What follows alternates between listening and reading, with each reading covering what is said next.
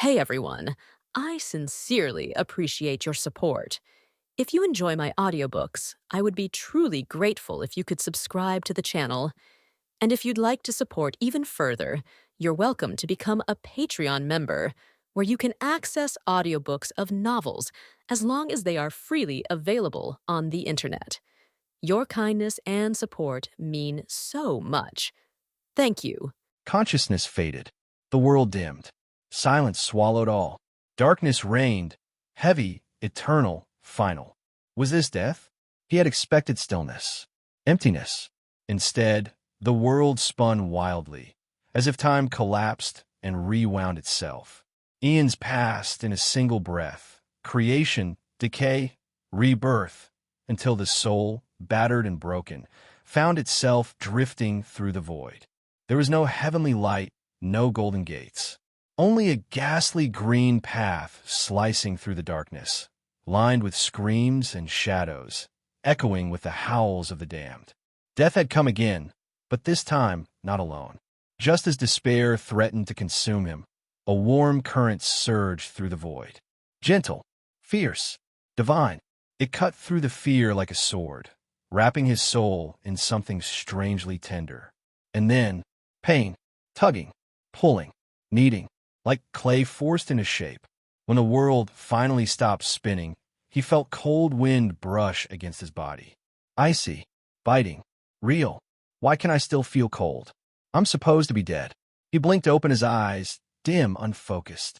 The stars above shimmered weakly, and shadows danced among twisted branches. Is this the underworld? Was I denied heaven? Stone pressed painfully into his back. He tried to rise, but his arms were too weak, his body too small. He shook with the effort, trembling from exhaustion and cold. Panic surged. He raised a hand to his face. Tiny fingers. Soft. Clumsy. A baby's hand. His heart thundered. I've been reborn. Emotion swirled. Relief? Dread? He couldn't tell. He hadn't even prepared for a second chance. He had given up, truly, completely. But now, reincarnation's speed these days is terrifying. Not even a cue. Jokes aside, one thing was clear. He remembered everything. All his memories, all his consciousness intact. In this fragile body now dwelled the mind of a grown man. A child prodigy. Huh? He thought, smiling faintly. The idea was amusing. Outwitting peers with his intellect, dazzling adults with his insights. He could already imagine the jealous looks from other parents. His joy, however, faded quickly. As his eyes adjusted, the truth came into focus. There was no bed, no crib, no warm house, just bare trees, cold moonlight, and endless forest. I'm alone, in the wild, a baby, left to the mercy of nature. He shivered violently as the cold bit deeper. Starvation, hypothermia, wild animals. None of his wisdom could protect this body from any of that. And worst of all, is this punishment for giving up on life? His green eyes stared at the moon, hollow and distant. Then pain struck, sudden, blinding, like a spike driven into his mind. He gasped, trying to scream, but his throat could only let out a strained whimper. His soul felt like it was being devoured, piece by piece, by something rabid and relentless. He kicked, twitched, fought back on instinct, and it worked barely. The pain dulled for a moment. That was enough. Fueled by desperation, he resisted, defended, protected his soul's core. But the struggle drained him. His consciousness frayed. His limbs slowed. So this is it. My soul will be devoured too. And then, like an old film reel flickering to life, his memories flashed before him. Laughter by the stream, falling asleep at a desk, friends' voices, praising, mocking, forgetting. Yi-Jun, you're my best friend. Yi-Jun, you're hopeless. Xiao-Jun, it's okay. As long as you're healthy, Mom's happy. His mother's voice was the last to echo, warm and unwavering. A single tear fell. Suddenly the void shifted. He stood again, consciousness intact, in a white space that stretched forever. Silent, empty, except for the child. A baby lay nearby, glowing faintly, as if made of light. Its green eyes mirrored his own. Its face peaceful, You must be the original owner of this body. He knelt beside it, guilt weighing his chest. I'm sorry. I couldn't protect you. He reached out. The baby giggled and touched his fingers. Then it dissolved into golden light, and that light flowed into him. Power surged. His soul solidified. He felt whole again. Live, the voice whispered in his mind. He clenched his fists. Then let's live together, for both our sakes. But peace never lasts. A monster appeared, humanoid, skinless, dripping blood. Its face was a grotesque blur, eyes glowing red. It rushed forward, jaws wide. Too fast. Its teeth sank into his shoulder. Pain exploded. He screamed, soul ablaze. And yet he fought. Instinct, rage, survival. They clashed in a storm of screams and soul fire. Biting, tearing, both weakened. Then light. Warm, radiant. The monster recoiled. He didn't know why, but the moment it touched him again, it disintegrated into ash. From its remains rose a gray light, like smoke and starlight. It too sank into him, and with it came memories, vast, ancient, terrifying. Too many to hold. He collapsed. In the waking world, the baby lying under the cold moon began to radiate warmth. The frost melted away. The wind stilled. And in the silence, a new soul settled into its vessel. No longer Yi Jun. He would awaken as Eli Hall. In the heart of London's legal world, the Hall couple were a name everyone knew. Two of the city's finest defense attorneys, respected for their courtroom brilliance and unshakable integrity.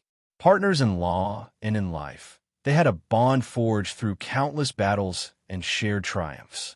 They had everything: prestige, wealth, influence. Everything except a child. Years passed, and their success only grew, but so did the silence in their home. Fate, however, works in curious ways. On the 1st of November, 1981, that silence was broken. It happened on the edge of a forest in the western suburbs of London. They had taken a rare day off, enjoying a quiet stroll beneath the crisp autumn sky. That's when they saw him, a child, lying beneath a bush, wrapped in fine but soiled fabric, his emerald green eyes shimmering in the moonlight like polished jade. The boy was beautiful, delicate as porcelain, silent but alert. And though he was alone, he didn't cry. The Halls searched the area, called out, waited, but no one came. They did the responsible thing, took the boy to the police, submitted a report, waited for news. Days passed. No missing reports. No leads. No one came to claim him.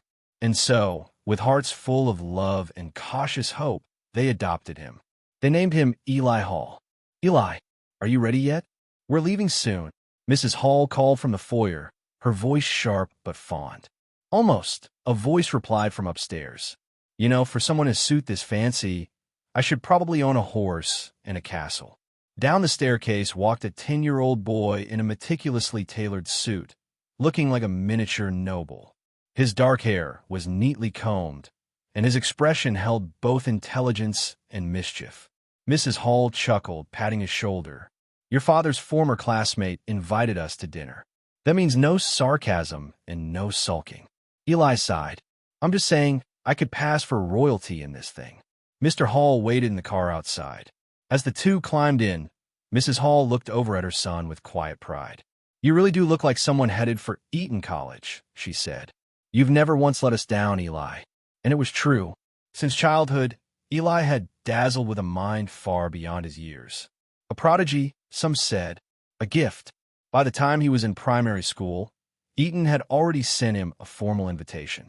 For most families, that would have been a once-in-a-lifetime achievement. For the Halls, it was a dream realized. But Eli only responded with a faint, indifferent smile. Because Eton meant nothing to him now. He had another destination in mind. Hogwarts, a school of magic over 1,000 years old. A cornerstone of wizarding tradition. One of the 3 great magical academies of Europe.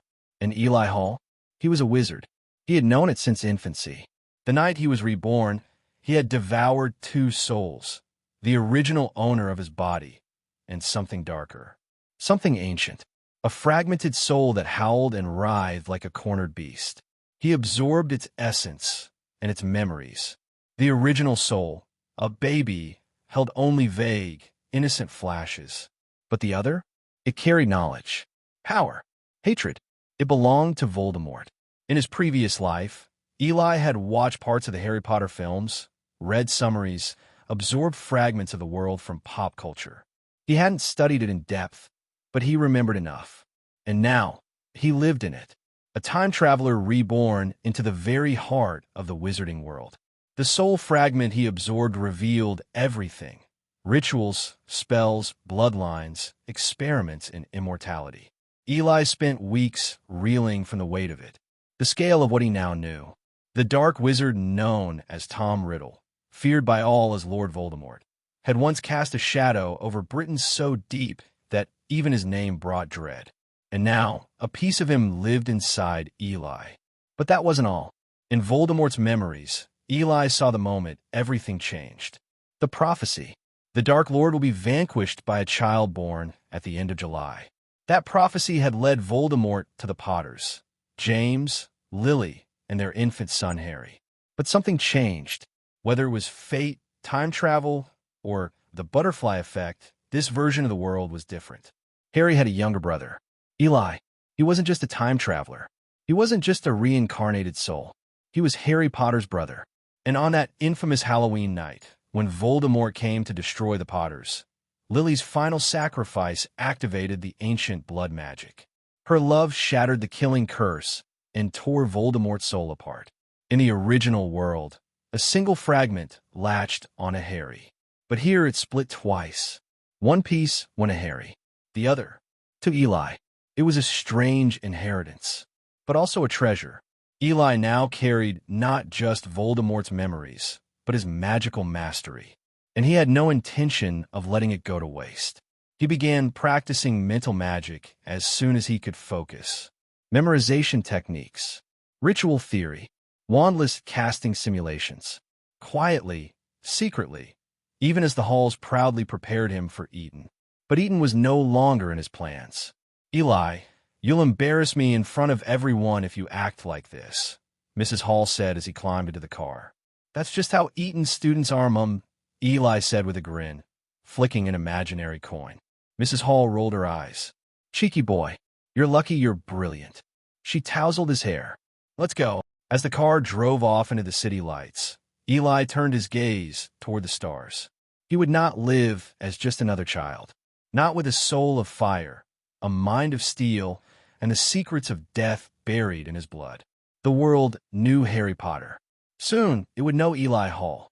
After driving for an hour, Mr. Hall drove the car into a community surrounded by two-story, single-family houses with similar styles. Eli felt more and more familiar. Dad, where are we? Eli finally couldn't help asking. Mrs. Hall turned her head, but Mr. Hall said it first. My old classmate lives here. It's called Little Huijin District. If I remember correctly, it should be on Privet Drive. For number, yes, it's number 4, Privet Drive. What's wrong, Eli? Number 4, Privet Drive. If it was only a little familiar just now, Eli would suddenly see the light when he heard this. This is where the Dursleys lived. Harry Potter, Mrs. Dursley's nephew, lived in the shoe closet under the stairs of the Dursleys' house. To Eli's surprise, it turned out that his father's old classmate was Dursley. Originally, he had planned how to meet his brother, Harry Potter, so it didn't take much effort. It was getting closer and closer. As a time traveler, Eli had no brotherhood towards Harry. Maybe it's because of the blood flowing in this body, or maybe it's because of the little Potter's soul fused with him. Eli couldn't help feeling a little lost. He and Harry have faced Voldemort's death curse together, but he does not have the lightning scar that symbolizes the dark magic. Half of my life was saved by my brother. Eli was a little lost, and involuntarily touched his forehead with his hand, but there was no trace there. Seeing that something was wrong with Eli, Mrs. Hall held him by the shoulder worriedly. Eli, are you a little motion sick? Mrs. Hall's words brought Eli back from his contemplation. He regained his composure, smiled, and shook his head at the worried Mrs. Hall and said, I'm fine, Mom. I was just distracted just now. Mrs. Hall was relieved now. The car stopped quickly, and Eli looked out the window expectantly. At the door of No-Privet Drive, the Dursleys were welcoming them neatly. Mr. Dudley, who looked fat and bloated, had hair combed meticulously, and was wearing what looked like an oversized suit. Mrs. Dudley was extremely thin, with a long, slender neck that looked perfect for spying on neighbors. She also dressed up in a long dress that matched the color of Mr. Dudley's suit. The little gas canister standing next to Mrs. Dudley was their son, Dudley Dudley. He was wearing a round cap, and he was wearing what looked like a school uniform. He was also neat and elegant. Seeing that the Hall family's car stopped, Mr. Dudley's stomach tightened, and he immediately burst into a smile. His eyes almost disappeared. So did Mrs. Dudley, though she was more restrained than her husband, though her thin face looked a little stiff when she smiled. The Hall family got out of the car. Mr. Dudley greeted him. "Oh, Ernest, I'm so glad to see you. Today we must have a good catch-up." Mr. Hall got out of the car. He was tall and well-proportioned and looked no worse than a model. He was dressed in a dark blue suit and looked extremely calm and restrained. He held out his hand to Mr. Dudley in return. "Hello, Vernon. You still look so alive." Mrs. Hall came up with Eli, and Mrs. Dudley greeted her. "Hi, Doris. You are welcome as guests." Mrs. Hall changed her serious style at work and wore a long, dark dress. "Hello, Petunia. Thank you for your invitation." Mrs. Hall acted gracefully, but Mrs. Dudley was a little reserved. Mrs. Hall's temperament of a strong woman makes it difficult for her to adapt. Eli looked carefully, but he didn't see the figure in his memory, so he couldn't help but feel a little disappointed. While the two families were greeting each other, an old lady seemed to be watching in a house opposite. As soon as Eli got out of the car, the old lady noticed. Eli's dark red hair was long enough to cover his ears. Perhaps due to hereditary factors, Eli is tall and slender, but her figure is slightly thin. When she was a child, she was often recognized as a little girl. "Lily," the old lady murmured. Her cloudy eyes kept trembling. She seemed a little excited. They exchanged pleasantries, and they seemed to be very acquainted, while Dudley stood aside boredly. Mrs. Dudley noticed Eli on the side, but she seemed to have seen something incredible. The dusty memory was opened at once. Eli suddenly noticed Mrs. Dudley's strangeness and secretly thought it was wrong. Immediately, with a thought, waves emanated from the whole body. Mrs. Dudley froze for a moment, then immediately returned to normal, as if it had never happened. After several people exchanged greetings, Mr. Dudley brought them into the house. Eli heaved a sigh of relief. He was really careless just now. He had been worried before. Would Dumbledore pay attention to him because of his appearance? Of course, there is no other strange meaning, just because he looks very similar to his biological mother, Lily Potter. If Harry looks like his father's face plus his mother's eyes, then Eli is his mother's face plus his mother's eyes. I don't know why his father's genes are so weak all of a sudden, but Eli inherited Lily Potter's genes perfectly. His crimson hair and good features were inherited from Lily Potter. Dumbledore is known as the greatest white wizard of this century, and his strength is unquestionable, even at the peak of Voldemort. For Eli, the most terrifying thing about Dumbledore is not his strength, but his superb legitimacy. Dumbledore's best and favorite thing is to read other people's minds without anyone noticing. For him, only by controlling everything can he better protect the magic world as a white wizard. If Dumbledore knew about Eli's time traveler, how would he be tricked by this old man? And just now, it was Petunia who saw Eli think of Lily. In order to avoid something uncontrollable, Eli used a confusion spell. Let everyone ignore his appearance. Everyone entered the house, and the living room was carefully arranged. Mr. Dudley poured wine for the Halls. It has to be said that Mr. Dudley is worthy of being a successful corporate executive. He really has a way of dealing with people and things. At least Eli can't find any faults.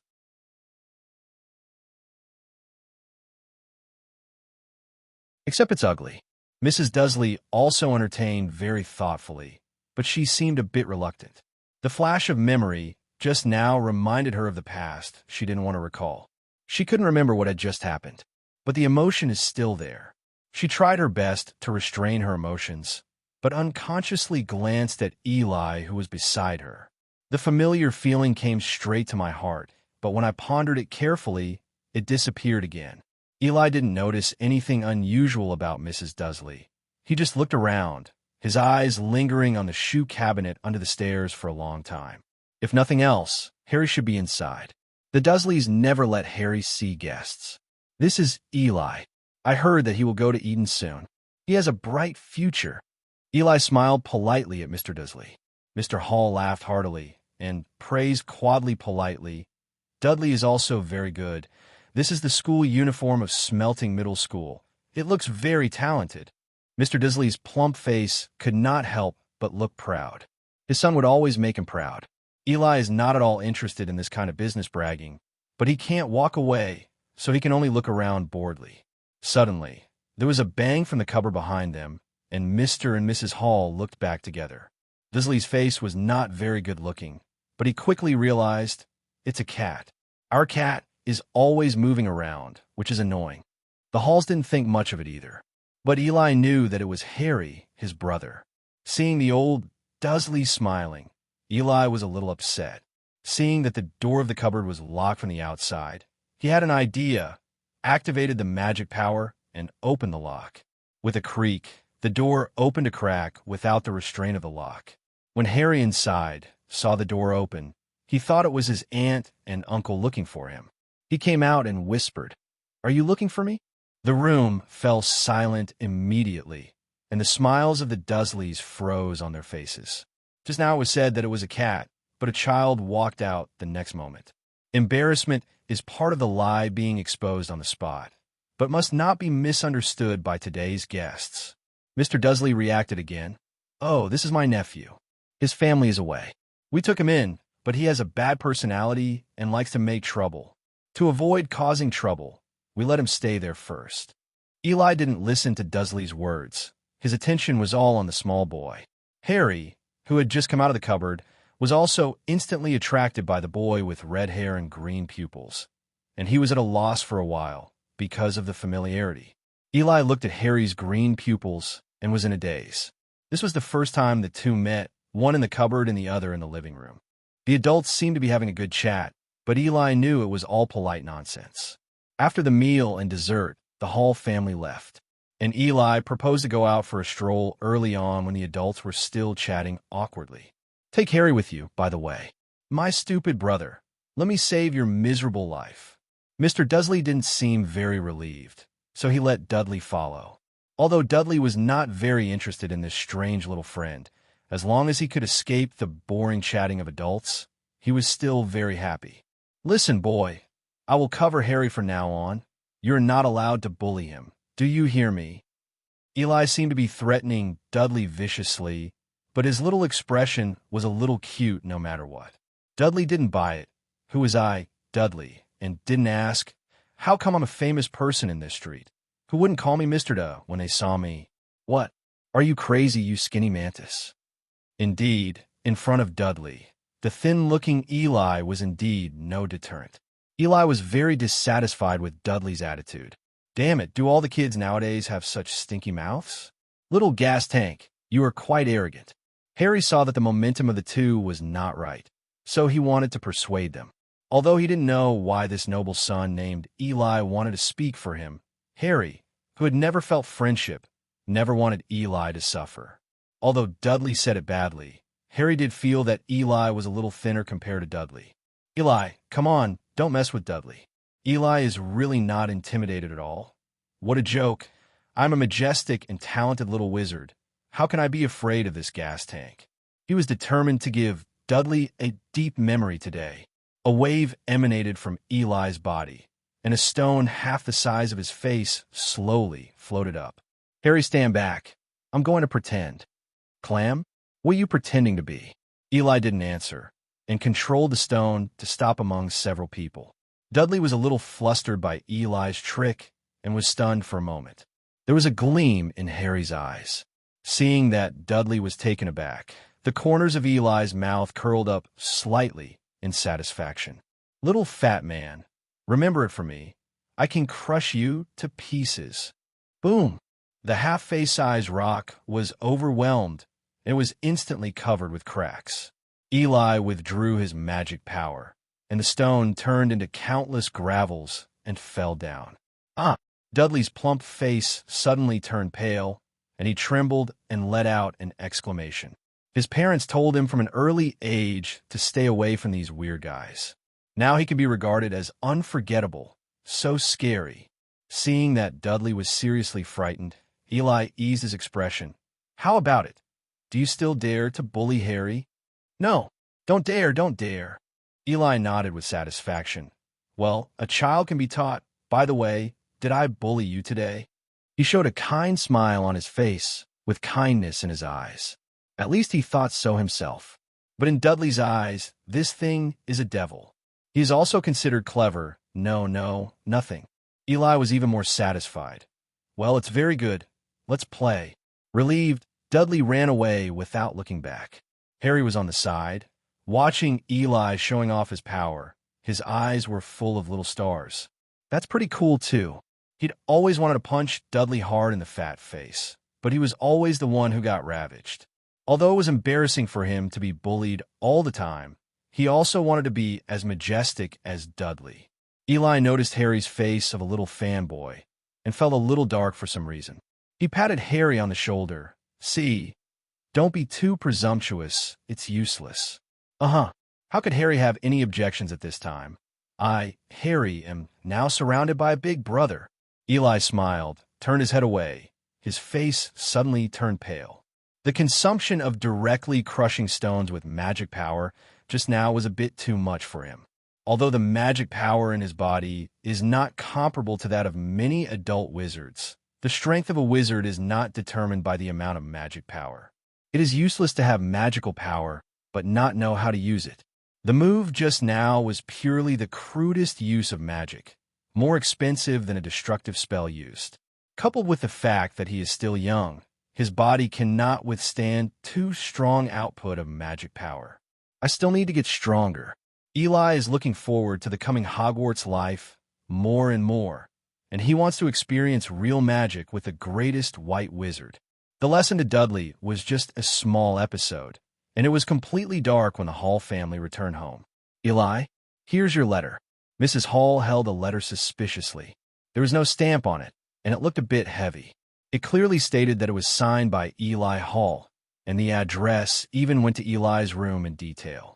Eli's eyes lit up when he saw the letter in Mrs. Hall's hand, but he still had to act like he didn't know anything. Oh, who sent me the letter?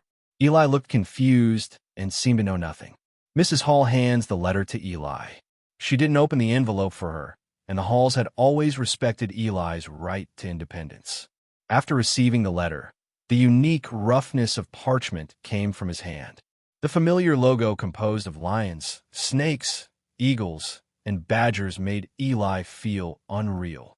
The family of three sat in the living room, and Eli read the contents of the letter to the Hall couple seriously. As expected, after hearing the contents of the letter, the Hall couple put suspicion directly on their faces. The two read the contents of the letter carefully again, and Mr. Hall seriously put the letter on the table. Eli felt a little nervous when he saw the serious look of his parents. How can I explain this? The elders always hoped that I could study law and become a lawyer, but I didn't expect that I would become a wizard. Mr. Hall thought for a moment. I think we should keep the original letter and seek help from the police department. Eli nodded. This seems to be different from his expected reaction. Surprised? What about magic? I'm ready to show my hand. What's the matter with calling the police now? Mrs. Hall also nodded, deeply appreciating. This man knows so much about Eli's information. He must have conspired long ago. Ernest, I think we should apply for protection. That's right, Doris. Let's calm down first. I will contact my friends in the judiciary and law enforcement departments and try to get the protection application done as soon as possible. There was even a hint of viciousness flashing across Mr. Hall's face. Don't even think about touching his son. Mrs. Hall's face turned pale. Just to be on the safe side, we'd better hire a few bodyguards before that. Mr. Hall nodded gravely. Eli, who was on the side, thundered, Oh my God, what kind of development is this? What's the matter with the protection application? What the hell is the bodyguard? Dad, what's the matter with your sinister face? Don't think about it. Eli found that the development of things was a little out of control, and he even saw his father preparing to seal the admission letter. If you don't explain it this time, Dumbledore might become a fraudster. Eli stuttered and interrupted the arrangements of the Hall couple. Mom and Dad, please calm down first. I think I may know something. Hearing this, the Hall couple cast sharp eyes on Eli in unison. Wait a minute, I'll get the recorder. This is all evidence. Mr. Hall was about to get up before he finished speaking. Hey, Dad, wait a minute, don't worry, I'm talking about magic. Seeing Mr. Hall's hurried appearance, Eli quickly stopped Mr. Hall. The old man looked puzzled. Magic? Mrs. Hall asked suspiciously. Seeing that the second elder finally calmed down, Eli quickly explained to the second elder. Yes, magic. The magic mentioned in that letter may be real. I can demonstrate it for you. Without waiting for the elder to ask back, Eli activated his magic power again and spread it towards the vase on the table. The vase rose slowly amidst the panic on the faces of the two elders, even flew around the three of them, and then landed steadily on the table. The air suddenly became quiet. Time seems to have passed for a long time, and the Halls are immersed in their broken worldview. After pondering for a long time, Mr. Hall finally spoke slowly, but he no longer looked like he used to scold Fong Chio at work. So, that means, Eli, you're a wizard, and you're going to school of wizardry called Hogwarts? Eli nodded repeatedly. It seems so. Mr. Hall took a deep breath. His worldview seemed to be broken once again. In the end, it was Mrs. Hall who spoke. Ernest, at least Eli's magical talent is real. As for the magic school, why don't we talk to them first? Mr. Hall's eyes changed several times, and there was no other way. His education and knowledge were completely helpless for the present problem. It can only be this way. Seeing that the two elders finally accepted the fact of magic, Eli heaved a sigh of relief. He was really afraid that the second elder would do something stupid because he couldn't accept such a bizarre incident.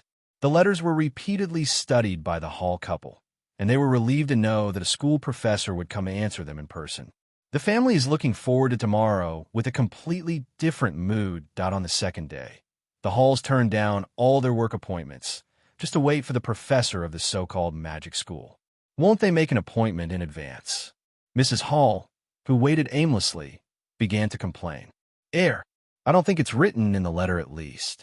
As soon as Eli finished speaking, the doorbell rang. Oh, say Chow Chow Chow Chow is here. Eli shrugged. Mrs. Hall rose to answer the door. Although I am at home today, the home clothes have been carefully selected by Mrs. Hall. Simple yet dignified, comfortable yet elegant. Open the door. There's a very tall witch standing outside the door. Her hair was tied tightly in a bun, and she looked very serious. Wearing an emerald green robe, I have to say that although it is very elegant, only wizards would wear it like this. Of course, Eli and the others might not know that this was specially dressed by Professor McGonagall because he was coming to a Muggle family. She hadn't put on her pointed wizard hat yet. Hi, is this Hall's house? Well, the standard aristocratic style. It is undeniable that as a talented and successful witch, Professor McGonagall is really very elegant. Mrs. Hall was not disappointed. Yes, you're a professor from Hogwarts. Please come in. Mrs. Hall led Professor McGonagall into the house. Professor McGonagall's first impression of this family was very good. She visited many Muggle families, and they were always noisy. The decoration style of this Muggle family also made her feel very good, simple, grand, and meticulous. Mr. Hall stood up to pay his respects, and Professor McGonagall readily returned the salute. Nice and polite. Hello, Professor. I am Eli Hall's father, Ernest Hall, and this is his mother, Doris Hall. Professor McGonagall also introduced himself. I am the vice headmaster of Hogwarts, Minerva McGonagall. Mr. Hall smiled and nodded. Eli was used to his parents' sudden seriousness. Professor McGonagall, since this is the first time we have come into contact with your magic school, can you introduce it to us? For example, the faculty? Professor McGonagall smiled. Just kidding. Compared to the strength of teachers, who were we afraid of at Hogwarts? The principal is the greatest white wizard of this century, And among the professors are contemporary dueling masters, potion masters, transfiguration masters, and herbal medicine masters. Just ask this configuration, who else? After Professor McGonagall's introduction, the Hall couple had a certain understanding of this magic school. At least judging from the names of so many professors, it shouldn't be bad. Mr. Hall said sternly again, Professor McGonagall, excuse me, I wonder if you can show us the magic. Professor McGonagall readily accepted. In fact, this requirement is basically the standard for Muggle families. She took out a slender wand and aimed it at the vase on the table. Eli could clearly feel that a subtle magic power emanated from Professor McGonagall's wand, covering the vase like mercury. The vase changed for a while, and finally turned into a white cat, with its head up and its tail up, full of air. Although they had already seen Eli's magic yesterday, seeing such an exquisite magic today still made them feel a little unbelievable. But good self-cultivation allows them to maintain a good image. I have to say that compared with the yelling of other Muggle families, the Hall family is a breath of fresh air. Back then, there was even a family of Muggles who fainted on the spot after being frightened and insisted that she was a devil after being saved by her spell. Of course, as a college professor, how can he be rough on the parents of the students? Just a forgetting spell. I think the two of you should prepare Eli's school supplies as soon as possible, which is on the list in the letter. Professor McGonagall made a reminder. Of course, it's just that we really don't know how to get to that Diagon Alley. I wonder if you can lead us there. Professor McGonagall readily accepted. The time they agreed upon was tomorrow morning. Soon, it was the appointed time and the agreed place. Eli, did you see that leaky cauldron? Mrs. Hall looked all over, but could not find it. Of course, Mrs. Hall couldn't find it, because the leaky cauldron was cast with a Muggle-repelling curse, and all passing Muggles would subconsciously ignore him. Eli dragged the elders to the door of the bar, opened the door, and entered. Oh, why didn't I notice this bar just now? Mrs. Hall was very surprised. The leaky cauldron was full of wizards, and they unconsciously looked at the few people who broke in suddenly. It could be seen from the clothes that this should be a little wizard of Muggle origin in Hogwarts. Several people meet Professor McGonagall at the bar. The professor tapped the wall a few times with his wand, and the bricks shrank and retreated to both sides. A world like a paradise is presented in front of several people. Welcome to Diagon Alley. The Hall family has clearly been attracted by the special style of Diagon Alley. The alley seemed a little cramped, and there were people coming and going, full of all kinds of people in wizard costumes. The shops on both sides can be said to have different styles. I suggest that we go to Madame Malkin to order school uniforms first, but before that we need to go to Gringotts to exchange for galleons. Muggle money won't work here. Gringotts is a crooked white building staffed by little goblins. The Halls exchanged a lot of galleons for Eli at once. When he came out, Mr. Hall was still lamenting the wonderful exchange rate of the wizard currency. One galleon was equal to 17 sickles of silver, or 493 nuts of copper. After customizing a school uniform for Eli, Professor McGonagall proposed to split up. Professor McGonagall and the Hall couple purchased crucibles and other utensils for Eli, and Eli went to Ollivander's wand shop to buy wands. The idea fit Eli's fancy. Eli came to the wand shop alone. It says so on the signboard.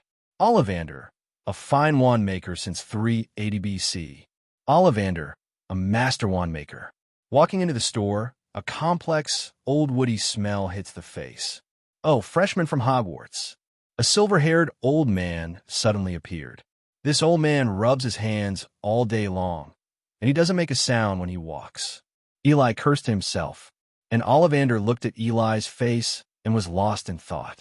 In fact, if I remember correctly, you remind me of an old customer. I remember every customer who comes to my store. Who is your elder? Ollivander looked at Eli questioningly. Eli's heart skipped a beat. He almost forgot about this buggy old man. His memory is unbelievably good, and he can tell exactly what wand he was sold to, no matter how far back. To be precise, he remembered selling the wand. Eli had a face that was roughly similar to Lily's, so it must have reminded him of something. He quickly explained, "Sir, I'm from a Muggle family." Ollivander was taken aback for a moment, and then said apologetically, "Oh, sorry, it seems that I'm getting confused." After speaking, he turned around and brought a soft ruler, but the doubts on his face did not dissipate at all. The soft ruler measured Eli's body as if it was alive. Eli couldn't help being a little puzzled.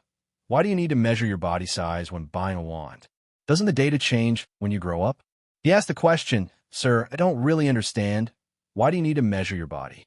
Ollivander said without raising his head, "For good luck." "Sure enough, huh? What are you talking about?" "Picture auspicious." Ollivander turned to fetch a wand, and Eli was sure, with a sly look in his eye. "I didn't expect to be shown by this guy." Eli didn't want to ask any more questions, so as not to be shown off again by this old man with strange routines. Applewood dragon heartstring, 13 inches, powerful, but not suitable for black magic. Try it. Eli took the wand and waved it lightly. Boom! A powerful shock wave slammed into the side counter, smashing it to pieces. Oh! Eli looked at the wand with glowing eyes. Ollivander was a little sluggish. "Oh, it doesn't fit. It doesn't fit. I should change it." Eli had a different idea. "Good guy. Just one swing has such great power. Wouldn't it be invincible when used for fighting?" "That's a fucking Voldemort." He looked at Ollivander with bright eyes that seemed to say, "Boss, that's all I want." Ollivander also looked at Eli with a bad expression on his face, which was very obvious. "No, you don't want to." Eli, who saw what Ollivander meant, had no choice but to return the wand with an embarrassing expression. Ollivander took another one out. Willow, unicorn hair, 12 inches, very suitable for transfiguration. Eli took it and lit it to the flickering lamp beside it. There was a whoosh, and the peanut-sized flame seemed to be fueled with gasoline, burning wildly. "Oh no, definitely not this one." Ollivander took the wand back again, ignoring Eli, who looked reluctant. In this way, the boxes next to him piled up higher and higher, and the sweat on Ollivander's forehead grew more and more. He had never seen such a rough guest. Every wand looked very violent and powerful in his hands. Maybe try that. He seemed to have thought of something, turned around, and trotted into the depths of the container. The little old man is quite lively.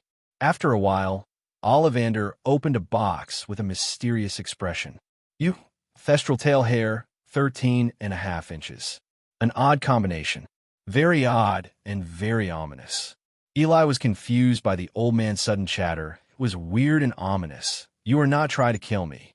Ollivander didn't take out his wand, but handed it to Eli along with the box. Eli picked up his wand with a strange expression, as if nothing happened. A gloomy light emerged from his body. The magic power and wand were trembling and gradually formed a resonance.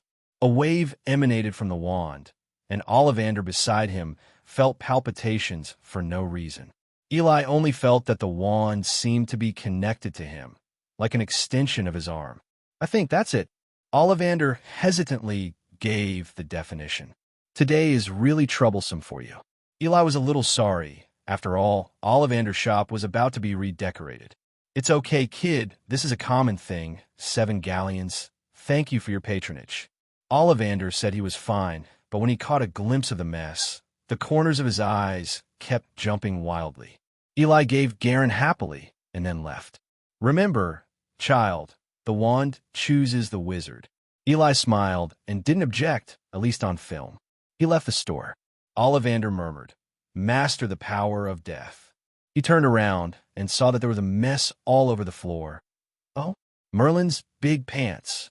Chevron_Leftelai runs into the empty-handed Hall couple. Professor McGonagall suddenly received the news and had some urgent matters, so he left first. The Halls didn't think Professor McGonagall was being rude because she gave them a bag. No trace stretching curse. Eli looked at the small bag in his hand in surprise. Opening the bag, there is something even more hidden inside. The bag is only the size of a palm, but the space inside must be at least as large as several wardrobes. We don't know what the spell is, but it's really amazing, like space technology. Looking at the faintly agitated father, Eli couldn't help but slander. Sure enough, a man will be a teenager until he dies. Who could say no to a bag that looks like a space folding tech? However, Professor McGonagall is indeed very generous. According to the memory of Voldemort in his mind, items with the unmarked stretching charm were usually expensive. Not to mention the traceless stretching spell that expands a bag the size of a palm to the size of several wardrobes. Eli silently remembered Professor McGonagall's kindness. What do we need? A delivery owl and a pet. Mrs. Hall looked at the list, and the family of 3 walked to the owl shop. Yila Owl Shop, which is packed with all kinds of owl cages. The chattering inside could be heard from far away. There are many little wizards inside, and most of them are brought by their parents to buy owls. This can be regarded as a characteristic of the British wizarding world. British magicians like to use owls to convey messages. Owls in the wizarding world are naturally different from ordinary breeds. They have the blood of magic, and they are born with name magic, and they can find the place to send the letter according to the name. Therefore, the owl is a standard equipment of every British wizard, just like a mobile phone. I didn't have much choice, so I picked a little guy who looked more energetic, a black owl. He named it Chevrolet. Eli, do you need a pet? Mrs. Hall asked. Speaking of pets, Eli thought of Ron's mouse Scabbers and Hermione's big cat Crookshanks. It would be fun to have a pet. Several people came to the magical zoo again, a store specializing in selling all kinds of pets. Walking into the store, a smell of all kinds of feces mixed together hits the face. Oh, they should have cleaned it. Mrs. Hall covered her mouth and nose. Eli looked at the various pets beside him with interest. At the door, a pug dog with short limbs stared blankly at the people who came in a cage. Eli looked at it with a look of disgust. Seeing the dog's stupid look, he thought a stupid dog next to a certain key manager. Continuing to walk in, all kinds of strange pets attract the attention of visitors. The girls are all gathered around the counter of Rome Poo Pa. This fluffy and docile little guy is most loved by girls. Soon, they wandered into the reptile area. It's full of lizards and snakes, and some people might not even come here. Hungry, hungry, hungry. A repeated voice came to Eli's ears. He looked around in surprise. It wasn't any language he was familiar with. It sounded more like the hiss of a snake, but he could understand exactly what it meant. He didn't say anything, just quietly looking for the source of the sound. After all, even in the wizarding world, hearing voices that others can't hear is not considered auspicious. He stopped in front of a small black snake. The sound is exactly what it makes. Are you talking? Eli tried to communicate with it, but hissed like a snake when he opened his mouth. This made him shut up quickly. This is not something to brag about. People who can communicate with snakes are called parseltongue by wizards. The earliest parseltongue. People called him the despicable Hirebo. He was a very famous and very dangerous dark wizard in ancient times. Later, there was a famous parseltongue. He was one of the 4 founders of Hogwarts and the first dean of Slytherin College, Salazar Slytherin. Likewise, he was another powerful dark wizard. Together with the other 3 founders of Hogwarts, he became the 4 strongest wizards of that era. And the nearest parseltongue is familiar to everyone, but his name is generally not mentioned, because he called Voldemort. As the last descendant of Slytherin, Voldemort inherited the gift of parseltongue. Eli also became a parseltongue for a simple reason. He fused Voldemort's soul fragments and gained his memories as well as a parseltongue. Harry also has a fragment of Voldemort's soul in his body, so he is also a parseltongue. Eli is not going to reveal this news, because it will bring him a lot of unnecessary trouble. The little black snake understood Eli's words, nodded at him, and then continued to repeat, "Hungry, hungry, hungry." Eli immediately wanted to take him home. Although the Halls were a little hard to accept Eli having a snake as a pet, they always respected Eli's choice. They also hoped that Eli will have a good playmate when he lives alone at Hogwarts. The clerk took out the cage containing the little black snake for him and warmly introduced him. He's been here for a while, and he's always been livelier than the other little snakes. Eli asked, "Did you feed him?" The clerk said confidently, "Oh, of course, we treat every pet well." Eli looked at the little black snake. Hungry, hungry, hungry. Eli, he didn't bother arguing with the clerk about whether to eat or not. So he asked again, "What's his name?" The clerk thought for a while and said, Reese, we call it Reese. When Eli heard it, Gooden. Oh, yes, it's called Gooden. The clerk froze for a moment and wanted to explain. No, it's actually called Lay. Gooden. I know, come on, little Gooden and brother go home. The clerk was helpless. 10 galleons. Thank you for your patronage. The store sent some small dry food, like dried mice and the like. On the way back, Eli kept whispering his name to his little pet. Little guy, your name is Gooden. Did you hear that? Come, tell me your name. Hungry, hungry, hungry. Eli, feed him a piece of mouse dry, and he heard it again. Dog, dog, dog. Chevanercore left just when several people were about to leave. Eli suddenly made a request. What? No, I won't agree. Mrs. Hall seemed a little agitated. Obviously, she didn't support Eli's request very much. Mr. Hall on the side also frowned seriously. He seemed very conflicted. Eli, can you tell us why you want to live here? Mr. Hall thought for a while, and finally organized a sentence that sounded calm enough. Eli dodged his eyes in embarrassment. He knew that the elders would not agree. I just didn't expect my mother's reaction to be so big. It turned out that Eli had just mentioned that he wanted to stay at the Leaky Cauldron before school started. The proposal nearly made Mrs. Hall pinch his ear with excitement. Of course, Eli didn't do it on a whim. As a time traveler, he also knows the general direction of the plot. At the same time, he also knew how terrible dangers he would face in the future. In the original book, Dumbledore, the greatest white wizard of this century, even died in this turmoil caused by Voldemort. Hogwarts students suffered heavy casualties. Even a Muggle world would be affected. It can be said that as long as he is a wizard, as long as he is in England, he will not be safe. And he also has a very special life experience, Harry Potter's younger brother. This is a character that never appeared in the original book. Perhaps it was his butterfly wings flapping by an outsider that changed some of the plot. Because of this, he didn't know how much the plot would change in the future. If the change is too large, then he will lose his only advantage as a traverser. Voldemort will not let him go because he is from the Potter family, and he is the younger brother of the Son of Prophecy. Dumbledore will know his life experience sooner or later. In front of this legendary wizard, any lies are futile. He was bound to be involved in the turmoil. For the Hall couple who raised him, for his new life, for his brother Harry Potter, and for the little Potter who helped him survive. He deserves to live. He had to kill Voldemort before he could harm these people. Killing one of the most dangerous dark wizards in history was easier said than done. He needs to prepare too much. He must have enough magical power before Voldemort can regain his power.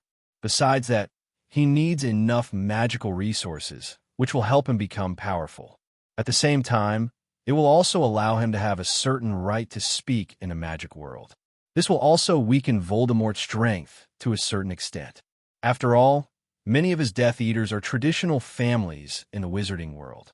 He has a unique talent, and he can guarantee that even Voldemort back then can't compare to him. So what he lacks is time. Even if it is a month before school starts, he wants to make good use of it. But according to the regulations of the Ministry of Magic, little wizards are not allowed to cast spells in the Muggle world. This is equivalent to restricting Muggle-born wizards in disguise. He is among them. If he stayed at home, he would have wasted a month in vain. The lack of time makes him uneasy. So even if he knew that this would be opposed by the Halls and his wife, he still had to fight for it. Father, Mom, please listen to me. I know that such a request is absurd, but I still hope that you can support me. I want to use this month's time, but I can't practice magic in the world of ordinary people. Yes, I don't want to be left behind. I don't want to be left too far behind by those little wizards from wizard families. So please. After hearing this, Mrs. Hall couldn't bear to turn her head away. Mr. Hall's frown deepened. It was rare for Eli to ask them so seriously, but this request really made them feel uneasy. Of course, they also understand Eli's self-motivation, which he has been since he was a child. The kid had always acted like a little grown-up, and they never underestimated him. As if after a difficult choice, Mr. Hall finally made a decision. He looked seriously into Eli's green eyes. Eli, I agree with your request, but I hope you can keep yourself safe. Mrs. Hall looked at her husband, but she didn't stop him after all. She just grabbed Eli and insisted. Eli sent the two elders out of the bar. and promised that he would report his safety every day. Seeing the second elder get into the car, he also entered the bar. I asked the boss Tom to open a room and followed him upstairs. Upstairs is quite different from downstairs. It's surprisingly clean and tidy. There's a bronze plaque on each door. Mr. Tom took Eli to room 12, which will be Eli's residence for the next month. The room was very clean and bright, and the oak furniture was neatly arranged. Eli was very pleased with the room, released the dog egg, and let him crawl around in the room. This little guy is also a bit of a dog. Since Eli fed him food, he has obeyed Eli's orders. He took out the textbook for the beginning of school from his bag and selected Standard Spell Elementary. The memory of Voldemort in his mind has a lot of knowledge about spells, but almost 90% of them are some black magic with good destructive power. If you don't want to destroy the house and lose a lot of money, or get reimbursed early by the backlash of the spell, it's best not to try it lightly. How easy is it to find one or two simple spells from a huge memory? So he still chooses to read textbooks. The most simple and elementary one is the luminous spell. The spell is Lumos, fluorescent flashes. The function is to activate by magic, to emit light on the top of the wand. It can be said to be quite simple and rude. Such a small spell, isn't it easy to grasp? After clearing his throat, he waved his wand seriously according to the gestures in the book. Fluorescent flashes. A violent light suddenly burst out from the crack in the door of the room. My dog eyes. The fierce light almost blinded his eyes. Gooden, who was leisurely taking a walk to digest food, hid in a corner and shivered. Chevrolet on the side was locked in a cage and had no escape and was now cursing at Eli. There was a quick knock on the door. Eli rubbed his eyes and went to open the door, and it was Boss Tom who knocked on the door. At this time, Boss Tom seemed a little anxious, with a Mediterranean head on his head. He looked around the house nervously, but luckily found no damage. Merlin's beard. Did a big fight break out in your room just now? Eli smiled at Tom awkwardly, but his eyes were still a little blurry. No, I was practicing the spell just now. It should be a preview before class. Tom looked better. Then what are you practicing? Glowing curse. Tom suddenly looked at Eli with a strange look on his face, as if to say, "Are you kidding me?" Whose luminous spell made such a big noise, I thought muggles were coming if you didn't tell me. Seeing Tom's obviously questioning eyes, Eli shrugged helplessly. If you don't believe me, I can demonstrate it for you once. Tom thought, how awesome can a glowing spell be? Demo is demo. Of course, if necessary, I can also give pointers. This time, Eli closed his eyes early and even covered it with one hand. Tom smiled contemptuously. How much battle can you make with a child? So he let Eli perform with great interest. Still a familiar spell, still a familiar effect. Fluorescent flashes. My eyes. Eli opened one hand a little and looked secretly. Tom covered his eyes in pain and stooped. Looking at his radiant Mediterranean sea, Eli couldn't help cursing. This time the effect should be particularly good. Several attendants came up from below and restored Mr. Tom's eyes with a healing spell. Eli smiled embarrassingly. Fortunately, Mr. Tom was quite magnanimous, and he didn't pursue it. He just told him a few more words. Eli sent Mr. Tom away obediently. Eli could see him swearing all the way down the stairs. Although he encountered some difficulties at the beginning, Eli, who refused to admit defeat, did not believe that he could not handle a few spells. For several days, he shut himself in the room. Except for the waiter bringing up the food on time, Eli didn't even go out much. Fluorescent flashes. The wand finally glowed with a steady, gentle glow. Eli was overjoyed and tried to increase the output of magic power, and the fluorescence gradually increased by a few points. Resisting the desire to cheer, Eli waved his wand to turn off the fluorescent lights. He succeeded. Of course, he wasn't so excited because he had mastered such a spell, but because he could finally control his magic power better. The luminous spell itself is a very simple spell, and for Eli, there's no need to deliberately practice it. His magic power is enough to support him to complete many spells. That is to say, when many little wizards are still learning how to release magic power and use spells, he may be able to successfully use the spell by reciting the spell. However, success is also magic, and failure is also magic. The biggest difficulty he is currently facing comes from his ridiculously powerful magic power. Magic is actually a very scientific thing. As strange as it sounds, it is true. To successfully use a spell, rather than simply motivating it, one needs to truly understand the composition of a spell. In other words, magic power is only the basis for releasing the spell, and one needs to rely on one's brain to control one's own spell. Magic is very idealistic. This has also been confirmed in Eli's several days of exploration. At first, he just wanted to release the glow spell. He subconsciously thinks, says a spell, and glows. As a result, as he expected, the magic power could not be stopped, causing the spell to get out of control, and almost blinded him and Mr. Tom.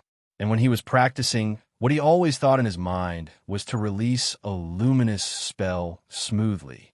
It turns out that when his will is stronger, his spell works better. In the end, he can even freely control the amount of magic power output. This is indeed something to celebrate. This is also his biggest gain in the past few days. With such a foundation, he will be more handy when learning other spells in the future. Back to magic. The amount and strength of magic power can explain a wizard's talent. To release a large-scale magic, a large amount of magic power is required to support it. The same magic, activated with different amounts of magic power, will have different effects. However, to this day, wizards have not found a way to speed up the growth of magic power. Wizards' magical powers only grow with age. Eli finds this a bit hard to swallow. Didn't wizards invent any exercises? Looking at Hogwarts in the previous life, all the cultivators in the novel can rely on exercises to accelerate the growth of their abilities. Don't you have any idea of meditation? Eli did try a lot of so-called meditation too. It's really useless. It's normal. Wizards are not stupid, and the wizards that Eli can think of may have already done experiments. Eli had no choice but to give up looking for ways to increase magic. But what is certain is that during the growth process, releasing a large amount of magic power may indeed stimulate the growth of magic power. It's rough, but it's the only way. But what he is facing now is not the problem of too little magic power. It's that there's too much magic power, and it is difficult to control. Little wizards will experience bursts of magic power, which is actually because children are too immature to restrain the magic power in their bodies. According to Voldemort's memory, the soul is the key to controlling magic. The more powerful the wizard, the stronger the soul must be. Eli benefited from the soul fragments of Little Potter and Voldemort, and his soul is far more than ordinary people. But at the same time, his magic power is far beyond ordinary people. His current magic power may not be much less than that of the college professor. It was a burden to his soul. Therefore, although there is no magic riot, there will be a phenomenon that it is difficult to control the magic spell. If the growth of his soul cannot keep up with the growth of magic power in the future, then he may be in danger. A riot of magical power will easily destroy the flesh. This can also be regarded as a hidden danger. Fortunately, Voldemort has some methods of cultivating the soul in his memory, and he plans to try it in the future. It has to be said that Voldemort is the best in the world in terms of soul research. Not even Dumbledore. This is good news for Eli. So, Eli now has a few tasks. Study Voldemort's memory and find ways to strengthen his soul. Grasp the training to control the magic power and improve the ability to control the spell. There is another one, which is also related to the foundation of Eli's future development. That is, make money, not pounds, but wizard galleons. Hogwarts has summed up the 4 elements of practice: wealth, couple, law, and land. This applies to magic as well. Without wealth, he would have no funds to support him in some lossy magic experiments. If he wants to take some potions, it's going to cost money, isn't it? Speaking of potions, this is exactly the way Eli thought of making money. These days, he went to the potion shop. It can be regarded as market research. He discovered the biggest problem in the wizarding potion market. That is, the existing potions on the market are all manually prepared by potion masters. This has caused the potion market to be very scarce, and the price of potion is very high. It is said that the potion master is a rich man, and there is absolutely nothing wrong with that. For Eli, this is a business opportunity. Coming from the Muggle world, he has a knack for solving production problems. What should I do if the potion supply is insufficient? When it comes to mass production, the assembly line must be mentioned. This is the magic weapon of commodity production in the Muggle world. The assembly line can not only greatly increase the production speed, but also solve technical difficulties. Complete potion making requires a potion master to complete. Of course, he couldn't hire a potionist. But if the potion-making process is divided into a process, then what needs to be done at a work point may be to chop the raw materials or add them in proportion. This perfectly solves the technical problem. Moreover, to set up a potion assembly line factory in the magic world, he might not need to recruit assembly line workers. There is magic in indecision. Wouldn't it be enough to use magic to create a few puppets that complete simple repetitive tasks? This is called fully automated mechanical production in the Muggle world. Just imagine, when his potion factory was established, large quantities of potions enter the market continuously. He can dominate the potion industry in a short period of time.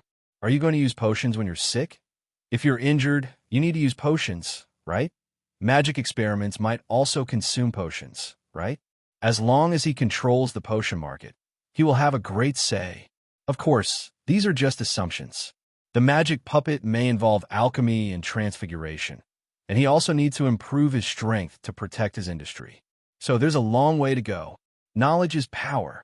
Yacati Leviosa. As Eli raised his wand slightly, the textbooks on the table also slowly floated up, as if being picked up by an invisible hand. With a wave of the wand, pointing at the door, the book immediately floated past, and with another wave, it floated back again. The wand fell, and the textbook landed firmly on the table again. Hi, guest in room 12, your breakfast. There was a knock at the door.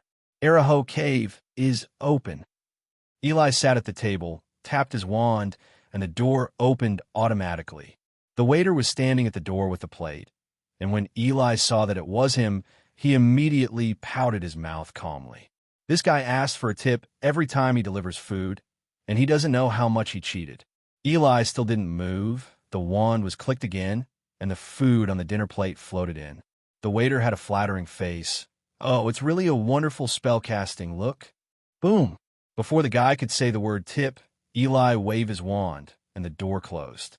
The waiter outside was almost bumped on the nose, and his beard curled up. He walked away angrily with a plate. Eli didn't have the heart to pay attention to the mental state of the waiter. Now that his funds are very tight, how can he still have money for tips? Aristocratic style? Sorry, we do not have that. Ask where the money has gone. Eli glanced at the potion waste piled up in the corner, as well as a blown-out cauldron, and the corner of his mouth twitched. Recently, in addition to practicing magic hard, he is still studying the knowledge of potions. This is the key to his fortune in the future, so he can't help but not take it seriously. Learning potions requires hands-on experimentation, and there will always be losses. It was even more serious at the beginning, making repeated mistakes and even blowing up the pot once. But after so many days of experiments, Eli also gained something. Most potions are actually like doing chemical experiments.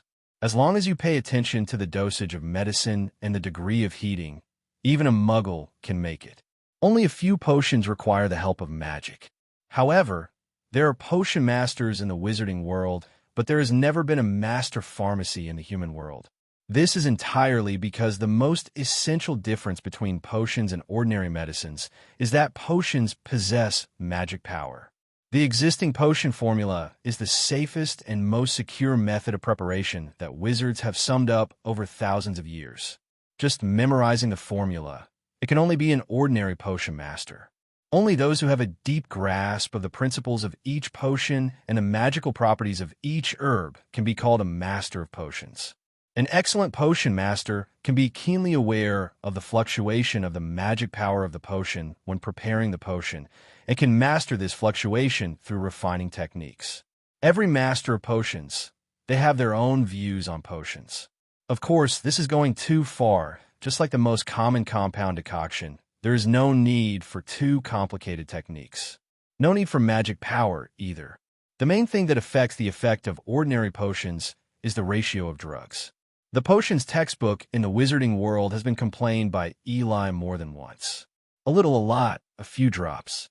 That's wildly imprecise, okay? As a time traveler who received a complete high school chemistry education in his previous life, Eli said that he must be precise. For this reason, he even put forward a request for a set of chemical equipment in a letter to his family. Although the Halls couldn't figure out the relationship between magic and chemistry, in order to support Eli's studies, they sent over a set of high-end chemical equipment without saying a word. So, in a wizarding pub, a young wizard is making potions using scientific measuring cups, beakers, and glass rods. It was as if Vi's mother had opened the door for Vi. Vi had arrived home. However, such a method is very effective. By repeatedly testing the optimal ratio of medicines, Eli explored the precise formula of many potions. This is an exclusive recipe. Potions refined with precise methods do exceed the effects described in books. This shows that Eli's assumption is completely correct. Now, the potion that Eli is refining is called necrotic potion. Does the name sound like poison? That's right, it's poison, and it's a very poisonous and weird kind of poison. What does Eli make poison for? Poison Tom inherits the bar and absconds with the money. Of course not. He refined this poison in order to sell it. Recent potions experiments have begun to stretch his funds. There is a limit to the amount of money that wizards from the Muggle world can exchange each year. The Halls have given him all the money that could be exchanged this year, but it bottomed out in less than a month. I have to say that doing scientific research is really a money-burning project. If Eli has no more income, then he will sleep on the street until school starts. Then he went home dejectedly and was beaten up by Fatty. As a last resort, Eli had to decide to refine potions to make money. But why choose poison? Because he was going to the place where dark wizards haunted, Knockturn Alley, to sell. It wasn't that he had to go to that damn place for excitement, but because the potion shop in Diagon Alley wouldn't take his potions at all.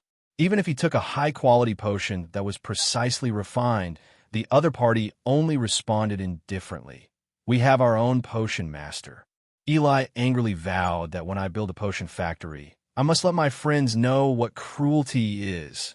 The necrotic potion was found in Voldemort's memory, specializes in the soul. The medicine is powerful, and the formula is not widely known, and few people know the formula at present. More importantly, this kind of poison is relatively easy to refine, and the cost is not high, but the material is very unpopular. The formula is not only known to Voldemort, so there is no need to be afraid of being discovered. Simply perfect. However, in order to pursue quality, Eli spent a lot of time figuring out whether the dosage of poached grass juice is 0.2 milliliters or 0.25 milliliters. But everything is worth it, because now he has successfully refined a pot of high-quality necromancer potion. The lingering mist continued to evaporate, and Eli was a little confused when he heard it. Nice one. You know, this is because Eli's soul is strong. If it were any other little wizard, he would die if he smelled it. Packed in bottles, a total of 20 vials were installed, stashed in a no-mark stretch bag. The night came quickly, and no one noticed that there was a little dwarf in a black cloak who couldn't see his face on the street. Everyone in the bar is drinking. No one cares about him. And in Knockturn Alley, there are guys hiding their heads and showing their tails everywhere. He went into the biggest one. The sign said Borgin Bach Magic Store. This is a store that specializes in selling all kinds of weird and even evil magic props. Both this store and the owner of this store are not simple. Even Voldemort came here as a clerk when he was young. Although it is too mysterious, it should have the reputation as a time-honored brand. Eli walked into the store. The house was very dark, and there was a decaying smell everywhere. On the shelves on both sides are many scary-looking products. A cursed opal necklace, a blood-stained playing card, a glass eye that keeps staring at people, and a withered human hand on the mat. The hand of glory. Put it in a glass cover. Light a candle on the hand. It will only illuminate the person holding it. A good helper for the thief. Masked dwarf. A stooped man appeared at the counter, and he kept combing the greasy hair hanging on his face repeatedly with his hands. His voice was as greasy as his hair. "It's a good thing, but I probably won't need it," Eli replied, pretending to be calm. The weird environment here made Eli, who was here for the first time, very uncomfortable. The man turned around. "Oh, it looks like it's not a thief, but a customer." Eli walked to the counter, reached out, and put a bottle of necromancer potion on the counter. "You see how you charge this thing?" His voice was a little hoarse, because he drank a specific potion to prevent his identity from being revealed. The man's face suddenly collapsed. "So it's not a customer, but a robber." He took out a weird wand, tested it with the bottle on the table, and then picked it up to check. He uncorked the bottle and sniffed it lightly. A hint of surprise appeared on his face unconsciously, and then quickly covered it up. But it was still noticed by Eli. He put the cork back on immediately, but kept the bottle in his hand. 100 gold galleons. Eli frowned. This damn profiteer. He knew the price for Voldemort's memory. Eli deliberately sneered. "I'm afraid you're joking, sir. If you really can't get enough galleons, why don't you buy compound potion?" The man's face suddenly became ugly. 150 gold galleons. Eli chuckled. The man's face became even more stinky, but he can't do anything to this damned robber, just because he can take out the necromancer potion. "Then how much do you want?" Eli said lightly. 500. The corner of the man's mouth twitched a few times. This guy is darker than him. 200. 400. I don't have a few bottles left. The man gritted his teeth for a while. He wished he could cast a few curses on this damned dwarf. 300. I'll take as much as you have left. Eli couldn't help raising the corners of his mouth. Deal. Then he took out the bottles one by one from his pocket. Every time he took a handful, the man's face became darker. A total of 20 bottles. You count. The man gave Eli a hard look, then turned around and took out a bag. Hart reluctantly placed on the counter. "Mister's really a good method." Eli smiled lightly, taking it all as a compliment. He also took out his wand, checked the bag, and opened the bag to count after it was correct. The man finally went crazy. "Don't count. 6,000 galleons is a lot. I, Bogenboke, still have this reputation." Eli smiled lightly, and it really was a lot. "Then thank you, Mr. Bougene, and we will cooperate next time." Then turn around and leave. When Eli left, he quickly restrained the expression on his face and showed a sneer. "Whose little wizard is selling potions of necromancy?" He. Laughter seemed a little scary in a dim environment. He turned around and disappeared into the darkness. Eli walked eagerly in the dim Knockturn alley. He now has 6,000 gold galleons in his pocket. So, to put it bluntly, he is a big fat sheep. As the saying goes, he will come to whatever he is afraid of. Suddenly, a figure popped out from the corner, pushing Eli, who was unresponsive, against the wall. This guy didn't seem to do this kind of thing less, and he was very experienced in controlling Eli's hand that was about to draw out his wand. This is a middle-aged man with sparse hair, rotten teeth, and an inexplicable smell mixed with sulfur. He said to Eli viciously, "Rich little man, I can't hear your purse rattle. Hand it over." Eli was almost suffocated by the foul stench in his mouth. He was trying to find a way to escape. But how could his body as a child compare to that of an adult? My mind was in a mess, and I couldn't think of a useful spell. The guy pulled out a wand and held it against Eli's neck. "Come on, let me cast a curse on you.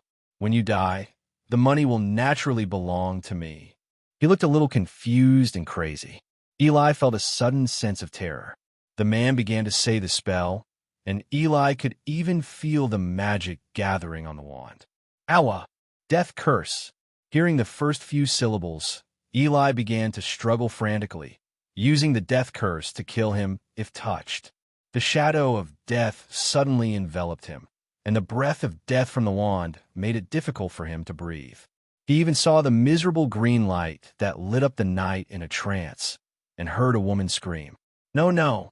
All he wanted now was to get back to the leaky cauldron, where someone could save him. Suddenly there was a crackling sound, followed by a strong, pulling feeling, and he even felt his body being stretched infinitely. The weirdness disappeared, and what suddenly came to my ears was the shouts of the crowd drinking, and a scream. In the leaky cauldron, the people who were still drinking fell silent, and they all looked at the two who appeared suddenly. Oh, that's Oklos. The Ministry of Magic is after him, and he killed a lot of people. Eli looked around blankly. Why did he come back here suddenly? Then he noticed the dark wizard moaning in pain on the ground, and the death threat immediately came back to his mind. Reaching out for his wand, Eli, furious, cast a spell at him. All petrochemical. An extraordinarily thick gray light hit the dark wizard on the ground. He stopped moving for an instant, and his body had stone features. Eli immediately turned around and ran upstairs. All this happened in a blink of an eye. The wizards only saw the man in black suddenly cast a petrifying spell on the guy on the ground, and immediately ran away.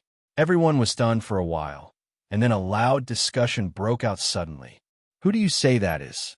Who else could it be? Or, then why are Aurors running? This, Mr. Tom quickly led the waiters around. Checked the black wizard on the ground. Oh, he was hit by such a powerful petrification spell. I've never heard that the petrification spell can really turn a person into stone. He actually disintegrated while changing shape. The waiter suddenly felt that this guy was really miserable. Mr. Tom gave him a push. Don't be dazed. Go and inform the Aurors. Then he took people upstairs again, and the man in black robe ran up just now. After Eli quickly ran back to his room, he immediately locked the door behind him, eliminated all traces of the body, as well as the black robe. He lay on the bed and pretended to sleep. After a while, there was a knock on the door. Eli was in pajamas, pretending to be sleepy. Opening the door, Mr. Tom stood outside the door with a group of waiters who blocked the corridor. How is the child? Has anything happened? Eli rubbed his eyes. Well, I've been sleeping. It should be fine. Tom nodded, gave some advice, and then led the people away. Of course, he didn't suspect that the man in black robe was Eli, who hadn't entered school yet. To knock on the door is to confirm his safety. Eli, who was lying on the bed again, opened his eyes brightly, and his heaving chest showed that he was not calm. What had just happened was still playing his mind. He almost confessed to being under the death curse. But in the end, why? He couldn't figure out why he was in the leaky cauldron. It suddenly occurred to him that it was the same night when he traveled through time. He was supposed to be with Harry in Potter's room, but he went to the wild. Eli thought hard and couldn't think of a reason. Fortunately, he closed his eyes and touched the money bag in his arms. It's all just floating clouds. Only Jean Jialong is real. The Daily Prophet immediately reported what happened that night. An unknown man in black robes suddenly appeared at the leaky cauldron with Oklos, a wanted criminal from the Ministry of Magic, cast him a petrification spell, and ran away. For a time, this bizarre news became the gossip of wizards. After a while, the Ministry of Magic suddenly issued a statement saying that the man in black robe that night was an Auror, and Oklos was captured by the Ministry of Magic according to law. As for why the Auror left, it was because there was still important work to do. Eli sneered even more disdainfully when he saw it. This Ministry of Magic can't do things well, but it's number one for credit. Of course, he can't tell people that he is the man in black. If anyone believes it or not, it will cause trouble. Naturally, people did not believe the words of the Ministry of Magic, and the newspapers also published doubts and even asked the Ministry of Magic to pull out Oklos to face him. The Ministry of Magic was silent at the time and prevaricated by saying that it was not appropriate to show up during the interrogation. The Ministry of Magic has started wrangling with the media again, which has also become a reason for people to buy newspapers during this time. I just want to eat melons. Time flies by, and it's almost time to start school. Eli also ended his days of hard training ahead of schedule and returned home for a few days. On September, the Hall family arrived at the station. Saying goodbye to her parents, Eli disappeared into the pillar between platforms 9 and 10. When we came to platform 9 3/4, It was crowded with people, and the little wizards said goodbye to their parents one after another. Eli's luggage was all in a non-traceable stretch bag, so he was very relaxed with empty hands. After getting on the train, he began to look for that familiar figure. Boom, boom, boom. Eli knocked on the door of the box, and the skinny boy with black hair noticed the door. Eli. Harry's green eyes were full of disbelief. It was definitely meeting incredible people in incredible places. Eli sat in the box, and there was only Harry in it. It seemed that the big three hadn't met yet. Harry obviously still hadn't recovered. Eli, are you a wizard too? As soon as he finished speaking, Harry felt that his question was a bit redundant. Eli smiled. I didn't expect to meet you, but fate is so wonderful, isn't it? The two sat together and had a good chat, like close friends who haven't seen for many years. Looking at Harry's familiar face, I couldn't help getting closer to him. Perhaps this is the power of blood. May I come in, please? The other places are full. At the door, a red-haired boy asked shyly. He seemed to have interrupted other people's lively conversation. Seeing the two of them looking at him, he became more reserved. Of course, come in. As soon as Eli saw the iconic red hair, he knew that one of the big three, Ron Weasley, was coming. Hello. My name is Ron. Ron Weasley. The two also introduced themselves.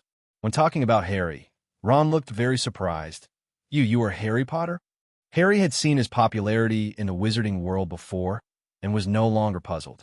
By the way, he showed the scar on his forehead familiarly. Cool, Ron exclaimed. Boys at this age are the best at making friends, and the three of them quickly chatted together. Both Harry and Eli have a good impression of Ron. Perhaps this is the natural affinity inherited from the Weasley family. When the few people were chatting happily, a fat ant came pushing a small snack cart. Need something? No need. Ron took out the crushed sandwich with embarrassment. Harry saw Ron's embarrassment and said very inhumanely, I want them all.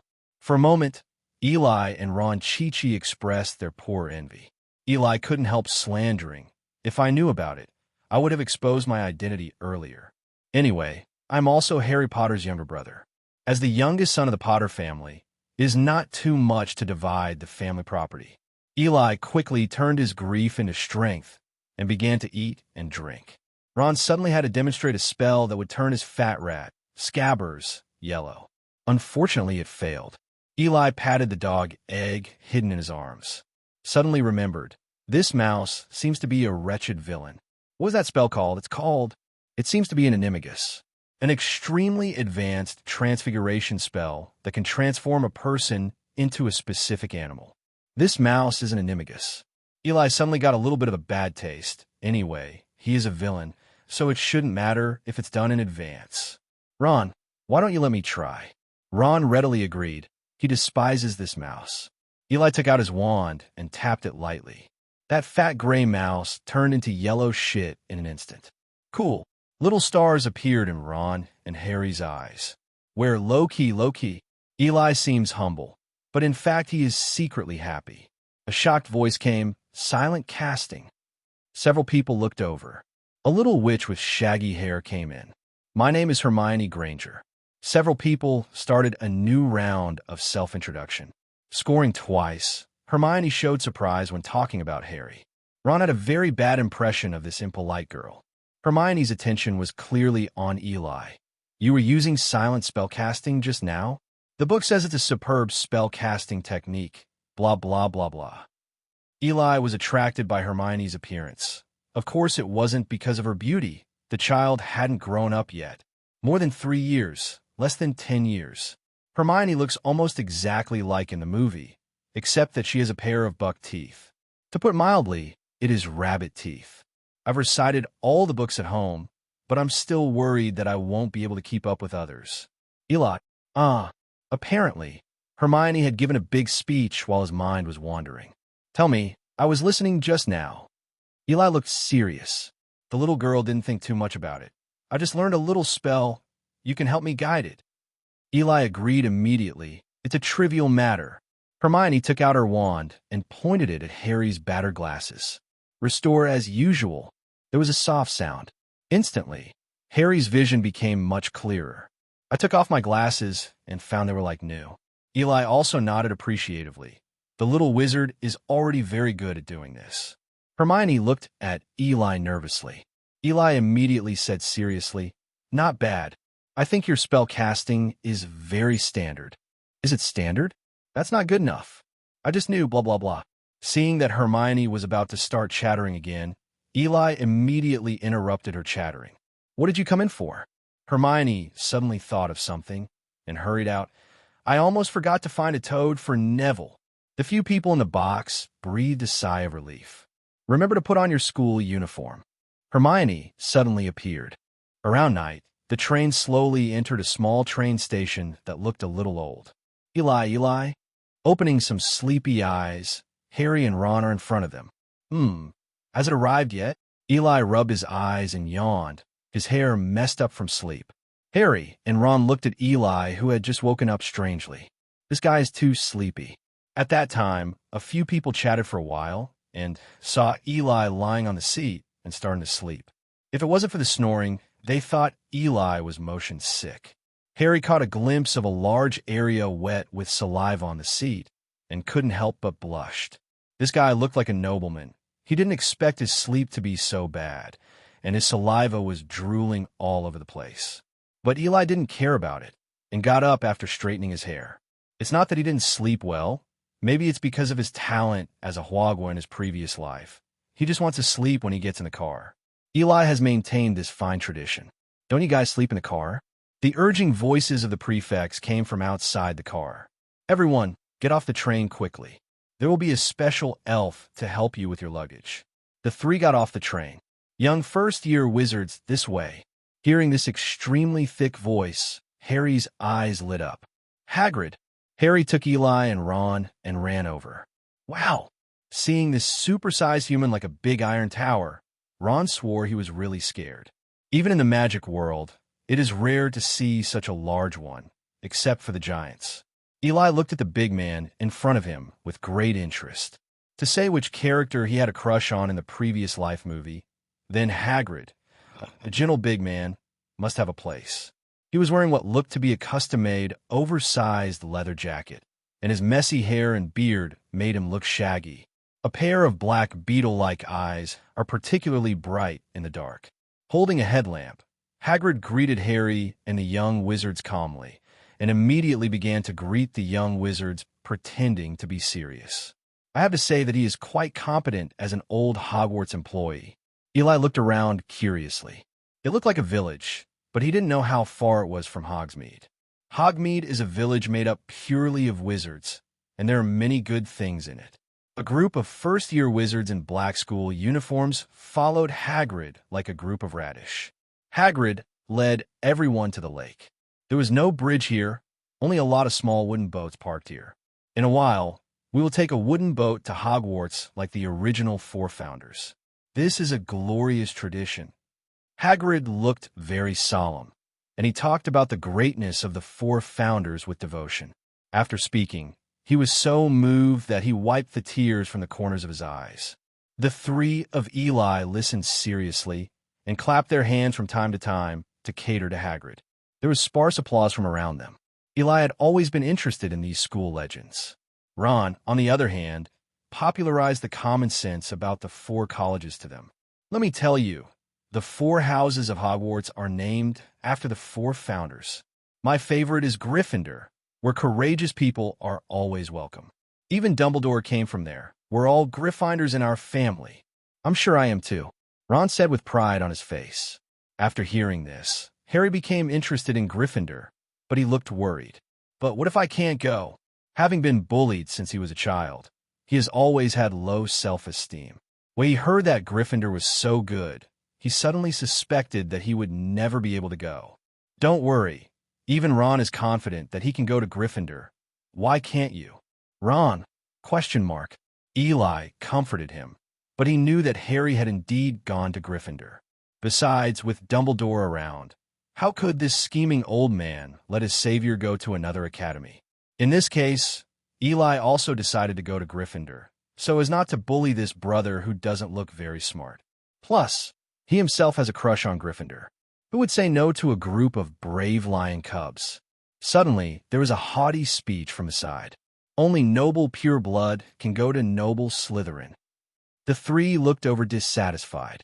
The speaker was a blond boy as haughty as a cockerel. As soon as Eli saw that angry big back, he knew who it was. Draco Malfoy, who was born in the ancient pure-blood noble Malfoy family, after sending out a friendship invitation, but was ruthlessly rejected by Harry. He didn't know whether he was angry from embarrassment or out of love and hatred. He always opposed Harry, and was given the nickname Drag Brother. Standard vicious duo set up. It's just that Eli always thought he was a brat, a nasty brat. Ron immediately wanted to argue, but Hagrid's urging made him swallow his words. Pay attention. A boat can only hold 4 people. If you fall, I will have to pick you up, but I heard that there are water monsters in the lake. The little wizards all lower their heads. In fact, only Hagrid could touch their heads at such a height. Sure enough, someone discovered this. Ron straightened up at once. Don't lower your head. You won't be able to touch it at all, you see. Oh, be careful. Boom. Oh, my nose. Ron was knocked off his back by a hanging rock. Eli said with a suppressed smile, Yes, I saw it, ha ha. Hagrid glanced at the fussy little wizard, pursed his lips. I said I would bow my head. Everyone finally came to Hogwarts. The door of the auditorium was closing, and a tall, witch-wearing a pointed wizard hat stood at the door. It was Professor McGonagall. First-year freshman, Professor McGonagall. Hagrid handed over the little wizards to Professor McGonagall, greeted each other, and left. Professor McGonagall looked very serious, and the little wizards didn't dare to show their air. Ron was still holding his nose. Professor McGonagall introduced them to the 4 colleges, and then went into the auditorium to report to Dumbledore. So it's true? Harry Potter, the savior, has also come to Hogwarts. Malfoy's words sparked a whisper. The little wizards were shocked that Harry Potter also came. Malfoy prided himself on getting the attention of young wizards. He stood in front of Harry very stupidly and stretched out his hand in a dignified manner. My name is Malfoy, Draco Malfoy. Ron laughed at the way his fart looked. Hearing a sneer, Malfoy looked at Ron dissatisfied, and when he looked at it, he suddenly showed disdain. Red hair, old patched robes, it looks like Weasley. Ron blushed at his insulting words. He looked at Eli with a bad look. Oh, it's another redhead. And you're Weasley too? The robes on your back must have spent all the family savings. Eli, question mark. You started to provoke me before I even spoke? Eli was still thinking about how to hate Malfoy just now, but he didn't expect him to come to him. It would be impolite to insult his friend as well as insult him. I am your father. What? Malfoy looked surprised, and he even suspected that he had heard wrong. These words stunned the little wizards for a moment. Hagrid, it turns out that you can scare children too. The 3 of Eli were naturally on the same boat, and there was a little wizard they didn't know. And so they set off, Hagrid's boat in front. Hagrid yelled at the young wizards behind him as they walked through a tunnel. Watch your head. The little wizards all lowered their heads. In fact, only Hagrid could touch their heads at such a height. Sure enough, someone discovered this. Ron straightened up at once. Don't lower your head. You won't be able to touch it at all, you see. Oh, be careful. Boom. Oh, my nose. Ron was knocked off his back by a hanging rock. Eli said with a suppressed smile, Yes, I saw it, ha ha ha. Hagrid glanced at the fussy little wizard, pursed his lips. I said I would bow my head. Everyone finally came to Hogwarts. The door of the auditorium was closing, and a tall, witch-wearing a pointed wizard hat stood at the door. It was Professor McGonagall. First-year freshman, Professor McGonagall. Hagrid handed over the little wizards to Professor McGonagall, greeted each other, and left. Professor McGonagall looked very serious, and the little wizards didn't dare to show their air. Ron was still holding his nose. Professor McGonagall introduced them to the 4 colleges, and then went into the auditorium to report to Dumbledore. So it's true? Harry Potter, the savior, has also come to Hogwarts. Malfoy's words sparked a whisper. The little wizards were shocked that Harry Potter also came. Malfoy prided himself on getting the attention of young wizards. He stood in front of Harry very stupidly and stretched out his hand in a dignified manner. "My name is Malfoy, Draco Malfoy." Ron laughed at the way his fart looked. Hearing a sneer, Malfoy looked at Ron dissatisfied, and when he looked at it, he suddenly showed disdain. "Red hair, old patched robes, it looks like Weasley." Ron blushed at his insulting words. He looked at Eli with a bad look. "Oh, it's another redhead. And you're Weasley too? The robes on your back must have spent all the family savings." "Eli? Question mark? You started to provoke me before I even spoke?" Eli was still thinking about how to hate Malfoy just now, but he didn't expect him to come to him. It would be impolite to insult his friend as well as insult him. "I am your father." "What?" Malfoy looked surprised, and he even suspected that he had heard wrong. "I said I was your father." Eli repeated it mercifully. How could the fledgling Malfoy have been so angry? His pale face suddenly turned a liver color. Just as he was about to yell, Professor McGonagall suddenly appeared behind him and patted him unkindly. He stood back angrily. Harry laughed like a 1.2-meter short man, and Eli didn't let him down. Ron also looked excited. It was so cool. The little wizards were brought into the auditorium, and hundreds of seniors and sisters looked at them curiously, making them a little shy. "Ron, did your family tell you how to sort them?" Harry asked quietly. Ron replied with a bit of bad face. "Listen to Fred and the others. They want to fight the troll." Harry's face paled instantly. In front of the teacher's bench, there was a beeping broken hat on a four-corner stool. It looked like it hadn't been washed in hundreds of years, and the folds in the hat formed a mouth. "You may think I'm ugly, but I swear you'll never find another hat as handsome as me." The little wizards were immediately attracted by this hat. Professor McGonagall holds a parchment. Hannah Abbott, the girl whose name was called, stepped forward nervously. Sitting on the four-corner stool, Professor McGonagall put the hat on her head. Hufflepuff." In less than a minute, the hat announced loudly. There was warm applause from the long Hufflepuff table. Harry poked Ron with a strange look on his face. "Is this the troll?" Ron looked embarrassed. "Damn Fred. Lied to me again." Hermione Granger. Hermione looked very nervous, taking a deep breath for a while and thinking about it for a while. Ron whispered to Harry and Eli. I knew there was something wrong with her appointment. Gryffindor. The little witch ran to the Gryffindor table with a relaxed expression. Ron also continued the family tradition and entered Gryffindor. Soon it was Harry's turn. Eli saw that Dumbledore, who was sitting in the chairman, no longer looked relaxed and straightened his body.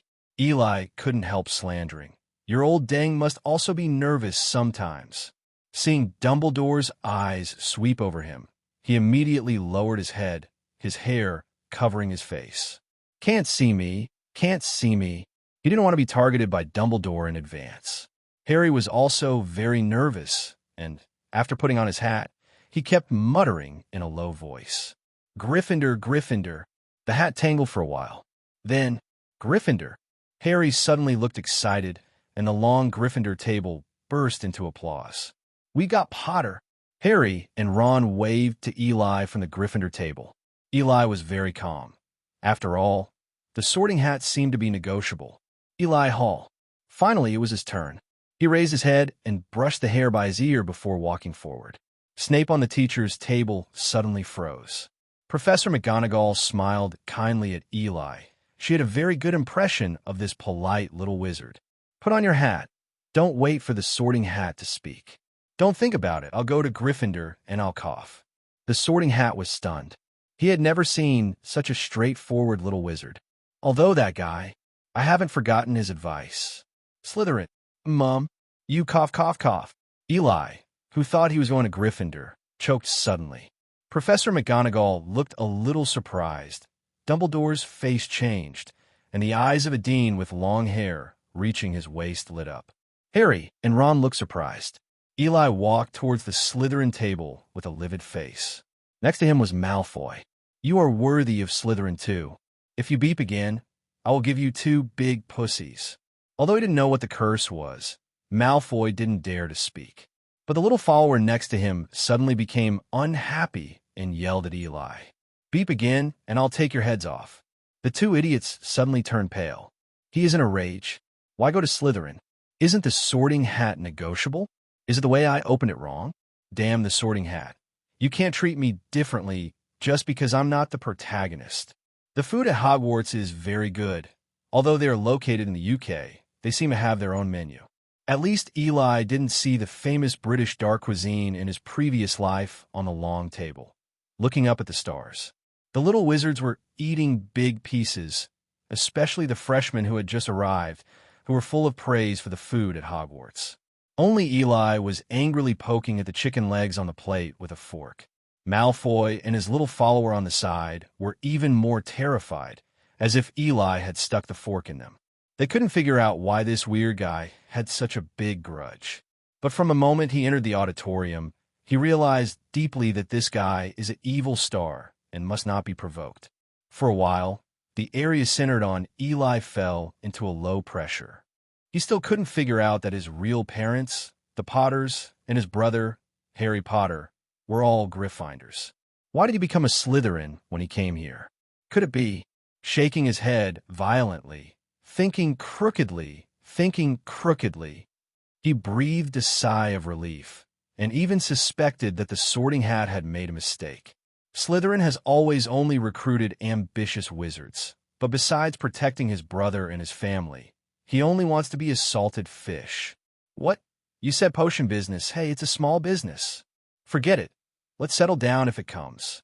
Looking at Harry and Ron at Gryffindor from a distance, they seemed to be looking at themselves too, and they didn't seem very interested in food. Eli smiled reassuringly at them. Looking at the delicious food on the table, it can't be wasted, can it? Immediately began to wolf down. Malfoy, who was sitting next to him, looked even more terrified. Is this guy sick? Why is he not in high spirits for a while, and then suddenly gobbled it up? He won't bite me. Malfoy, who kept slandering in his heart, is now only praying that he won't share a dormitory with this evil star later. If I share a dormitory with him, I'll be miserable for 8 lifetimes. Eli didn't care about the chameleon-like Malfoy next to him, who turned blue and white for a while, let alone the slander in his heart. Now he remembered what Dumbledore had told him before. Don't go to the Forbidden Forest, don't go to the corridor on the 4th floor. Eli is well aware of the dangers of the Forbidden Forest, and there are acromanders with a mouth full of children. Wouldn't it be death to run in? He swears that if he goes in by himself, he will be a dog. But who would believe that that kind of monster that can eat people was actually raised by Hagrid? But it may not be so surprising after knowing that the 3-headed dog is also Hagrid's pet. Speaking of the 3-headed dog, that's one of the reasons why Dumbledore banned the students from the 4th floor corridors. Under a trapdoor on the 4th floor lies the treasure of the wizarding world, the Philosopher's Stone, also called the Sage's Stone. It can touch stones into gold, contains extremely powerful magic power, and can even refine the elixir of life. This is a huge attraction for Voldemort, who is eager to be resurrected and desperately longs for immortality. In the story of the previous life, Dumbledore used Voldemort's psychology of coveting the Philosopher's Stone. Several checkpoints were set up to protect the Sorcerer's Stone. This is a trap for Voldemort. It is also a test for Harry Potter and his friends. Those so-called checkpoints were nothing more than a checkpoint game set by Old Dang 2 for Harry and the others. Otherwise, Dumbledore would never have emphasized that there is no silver 300 here and that he is not allowed to go to the 4th floor. This is to guide Voldemort and Harry. Thinking of this, Eli couldn't help but shudder. Take a breath. The scheming old man is so terrifying. Mealtime was almost over, and Eli ate up the area in front of him. Poor Malfoy had nothing to eat at all. The aggrieved and pitiful Malfoy silently glared at Eli, who was patting his stomach contentedly. Dumbledore waved his hand, and the table disappeared instantly. Dumbledore's move made Eli's eyes change, and he deserved to be the greatest white wizard. Even sitting below, one could feel the terrifying energy contained in Dumbledore's body. The prefects led the students from their respective houses back to the common room. Along the way, the prefect Gemma Farley kept introducing them to Slytherin House. That way, he looked very much like the success lecturer Eli saw in his previous life. Understand the applause. Welcome everyone to Slytherin House. Congratulations on joining the best house in Hogwarts. You may have heard some rumors about us before, saying that we specialize in cultivating dark wizards or only recruit pure-blood wizards. I guess I need to explain that there are dark wizards in other houses they just don't want to admit to. We do, however, intend to recruit pure-blood wizards, but we also have a lot of students who have at least one Muggle parent. We are aristocrats in philosophy. Our logo is a snake, the most intelligent creature, just like us, shrewd and ambitious. You can make like-minded partners here, and you can realize your ambitions here. Eli pursed his lips when he heard it, and he could tell that this guy was very proud of his academy. Slytherin's pure blood concept is actually a reason for his disgust. In a previous life, in China, only cats and dogs were considered bloodlines. However, the concept of pure blood has decreased a lot in recent years. I don't know if it has something to do with Voldemort's downfall, but since he came to Slytherin, Eli wouldn't have any bad thoughts. He has always believed that there is no best college, and everyone is excellent and equal. Therefore, even if it differs from his expectation, he will gladly accept the result. The Slytherin Lounge is underground. Just below the Black Lake, there's an entire wall made of glass. From the inside, it looks like it is in the Black Lake. The shimmering light reflected on the wall of the lounge also has a special taste. Eli smacked his mouth. I have to say, Slytherin still has pretty good taste. Just a little afraid of rheumatism. He even wondered if Slytherin would be wiped out if the glass wall broke. He smiled and shook his head to drive away the absurd thought. But it's possible. Malfoy was even further away from Eli. This guy doesn't speak. He just shrugs his mouth and laughs. He won't suddenly get violent and beat me up. It was getting late, and the prefect also ended his passionate speech. The young wizards below looked excited, as if they had inherited the greatness of Slytherin. I have to say that this kid is quite talented in speech. It was getting late, and everyone walked into their dormitories one after another. Eli came to his room, still thinking, who is the man who will sleep with him for 7 years? Once you open the door, it's you. As soon as he opened the door, he saw Malfoy's pale face and the terrified faces of Goyle and Crabbe, his two little followers. Malfoy just wanted to run now. I've been unlucky for 8 lifetimes to be in the same dormitory with this evil star. He is a lunatic. Violence. He could already imagine 7 miserable years ahead of him. No, I'm going to tell Dad. I want to leave this dormitory. No, leave Slytherin, leave Hogwarts. Eli was amused when he saw the exciting expressions on the faces of the 3 of them. He stepped forward and patted them on the shoulder very generously. But they were so scared that they fell down on the bed. Eli laughed dumbfounded. These unlucky kids are so interesting, haha. Hey, why are you so nervous? Although we had a little friction before, we are roommates after all, and we will sleep together for 7 years in the future. Let's just pretend it never happened before. How could he get angry with some brats? He offered to extend his hand to Malfoy. Let's get to know each other again. My name is Eli Hall. Nice to meet you. Malfoy looked at the well-mannered Eli with some surprises. Not at all like the previous vicious look of wanting to eat children. He also let go of a grudge. However, who wants to sleep with you for 7 years? Perhaps Eli's initiative played a role, coupled with his aristocratic education. Malfoy stood up and shook hands with Eli solemnly. Nice to meet you. I'm Draco Malfoy. Eli was amused by his seriousness again. Draco had black lines on his face. What is this guy laughing at?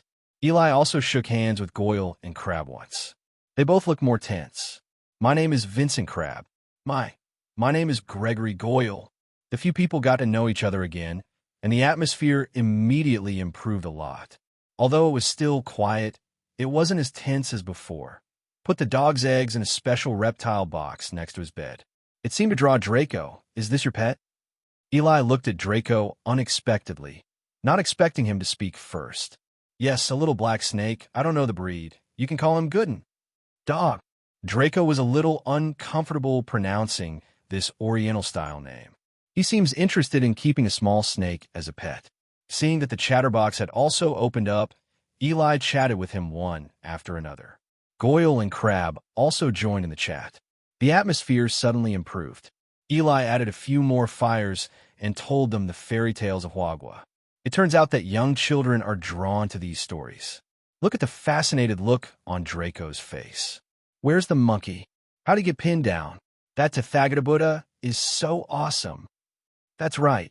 They also learned the spoken Oriental language Eli taught them.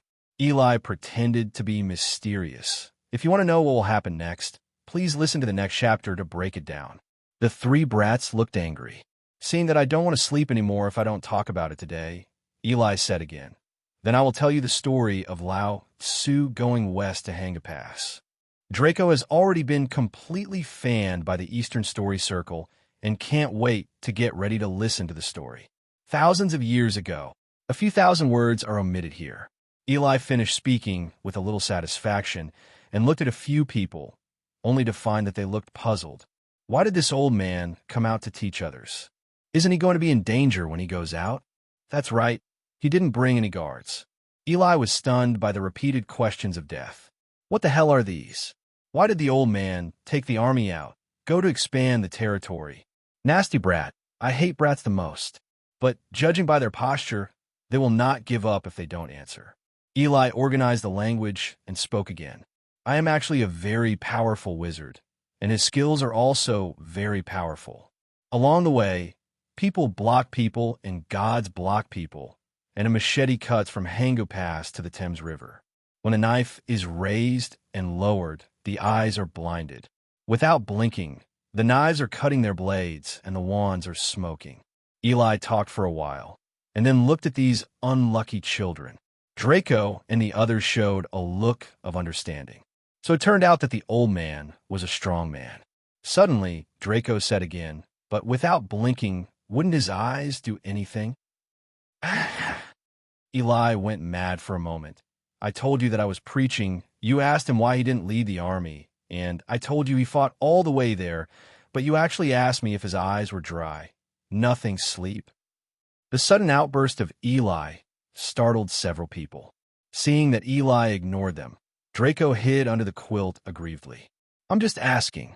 Since then, Hogwarts has spread the story that Lao Tzu went west to Hangapass and hacked all the way to the Thames River. Hurry up, you two, or we'll be late. Draco impatiently urged Crabbe and Goyle, who were still asleep. Due to the storytelling session yesterday, the little wizards didn't sleep well. The three of Draco were still reminiscing about Monkey King's heroic appearance under the covers and couldn't fall asleep for a long time under the excitement. Eli thought over and over again, does the old man have dry eyes? After coming and going, several people almost overslept, especially those two bastards who couldn't wake up no matter how much Eli and Draco screamed. Frustrated, Draco took a glass of cold water and poured it on the faces of the two bastards, which woke them up. Several people walked and ran, and finally arrived at the classroom. There are not many people in the classroom. It seems that they came early.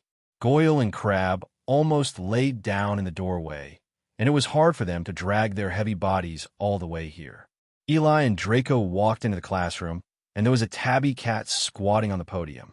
Looking carefully, there seemed to be lines like glasses next to the eyes. Even the professor didn't come. It seems we came early enough. Draco stood in the hallway with a smug expression on his face. Must have seen that Harry Potter and Ron hadn't come yet. Eli stood aside with a serious face, facing the tabby cat. He calmly poked Draco beside him, who was laughing like a fool. What's the matter? I said if you want to be so serious, why don't you just have class? And the professor hasn't come yet. Draco started his mystical superiority again. Eli didn't want to worry about this fool anymore. Draco was puzzled to see Eli respectfully facing the tabby cat on the table. What do you do with such respect for a cat? It seems to be Professor McGonagall's. It's as thin and old as its owner. It's over. This child is useless.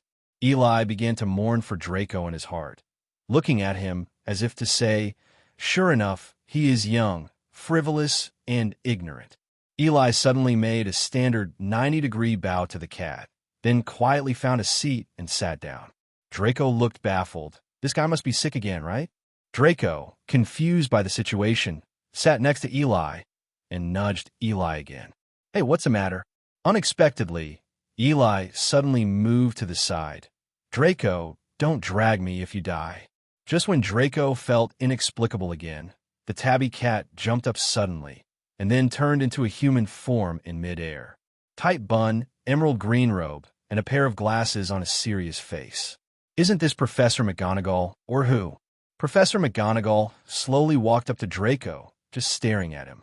At this moment, Draco's face became paler when he saw the tabby cat turned into a professor. When Professor McGonagall stared at him, there was no trace of blood.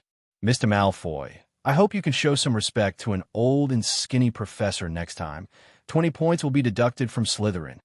Oh no, it was the wail of Eli and the rest of the Slytherins, who had been deducted a full 20 points on the first day of school. This is a fatal blow to the little snakes who have a magical obsession with the Academy Cup. Everyone stared at Draco viciously. As the person involved, Draco's mind has gone blank. Talk bad about her in front of the professor on the first day of school, and in front of so many people. Die on the spot. Professor McGonagall turned around and became the tabby cat again, squatting in the original place. Eli looked at Draco, who had started to change color again, with pity, and sighed. The role of killing chickens and monkeys is huge. The students who experienced this frightening moment all looked down at their textbooks obediently. Whether he reads it or not, it's over. Especially Draco, whose young heart has been greatly traumatized. The little wizard who rushed oversaw that everyone in the classroom was studying hard, so he found his seat honestly and wisely. Of course, there are exceptions to everything, and there is definitely more than one unlucky one. Oh, Merlin, if we come a little later, her face will be terribly ugly. Eli looked over with pity in his eyes. Another child wants to mention the shadow of childhood. When Draco saw that there was still someone unlucky, it was still Potter and that Weasley, he gloated like an idiot. Eli looked at Draco, who was gloating there, and could only sigh, this kid has such a big heart.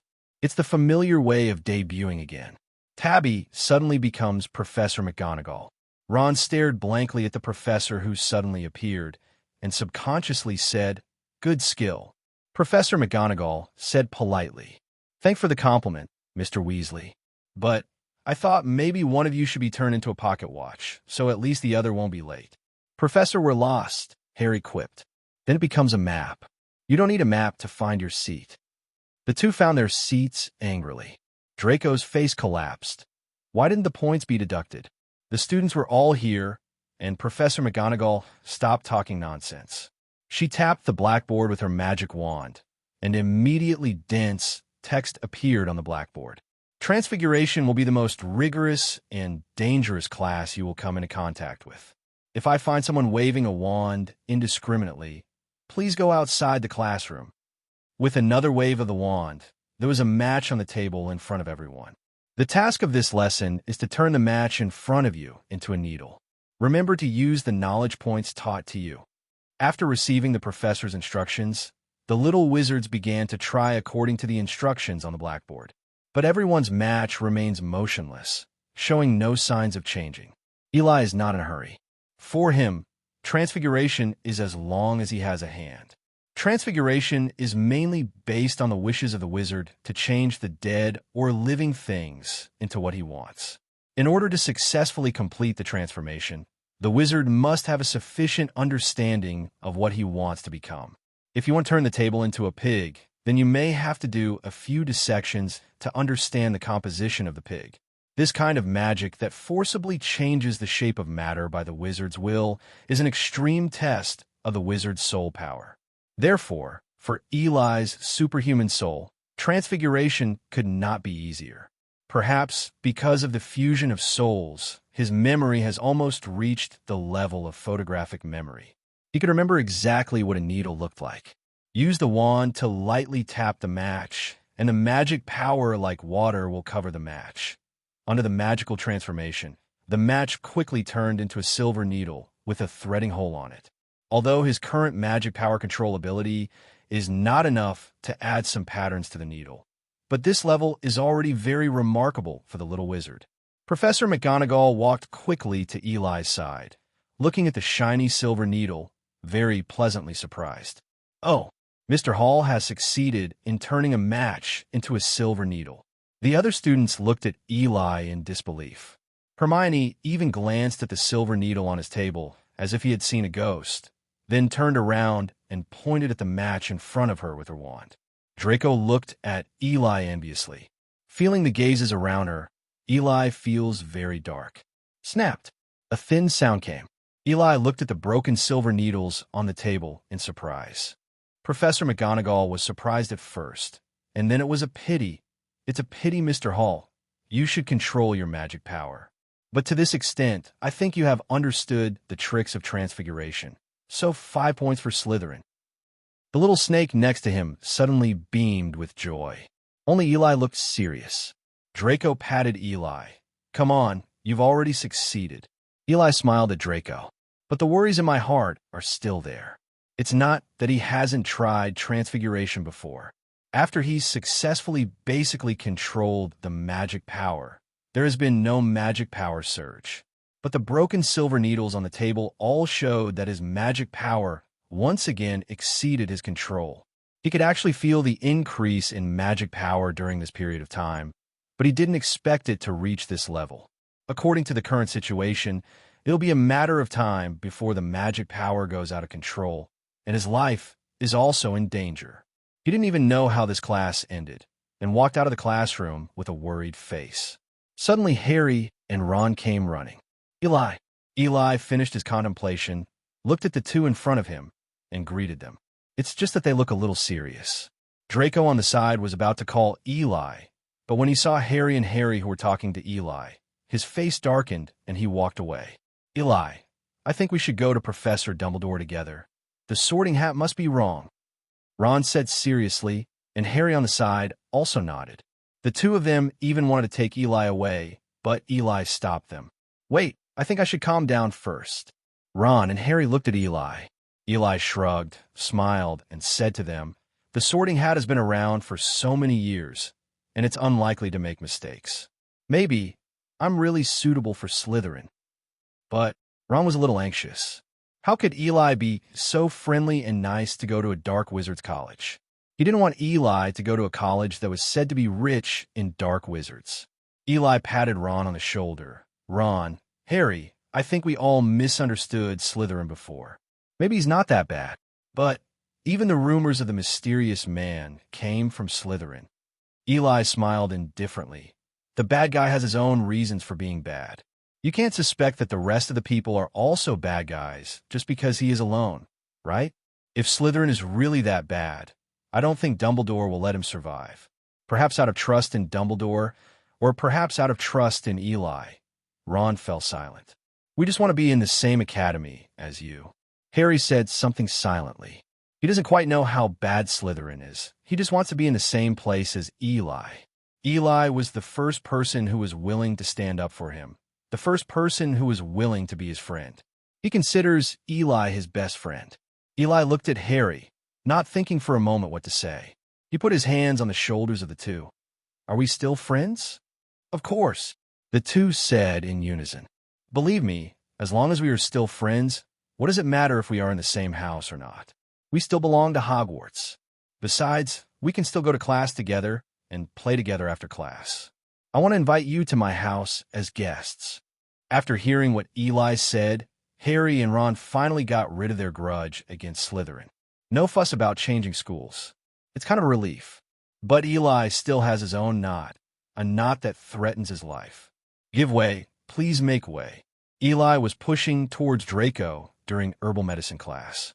When Transfiguration class was over just now, Eli saw Draco's crumpled face. Of course he knew why.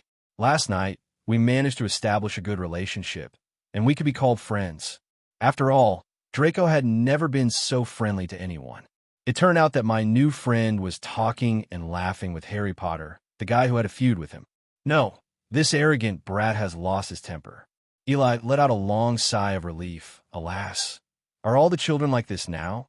On one side is my own brother and good friend, and on the other side is my roommate and new friend. But the two ends are still at odds with each other. Eli can now imagine that when the two old enemies, Draco and Harry, fight, he will stand by and don't know who to help. But how could I care about a brat? So Eli was going to find Draco to clarify the matter first. After passing several people, he finally squeezed to the side of Draco. Unexpectedly, this guy glanced at him and then pretended not to see it. Eli leaned forward. "Hey, why did you walk so fast just now?" Humph! Draco turned his head arrogantly. "Hey, I have a bad temper.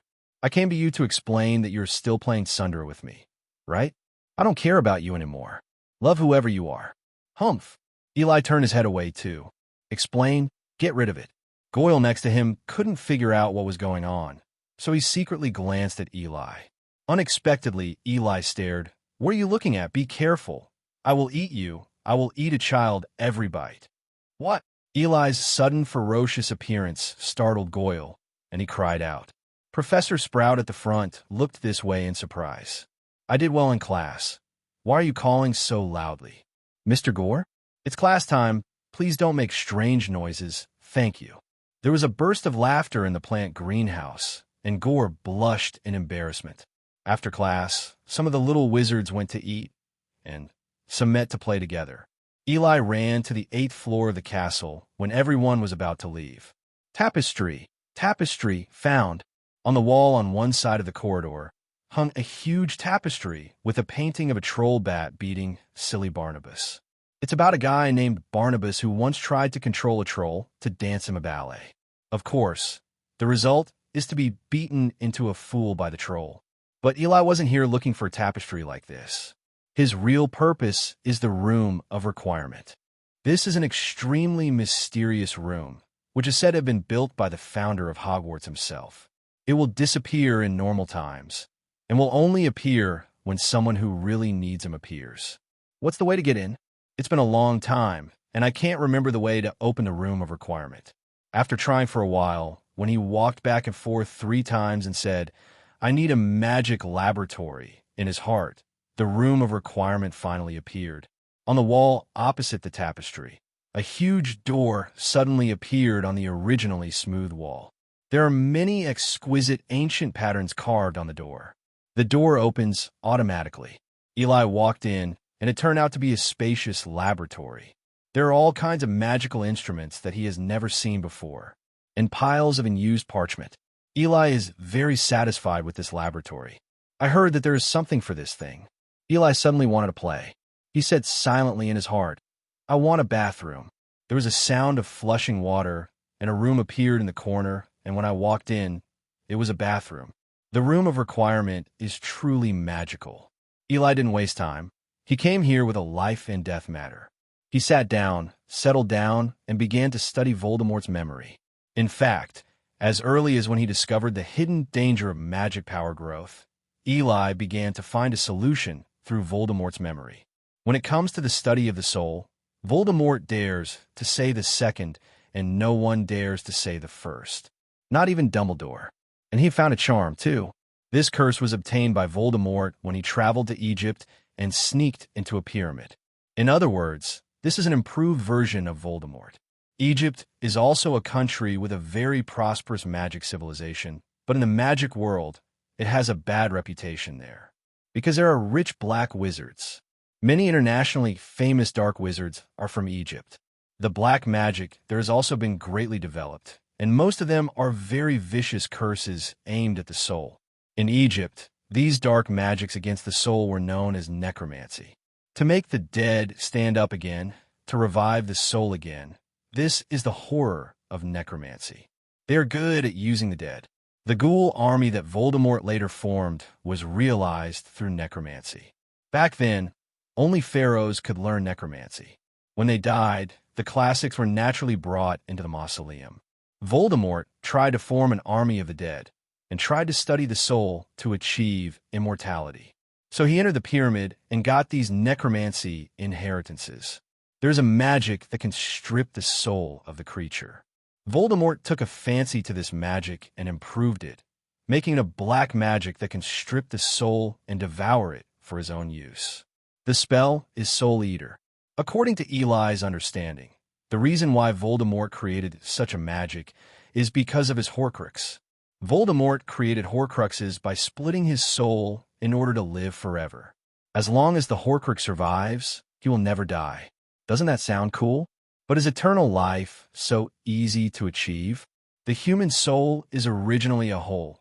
If you split it, is it okay? And since ancient times, people who make Horcruxes have only split once. But this guy was different. He was especially afraid of death, and split 7 times alive. It caused him to become moody and very irritable. Of course, he himself was aware of the danger of weakening his soul. So he invented this spell in an attempt to strengthen his own soul. Just what Eli needs. However, the medicine is 3-point poisonous. The spell isn't perfect either. Other people's souls belong to others after all. Even if you absorb it yourself, there will be hidden dangers. But now there is no better way. His magic power has grown faster than his soul. If this continues, he will be finished sooner or later. There is no other way. Eli took out a bottle, which contained a xiaoqiang. Let me try if this magic tube works. Eli was a little nervous when he released black magic for the first time, and it was black magic aimed at the soul. He drew out his pale wand and pointed it at Xiaoqiang, who was still alive and kicking. Soul Eater, a suction invisible to the naked eye, is activated from the tip of the wand. It seems that there is an invisible chain connecting Xiaoqiang. Xiaoqiang, who was still alive and kicking, suddenly began to struggle violently. The chain uprooted its soul, and Xiaoqiang stopped struggling completely. Eli is very nervous now, because this gray mass of Xiaoqiang's soul is about to enter his body directly. Although this ray of soul was pitifully weak, he was still very worried. After all, it is a matter of the soul. No matter how small it is a big problem. But the arrow had to be sent on the string. Eli waited for the soul to enter the body, but suddenly, the gray mass of soul disappeared into the wand. Got cut off by a wand. This sudden situation caught Eli a little off guard. Doesn't this happen in Voldemort's memory? Isn't this seriously over the top? Eli, who was still magical and cute, was at a loss. But after a while, another ball of pure white and flawless light spit out from the top of the wand. Although it was smaller than the pitifully small gray light group before, the pure white light made people feel at ease. The light cluster directly sank into Eli's body. He could feel a satisfaction from his soul. The soul seems to be a little stronger. If you didn't feel it carefully just now, you might not feel it. It seems that it succeeded. The result is naturally obvious. He succeeded. Eli has successfully found a way to strengthen his soul. Eli raised his wand and stroked it carefully. This wand is a good thing. If I guessed right, the magic wand should have removed all the impurities in the soul just now. Eli felt it for a while, and there was no such thing as recorded in his memory that he would have distracting thoughts after absorbing the soul. It turned out to be his wand, which directly transformed the soul into pure soul energy. In this way, the only side effect of this method is gone. Sure enough, as the younger brother of the son of dignified luck, he still has benefits. After packing up his things, Eli returned to the dormitory. If there is no accident, in addition to studying in class, Eli will also find ways to absorb the soul in his future life. Kill. Start with the roommates. Kill the Thunder Draco first, then Crabbe and Goyle. Destroying corpses and eradicating traces, blaming others, and embarking on Azkaban. Eli immediately dispelled this dangerous thought. If he didn't want to experience a one-way tour of Azkaban, the wizard prison, he'd better be honest. Absorbing the souls of animals is the safest. But where are the most animals? Eli thought of the Forbidden Forest. Start today. I will be the man who occupies the Forbidden Forest. What? School rules? I don't know. Never heard of it. Night is coming. The moon is dark and the wind is high. Eli slipped out of bed silently. A sound almost scared Eli backhand with a death curse. It was Gore. Goyle is looking for a toilet in his dream right now. Seeing that Goyle was about to wake up, in order to avoid being exposed, Eli pointed his wand at him. I'm sorry, little brother, fainted. A red light hit Goyle, causing him to fall into a deep sleep again. At this time, he had found the toilet in his dream. In the dark castle, a sneaky figure. Next time, I must learn the illusion spell first. After a while of trepidation, Eli finally came to the Forbidden Forest. Call. finally relieved that he almost ran into the Weasley twins just now. Those two guys are little princes who travel at night and are experts in pranksters.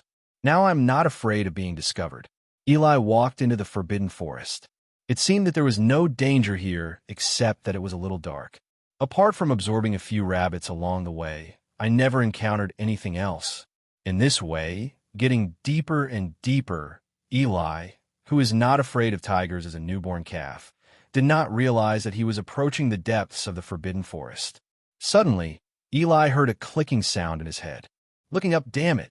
The horrifying sight made Eli scream out. A giant spider was slowly approaching him from above him. Avada Kedavra! Intense fear fuels intense anger. There was an unknown fire burning in the heart of Eli, who was so frightened. Looking at that giant spider, he had a strong, killing intent. A violent green light flashed, and the giant spider fell powerlessly. Eli panted heavily, experienced fear and anger for a short time, and released a powerful spell. He was panting a little. Damn it! I met a giant eight-eyed spider. He didn't expect that he went to the depths. He was really careless. If he didn't react just now, then he's probably going to explain it here. It's really not suitable to stay here for a long time. Eli pointed his wand at the giant spider's body, ready to leave after sucking it. Soul Eater! Soul Eater! Eli tried a few times, but there was no response. It seems to be an empty shell without a soul. Just when Eli was puzzled, the sound of fighting came from afar. Quick, quick! Back off! Watch out for these damn spiders. Eli groped carefully, hiding behind a tree. Not far ahead, the two parties are fighting. To be precise, one side is the centaur in the Forbidden Forest, while the other side is the acromantula that Eli just met. Judging from the situation, it seems that the acromantula has the greater advantage, and the people and horses are retreating in a panic. It's not that the men and horses are weak, it's that the number of these giant spiders is too large, and they move extremely fast.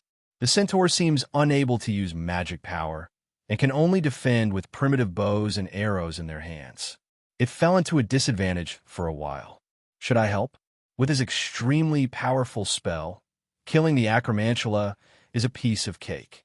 And in this kind of hand-to-hand combat, no matter which side has a wizard, the battle situation will become overwhelming. However, is it really necessary for him to help the Centaur clan? Eli, who had watched movies in his previous life, knew that although the centaurs had a human-like appearance, they always insisted that they belonged to magical animals, not humans. Moreover, the group of people in the Forbidden Forest didn't seem to have a good impression of wizards. However, not all horses are like this. Eli hid behind a tree, and the centaurs were already retreating.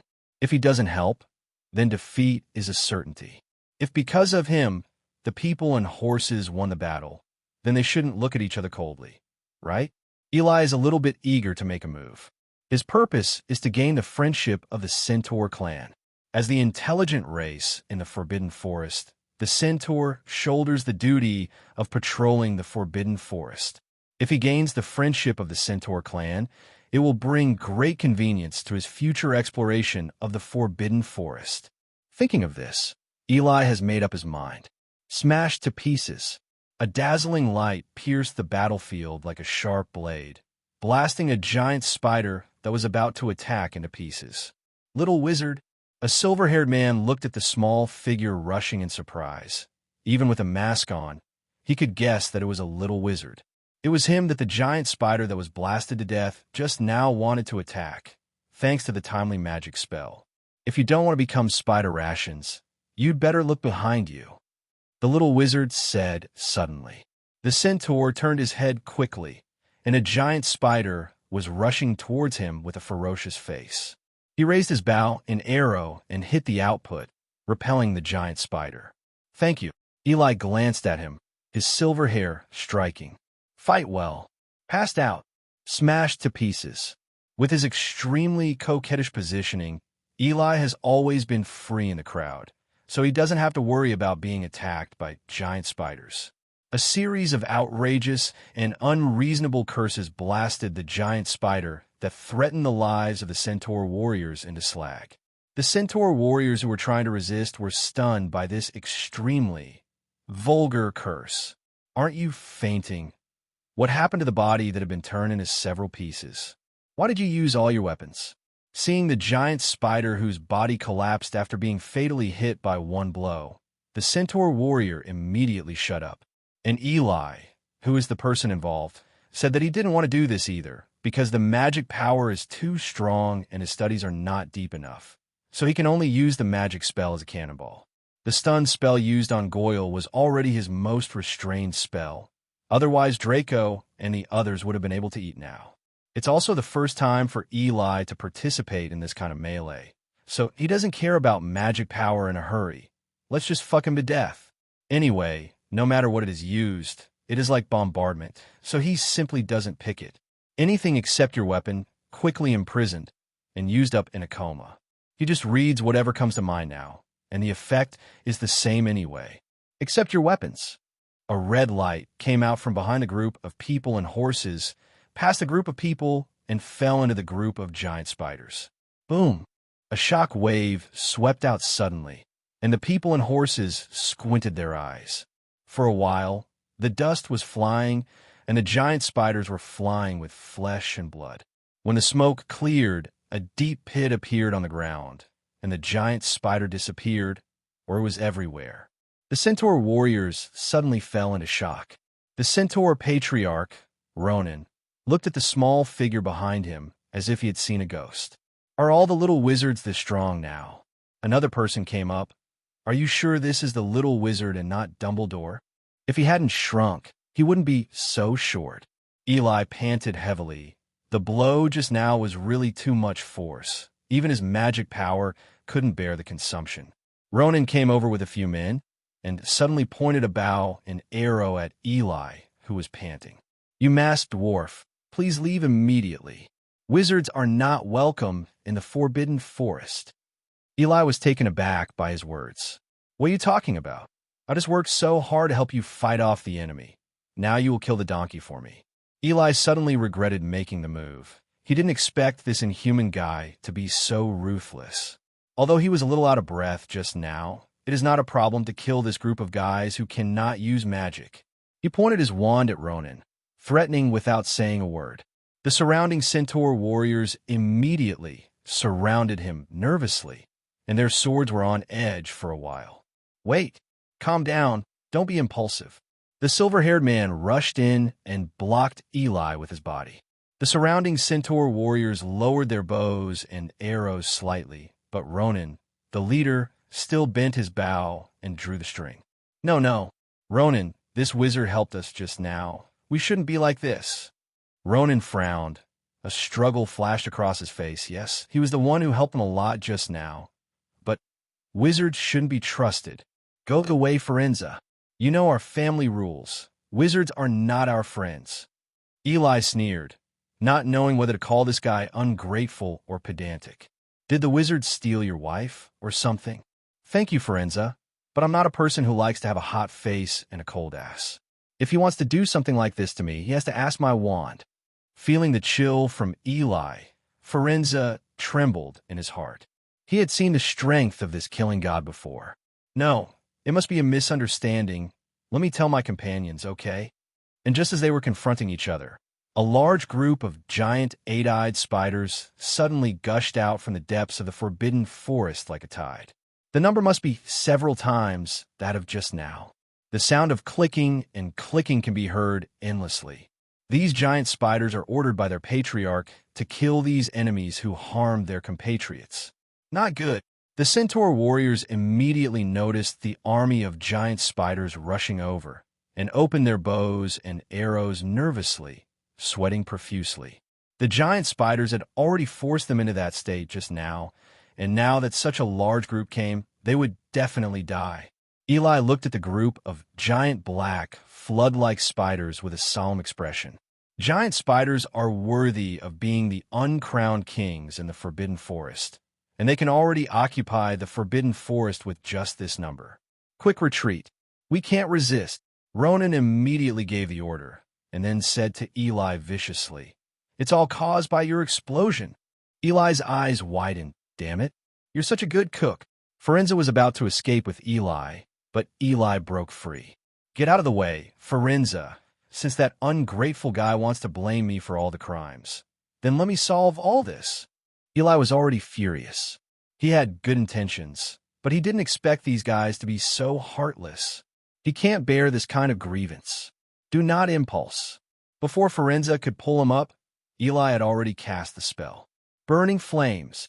This is an ordinary flame spell, but under the impetus of Eli's abnormal magic power, everything will undergo a qualitative change. Endless fire poured out of the wand like a wild horse carrying Eli's wrath. The flames rose against the wind, covering the sky and covering the earth. The terrifying heat wave made the hairs on the horses and horses who had no time to react curly, and they retreated in panic. At this time, Ronan couldn't think of a wizard or not, and stared blankly at the giant snake that turned into flames. "Kill me." Not a single one. The flames slapped towards the giant spider like a stormy sea. The black tide collided fiercely with the golden waves. The result was crushing, and the flames mercilessly devoured all life. The menacing giant spider was completely burned to ashes before it could react. The huge waves continued to charge and kill all the way. The entire Forbidden Forest was as bright as day. Eli, who was extremely angry, couldn't control that much at all, and frantically squeezed out the last trace of magic power. The sea of fire burned up the black wave. Giant spiders, not one left. Eli dropped his arms limply, his face terribly pale. Holding on to the last bit of strength, he squeezed out a mocking smile at the sluggish Ronan. "I've solved the trouble I caused. What can you do?" Eli fell backward feebly, and Firenze quickly helped him up. Ronan's face was extremely ugly, with shame and anger intertwined. He lowered his head, as if giving up resistance. Slowly crouching down, respectfully kneeling down to Eli, the centaurs, "I apologize to the most honorable guest." The surrounding soldiers also knelt down slowly. "Get me." Before Eli could finish speaking, he passed out completely. Firenze had to put Eli on his back. Suddenly, there was a crackling sound in the air. A tall, thin old man with a long silver beard came over. In his hand, he held a strangely shaped wand with small balls like knuckles on it. "Ronan, what's going on here?" Ronan saw the person coming and restrained his expression. "Dumbledore." He looked at the sea of flames that was still burning. "We had some conflict with giant spiders." Before he could finish speaking, Dumbledore interrupted him. "I think the fire should be put out first if you want to continue to survive here." He slowly waved the slender wand in his hand. If Eli was still awake, he would definitely be able to feel the terrifying wave of magic power. The mighty flame seemed to be pulled and was absorbed into Dumbledore's wand without any resistance. After a while, the Forbidden Forest became dark again. If it weren't for the terrifying high temperature, no one would know that there was a terrible sea of flames just now. Looking at the depths of the Forbidden Forest where only dead wood and ashes remained, Ronan's heart was bleeding. Dumbledore didn't know what to say because of the sight. There was a long silence. "Since the magic is released by my students, then maybe I can compensate part of it." Looking at the heavy loss of the Forbidden Forest, the corners of Dumbledore's mouth twitched. The coffin had to be paid for. "Do you want to charge another wave of textbook fees?" Ronan looked sad and pointed at the ruins. "Compensation? How do you pay for it? What do you owe me here to pay back?" "I don't want your compensation." Dumbledore breathed a sigh of relief. "As long as he doesn't pay." After solving the problem of the Forbidden Forest, Dumbledore looked at Eli on Firenze's back. "If you don't mind, I would like to bring my students back." Eli covered his face so he couldn't see who it was. Firenze took a few steps back. Although he couldn't hear what Eli said before he fainted, as far as he covered his face, Eli didn't want his identity to be revealed. Ronan stepped forward suddenly and stood between Dumbledore and Firenze. "I'm sorry, Professor Dumbledore, but I think we have an obligation to ensure the privacy of the most honored guest of the Centaur." Although it sounds plain, Ronan's dignified expression shows his nervous heart. It takes a certain amount of courage to reject a powerful person in the world. All the centaurs leaned on Firenze. Dumbledore was a little surprised by the reaction of the centaurs. He didn't expect that these guys who had always hated wizards would defend a person like this today. Fortunately, Dumbledore is here as a white wizard who insists on justice. He rarely chooses to be tough. If it were Voldemort, it would not be so peaceful. He pursed his mouth helplessly. This action appeared on the face of an old man in his dashes and seemed to be against harmony. Well, since you're so persistent, I'm proud of my student for gaining your friendship. After saying hello, Dumbledore disapparated away. Ronan and the others breathed a sigh of relief. The sense of oppression of this legendary wizard was too strong. While he is a decent man, deterrence comes from strength. No one can ignore Dumbledore's terrible magic. Ronan turned to face Firenze. Firenze, you are responsible for sending the distinguished guests out. Remember to bring his name back. He looked at Eli, who was unconscious on Firenze's back, with a complicated expression. Pass Firenze a bottle, which contained some recovery potions. With the unconscious Eli, Firenze came to the edge of the forbidden forest, and the castle was right in front of him. This is... Firenze? Where's this place? Firenze put away the bottle and replied with a smile. I have brought you to the edge of the forbidden forest, very close to the castle. How are you feeling better? Eli stood up, a soreness that nearly caused him to collapse again. I have to say that the medicine of the Centaur tribe is really effective. At least it saved him a lot of trouble. Recalling the scene just now, Eli couldn't stop sweating. It was too impulsive, releasing magic power so frantically, leaving no energy behind.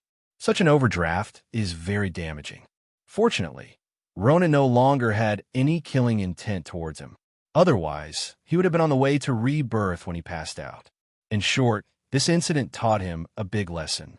That is, absolutely do not act impulsively. Thank you, Firenze. I feel better. Firenze told him everything after he fainted. Eli broke out in a cold sweat after listening. Old Deng actually came too. But it's not surprising. After all, he made such a big commotion. If he still doesn't notice it, then Lao Deng's reputation as the greatest white wizard of this century is really in vain. Fortunately, Ronan and the others did not reveal his identity. Thinking of this, Eli was quite surprised that Ronan, that brainless guy, chose to protect him in the end. This can be regarded as the biggest harvest of this trip, the friendship between people and horses. My name is Eli Hall. He pulls the mask off. Although he had already made some psychological preparations, Firenze still exclaimed in disbelief after seeing Eli's young appearance. My name is Firenze, the next patriarch of the Centaurs. He looked quite proud. Eli smiled and asked suddenly, By the way, Firenze, why did you fight with those acromantulas? Hearing the acromantula, some anger and resentment appeared on Firenze's face. As the guardians of the Forbidden Forest, we centaurs naturally shoulder the responsibility of maintaining the stability of the Forbidden Forest. However, since Aragog, the patriarch of this group of acromanders, came to the Forbidden Forest 60 years ago, all kinds of creatures in the Forbidden Forest, they were all threatened by them. Firenze seemed to have remembered something sad and turned around. Relying on their extremely fast reproduction speed, they have grown their group to an extremely large size in a short period of time. Their living space is also getting bigger and bigger, causing other races to be forced to leave. We sacrificed a lot of people in our tribe to fight against the giant arachnid. Eli patted Firenze's horse back with a heavy face. Forgive him for not being able to reach Firenze's shoulders. You are all good. Firenze turned around with a solemn expression. Thanks to your help today, you will be our eternal guest of the Centaurs. He bowed deeply to Eli. Now, it was Eli's turn to be embarrassed, and quickly helped Firenze up. Oh, don't say that. Everyone is responsible for protecting the forest. This guy may have forgotten who set a fire in the Forbidden Forest just now. Seeing Eli's playful look, Firenze also smiled. I have to say, that is indeed wonderful magic. Eli was even more embarrassed. Don't boast. Don't boast. I would be proud too. This stuff is a little twitchy. Forenza was amused and laughed heartily. The two chatted very well, and Eli liked this friendly person very much. It was already very late at night, and it was time for Eli to return to the castle, if he didn't want to be late tomorrow. Forenza looked at the sky. His face was a little heavy. Go back quickly. Everything will become unsafe, and Yinghuaxing is even brighter. Eli was confused by the sudden mystery of his hand. However, Eli still trusts the centaur's astrological prediction ability. This sentence was said to Harry by Forenza in the movie. Eli also looked up at the sky. It seems cloudy today. The mysterious atmosphere was destroyed, and Forenza was a little embarrassed. Well, it's getting late. You should go back to the castle. Eli didn't stay any longer. He suddenly thought of something and asked back. By the way, what is the medicine you just gave me? That medicine was really effective. He was overdrawn like that, and he could recover so quickly. If there is a need in the future, it will be of great use. Forenza suddenly said mysteriously, Unicorn blood. Oh, what? What are you talking about? Eli's eyeballs almost fell out of fright. Tai Z, this stuff is not fun to drink. Whoever drinks that stuff will be cursed and will definitely die badly. Unexpectedly, Forenza laughed suddenly. Haha, the one who lied to you is the potion we brewed ourselves. Next time you come, we will give you some. Looking at Forenza, who had succeeded in taking revenge for his prank, Eli's head was full of black lines. Now, even centaurs can scare children? Okay, I'm leaving. Eli turned his head and left, and Forenza returned to the forbidden forest with a big laugh. Back in the castle, Eli quietly went to bed like a thief. Don't shoot. Again, I must learn the illusion spell well next time. Just when Eli sneaked back cowardly, the sudden movement in front of him almost scared him half to death. Peeves, you can't do this. Eli listened carefully, and it seemed to be the voices of the Weasley twins. These two guys actually met Peeves. You must know that Peeves likes to tease students the most. Unlike other ghosts, he can touch entities. Throughout the castle, he was afraid of Dumbledore and Baron, the Bloody Ghost.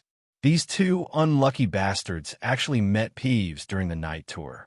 If they're informed by this guy, they will feel better. For the sake of the two of you, let me help. Eli walked over quietly, holding his wand to his throat, and let out an old sound. Peeves, you're making trouble again. Peeves, who was extremely arrogant just a second ago, turned into a dog when he heard this voice and disappeared in a flash. Eli came out, and the twins saw him in shock. Oh, I thought it was really Dumbledore. We're almost doomed. Eli was amused by the way the two spoke in unison. Okay, let's go back. The twins looked at Eli expectantly. That trick you just did was really cool. Quickly teach us. Eli was blown out of his head by these two big-hearted guys. Because of Ron, they also know each other. When Eli watched movies in his previous life, he also had a good impression of these two interesting guys. Okay. I will teach tomorrow. I should go back to bed today. Seeing Eli agree, the twins ran away excitedly, not knowing whether to go back to bed or what. Eli, who finally returned to the dormitory, lay powerlessly on the bed. He was too tired to move now, and fell asleep as soon as he closed his eyes. No one knew about the adventures of that night, but he looked very listless during the day. During this period of time, he basically lived in isolation, except for magic or magic. Eager to become stronger, he put all his thoughts on his studies. He has never been to the library. What kind of library does he need to go to if he has Lao Fu's memory? Voldemort's experience with magic alone has benefited him a lot. So, apart from class, he went to the room of requirement to study memory and practice magic. At night, he sneaks into the forbidden forest to absorb the soul. It's worth mentioning that his main target for absorbing souls is the Acromantula. They've been very cowardly since that night, and it's often Eli who goes after them to kill them. Not only provided him with a lot of souls, but also provided him with a large number of corpses of giant spiders. You know, this kind of magical animal with a dangerous level of 4 stars can be said to be full of treasures. A pint of venom alone could sell for 100 galleons. Eli, who hunted and killed Acromantia every day, is now an invisible rich man, just waiting for him to sell these materials. These days, along with Draco, who was his roommate, he didn't see him much except in class. Of course, since the unhappiness that day, the two didn't talk much. Draco was still the proud nobleman after all. The relationship between the two seems to have returned to when they first met. He and Ron have been at odds with each other recently, just like in the original book. But what Eli didn't expect was that Hermione stopped him suddenly. He was about to go up to the room of requirement on the 8th floor. Hermione? What's the matter? Hermione was holding a pile of books with a look of hatred on her face. Eli, you obviously have such a good talent. Why don't you make good use of it? Eli froze for a moment, not quite understanding what Hermione meant. Seeing that Eli didn't speak, thinking that she felt ashamed, Hermione continued. I haven't seen you in the library lately. Eli suddenly realized, I already have the boss's notes. Why should I go to the library? But he didn't blame Hermione. She also had good intentions, didn't she? I've got something to do recently, so I'll explain it to you later. This Friday, Eli will have his first potions class. I don't know if it was intentional or not. It is clear that Slytherin and Gryffindor have disliked each other for so many years, and even fighting is not uncommon. But the school puts these two enemy colleges together in many courses. No, it's the same with potions class. Eli can guarantee that from today onwards, first-year Gryffindor wizards will hate potions class. Not because of anything else, but because the professor of potions was Snape. Eli also knew a little bit about Snape's tragic childhood. Not only was his sweetheart robbed by Gryffindor, but he was also humiliated by those people on the spot. It seems that Snape's pants were taken off in public once. With Snape's character of vengeance, as long as he is still a professor in this school, Gryffindor will not have a good life. Well, he's still the head of Slytherin. The reputation of being eccentric and protective of the calf is well known throughout Hogwarts. It was such a fierce god. The person who humiliated him back then was none other than Harry's father, and the fate was so ingenious. Harry had Lily's eyes, but it was his father's face. It is conceivable that today Harry might get a few points deducted for entering the classroom with his left foot. And Eli was also quite nervous. Because of his lily-like face, he was really afraid of Snape's unexpected move. If you want to say who is the #1 infatuated in the entire Harry Potter series, it must be Snape. So, in order to reduce Snape's attention to him, he didn't bring that set of chemical instruments. The environment of the potions classroom was as dark as Snape's face. This was a basement, damp and damp. Normal people would never attend class here. Eli, where have you been these days? We hardly see you. Before Snape came, Harry sat next to Eli. Brother, can you stay away from me? Eli almost kicked Harry away as he approached him. He was afraid of being noticed by Snape. This guy was like a target in Snape's eyes. Wouldn't it be attractive to sit next to me?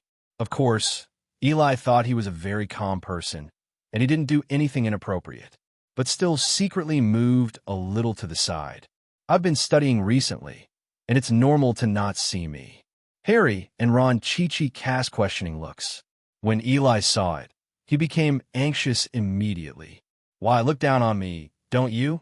When the time comes, I'll be so envious of you guys when I'm done. Just when a few people were chatting happily, there was a loud noise at the door, the old bat. Oh no, Snape made his debut. From head to toe, nothing but black is black. Wearing a black cloak that can be dragged to the ground, he walked with it swayed high, coupled with his empty, dead, fish-like eyes. He looked like an old bat.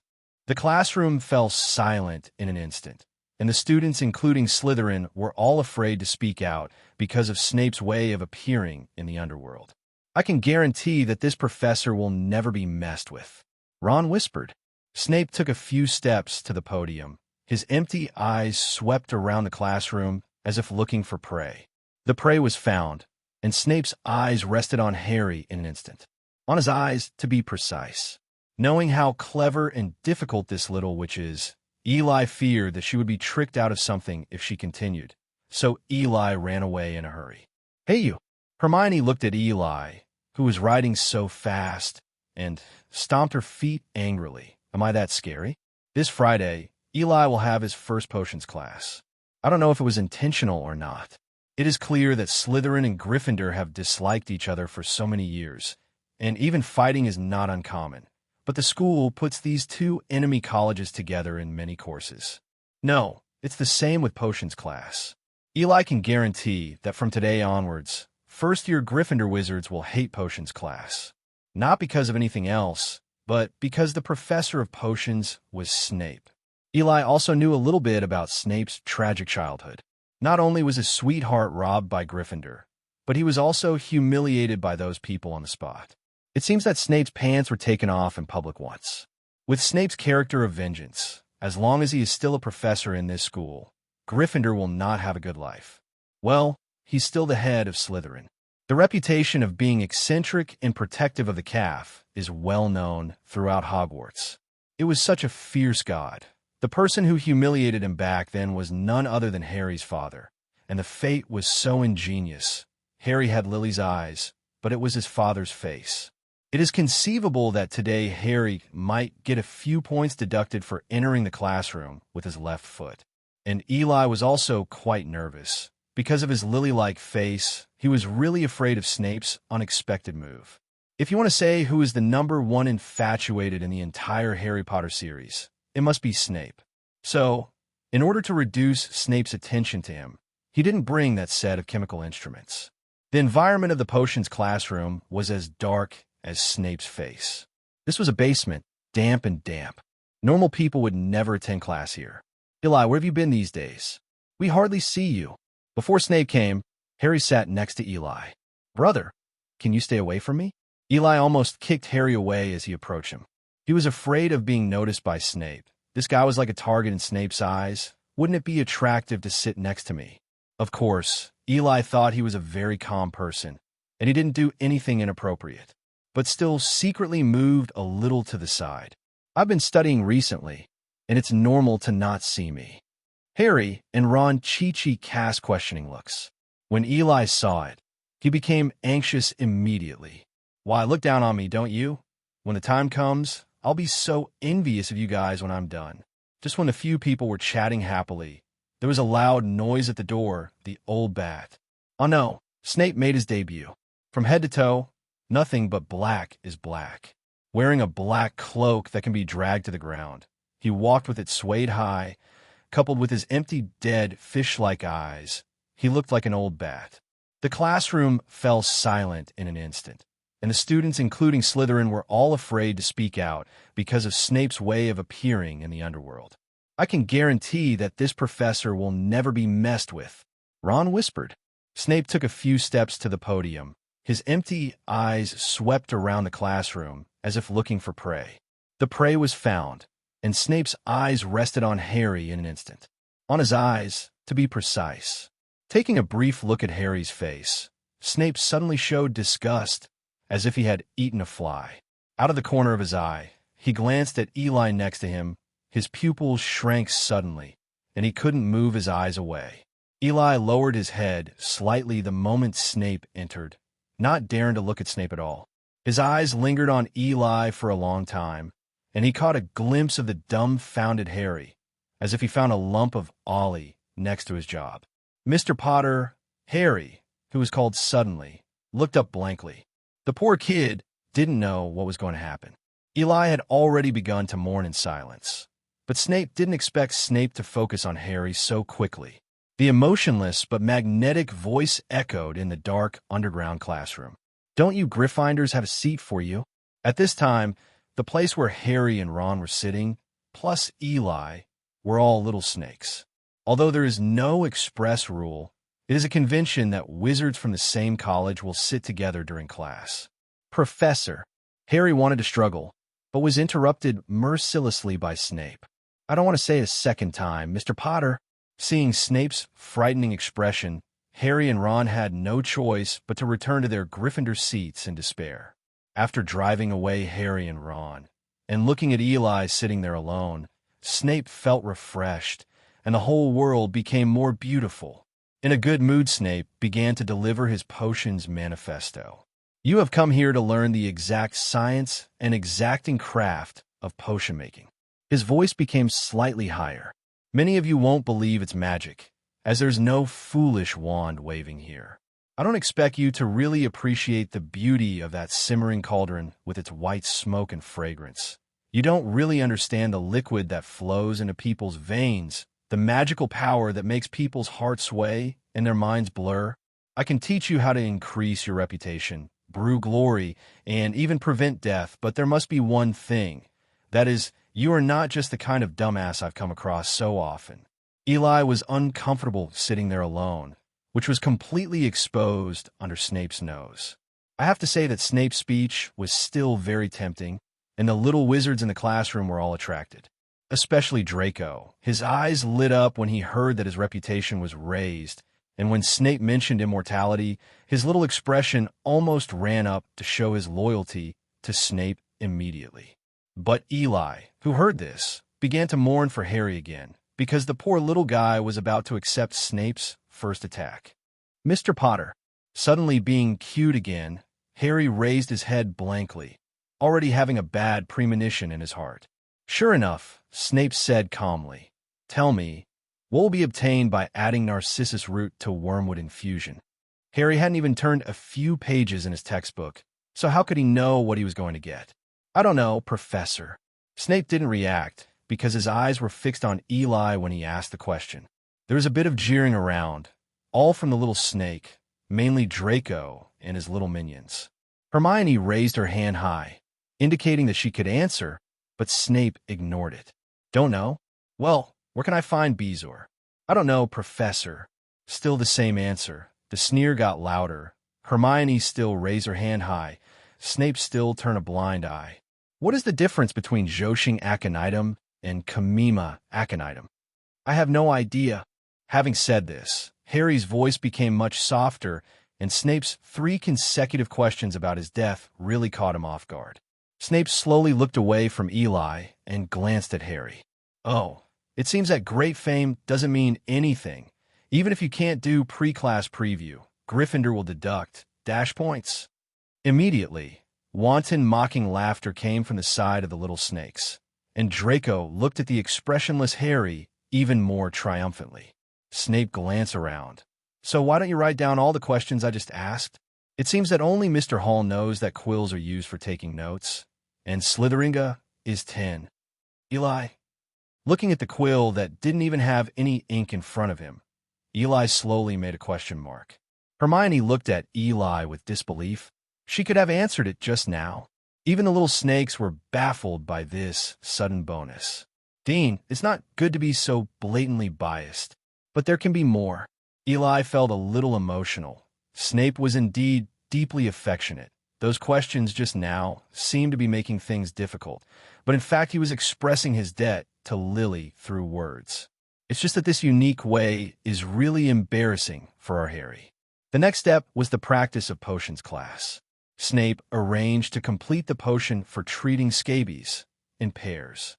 But Eli was divided into a single group, and I don't know if it was intentional. Such an introductory potion is definitely a handy pinch for Eli. Even without those scientific instruments, he can make a very good potion just by relying on the hand feeling he has practiced before. He moved very quickly because he didn't know how many times he had practiced this potion. Cutting medicine, squeezing juice, heating, a set of movements are smooth and flowing, quite like a master of a generation. And all of this was seen in the eyes of Snape, a true master of the generation, and his eyes shone brightly. Walking slowly to Eli's side, Eli was almost finished, while the other groups were still stumbling through books and chopping medicine. Snape scooped up a spoonful of the potion, sniffed it a little, with an expression on his face as if he had found a treasure. "The book on hellebore sap says to add 3 drops. I see you did something different just now." Snape's voice was surprisingly gentle.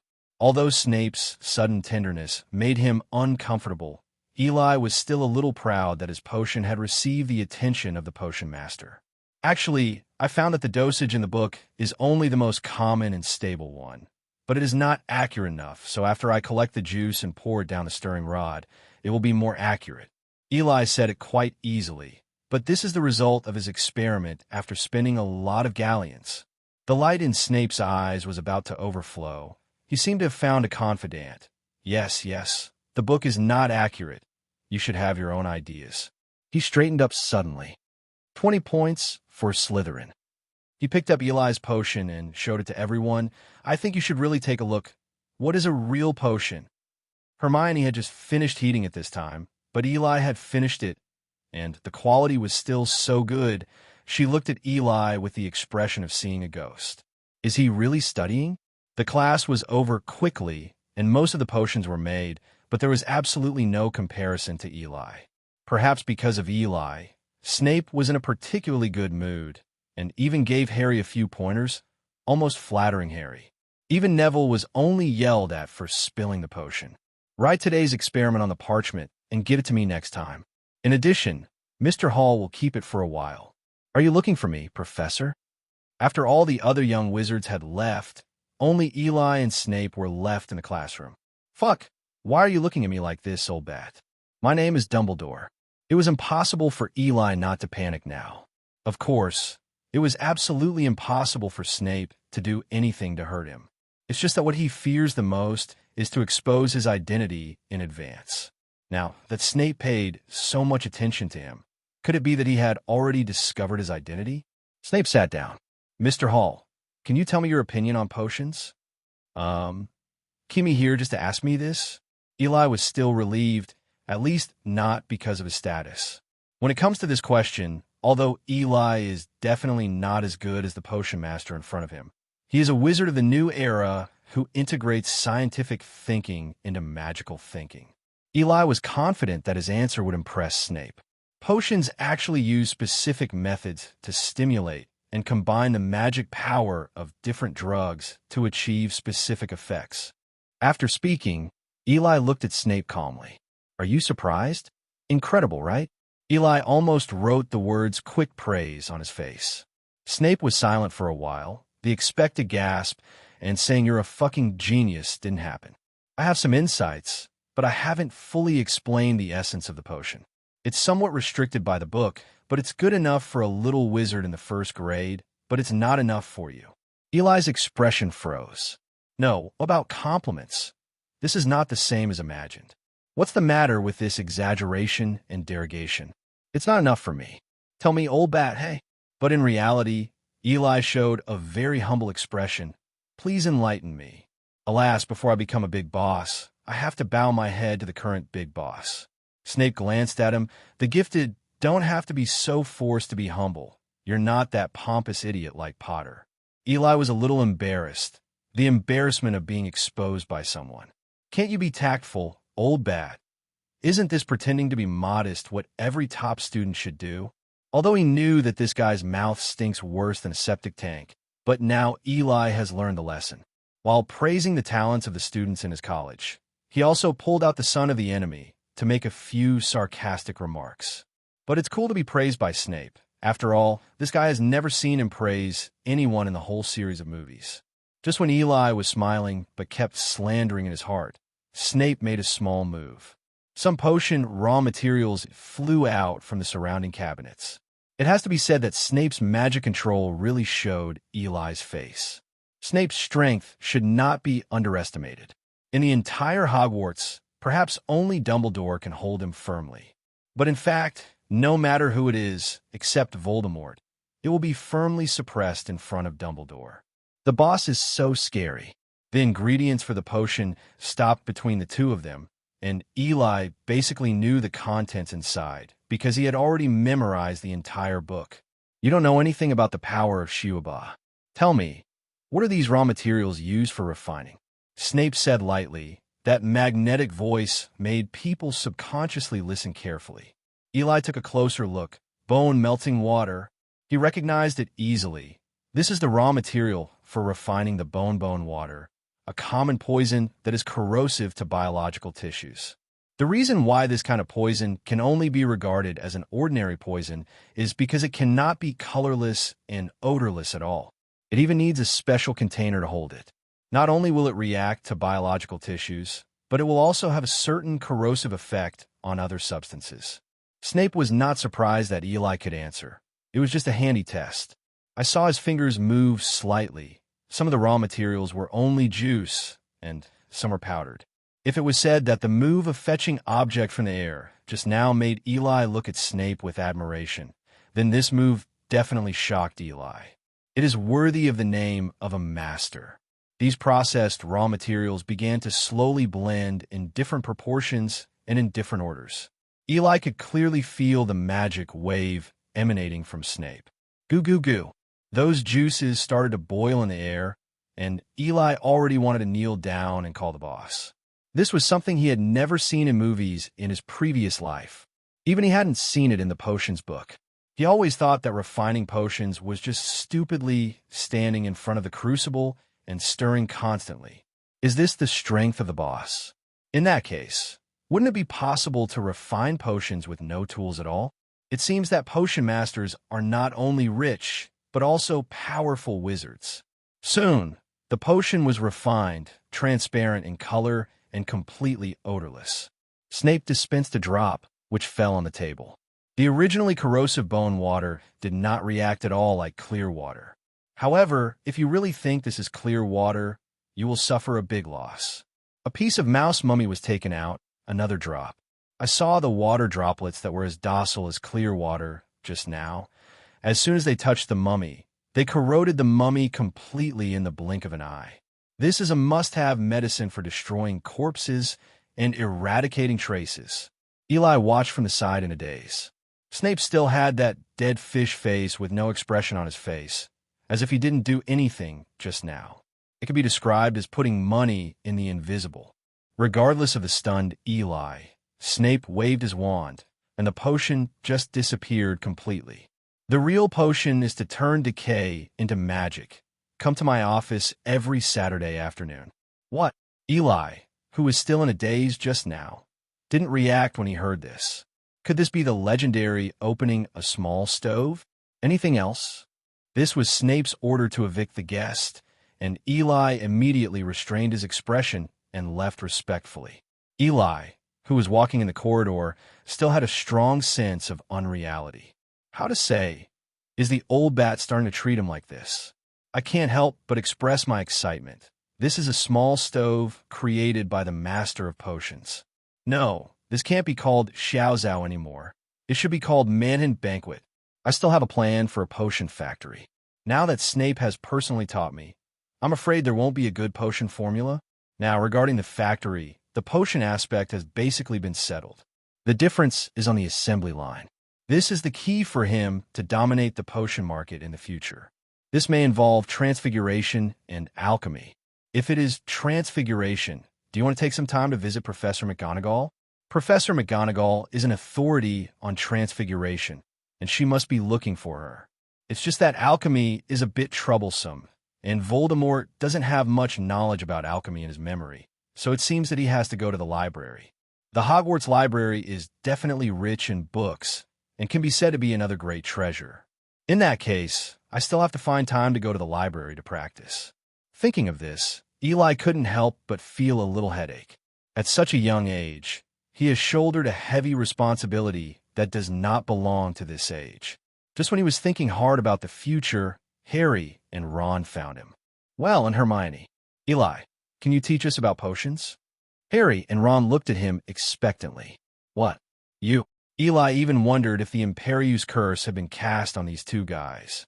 When did they start paying attention to study? Ron also ignored Eli's ridicule. Eli, teach us. Whether we can survive the old bat depends on you.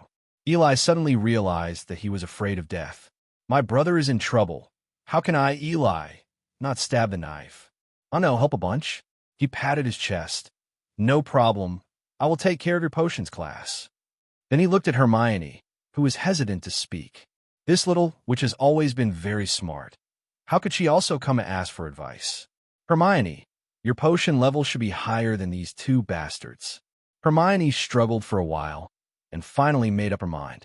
After seeing your performance in class, I think I still have too many shortcomings, so please let me study together. It was hard to get the proud Hermione to say those words. Her hard work and study is indeed too hard on herself. Coupled with her natural talent, she will definitely be the best wizard in this class.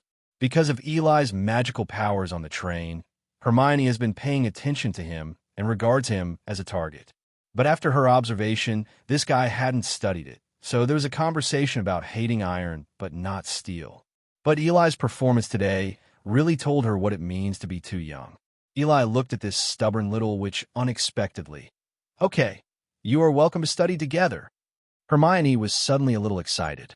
Well, tomorrow is Saturday. If we have nothing to do, we will study every Saturday morning. Several people agreed. After the agreement was reached, Harry and Ron didn't know where to go crazy. Hermione must have gone to the library with the book in her arms. At night, a figure appeared at the door of the Slytherin lounge. It was Eli, who was on a routine night tour. Aim the wand at the top of the head, and a quicksilver-like liquid slowly covers the whole body from the top of the head. Eli only felt a little cold. Eli's figure gradually became transparent and finally disappeared. This is the disillusionment charm, a must-have spell for Aurors, and many adult wizards may not know it. After mastering the apparition curse, Eli swaggered to the Forbidden Forest. Go straight to the depths. Soul Eater. Another soul was devoured by Eli.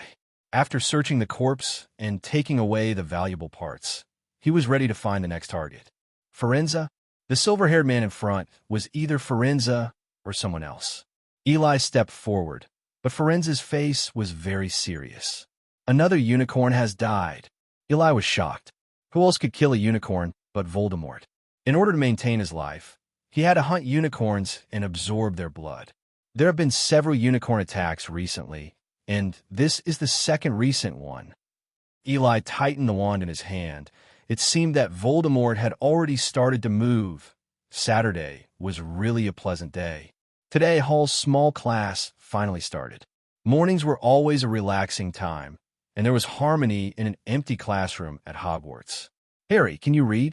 Eli pointed at the textbook, and Harry looked a little pale. The third item on this page tells you to add hellebore juice. Did you do that? No. Then why don't you? Don't you think your procedure is better than the one in the book? Oh, look, Ron. If you didn't tell me, I'd think it was troll shit. For some reason, Eli, who was teaching others for the first time, seemed to have awakened some incredible talent. It was like being possessed by Snape early in the morning, and his mouth smelled worse than the toilet. Harry and Ron's faces were frighteningly dark, and they thought they would be able to hear less swear words without the old bat. Unexpectedly, Eli was not inferior at all. But Eli, who is the person involved, said that this is really cool. He really understood now the thrill Snape felt when he smacked people in class. It is not known who this talent is inherited from. Is it my father? No. When James Potter was young, he mainly liked to prank people so bad that he was bubbling. Mother, that is absolutely impossible. If Snape knew what Eli was thinking, the backhand would be Avada Kedavra. Is it? Ba. Think again. Eli saw Snape's long, greasy hair in his mind, and shook his head in horror. It didn't look like it at all. After driving away the strange thoughts that popped up in his head, Eli turned around and started bombarding Harry and Ron again. Only the little witch on the side was not poisoned by Eli. But to be honest, Hermione really has nothing to complain about. People have memorized the entire textbook long before the start of school, which can be described as insane. Eli also observed Hermione's mixing of potions. Although he didn't have any opinions of his own, at least it was exactly the same as what was written in the book. This level may be beyond the reach of Harry and Ron. After all, even if these two guys follow the book step by step, they may make mistakes. Oh my gosh, you must not have put the porcupine quills in, am I right? Eli's growl was heard next to him. The little witch who was seriously preparing the potion shook her head helplessly. Yes. Ron seemed submissive. Harry's big heart was still giggling beside him. Harry, you're too embarrassed to laugh. I guarantee you don't even know what a porcupine quill is. Having been sprayed again, Harry lowered his head resentfully, pretending to stir the potion. Ron seemed to have completely collapsed, and he sat down on the ground as soon as he let go of his little hand. With a sad face, Eli, I think I'm going to give up. I'm just going to fight potions. Yeah, I feel that no matter how hard I try, I can't compare to you talented people. Harry's face collapsed, and he also echoed. He had already lost hope in the subject of potions. He seemed to have seen the old bat grinning and waving at him. Is it true that talented people are so venomous? I even thought I was taking Snape's class just now. Ron looked at Eli resentfully. He was the one who got sprayed the hardest just now. In this short morning, these two first-year little wizards learned almost all the dirty words they had never heard in their previous life. I said, I think you are simply not interested in this class. Hermione, who had been silent all this time, suddenly spoke up. Ron glanced at her. He had disliked Hermione for a long time. This might be the traditional grievance between the scumbag and the top student. Yes, our questionable lady is interested in almost all courses. The nickname was given by Snape in class because of Hermione's eagerness to raise her hand and answer all the questions. Hermione naturally didn't like this nickname, and when Ron mentioned it sarcastically, she blushed instantly. Okay. Seeing that the two were about to quarrel, Eli hurriedly stopped it. Then he looked at the two helplessly, as if they were born with different personalities. Looking at Harry and Ron, who were a little tired, Eli knew the truth that too much was too much. Let's learn this today and learn it next week. Harry and Ron were relieved to hear that. Seeing the appearance of these two salted fish, Eli heaved a long sigh. They may not know what dangers they will face in the future, and they have no desire to become stronger at all. Maybe there is, but it is definitely not as good as the heart of salted fish. Learning this thing still has to be done slowly, and there is no natural talent. The more you learn, the more you will naturally understand. Eli was a little bitter. Then we haven't seen you study much, but you are better than us. Eli looked at Ron and lamented that he was still too young. You just didn't see it. I lived in a leaky cauldron for a month before school started, and I was studying hard every day. Harry and Ron looked at Eli as if they had seen a ghost. Even Hermione couldn't help but look sideways. This guy is even more ruthless than my old lady. Seeing that even Hermione was surprised, Eli couldn't help feeling a little elated. It is indeed not easy to show off in front of this university bully. So, there's an old saying in the East, where there is a will, there is a way, and there is nothing difficult in the world. Before Eli shook his head and finished speaking, there was a voice behind him that made Eli's hair stand on end. Well, that mysterious country in the East does have its own uniqueness in civilization. Professor Dumbledore. Harry and Ron hurriedly stood up, and even the little witch Hermione stood up a little bit. Eli suddenly felt a little stiff all over. Long live. Why did Dumbledore come suddenly? He didn't even have time to hide during this time. With Dumbledore's wisdom, it will be a matter of time before he discovers his identity. Based on Dumbledore's old strategy, deep, gay, calculation, he will definitely be added to the plan to fight Voldemort. At that time, I'm afraid he will be led by the nose. He is just talented. Even if he is a reborn person, no one can live long in the sum of these two lifetimes. 1,000-year bastard, a 10,000-year tortoise. This man just gets better with age. Eli turned around. Hi, Professor Dumbledore. He bowed slightly. Do you think he bowed his head to the boss? Just avoid eye contact with Dumbledore. Dumbledore is a master of legilimency, and he can spy on thoughts just by looking at each other. Dumbledore smiled and waved his hands. Don't be nervous. Don't be nervous. I just went out for a walk. I didn't expect there to be a small class here. I have to say that Mr. Hall's potions class is really good. What? How long have you been listening? You must have heard all my swear words.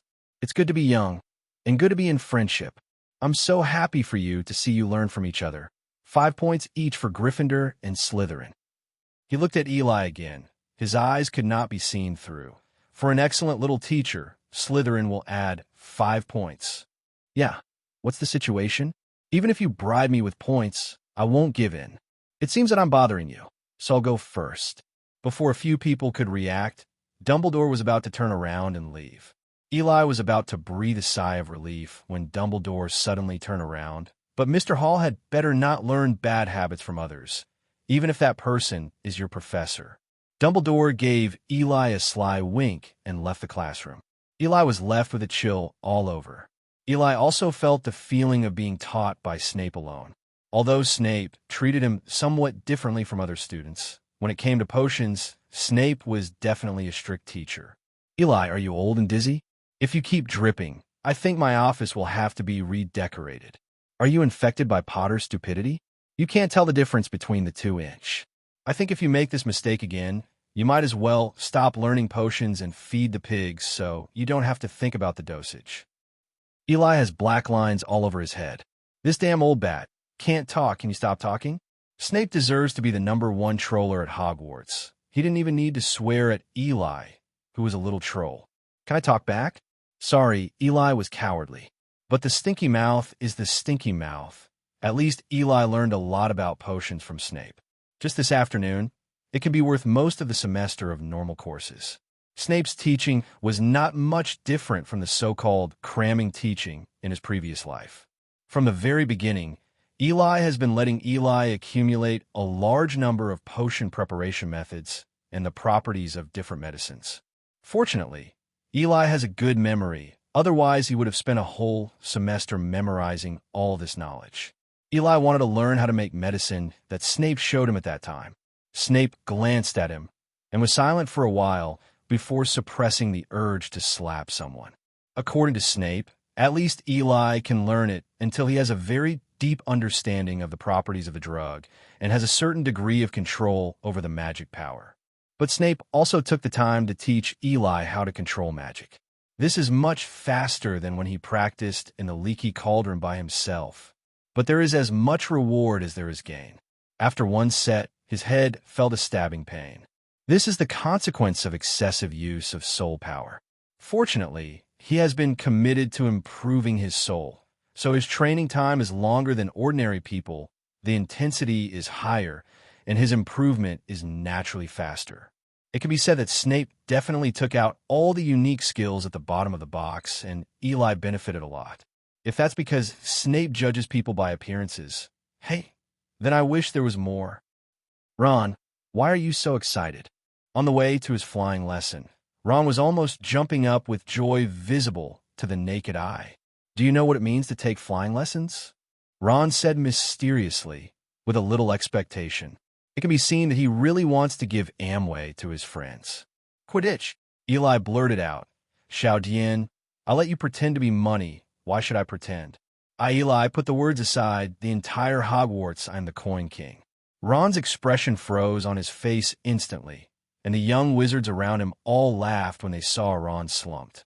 Unblushed, Eli, you're boring. Then Ron, why don't you tell us what Quidditch is? Sure enough, Harry was the kindest, and gave Ron a chance to express himself, if the smile on his face could be ignored. Eli didn't interrupt either. He knew Ron's love for Quidditch. In fact, Ron had been telling them all kinds of Quidditch news before. What team won the championship this year? And where else has a player with potential emerged? Eli only felt that if Ron shared his love of Quidditch with potions, he wouldn't be scolded every Saturday. Ron could be considered to have seized the opportunity and straightened his throat, pretending to be profound. A group of people walked towards a flying field, talking and laughing. A Slytherin mixed in with a group of Gryffindors was also a strange sight. At the beginning, the little lions might have some grudges against Eli because of the school's differences, but after they really got in touch with Eli, they quickly put aside the school's prejudice. Therefore, the so-called academic prejudice is nothing more than the flattery of some good people. But there are always people who regard it as a standard. For example, our Draco, followed by a group of Slytherins, looked coldly at Eli not far away. As the heir of Malfoy, a top-notch pureblood family, Draco has a high status in Slytherin, who pays attention to fame and loves to form a faction. And Draco, who has always grown up with a lot of stars, is also used to being sought after by others, and he doesn't even have an equal friend. Flying lessons are still given by Slytherin and Gryffindor together, which is bound to spark. Mrs. Hooch, the flying teacher, walked over in a hurry. Her gray hair and hooked nose made her look like an owl. Now there are brooms next to you. Later, you only need to put your hands on it and speak, and the broom will automatically come to your hands. Remember, speak with emotion. When Mrs. Huichi gave an order, there was a strange sound of getting up reverberating in the venue. Saying it with emotion is not saying it in a strange tone. Hey, stand up. Harry gave a soft drink, and the broom immediately flew into his hands, obedient as a pet. Good guy. The protagonist is the protagonist. This talent is unmatched by others. For example, Hermione, although she's very good at studying, flying a broom doesn't seem to give a lot of face to a school bully. Get up, get up, get up. Eli saw that Hermione seemed to be straining her face, and she almost sang these two words when she got up, but the broom just didn't work. Hey, just let my enthusiastic Eli help you. With a thought in Eli's mind, the broom next to Hermione was forcibly pulled up by Eli with magic power and flew into her hand. Hermione thought it was her fault and proudly raised her chin again, revealing the dignity of the top student. Ah, and Ron, he didn't seem to be successful either. Do you want to help him? Eli did the same, preparing to deliver Ron's broom to him. But when he activated the magic, the broom seemed to respond to Ron's call suddenly and flew up autonomously. Eli didn't react at all. The effect of the magic power plus the power of the broom itself made the speed become very fast. At least it was not something Ron could handle. There was a crisp sound from the venue. On my head, Eli looked away in embarrassment, pretending nothing happened. Fortunately, Ron was fine, so he picked up a small bag. Eli waved his hand lightly, and the broom flew into his hand. Oh, it's amazing! The little snake on the side exclaimed. Where a small scene. Am I proud? Am I proud? In fact, this is no coincidence. Mainly depends on the will, that is, the soul. People with strong willpower usually have stronger souls, and people with strong willpower are also adapted to sports, but not quite. Therefore, using this method does not indicate whether the talent is good or bad. After a while of yelling, everyone present basically took up the broom. Mrs. Hooch nodded in satisfaction. At least this time no one picked it up by hand. Okay, now I'll count 1, 2, 3. When the whistle is blown, you will jump up slightly, try to circle around, and then return to the original place. Then 1, 2. Before she could count to 3, some poor fellow flew up. Mr. Longbottom, please come down. Obviously, this was beyond Neville's control. He was in such a panic now that he could only grab the broom to make sure he didn't fall. Mr. Longbottom. What? With a cry of surprise, Neville was already carried away by the broom. All the young wizards present nervously watched Neville flying out. Only Draco and his little followers gloated. Eli had already got his wand in his hand. The professor's reflexes really disappointed him, and he couldn't stop Neville from ascending into the air. At this time, Neville is going to pee in fear, okay? The out-of-control broom made him do a few death rolls in the air, thanks to his tight grip. Otherwise, he would be thrown off by the broom and fall to his death. Oh, there he is. Everyone rushed over immediately, and Neville was hung on the tip of the statue on the roof at this time. There was a hissing sound from the clothes, which was already unbearable. Oh! Neville fell down suddenly, and some of the little wizards below covered their mouths in fright. Stop! Mrs. Hooch swung her wand, but failed to get it to float. Wingardi Leviosa. A firm sip came from Eli. He held his wand, pointing at the falling Neville. The huge magical power quickly caught him, who was still screaming. As Eli's wand fell, Neville also fell softly to the ground. Mrs. Hooch immediately rushed to check. The little wizards around looked at Eli, who calmly put away his wand in surprise. Aren't we all in first grade? Why'd he do this? Professor, I will learn this. The Gryffindors looked at Eli adoringly, which was pretty darn cool. Look at the way Eli puts one hand in his pocket. Dora, Harry and Ron's eyes are about to have little stars in their eyes, and I'm going to put coins like this in the future. The little snakes in Slytherin also cast appreciative glances. Only Draco, with a face full of regret and a little unhappy.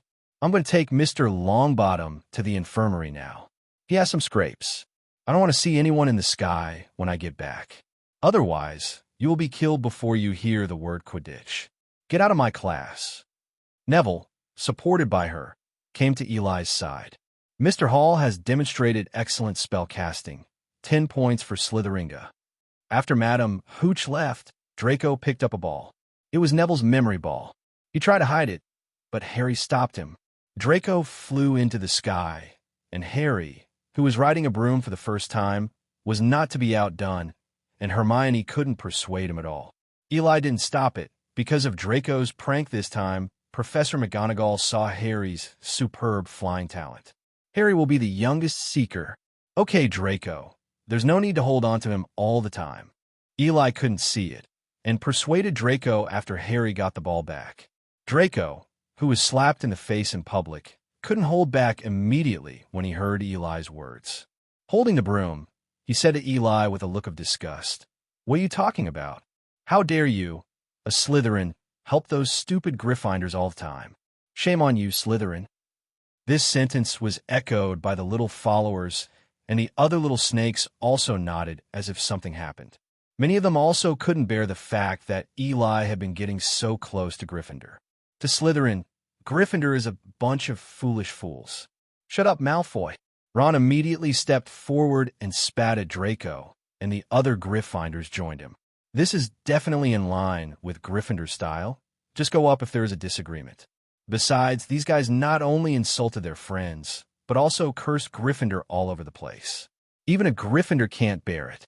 The smell of gunpowder between the two parties is getting stronger and stronger, and a college war is about to break out. If this hits, it will definitely be huge news. The fight between the two colleges is a rare event in the history of this college. At this time, a faint voice called to stop the rattling of swords. Eli played with his pale wand indifferently. "Thanks to everyone's love, but today's matter, I will solve it by myself. I am enough alone." Slytherin exploded instantly. "Crazy. You're looking down on me, Theodore not." Eli smiled softly, a little coldly. He was indeed a little angry. Being kind to others didn't mean he could endure repeated insults. "I'm not targeting you. I mean, everyone here is hot chicken." Whoa. The little snakes were all stunned. This is crazy beyond bounds. Eli looked at Draco, pointed his wand at him. "I think I have to teach anyone who dares to speak ill." Draco backed away in some horror when he was pointed at with a wand. "If you dare to mess around, I'll tell my dad." Eli sneered. "Then maybe as your father, I should teach you how to solve problems in a wizard way." Someone in Slytherin has already raised their wand and is ready to attack. Eli waved his wand forcefully. A strong magic burst out, and the little snakes were forced to retreat again and again. The lion cubs were dumbfounded. Eli didn't use any spells, just the use of magic. The faces of the little snakes who were shaken back were extremely ugly. There were so many that they couldn't survive a single move. The shrewd little snakes began to calculate. Is it really necessary to confront this terrible guy? I don't think we need to do this at all. It was a Slytherin who spoke. As soon as his words came out, the little snakes around him responded again and again. For a while, it was self-defeating. Draco's face was particularly pale, and he felt that he might die. He could indeed ask his father to solve the problem. But if he made this person anxious, would he really be able to hold out until his father arrived? Now he regretted that he was so mean, and he was still talking so cheaply at the person who should not be provoked the most. Eli, forget it. If this continues, it will draw the attention of the professors. Hermione grabbed him. Harry and Ron also came up to persuade, and they didn't expect Eli to be so fierce. Fighting in groups is fine, but if Eli fights alone, then what awaits him may be expulsion. Eli looked indifferently at Draco, who turned into a chameleon again. "Do you know how to speak in the future?" Draco nodded tremblingly. "What are you doing?" The little wizards of the two colleges looked at Professor McGonagall, who rushed over in horror. If you want to say which professor has the greatest deterrence, it must be Professor McGonagall, who dominates the list. Unlike Snape, Professor McGonagall is extremely upright. As the Dean of Gryffindor, even if her own college students make mistakes, she will punish them mercilessly. The points that should be deducted will not be less. Professor McGonagall usually shows off his unsmiling face, and the young wizards dare not be presumptuous in front of Professor McGonagall. Hermione was already in a panic and didn't know what to do. What she was most afraid of was hearing Professor McGonagall say that she had failed all subjects, but breaking the school rules was just as scary. Everyone present except Eli secretly thought it was bad. A punishment is absolutely inevitable. What are you guys doing here? If I remember correctly, it should be time for flight lessons. Professor, Neville was injured a little bit. Mrs. Hooch took him to the school infirmary. We are practicing here. Eli didn't panic at all. He was as stable as an old dog. Does he know what Professor McGonagall is here for? He looked suspiciously at the students on both sides, and indeed they were all fine and uninjured. Until Mrs. Hooch comes back. I want you to be quiet. Professor McGonagall looked at Harry. Mr. Potter, come with me. Harry looked at Eli and the others in surprise. He was a little confused about what was going on and why he was called all of a sudden. Go, Harry. If Professor McGonagall is going to punish you, he won't pick a place. Eli patted Harry, signaling him not to be too nervous. Harry followed Professor McGonagall suspiciously. Eli knew he would hear about Harry becoming the Seeker for the Gryffindor Quidditch team later. The youngest Seeker, in fact, their father, James Potter, was also a Seeker and a very good Seeker. James Potter's medal is in the Hogwarts Awards room. The first flight lesson broke up so badly. What happened today was beyond their expectations. Draco's face was still grim. Eli didn't come close to him either. His patience was all he had. Under the premise that Draco had provoked him, he had deliberately shown up with Draco in the face of his roommate. But Draco kept putting on airs as a young master. Eli Hall, was not his follower. Today is to teach him a lesson. Let him understand that in the face of absolute strength, everything is nothing. Eli. Ron and Harry ran over excitedly. Eli swallowed the cake in his mouth in one gulp, but didn't swallow it all at once, choking him so much that he kept rolling his eyes. Oh, Eli, what's wrong with you? Harry and Ron quickly handed Eli a glass of water and patted him on the back slowly. It took a long time for Eli to recover, looking resentfully at the two guys who almost choked him to death in fright. What's the matter? Guess what? Okay, I don't talk about it.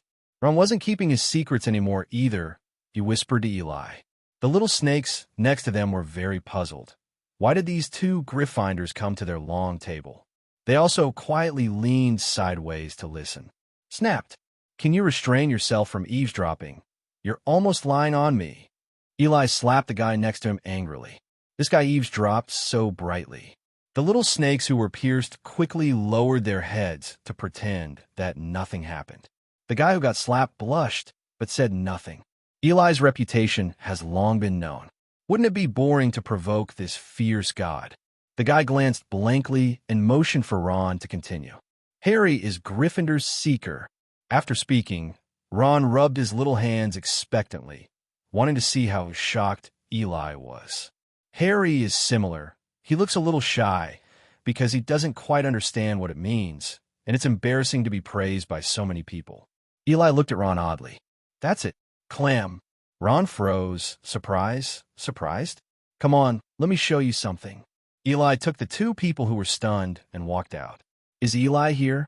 Eli led them to the awards room, pointing to one of the medals.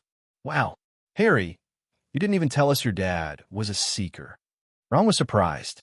Harry stared at the still gleaming medal obsessively, as if seeing his father's once youthful figure.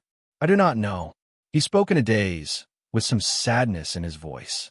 Eli quietly looked at Harry, who fell into sentimentality. It is really hard for you to live with the death of his family for so long. Eli patted him on the shoulder, and Harry just felt very warm. Well, I believe you must have the confidence to be a Seeker. Although I am not very willing, I still wish you victory in the game. Eli's joke made the two of them laugh, and Harry also smiled and said, In that case, I must win. Ha ha! It's Halloween, and a big dinner party is arranged in the school. But on this happy day, a little unpleasant little conflict happened. There are trolls. There are trolls in the dungeon. The door of the auditorium was violently knocked open, and a man with a big turban ran in. This was the defense against the dark arts professor, Quirrell. I think you should know. As soon as he finished speaking, he fainted to the ground inexplicably. Boom! There was a very well-timed thunderclap from the ceiling. Suddenly, earth-shattering screams from the students erupted in the auditorium. Eli had to cover his ears, otherwise he would be injured by the shock. Out of the corner of his eye, he caught sight of Draco, who was so frightened that he almost jumped on the table, and Eli pulled him to sit down. Shut up and stop yelling. It was the loudest call just now. Quiet. The loud voice instantly silenced the auditorium, it was Dumbledore. The prefects of each college brought the students back to the lounge in an orderly manner, and the teachers followed me. Dumbledore gave the little wizards a sense of security, and the prefects finally stood up and took the students from each college back to the lounge. Eli's attention had been on Harry and Ron. Sure enough, the two ran to the dungeon. Eli followed immediately. He was familiar with this part because of Ron's sarcasm.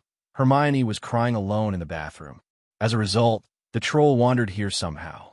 Harry and Ron were worried about Hermione and came running, just in time to run into the troll, making trouble in the women's bathroom. Sure enough, Hermione's exclamation came from the bathroom ahead. "Eli, you are right here. I will save Hermione." Leaving the two of them alone, Eli rushed into the women's bathroom. The troll was smashing everywhere with a big stick, and Hermione hid under the sink in horror. Fractured, the curse hit the giant monster's back, and a curse of this intensity would surely kill an adult giant acromantula in one go. But when it fell on the giant monster, it seemed to be weakened countless times. Roar! With pain in his back, the troll turned around angrily and slammed down on the little thing holding the stick. A troll is a stupid creature with a tiny head like a chocolate chip on a huge body, but his magic resistance is extremely high, which is why Eli's spell didn't do much damage. The troll's anger was immediately attracted by Eli. At least Hermione, who was shivering in a small corner, took a breath. "Eli." Hermione was crying until she saw Eli suddenly. "Shut up. Your body will be smashed to pieces." Eli signaled Hermione not to make a sound to attract the troll again, and then released the spell again to completely lock the troll's attention on him. Boom! The huge stick smashed a big hole in the ground. Eli gasped as he looked at the condition of the floor. Fortunately, this giant monster is not very flexible in its activities, and it can show off its waves by moving around with snake skin. Eli dodged hastily while releasing the spell. Although the magic resistance was high, the troll still saw blood under Eli's strong output. The injured troll became even angrier, and Eli became more dangerous for a while. Out of nowhere, a rock fell on the troll's head. This time, the giant monster will not be able to fix it. "Why are you TM here?" Seeing the two scumbags throwing things at the troll vigorously, Eli almost vomited blood with anger. "Isn't this a hindrance?" The troll didn't care about these things. Seeing these little things, he dared to throw things at him, and he raised his stick and threw them at places where there were many people. Originally, the place was relatively cramped, and it was more troublesome for Eli to hide alone. Now there are 2 tow bottles, and it is inevitable for a while. Eli used his magic to push Harry and Ron away, and he recoiled to get behind the troll. Boom! The big stick hit the place where the 3 of them had just stood. Harry and Ron paled. If it wasn't for Eli, they'd already be meatloaf, smashed to pieces. A spell draws the troll to Eli again, but Hermione is still behind him. Damn! Eli dragged Hermione to dodge the giant stick that fell down, and the 2 who were forced into a corner were in danger. Eli! Seeing that Eli and Hermione were in danger, Harry rushed forward and hugged Eli and Hermione's head with the giant stick. The troll who had been hit in the head struggled in panic, and Harry inserted his wand into the nostril of the troll. The scene was very lively at one point. Harry, who had no long hands, was lifted upside down by the troll, and he was about to hit him with a big stick. Wingardi Leviosa. In desperation, Ron finally used the levitating spell and fixed the big stick raised by the troll in the air. The big stick hit the giant monster on the head, and the giant monster seemed to be knocked out, and its footsteps were a little wobbly. It is finally over. No wonder. The troll shook his head vigorously and became sober all at once. Eli's eyes widened in an instant. No, the troll fainted at this point in the original book. How could it be like this? I don't know if it's because he, an outsider, flapped the butterfly's wings and changed something. The troll didn't faint at all. Harry is in danger. The troll looked at the little thing in his hand, and a humane grin flashed across his face. He lifted Harry high and wanted to throw him to death. No one could stop him. Harry was destined to die. Eli's eyes were tearing apart. He seemed to have seen the tragic scene of Harry's head bursting, Ron remained where he was, bloodless. Hermione's eyes widened with tears, and death was imminent. Killing intent gushed out frantically, bloodshot pupils. Ultimate death. A gray light collided with the giant monster, and the world seemed to be cut off from life. No, it was the troll who was cut off from life. Boom!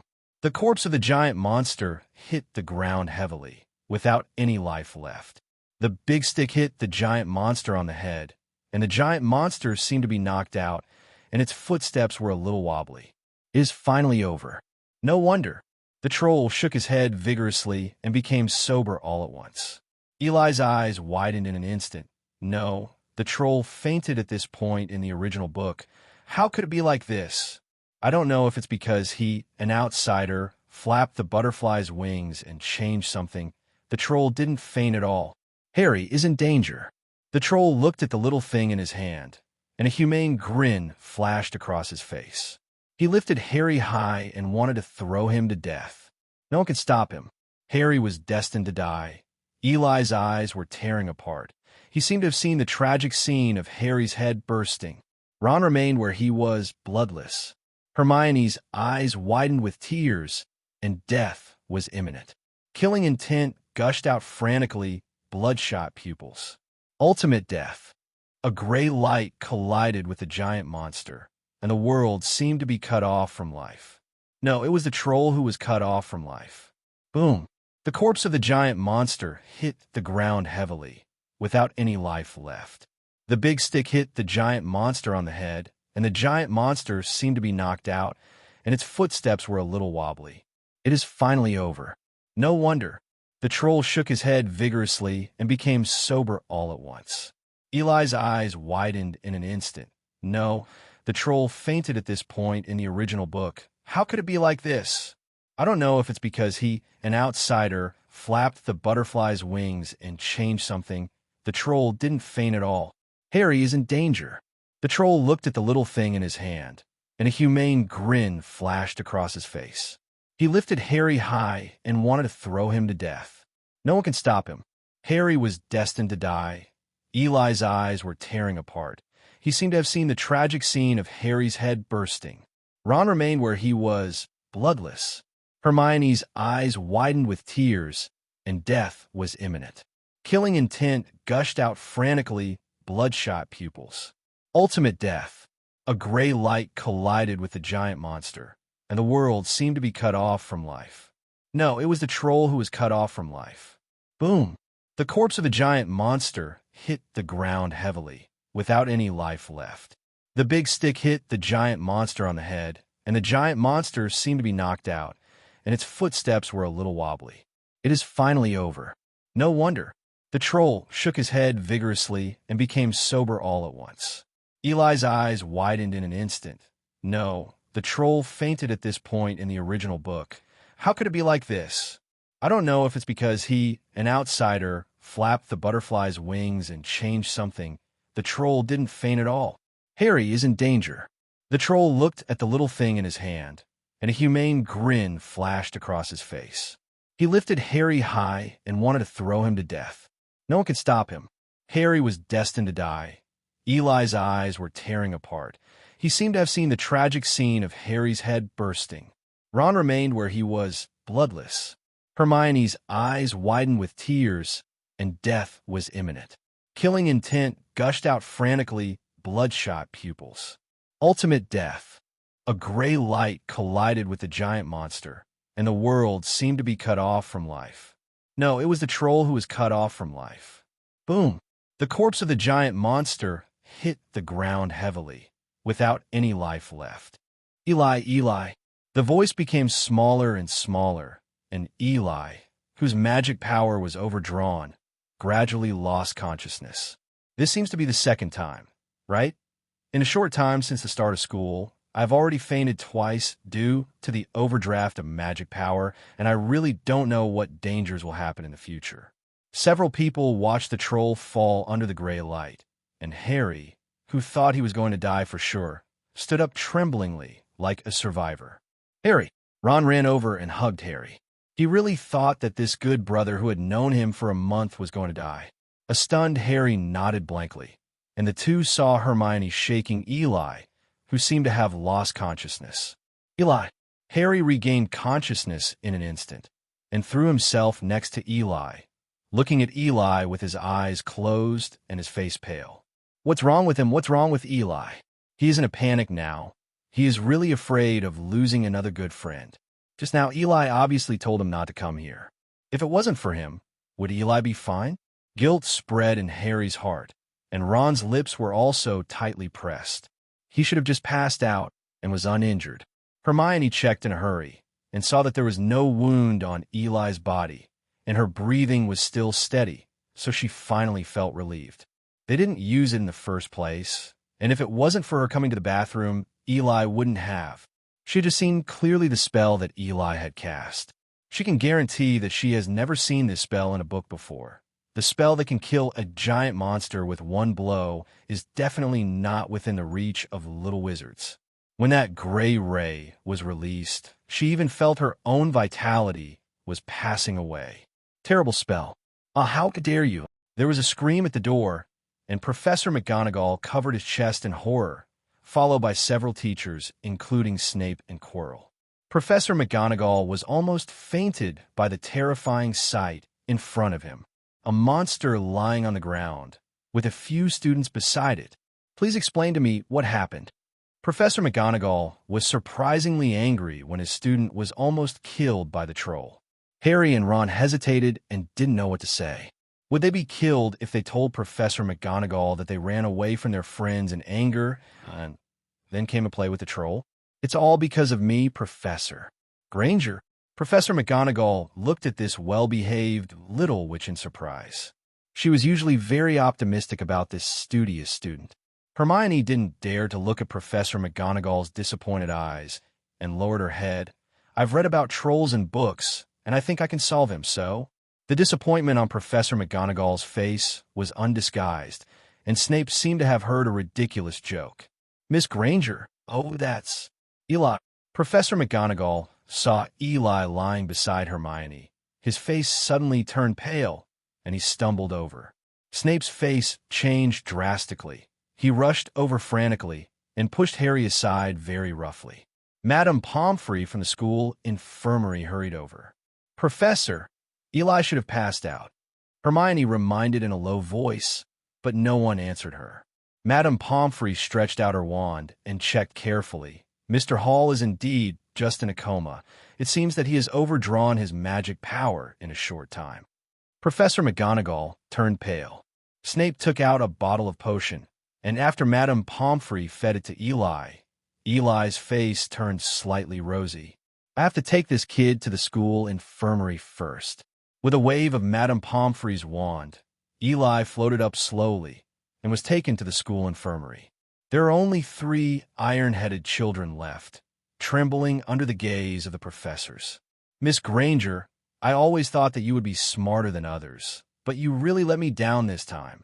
Because of your serious misjudgment, Gryffindor will deduct -points. Professor McGonagall looked at the 2 idiots next to him again, and you. Harry and Ron Chi-Chi had a shock. You should know how lucky it is for a few first-year little wizards to survive the trolls. 5 points for each of them. The faces of the 3 of them looked a little better.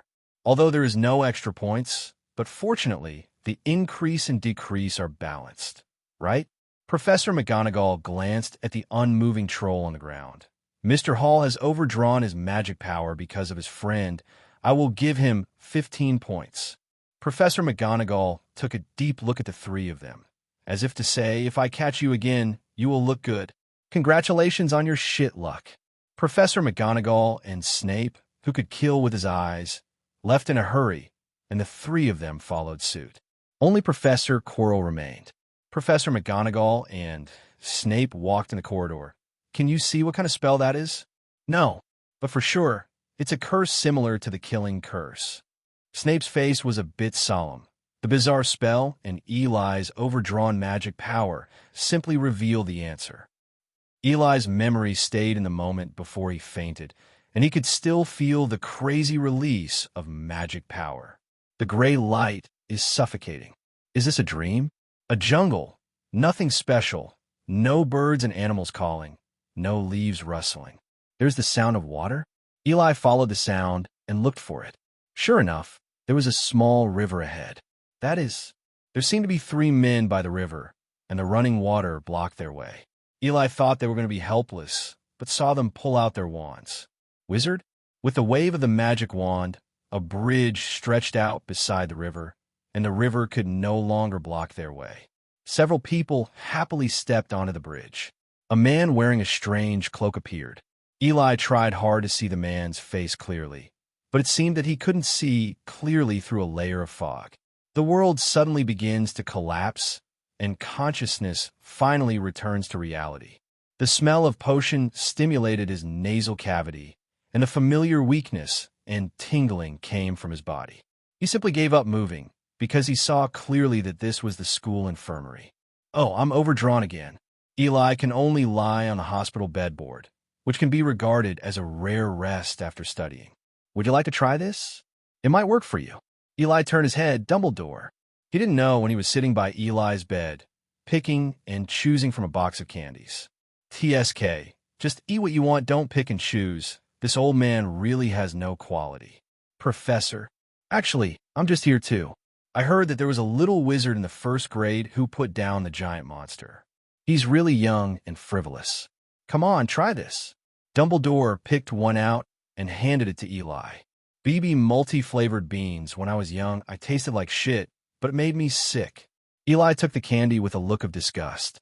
So how do you know it smells like shit? Eli was too afraid to eat the candy. Dumbledore was taken aback for a moment, then changed the topic and said, "Eat quickly.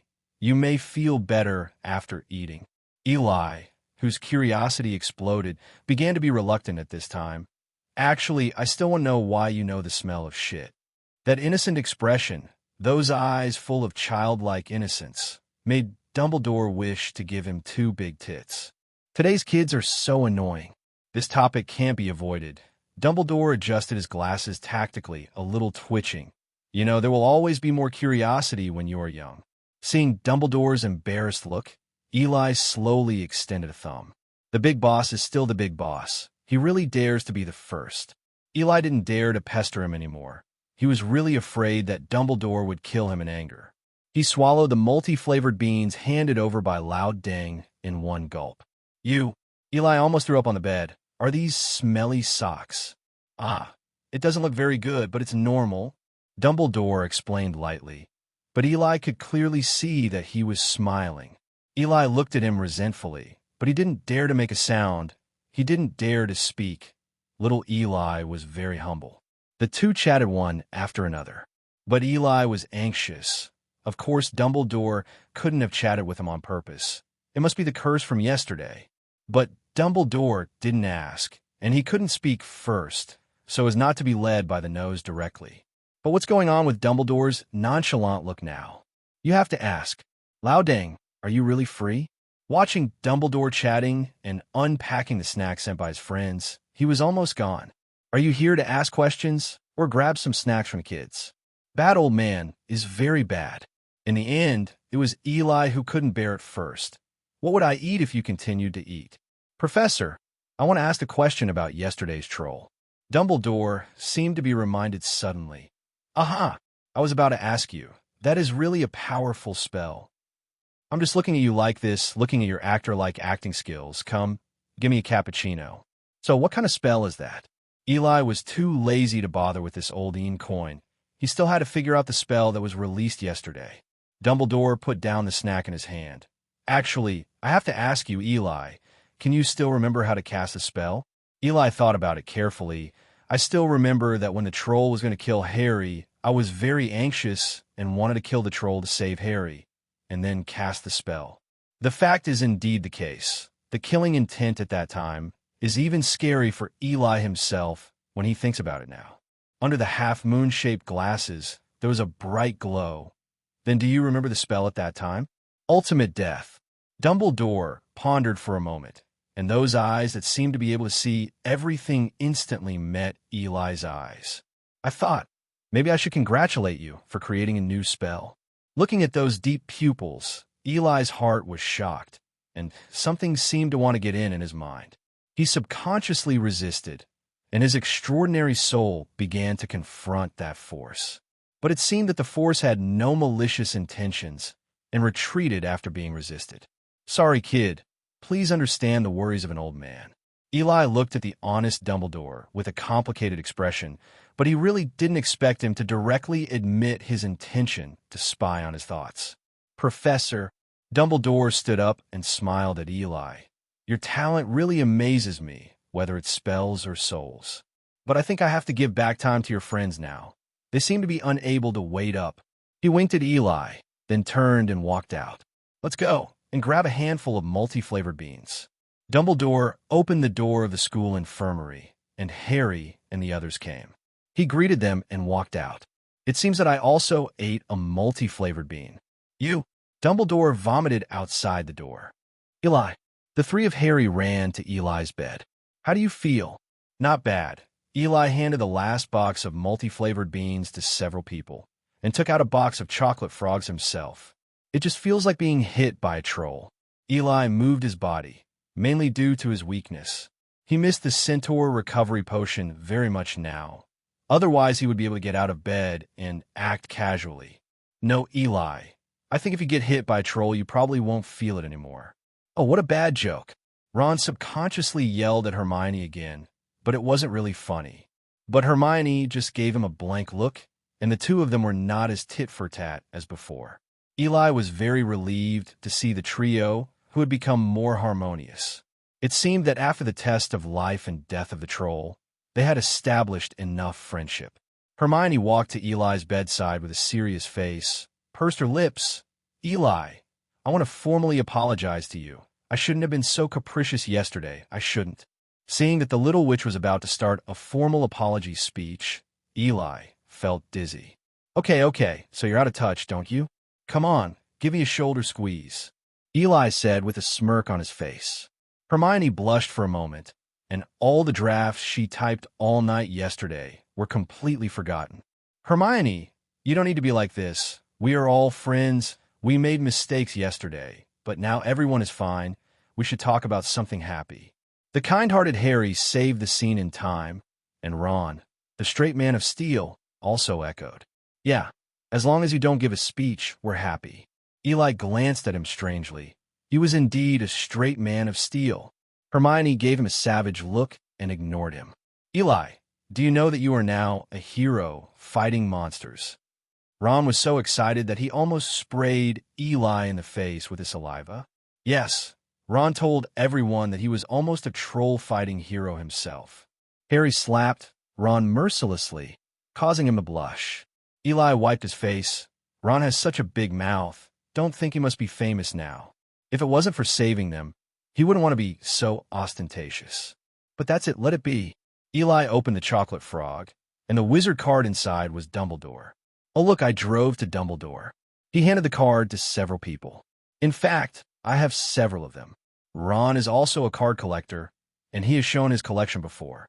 I didn't even know that Dumbledore was so powerful, defeated the dark wizard Grindelwald, discovered 12 uses of dragon blood, and was a friend of Nick Flamel." Harry read Dumbledore's achievements recorded on the card. "So what are the 12 uses of dragon blood?" Fry boil." Eli opened his mouth and came, causing a burst of stares. Ron was attracted by the pile of snacks, picking and choosing like Dumbledore. "Hey, Draco sent you a gift too." Ron was holding a beautifully packaged box, which was not cheap at first glance. Eli took it, and there was a note on it. There was no blessing written on it, and there was only one name, Draco Malfoy.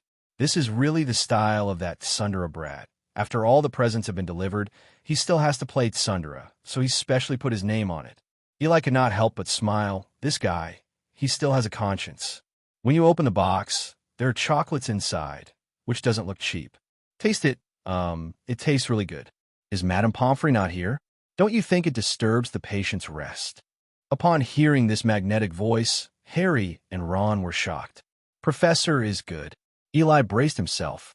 Since it's inconvenient, there's no need to be so deliberate. Snape took out a bottle and handed it to Eli. This is the recovery potion. Drink it. Eli took the potion resentfully and drank it. This Snape, even when he does good deeds, He has to be venomous. Snape looked at the trembling 3 iron-headed boys. His impatience was written all over his face. Does Mr. Potter think that he has won the Slytherin team? Oh, you have always been so arrogant. Harry stood where he was, uncomfortable, wanting to refute, but didn't dare. For a while, the atmosphere in the school infirmary became much lower because of Snape's arrival.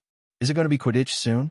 Eli couldn't figure out what was going on, why he passed out all night as if he had missed a century.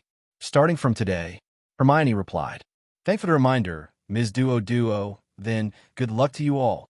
Snape didn't want to say a word of nonsense, turned around and left.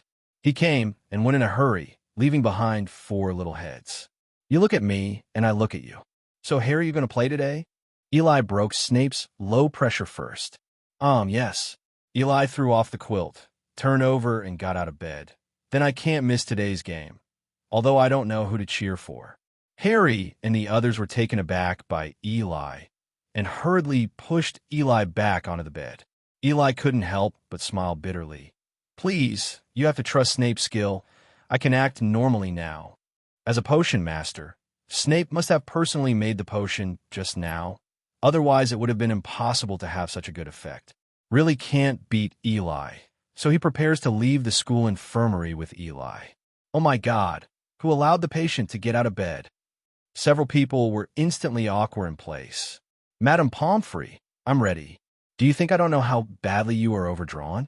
Please go back to the hospital bed immediately. Eli had a headache for a while. This school is full of people who are difficult to provoke, and this Madame Pomfrey is. She is known for her superb medical skills, but she is most famous for her almost paranoid attitude towards caring for patients. Eli had no choice but to take out the potion bottle that Snape sent. Actually, Professor Snape just came to give me the medicine, and it worked very well. Madame Pomfrey took the bottle suspiciously. Snape? His potion is really powerful. She sniffed it up to her nose, momentarily shocked, and examined Eli with her wand. Indeed, it has basically recovered, but you still need to pay attention to rest. Okay, Madame Pomfrey, I'll go back and rest as soon as I finish Quidditch. Madame Pomfrey reluctantly let them go after several people's earnest assurances. Harry went to prepare for the game, and Eli, Hermione, and Ron came to the stands. Oh, look who this is, our great hero who fights the trolls. In the stands, the Weasley twins pointed at Eli exaggeratedly and yelled. In an instant, a large slice of Gryffindor was attracted. It's Eli, that's Eli. Didn't it say that he was injured by a troll in his leg? No, didn't you say he was beaten to death? Eli listened to the discussions around him, with black lines on his head. It's all about what? When did my leg get broken? And that guy, why am I still dead? Don't run after school. Ron, what the hell did you say? Eli gritted his teeth and said to Ron next to him. Ron couldn't lift his head in embarrassment. George, put away your big horn. Eli quickly stopped George, who was about to honk. No, I'm Fred. He's George. Eli walked right up to the twins. George, you're not doing that well. The twins looked at each other in surprise. Eli, how did you do that? Mom can't. Don't tell me. These two guys talk to each other like you're talking about crosstalk, and they cooperate so well that it is called a tacit understanding. Eli even wondered if they practiced in private. The twins put their arms around his shoulders and began whispering. Tell me how you found out. The two spoke in unison. Eli glanced triumphantly. Want to know? Okay. Magic. The twins looked at each other. Magic power? What magic power? Eli even wondered if the two of them were fake wizards. Your magic powers are different, so I can discover the difference between you two. The twins were even more confused, and they winked for a while. Can you feel it? I might be like you. I didn't feel it. Eli had a question mark on his face. Can't you all feel the magic power on others? The two nodded. It doesn't look like they're lying. Can't they really feel it? I heard that their mother, Mrs. Weasley, often confused them too. Couldn't she feel it too? Forget it. Don't think about it if you don't understand. At worst, asked Snape. Okay. Anyway, the method has been told to you. I'm leaving. Eli broke free from the twins, said hello, and headed to the Slytherin stands. The little snakes had already noticed the movement on Gryffindor's side.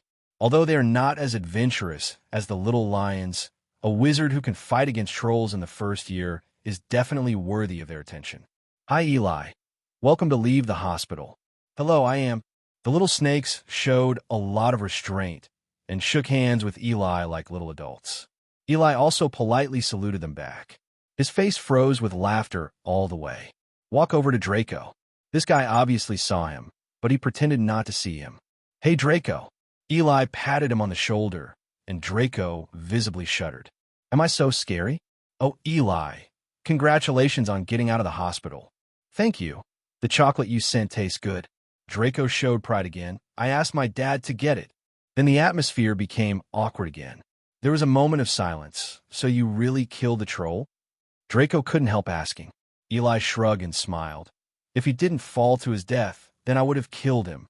A hint of envy flashed in Draco's eyes, but the corner of his mouth twitched when he saw Eli with one hand in his pocket looking up at the sky at a 45-degree angle to load coins.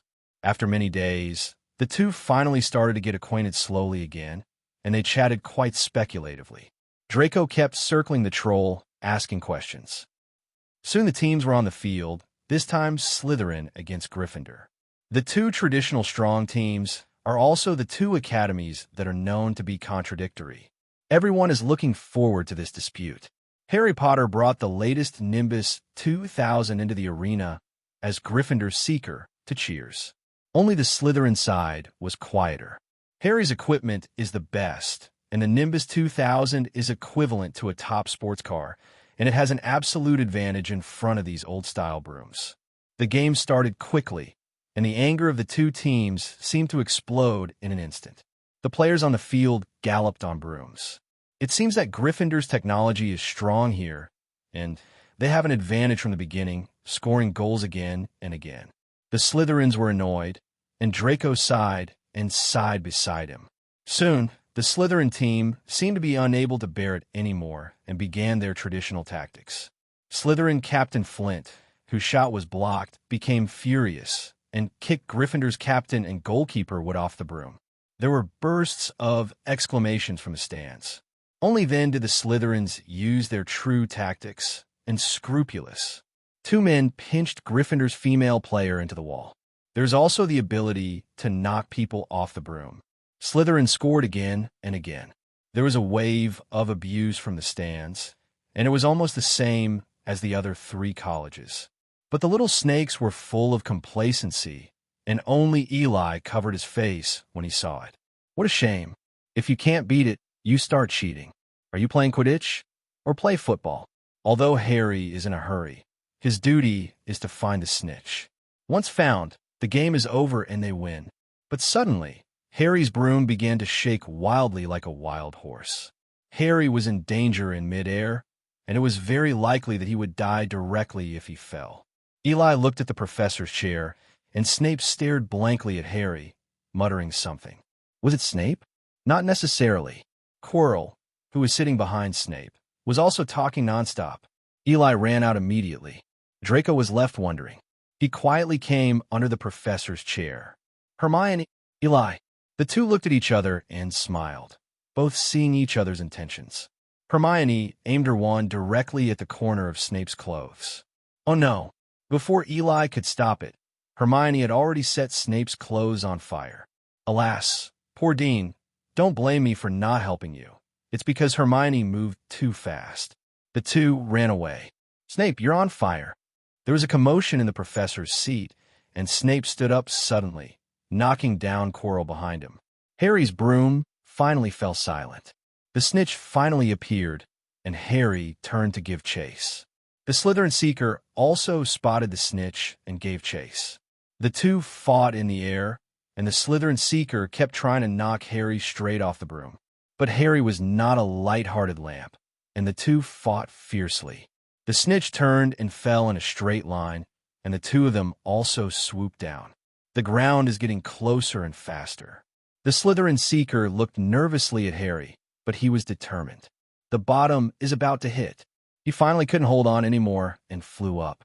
Relying on his superb skills and the performance of the broom, Harry successfully turned before hitting the bottom, and the stands burst into exclamation again.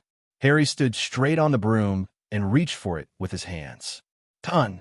One failed to stand firmly. Harry fell down, and the stand screamed again. Looks like he's going to throw up. Harry clutched his chest. You! The snitch was spat out by him, including soup and water. It was Snape who tried to kill you just now. What? Ron said exaggeratedly, and Eli quickly covered his mouth. Hush your voice. Do you want everyone to know that we are talking about the professor?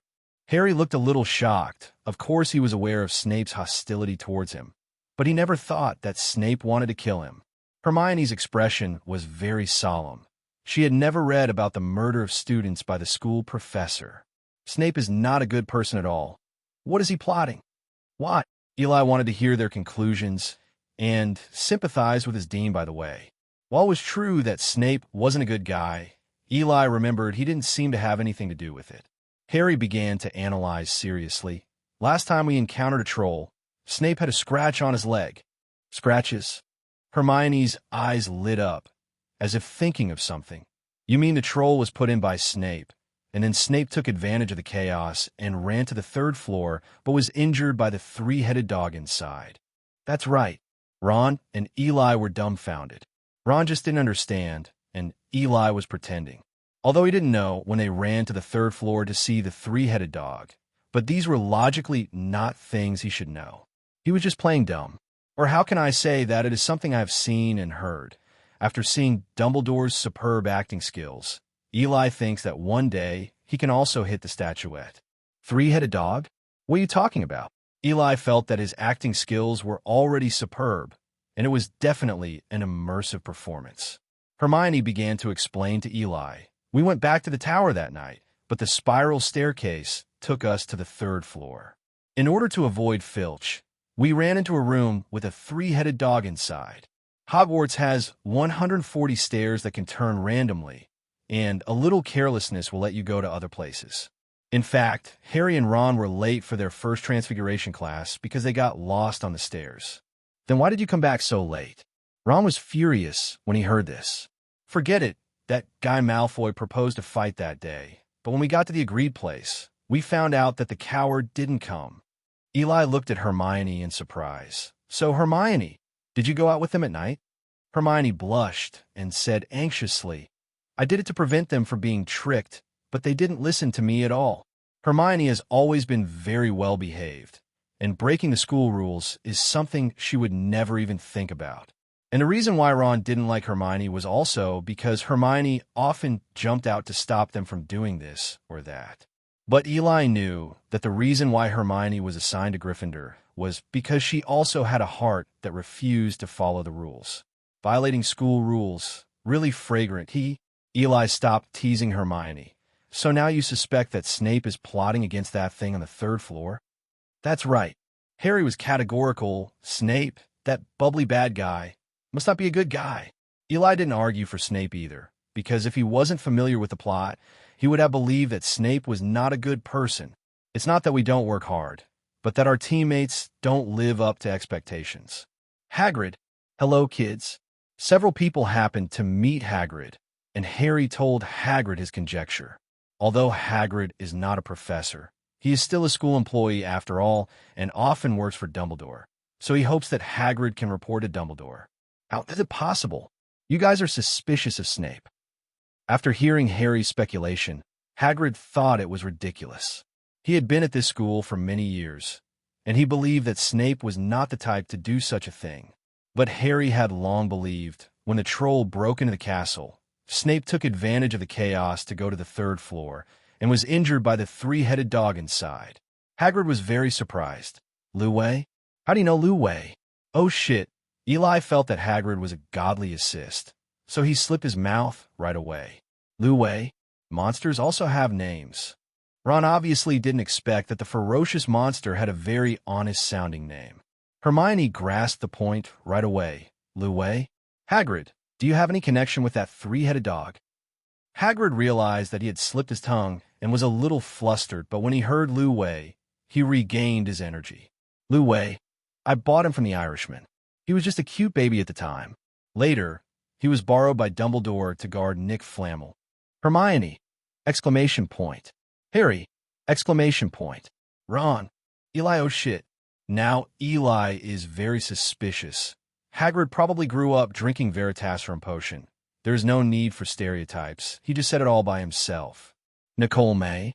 Hagrid was taken aback for a moment, and suddenly realized that he seemed to have said the wrong thing again, and he looked a little annoyed.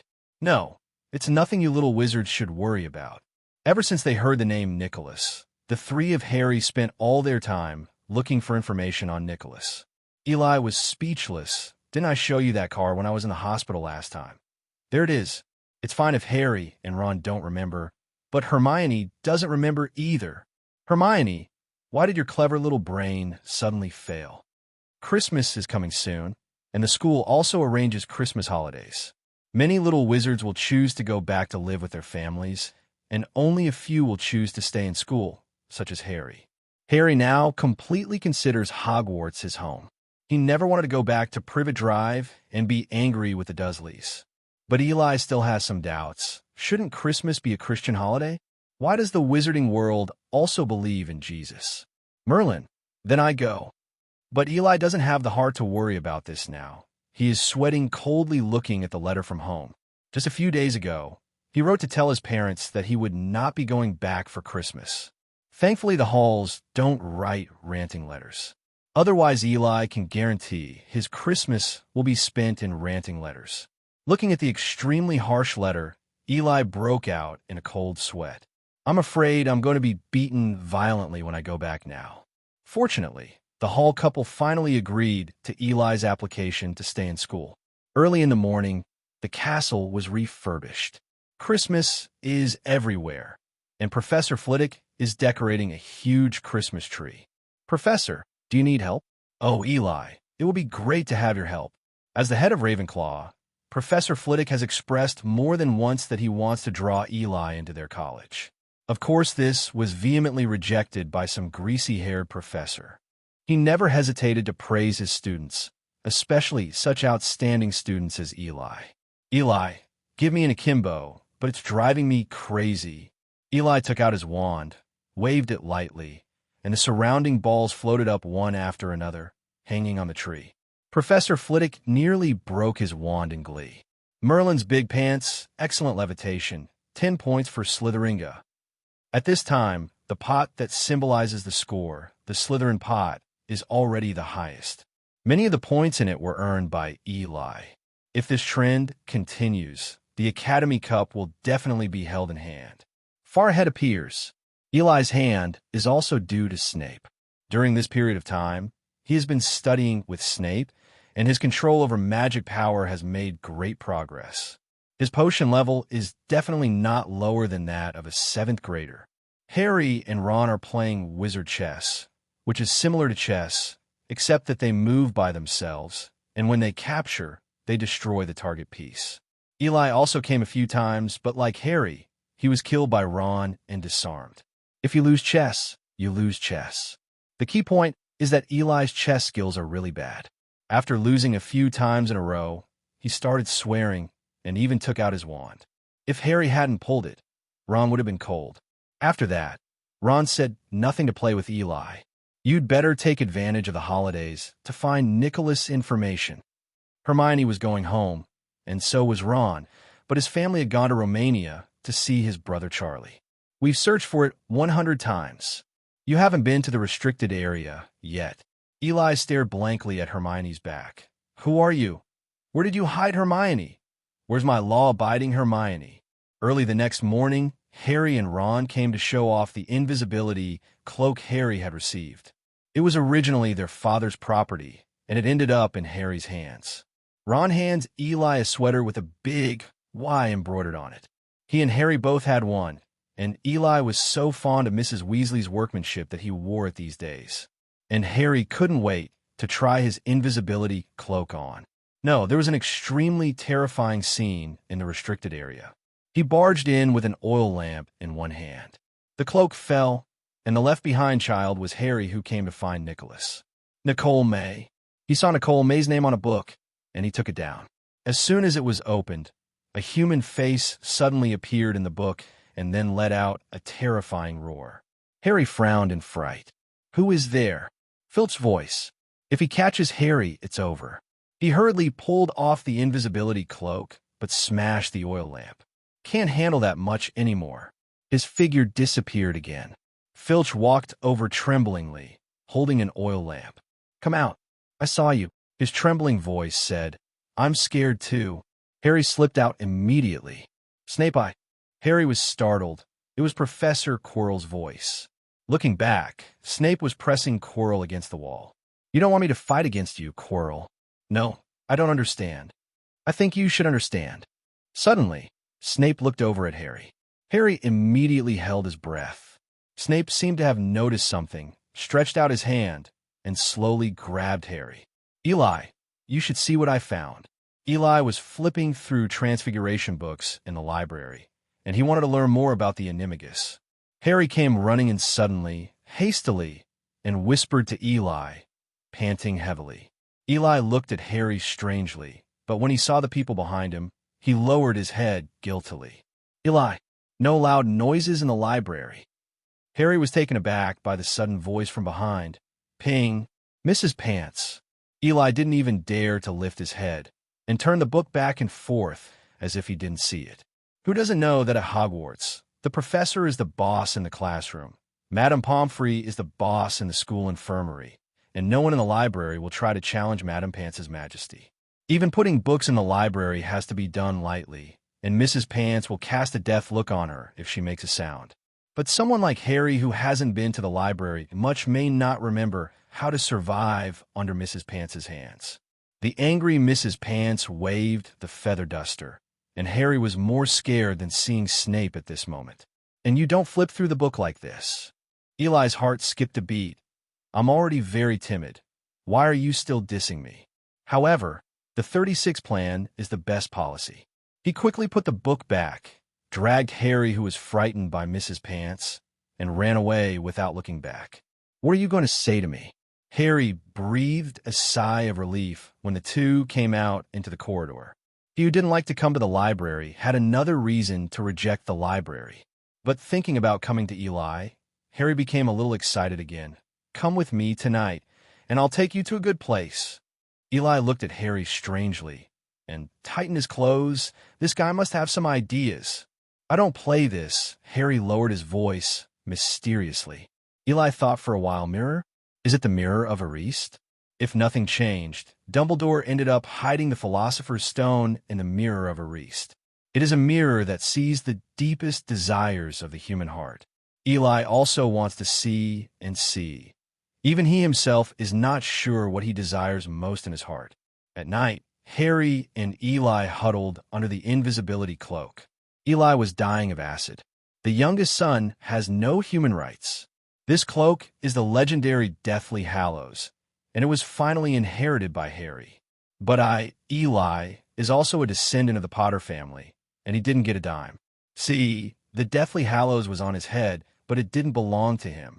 Harry didn't know that Eli was cursing under his breath, and he was just a little excited to share this magical mirror with his friends. At that time, he broke into the forbidden book area at night and was discovered by Filch. On the way to escape, he met Snape and Quirrell sneaking around and didn't know what they were doing. Snape actually seemed to have discovered him and was about to reach out to test him. But in the end, Snape didn't find him either. Maybe he was too noisy to attract Snape. In short, it was safe and sound. Later, he accidentally found this mirror. He had invited Ron to come and see, and both had seen different scenes in the mirror. It's what they want to see the most. So he also prepared to bring Eli to experience this magical mirror. That's it. Harry was dumbfounded. What is this all about? Seeing Eli's cheap look, he must be thinking about it again. I found a magic mirror. Harry ran forward and pulled back a huge piece of cloth, revealing a mirror as high as the ceiling. The quaint patterns on it all show that this mirror is not young. This is the Mirror of Erised, on which it says, I do not show your face, but your desires. Eli is looking forward to it, and he wants to know what he most desires right now. Time travel back? Maybe a little bit, but on the first day he came to this world, he was already ready to live again. This doesn't seem very important anymore. Become the strongest and dominate the magic world? It's tempting, and he does have a love for magic, but he doesn't seem to have much ambition. Those development plans are all about self-preservation and danger. Why bother when you can live peacefully and comfortably? Now, Eli didn't know what his goal was. Harry was standing in front of the mirror, looking happy. What do you see? Harry still smiled foolishly. Mom and Dad. Is he showing the future? He turned around, his smile froze, but they are already dead. He pulled Eli to the mirror. What can you see? Eli looked at the mirror silently. He was alone there. Gradually, images began to appear. In the picture, he was standing with the Hall couple, Lily and James, and Harry next to him. The picture suddenly disappeared, and what reappeared was a person wearing a cloak. He is like a god, supreme, and everyone is just his servant. He controls the life and death of all people. Isn't this the mysterious man in the dream? Eli tried to see his face clearly. However, the line of sight was blocked by the fog, and it was still unclear. What do you see? Harry looked forward to it, seeing Eli's face change. Eli turns away. Family. Harry smiled a little forcefully, and he walked to the mirror again. It's nice of you. The family is here, and I can only see the illusion through a mirror of unknown origin. Eli really wanted to tell him at this point, no, you still have a family right behind you. I really want to take this mirror back, so at least I can see them. Eli shook his head, stepped forward and grabbed his shoulders, keeping him from facing the mirror. Eli's eyes were a bit deep, and it was the first time Harry saw such a serious Eli. Like Dumbledore. Harry, the illusion is only an illusion after all. It cannot bring us knowledge. It will only sink us. Harry glanced at the mirror anyway. But I just want to see them. They're all dead. Eli took a deep breath. He knew what a luxury this was for Harry, who had lost his loved one since he was a child. But he couldn't just watch Harry sinking in illusion. Harry, don't pity the dead. The living need to be sympathized. Life must go on. Stagnation is not a good choice. Well said. Suddenly an old voice came from behind. It's Dumbledore again. Eli felt his hair stand on end. Does this old man have no sound when he walks? Dumbledore winked at him as if to say, you little bastard stealing my lines. Eli stood there obediently, knowing that the old man was about to start ideological and political education. Mr. Hall's words have also benefited me a lot. At this time, I think I should stop talking. I think this mirror will have a better place to go. After saying this, Dumbledore slowly left the room, leaving Eli and Harry stunned. I've already set my posture. Why don't you say it? Eli is already convinced by this bad old man who doesn't follow common sense. How else can we say that Ginger is still old and spicy?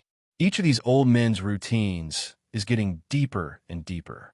The mirror was also removed, so the two had to go back first. Fortunately, Dumbledore didn't deduct points for their night trip. Perhaps this is the light of the Savior? Harry pulled Eli suddenly. Eli, can you teach me magic? Eli looked at Harry suspiciously, not knowing what he was up to. Harry's eyes were firm. Yes, my family will never come back, but I at least want to avenge them. Do you know what you're about to face? Eli looked at him solemnly, but Harry's face remained unchanged. Voldemort. This name that terrified the entire magic world was just said from the mouth of a 10-year-old child. He's not the troll that got killed, but I still want to kill him. Eli didn't know what to say anymore. No matter he was on a whim or a 3-point enthusiasm, at least he shouldn't be hit. Eli looked at him teasingly. Okay, from now on, you can learn as I do. Can you hold on? Can. Killing Voldemort is more than talking about it. The next day, Eli took Harry to the room of requirement. Harry stared blankly at this magical place. First of all, you must master a good spell, even if you only know this one spell. Harry was a little puzzled. Can you fight others with just one spell? Eli suddenly thought of a handsome liar. Of course, some wizards are really successful because of a magic spell that has been practiced to perfection. The room of requirement turned into a training ground with a few metal dummies in front of them. Accept your weapons. A red light shot from Eli's wand, hitting the dummy and knocking its weapon into the air. The disarming curse of very practical combat magic can make the enemy lose their weapons and make them unable to attack. Harry saw Eli show his hand, and little stars twinkled in his eyes. That's great. He even started to fantasize about how he would use his extermination weapon to savage Voldemort in the future. A slap from Eli brought him back to reality. It's time to go to class, and I still have a little errands. Eli rolled his eyes at him. Come on. First of all, you must familiarize yourself with the incantations of the spell. Read to me. Disarm. Remove your weapon. Harry stumbled a bit as he read. Don't hesitate. Be firm and decisive. When you read, you have to imagine knocking the enemy's weapon into the air. The two started teaching magic like a child learning to speak, and Harry's voice was about to burst into smoke. Accept your weapons. Eli nodded in satisfaction. Here, take your wand, remember the gestures and incantations, and be decisive. Harry nodded confidently, pointing his wand at the dummy. Accept your weapons. Harry, ? Eli, oh shit. The wand crackled a little, but there was nothing but the red glow of your weapon. Theory is one thing, but actually putting it into practice is another. When Harry actually picks up his wand and casts the disarming charm, everything goes wrong. The irritable Eli had already started cursing, and Snape instantly possessed him. Are you so quiet because you're afraid of scaring the enemy? The gesture should be stronger, not so soft. Are you afraid of hurting others? In the end, the irritated Eli directly pulled out his wand and chased Harry all over the room. Bears are so annoying. You have to be decisive. Releasing the spell is not just about chanting the spell. You have to have a strong will to make things come true. Eli grabbed the trembling Harry. Come on. Have you seen this dummy? You imagine him as your uncle, Dudley, Snape, and that old boy Voldemort. Are you angry? Are you angry? No. Imagine knocking their weapons out and kicking their asses hard with your boots. Accept your weapons. The dazzling red light knocked the dummy into the air, and its weapon came out of its hands. Eli nodded in relief and patted Harry on the shoulder. Yes, it worked. Come and rest. Suddenly, Harry rushed up frantically, punching and kicking the dummy. Beat and scold. Hey, it's okay. Eli hurried to pull it, but he couldn't hold it back. This kid has completely entered the drama. Stop hitting, you're going to die. If you break it, you will lose money. Harry stopped breathlessly. Harry, Eli, I haven't seen you all today. Eli and Harry went to Ron after practice for the day, but he wasn't in the common room, and they ended up running into each other in the Great Hall. Ron, we were looking for you just now. Harry ran up. In fact, they wanted to pull Ron to learn magic together. This was also proposed by Eli. After all, these iron-headed boys don't know what risks they will face in the future. It is always safer to increase their strength. Find me. Just now I have been learning magic with Eli, and I have really improved a lot. So I want to ask if you'd like to join us. Harry is such a warm-hearted Amway, but Ron gets a headache when he hears about studying. Ron's reluctance was almost written on his face, which shows how resistant he is to learning. This still can't be done. Eli knew that Harry would never be able to persuade Ron like this. He still had to coerce and lure him. Ron, did you expect to get a few P's in the OWL exam? Especially potions. Snape is not a good person. If you don't pay attention, you'll get a low score. Eli is like a bad uncle who scares kids. Ron was indeed stupefied for a moment. When he thought of failing the exam, he would be hammered by his mother and ridiculed by Fred and the others when he returned home. His face immediately turned ugly. Seeing that Ron was beginning to waver, Eli quickly struck while the iron was hot. Look, when you study with us, you don't have to see Snape's bad face, and you don't have to be afraid of being embarrassed in class, and you don't have to worry about getting a bad grade in the exam. Harry has joined in. At this time, Eli is more like a bad uncle, and Ron, a poor kid, soon falls into his trap. It's just that Ron doesn't like studying. It's not that he doesn't cherish life. He knows very well what will happen if he fails the exam. As a prefect, his older brother Percy was often used as a role model by Mrs. Weasley. He still bears the order of Mrs. Weasley to be a prefect. Okay then, Ron agreed. It seemed so reluctantly. He really didn't like studying. Isn't Quidditch good? Eli smiled triumphantly. Harry stared blankly. still have this kind of operation. Harry may have to awaken such an incredible attribute. There is a conspiracy hiding from us. Intolerable. The twins made their debut when they talked about crosstalk. Come on, tell me, did you reach some ulterior agreement just now? Or set up a secret organization? Eli's head was full of black lines listening to each of the two. This is all about what? Why is it secretly organized? Actually, it's not a big secret. Eli was playing tricks there, and that's exactly what the twins did. What secret? Speak quickly. Eli had a serious face. Want to know? You have to agree to one condition. The twins looked at each other. What conditions? That is, we must keep it secret. You must promise that you will never reveal our secret to others. The twins love this kind of mysterious tone, and their curiosity is almost jumping out. We promise to keep our mouths shut. Eli nodded in satisfaction, lowered his voice. Our secret is... What is it? Harry and Ron are going to study with me. The twins were taken aback for a moment, and then showed disgust on their faces. What did you think it was? That's it. How about you? Do you want to join us? The twins seemed to have heard a funny joke. Eli, although you are a hero fighting monsters, you are still not good enough in front of our third graders. To put it bluntly, although the twins believed that the troll was solved by Eli, they always believed that it was because Eli had a blind cat and a dead mouse, and it was impossible for him to really confront the troll head-on. Basically, everyone else thinks the same way. When Eli heard it, oops, don't believe me. He slapped the table. Eli, is also a decent person. Since you don't believe me, let's compete. The twins laughed even louder, suddenly wanting to teach the little friend a lesson. Of course, but don't cry when you lose. Brothers will love you. Eli only felt a chill and glanced at Ron. Are they usually this disgusting? Ron's pained expression told his story. The group makes it to the room of requirement, where the twins literally jump for joy after seeing the perfect secret base for pranksters. Eli didn't mind revealing the place to the twins, because he was confident that they would be able to join them. The test field was summoned, and Eli and the twins were on their own.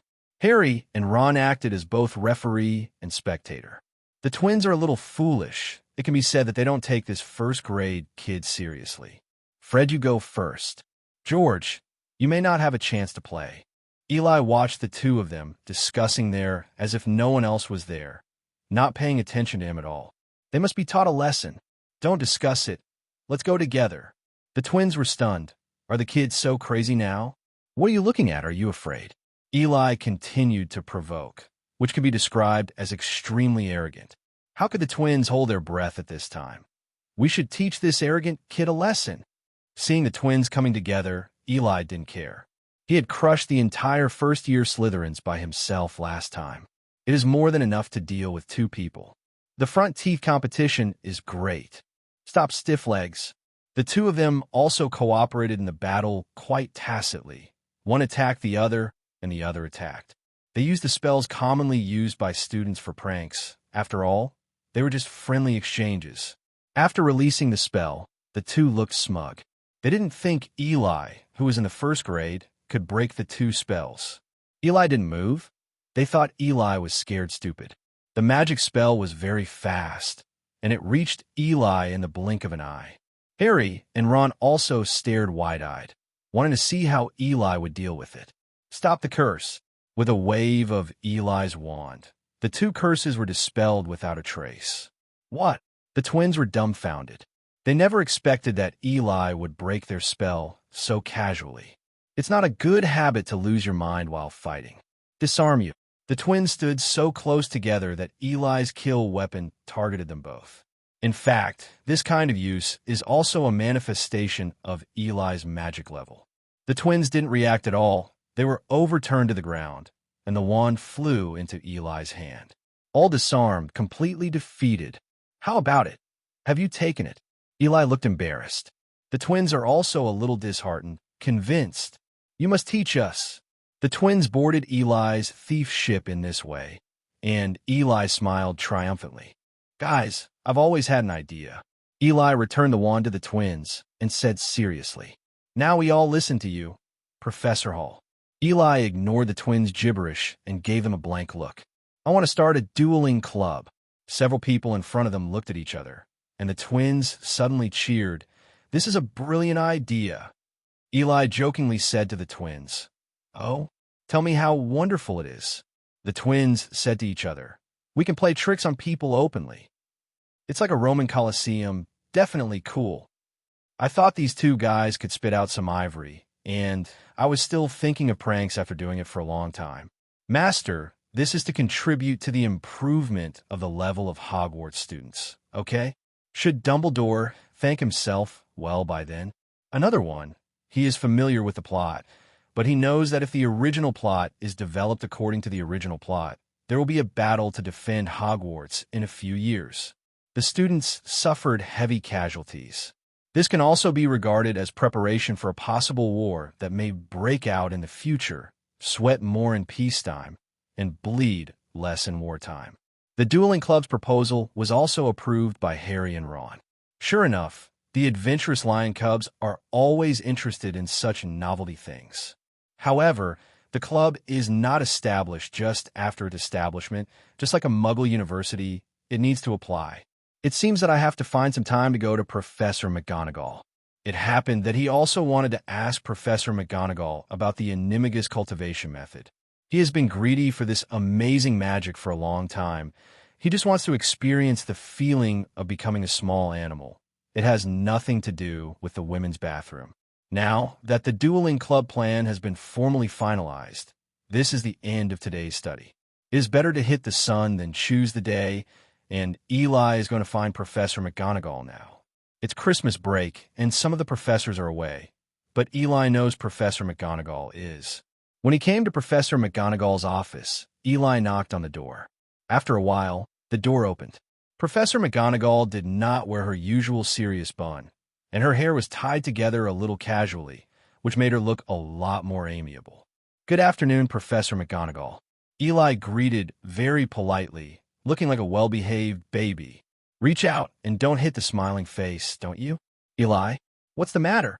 Professor McGonagall, who doesn't have to go to work, seems to be in a good mood. "Professor, it's like this. I want to start a club." Eli didn't talk nonsense and directly stated his intentions. Professor McGonagall didn't expect it to be because of this, because there are really not many clubs in Hogwarts, and no students have applied to form clubs for a long time. Come in and talk." Eli was invited in by Professor McGonagall.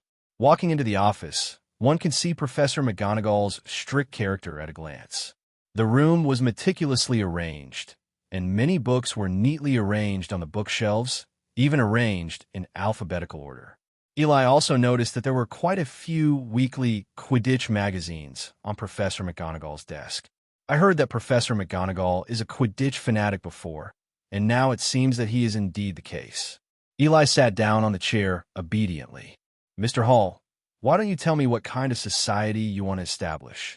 "That's right, my friends, and I hope to create a duel club to help students exchange magic experiences."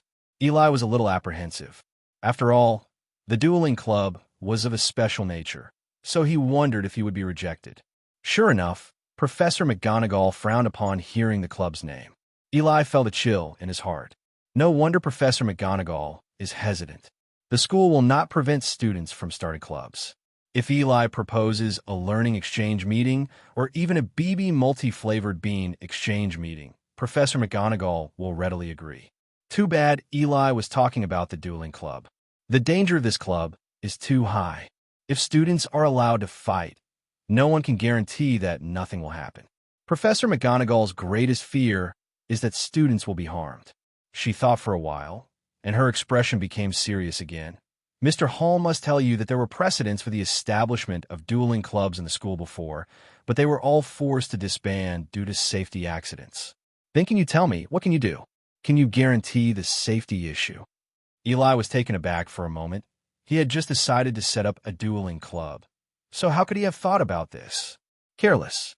Eli, who was not prepared enough, had to think of a way temporarily.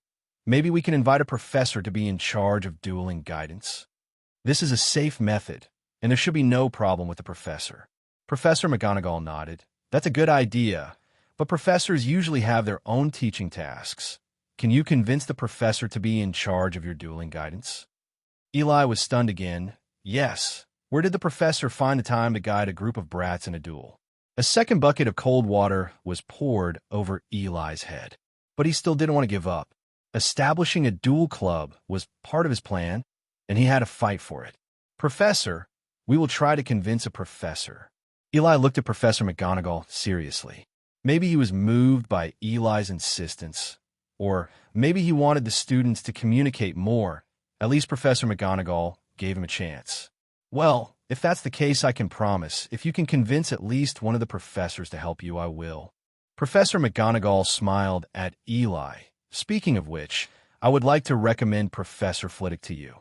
He was the champion of duels back then, and it would be perfect for him to guide you. Seeing Professor McGonagall let go, Eli was finally relieved. At least there was hope. Thank you, Professor McGonagall. We will try to convince Professor Flitwick. In this case, I will also write a letter of recommendation to Professor Flitwick, and good luck for the rest. Eli was overjoyed. With the help of Professor McGonagall, it was half the battle. Professor McGonagall was so benevolent. Eli stood up a little excitedly and bowed to Professor McGonagall to express his gratitude. Professor McGonagall is very satisfied with this bright, studious, and polite student. Is there anything else Mr. Hall wants to do? Eli calmed down a bit. Besides the Dueling Club, he has other business to do. He tried to look serious. Professor McGonagall, I would like to ask about Animagic. Upon hearing this, Professor McGonagall's face changed and became extremely serious. Mr. Hall, I have to tell you that Animagic is an extremely dangerous and profound transfiguration technique. It is definitely not accessible to first-year students. In fact, most adults cannot do it. Eli had thought of Professor McGonagall's reaction long before he asked the question, because this magic is indeed very dangerous, life-threatening. No, Professor McGonagall, in fact, although I want to work hard to learn this magic, so far I just want to know more about it. Professor McGonagall's complexion has improved a lot. At least this little guy didn't say the stupid things that he was going to try now. It's very good to have such a pursuit, Mr. Hall. As your Professor of Transfiguration, I also have an obligation to help you learn better Transfiguration, but before that, I hope to test you. Eli suddenly gained confidence. This is no problem. Professor, I am willing to accept the test. Professor McGonagall took out a cup and put it on the table. Please turn it into a toad as much as possible, the living one. Eli drew out his wand and slowly output the magic power. The cup also slowly changed. He was very cautious. Transfiguration was a test of mana control, let alone turning dead objects into living ones. Even at his current level, he had to be cautious. Seeing the slowly changing cup, Professor McGonagall's eyes became brighter and brighter. Eli retracted his wand, and the original cup had turned into a croaking toad. Very good, Eli. I dare say your transfiguration is no worse than that of senior students. Professor McGonagall took out a book titled Animagic Transfiguration Guide. The signature turned out to be Professor McGonagall. Go back and study this book first, and ask me anytime if you don't understand. Also, please submit a relevant study report every 2 weeks. Eli was smiling when he got the book, but when he heard the study report, his smile froze on his face. The efficiency of the professors has always been very fast. It was only the next day that Eli received a reply from Professor Flitwick. Seeing the owl's panting appearance, its wings might break off. The owl pecked Eli's hand, which is a gesture for a tip. Give it a little lizard dry and fly away. Holding Professor Flitwick's letter, Eli was a little apprehensive. What if the professor refused? With the letter already in his hand, Eli felt like he was opening a blind box. Opening the letter, Eli saw 10 lines at a glance. Success! Eli almost jumped up for joy. Professor Flitwick not only agreed, but was very happy with Eli's invitation. Professor Flitwick found an opportunity to show his skills in front of the students. Since he is a half-breed elf with a very short stature and usually looks very kind, the students don't think he will be a dueling master. As a former duel champion, he naturally loves duels very much, but he can't show it because of his teaching work. Now that Eli founded the Dueling Club and invited him as a mentor, it was finally giving him a chance. At the same time, It is also out of trust in Eli. In his impression, Eli has always been diligent, studious, extremely talented, and very polite. He even said more than once that Eli was the most gifted student he had ever met. So, when Eli invited him to join the Dueling Club, he readily agreed. He even asked the owl to deliver the letter urgently, and also sent a letter back to Professor McGonagall. Therefore, if nothing else happens, his Dueling Club will be approved to be established. After a while, Professor McGonagall sent a letter stating that his Dueling Club had been approved and would be advertised on the school notice board. This is exactly what Eli wants. He just wants more people to join the Dueling Club. I'm not afraid that I won't be able to suppress these people at that time. To put it bluntly, no one in the whole school is his opponent except the professor. So, he really didn't panic at all. Wrote 2 letters and sent them to Harry, Ron, and the twins respectively, informing them of the good news of the establishment of the club. Hey, Eli, I'm also the number 1 now. In a good mood, he began to study the instruction book Professor McGonagall gave him. This is Shueba. Learn when you disagree. Harry and the others have said more than once that Eli should be assigned to Ravenclaw. So did Hermione. These 2 are simply study freaks, okay? Learning maniac. Eli expressed his great honor to receive this title. As soon as he got the book yesterday, he directly studied it all night. It has to be said that Professor McGonagall, as a master of Transfiguration, has written books that are awesome. In addition, she herself is one of the few animagus in existence. The whole of the United Kingdom does not add up to more than 1 slap. In this animagus book, how to practice animagus is recorded in great detail, and there are many problems and solutions that will arise in the process. It is not an exaggeration to say that this is the strongest teaching and supplementary material. After research, Eli came to a conclusion that it is really difficult to practice animagus, and it's very dangerous, and the process is very complicated. First, hold a mandrake leaf in your mouth on a full moon until the next full moon. During this period, you can neither swallow it nor spit it out, otherwise you'll have to start all over again. Isn't this just mentality? Eating and drinking are frightening. Take it out after the full moon and place it in a crystal bottle filled with saliva. How disgusting. And if it's cloudy that day, that is, if you can't see the moon, you have to start all over again. How big is the shadow in this heart? If the above steps are all successful, one of my own hair and a spoonful of dew will be added to the moonlight. The dew still had to be dew that was undisturbed by the sun and humans for 7 full days. You just say that this thing is okay, and it is not disturbed by humans, so am I considered a human? Then add a chrysalis of the ghost moth, and finally put the mixture in a place where the sun and creatures cannot be seen. It's best to bury it and wait until a thunderstorm to take it out, and the potion will do the trick. While waiting for the thunderstorm, you must chant the mantra every day at sunrise and sunset until you feel the second heartbeat. After reading these things, Eli almost cursed. He couldn't even imagine what the first wizard who completed the animagus had done to him. Even if these steps are extremely cumbersome, it may not be successful. Many people will fail to transform even if they successfully complete the potion making. According to Professor McGonagall's research, this will be related to people's magic. If there is too little magic power, the transformation will fail. Because animagus consumes extremely mana, once the mana is exhausted during transformation. I'm afraid it's stuck there. Maybe it's a lizard man. Of course, it would be nice if you could save your life. Many people gave their lives directly. An animagus will only become an ordinary animal. At least there has never been an animagus of magical animals in history. But Eli guessed it might have something to do with the soul. The souls of magical creatures are always stronger than the souls of ordinary creatures. Then becoming a magical creature will be a greater burden on the soul, which leads to many people not being able to become magical animals at all.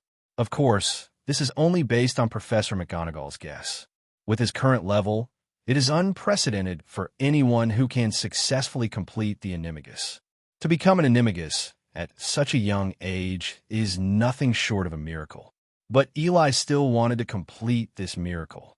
After all, his magic power and soul itself are much more than others, and they are still growing at a high speed. As long as his transfiguration is up, there's basically no problem. But the difficulty lies in this. Now he has to deal with school courses, learn potions from Snape, maintain the Dueling Club, and then run the potion factory. Eli's head instantly became too big, and he wished he could divide himself into several more. Is there no shadow clone in magic? I just hope that the potion factory can be built soon. If there's a small amount of money, he will be in pain and happy. Hey. Therefore, Eli added another task to himself, to complete the Animagic before the summer vacation. Of course not now. There is no thunderstorm in winter. At least spring. Therefore, Eli still has time to accumulate knowledge of Transfiguration. Professor McGonagall will help him a lot. Eli immediately wrote home to send him some more human anatomy books. After all, he wants to transform the human body. How could he do it if he doesn't understand the human body? It's just that there must be nothing for him to practice with this thing.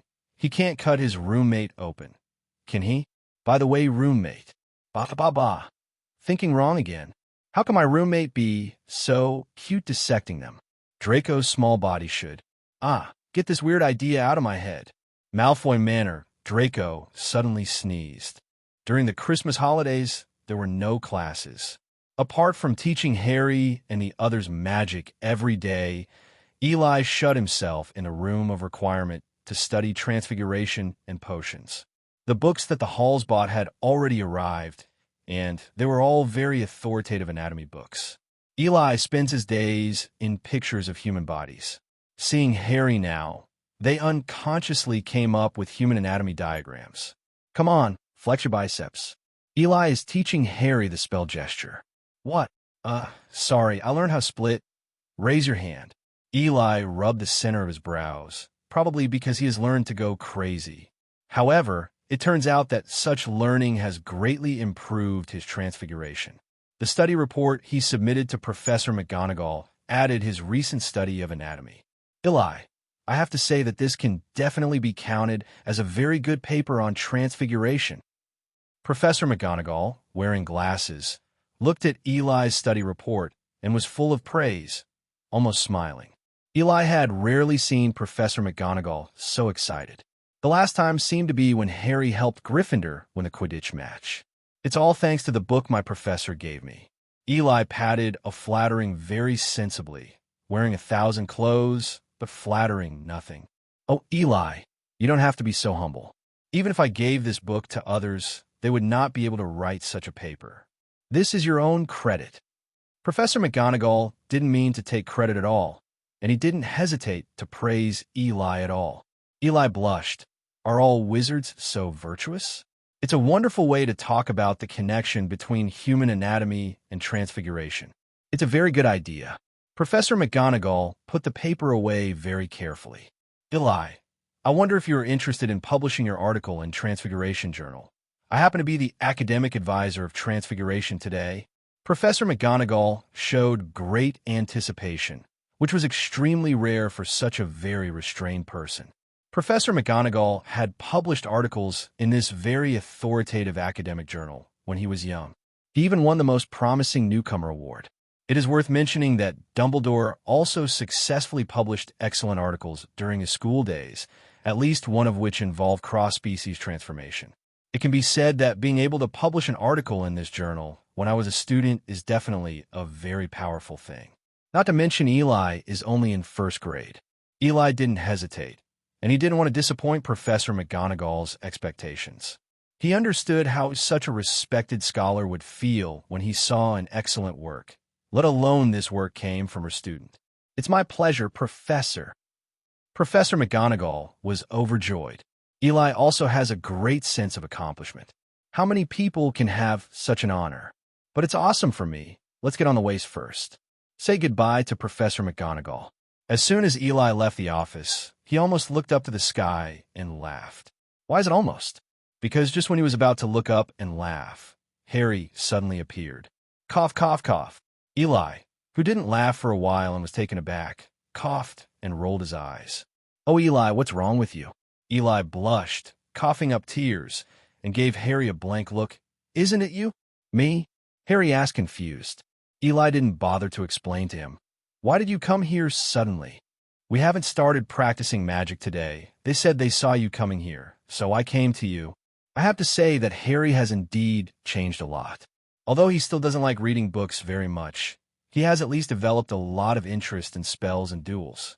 No, now they all started to come to Eli to learn. Since Harry heard about the profession of Auror from Ron, he told Eli more than once that he wanted to be an Auror. Aurors are actually equivalent to the police, but there are very few of them and the threshold is very high. If it develops as Harry did before, without the help of the professor, the Auror doesn't even have to think about it. But now it has changed. Eli also taught very seriously, and Harry himself was very talented, so it can be said that he has made rapid progress. Eli had felt before that Harry's magic power was much higher than that of other young wizards. After all, he was also a descendant of a pure-blood family. How else would you fight Voldemort? The two arrived at the room of requirement, and Ron and the twins were already there. Professor Hall, the twins are gibberish again. Eli even got used to it. Come today, I will teach you Transfiguration. Transfiguration? Well, come on, let me demonstrate to you first. Be careful, I'm going to transform. In the evening, after a day of study, Eli will start exploring the Forbidden Forest. But not today. There was a slight fluctuation in the air. This was Eli who was holding the distortion charm. He came to the stone sculpture of the hunchbacked, one-eyed witch. Left and right separation. The stone statue slowly separated, revealing a secret passage. This is what the twins told Eli, and the destination is the Honeyduke's candy shop in Hogsmeade Village.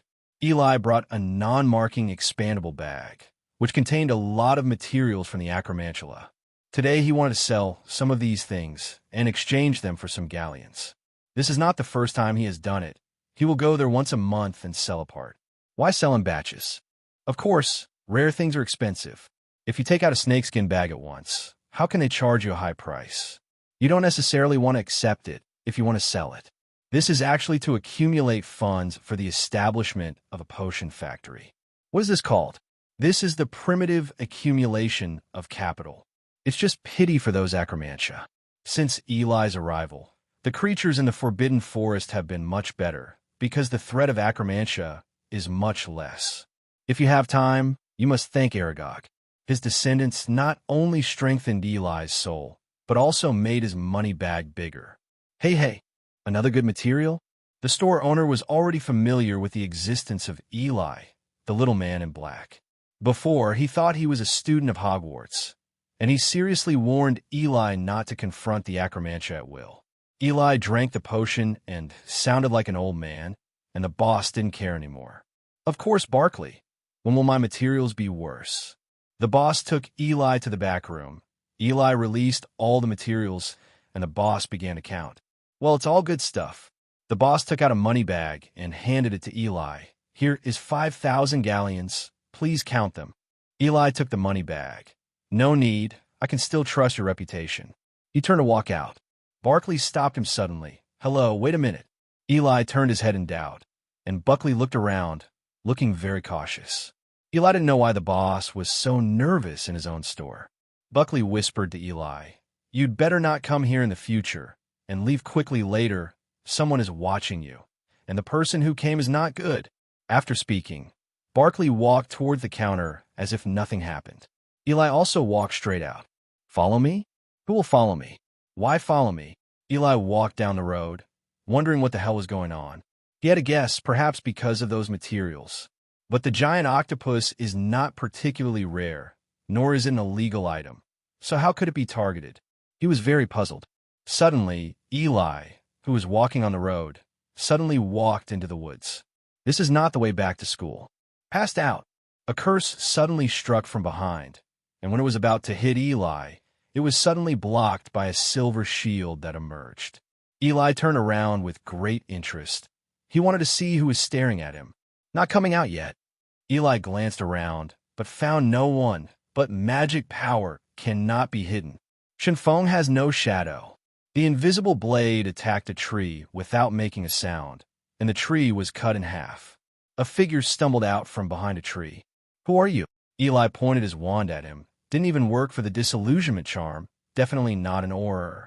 The man got up in embarrassment and looked at Eli angrily. You hide your head and show your tail.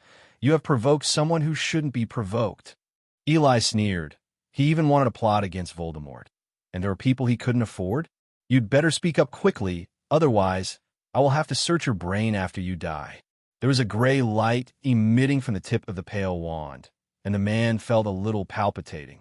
But he still stared at Eli without saying a word. Accept your weapons. A red light knocked away the wand that the man surreptitiously extended. It seems that there is no room for negotiation at all. Let me guess. I'm blocking your way of making money. The man had no long hands and completely lost the ability to resist.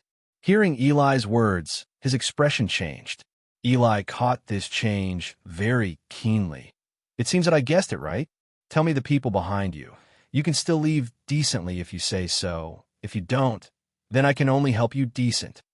Those murderous words startled the man, but he lost his ability to resist and roared like a collapse. You bastard, you delusional. You will die. You will definitely die. Ha ha ha. Passed out. Eli didn't want to listen to his nonsense. Step forward. The wand glowed silver. Legiliancy. A silver chain of light emerged from the man's temple, and Eli put it away. This is the memory of that person, which was brought up by Eli using legilimency. If it was Old Dang, just look into his eyes, but if it was Eli, he would have to use a magic one to chant spells. Alas, now he is far behind those truly powerful wizards. He can't defeat an Auror now. He can only fight against it. This guy was nowhere near an elite trained wizard, not much better than a 7th-year student, and Eli could crush him. Put away his memory, go back and check again. After all, he doesn't have a pensieve, so he can't directly check the memory. I knew that I would check the memory directly before he passed out. Eli looked at the fainted guy. Ultimate death. Gray light took his life. Soul eater. Well, a wizard's soul is just better than a spider's. When this person dared to attack him, he was doomed, and he didn't like to let the tiger go back to the mountain. Voldemort wanted to kill Harry because he was afraid, and now Eli is afraid too. Looking at the corpse on the ground, maybe it's still useful. Listen to this as human words. The Shrieking Shack, a famous haunted place, the surrounding Hogsmeade villagers never go near here. Ah, no tools, but magic is a good thing. There are 2 more people in the Scream Shack where no one ever comes. Want to be precise. Standing is Eli, and floating is the attacker he killed. After checking the memory, because the memory magic is not deep enough, there is not much information obtained. But there is one most critical message, Boke. That's right, the Bach of Borgenbach, where he sold a bottle of, a bunch of poison. It's just that they didn't expect that Bogenbach's business in Knockturn Alley would be so extensive and the magic materials he sold would hit their market. What Eli didn't know was that although giant spiders were not very rare, since these markets had always been monopolized by Bach, no one would sell materials of giant spiders in large quantities. When Eli sold these materials in batches and in large quantities, the Bach family sent people to find out the identity of the seller and bring them back. It's just that he met Eli. He was really unlucky. He lost his life, and even his soul was absorbed. Now, there's also the time for his physical body to play its final role. Eli has received a formal education. Not to say he is a saint, but at least a normal person. But for some guys who want to hurt him, Eli will not have the slightest sympathy. The magic lifted his body up. With a flick of Eli's wand, his skin, his muscles were slowly parted. The actual operation is always more profound than what you see in the book. Eli, who has studied anatomy for a long time, is now like a real scientist, and magic makes him handy. Thanks to Snape for helping him strengthen his control over magic power. Otherwise, this body would have been in pieces. But things are not perfect. The control of magic power is not enough, and some tissues of that body were accidentally destroyed by Eli. But fortunately, it is passable in general.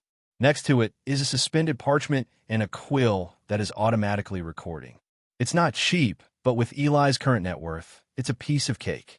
The fine control of the magic power for a long time made Eli's forehead sweat. But even with the sweat streaming down the corners of his eyes, he was unmoved, as if he had entered a strange state. Extremely focused. After almost a night of operation, what was in front of his eyes could no longer be regarded as a body. Various organizations are spread out like totems. Call. When the last moment was completed, Eli had completely slumped to the ground, with a stabbing pain in his head. It's not that the mana is exhausted, it's mainly because the long-term, fine manipulation of mana has depleted his spiritual power a lot. But, looking at the few parchment scrolls that were fully recorded, Eli showed a satisfied smile. It's all worth it. Blood demon possessed. A scarlet light shot out from Eli's wand, and the blood in the hit body began to freeze instantly. Oh, not quite home yet. Looking at the somewhat carbonized part, Eli shook his head. This is a blood coagulation spell, and the name may be nothing, but the creatures hit by it will die of blood coagulation in a moment. It's just that the effect Eli used just now was a bit too much, and carbonization appeared in some places. It may be more ruthless in terms of lethality, but this also shows that he does not have a high degree of control over magic power and spells. This is also the biggest gap between him and senior wizards. But he's just a first-year little wizard, and there's still time. With a wave of his wand, the parchment and pen were all put into the bag. The wreckage was dripped with bone-dissolving water by Eli, and there was no trace in a moment. Looked around in the shrieking shack. Well, this is a good secret place. There are few people living here, and the nearby residents will not come here at all, and even if Eli does what he does here, he will not be discovered. The room of requirement will certainly not only belong to him, not to mention that as long as he is in school, there is a possibility of being discovered by Lao Deng. Like today's experiment, if it is discovered by Lao Deng, it might be cleaned up directly. It is also best not to let Lao Deng know about his practice of black magic. Who can guarantee that his attitude towards black magic is tolerant? It is impossible for him not to be exposed to black magic. In fact, most of the attack magic, black magic is stronger than white magic. As for what other wizards said about black magic that lures people to fall, don't joke, it's all a lie to the children. The effect of black magic is indeed very strange and evil, but it does not have the ability to deceive people. It's only possible that the person using the black arts is too obsessed with power. Of course, not without truly evil magic. Death curse, this thing is really useless. What spell did Voldemort use to create the Horcruxes? It's a death curse. The killing curse not only destroys the soul of another person, it also injures the soul of the user. Look at Voldemort's crazy and foolish appearance later. It is not without the effect of a death curse. In contrast, the ultimate death that Eli accidentally created is much better. At least Eli didn't notice any discomfort, and the effect of the spell wasn't to destroy the soul. Instead, it cuts off the connection between the soul and the body, which can be understood as vitality. Besides, Dumbledore wasn't sure he was using this spell, was he? Anyway, when the time comes, I will blame Lao Deng for not reminding me. When it comes to black magic, Eli is not only learning from Lao V's memory. Snape is also teaching him. Shenfeng Wuing was taught by Snape, and it was also created by Snape himself, which is very easy to use. Anyway, Eli has learned black magic. He is not a great white wizard. As long as he learns black magic well, then this world will be his Gun-Era god of darkness. Cough cough cross stage. Eli returned to the castle. It was already daylight. Forget it. Let's not study today. I approved it myself. At this time, Knockturn Alley, Bogenbach shop. Mr. Bork, Kester didn't come back. He should be dead. A man in black with his hair combed back said respectfully to the bent man behind the counter. Die. A greasy sound came from under the greasy hair, carrying a hint of chill. The man in black was even more respectful. Should we arrest the boss and ask him who the seller is? Bogenbach pondered for a while, then sneered. No need. After this blitz, he won't come out in a short time. Remember, our goal is Jean Gallen, not killing people. During this time, dang that old bastard Bullado is putting pressure on the Ministry of Magic. That Softafudge is starting to suppress dark wizards everywhere. We don't want to join in on our own. Yes, The man nodded. Bogenbach spoke again, but we still need to send someone to keep an eye on that side, especially pay attention to the movements of Hogwarts. The man frowned. You mean this matter is related to Hogwarts? Bogenbach stopped fiddling with his greasy hair. The man in black quickly shut up. Why is my vacation balance insufficient? Eli said that he doesn't want to go to school. Isn't it good for him to teach himself? In just such a Christmas holiday, Eli not only successfully founded the Dueling Club, but also improved the level of Transfiguration by a large margin, and even published 3 papers on Transfiguration today. Professor McGonagall said directly and excitedly that she would recommend Eli to be shortlisted for the Most Potential Newcomer Award. The editor-in-chief of Transfiguration today also directly contacted Eli, saying that he is very optimistic about him. That is to say, this time the Newcomer Award is likely to belong to Eli. Eli, I'm awesome. As the saying goes, people are afraid of being famous, and pigs are afraid of being strong. Eli began to gain some fame in the Transfiguration academic circle, and coupled with his ridiculous age, people began to contact him. It's just trying to win over a future master. There are also invitations to various forums and lectures. Eli refused. Were you kidding? I want to chat with you guys. What time do you have for business? This attitude of treating reputation as dung was appreciated by Professor McGonagall, and even Dumbledore wrote a letter to praise him. No, the Newcomer Award came out, and it was indeed Eli. There was an awards ceremony, but Eli was ready to reject it. But I heard that there is a reward of dash galleons. Hee, isn't it just a trip? On the same day, the Daily Prophet published the news in a big way. A first-year wizard at Hogwarts has won the Newcomer Award from an authoritative academic journal. This newcomer is too new. For a while, the whole magic world began to spread the news. Some people were surprised, and some questioned it. But the person concerned, Eli, expressed his embarrassment. He still wants to continue to fuck. This time is published in a newspaper. What kind of shit is he going to do? I hope that Lao Fu will not notice it in advance. Otherwise, he is very likely to die young. But his teachers, relatives, and friends are all very happy for him. Professor McGonagall waved his hand directly, and Slytherin got dash points. He also directly started explaining Animagic to Eli. Lao Deng secretly sent a tattered notebook, and Eli almost threw it away in disgust. But after he turned a few pages, he almost sealed it up and hung it around his neck. Dumbledore's note. Notes of a legendary wizard, an absolute treasure. There is nothing better than teaching supplementary materials, such as 3-year simulation and 5-year transformation. Snape sent over a vial of potion, and Eli couldn't resist the urge to sell it. Felicia, legend has it that drinking it can make people lucky for a period of time, and they can have both ways. Hermione wrote several parchments expressing shock and asking to learn from him.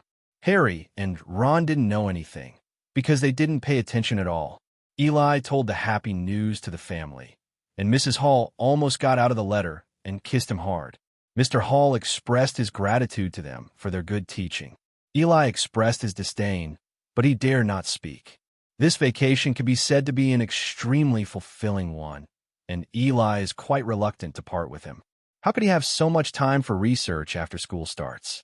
But he still has to study, and he is not the principal. The students returned to school one after another, and Hermione ran to find Eli immediately. In the auditorium. I can't believe it, blah blah. Eli clutched his head, trying to cast an occlusion charm on himself, while Harry and Ron were also desperately pawing at the food on the plate. The little witch is so scary. Also, I found Nicholas May. As soon as Hermione's last words came out, the scene fell silent, and the 3 useless men raised their heads together. Have you seen him? Ron said in surprise. Hermione gave him a blank look. Of course I didn't see him, because he is an extremely famous alchemist. Master alchemist? Does this explain what is hidden on the 3rd floor? Compared to Ron, Harry was still able to grasp the key to the words. In addition to studying with Eli during this holiday, he is also playing, so Nicole May has long forgotten about it. Hermione beckoned them to come closer. Magic stone. What? Harry and Ron said in unison, which immediately aroused the contempt of Hermione and Eli. Eli couldn't help but sigh. Only Hermione found out the truth among the three, and those two idiots didn't even know what the Sorcerer's Stone was. The Sorcerer's Stone is a very precious treasure. It contains very powerful magic power. It has the effect of turning stones into gold. Most importantly, it can make people live forever. We have to tell the professor, but the professor may not believe our words. Then let's go find Hagrid. Harry was determined to stop Snape. Eli felt sorry for the dean again. In the evening, at the time agreed upon by several people, Eli rolled over and got out of bed very skillfully. Exploring the Forbidden Forest every night has made him the new little prince of night travel after the twins. A set of actions that flow smoothly. Absolutely will not be found. Where are you going again? Eli was startled by the sudden sound. Draco. Eli turned around, and it was either Draco or someone who was standing behind him with an angry big back. Are you going out for a night tour again? Draco took a few steps forward. Eli smiled awkwardly. Why, I'll just go to the toilet. Draco looked like I saw through your expression. You don't have to pretend. I found out before that you go out every night and come back very late. Eli was shocked. Good guy. You don't sleep at night. You observe me? You are not right. Yeah. What's the matter? I went on a night tour. What's the matter? I've been discovered anyway. So, I don't pretend anymore. I have a showdown. A trace of struggle flashed across Draco's face, and then mustered up his courage. I'm going too. If you don't take me, I'll tell the professor. Huh? Eli was shocked again. This kid can do it. He even dared to threaten him for a night tour. Eli thought for a while.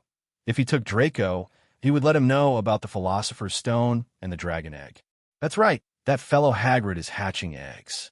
However, although Draco is a little bearish, he is not a Death Eater now, and he has no bad intentions when he knows the Philosopher's Stone.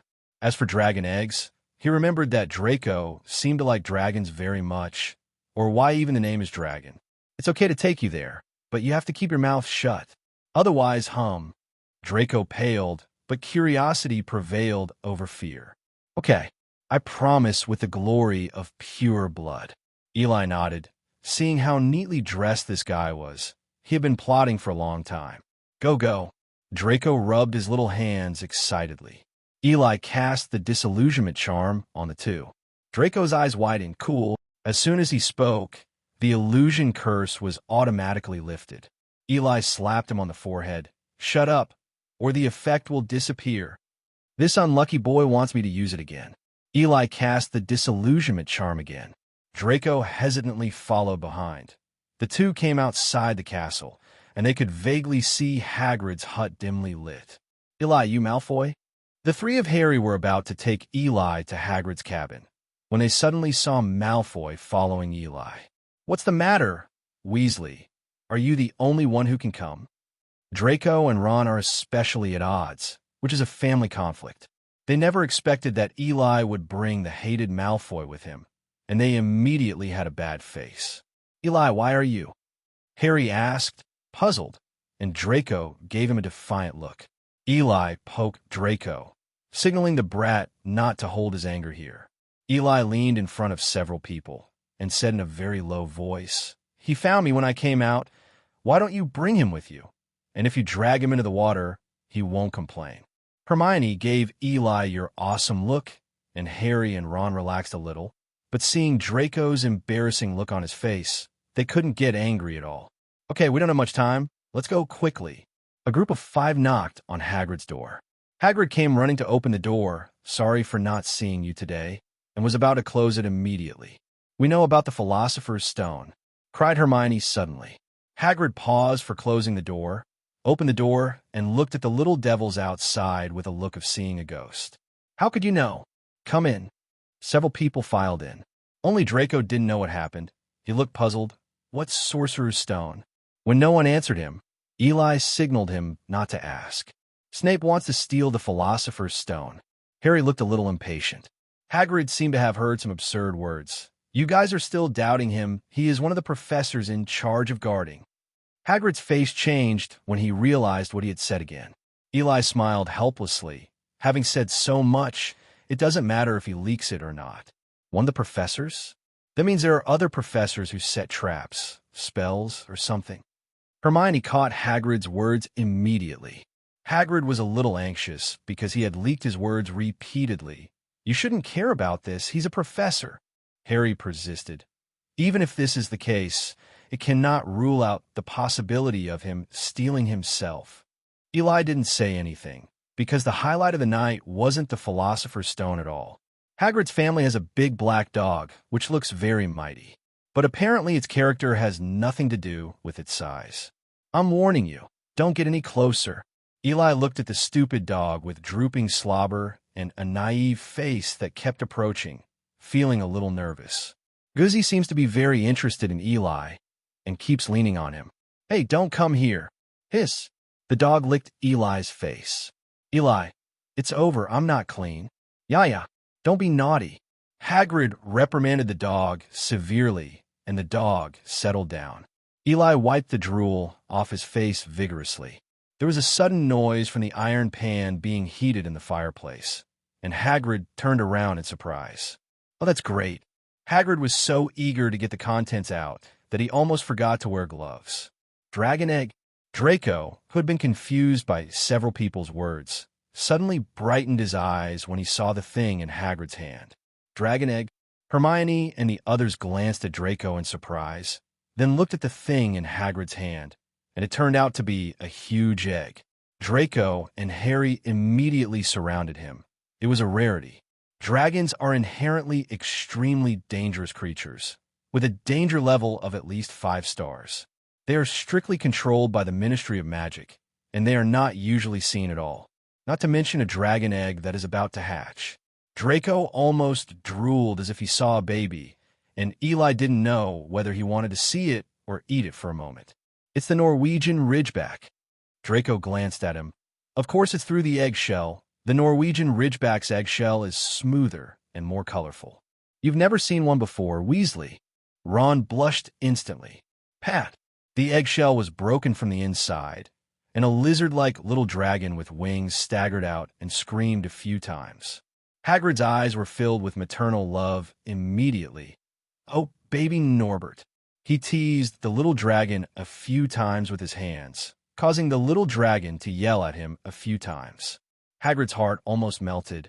Oh, look, he thinks I'm his mother. The 5 looked at Hagrid, who was overflowing with maternal love, with strange faces. Call! Suddenly the dragon spewed a cloud of flames at Hagrid, burning a piece of his beard.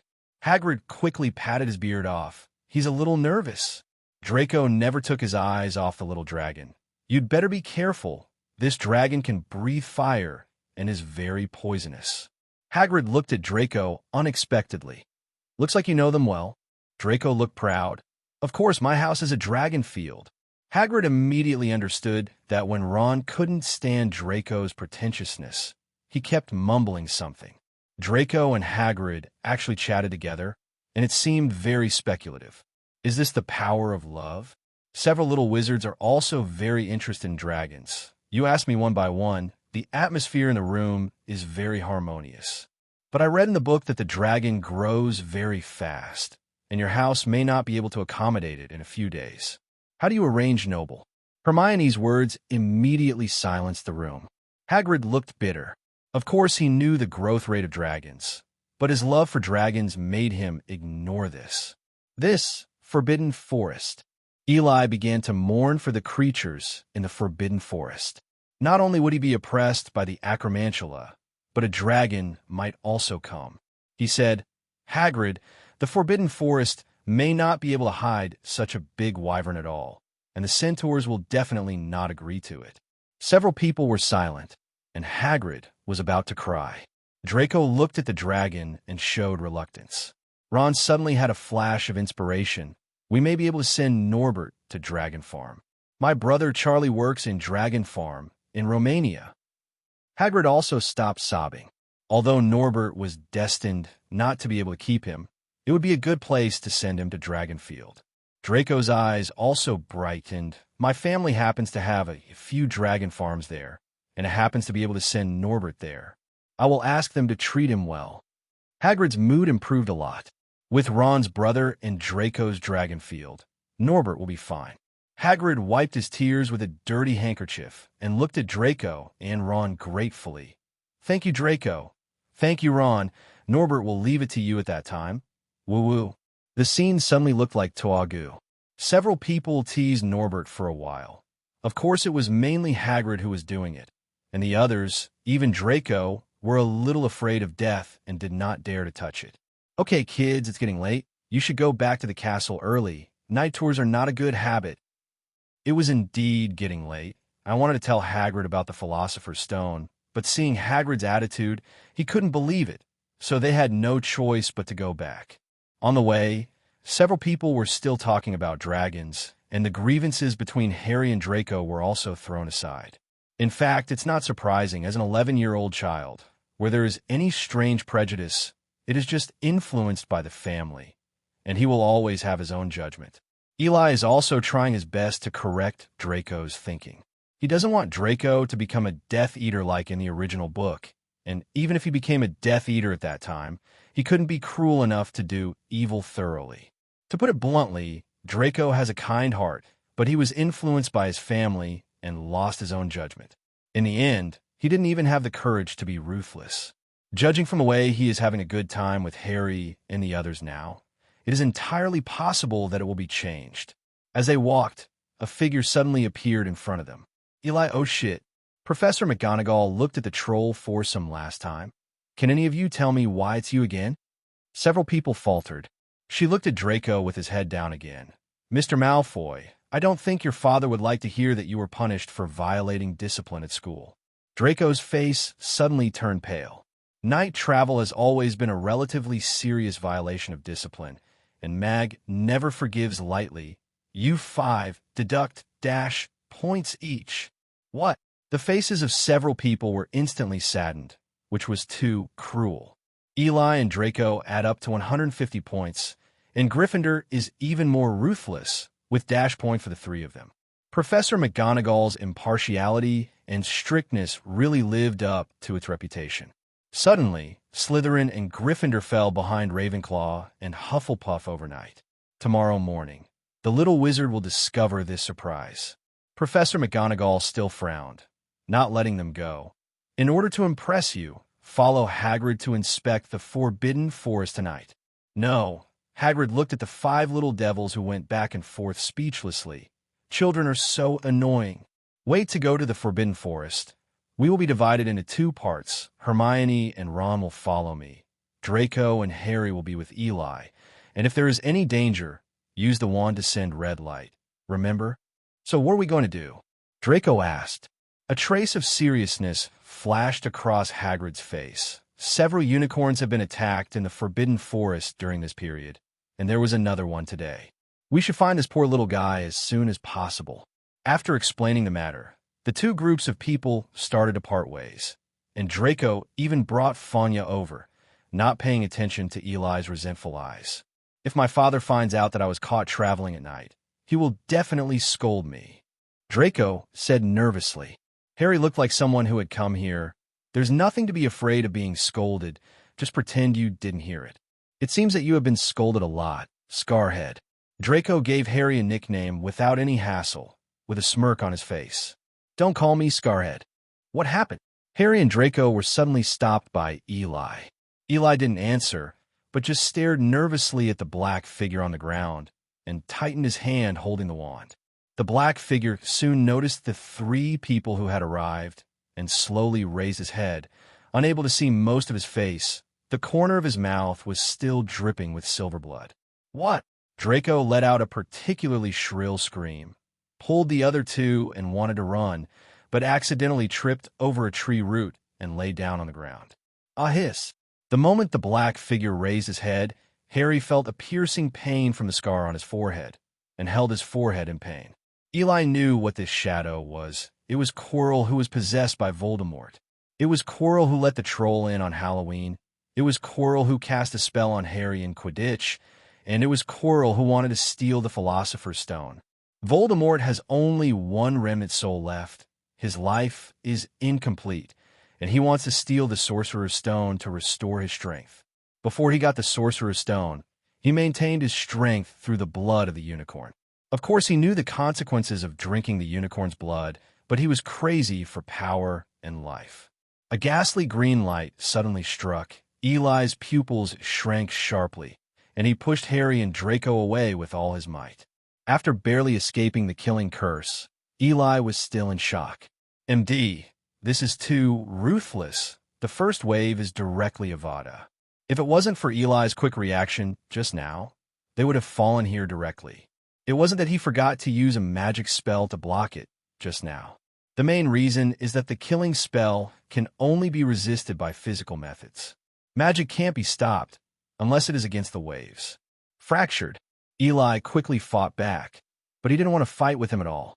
The killing curse was just a silent cast, so why should he fight with someone who is stupid enough to recite the spell? With one blow, Eli quickly cast an iron armor charm on himself and Harry Draco. Fong had already left, and Eli only hoped that Hagrid would come quickly.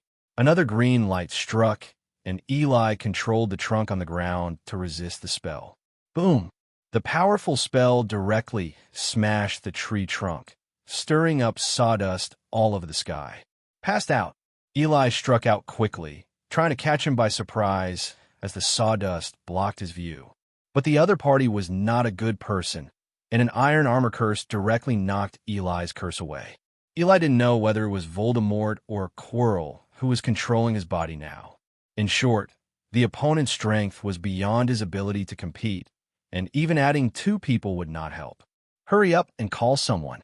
Eli quickly propped up several shields, turned his head, and shouted eagerly to the 2 on the ground. But they couldn't bear it, and Harry wanted to pick up his wand even more. Draco, take him away quickly. Don't send him to death. Draco was awakened by Eli's roar, and after struggling a bit, he still pulled Harry up. Be careful yourself, and ran away with Harry. Seeing the 2 leave, the Black Shadow let out a roar, quickly chased after Harry, and cast a few spells. It seems that his target is mainly Harry. Eli dodged to block him. Your opponent is me. Fainted. The highly nervous Eli began to release magic power wantonly, and each spell carried a lot of power. The black figure was ready to fly Eli's spell as before, but after all, he underestimated a mage gunner. The moment the spell touched the wand was shaken out of his hand. The Black Shadow retreated again and again. Waste! Eli heard a roar and saw the Black Shadow twitch, and when he stretched out his hand, the wand automatically returned to his hand. Eli didn't just stand there and let him move. Smashed to pieces. Haying dodged in a bit of embarrassment. Seeing the outrageous spell just now, he didn't dare to resist it. The tide of battle seems to be turning, but Eli was more dignified. Avada Kedavra, smashed to pieces. The 2 actually continued to output magic power directly, and the magic spell formed a lightning-like beam of light to fight against each other. A large area of the forest was illuminated by 2 colors of light, and there were constant explosions at the junction of spells. Eli felt a huge force coming from his hand, and the magic power was output without money. Soying wasn't too relaxed either. The veins on his hands were bulging. In terms of magic power, Eli was not much worse than him, but the opponent's spell was extremely condensed, like a sharp knife piercing into tofu, and Eli's power began to retreat. There was a lot of sweat on Eli's forehead, and his hands were shaking constantly. Even so, the killing curse kept approaching him.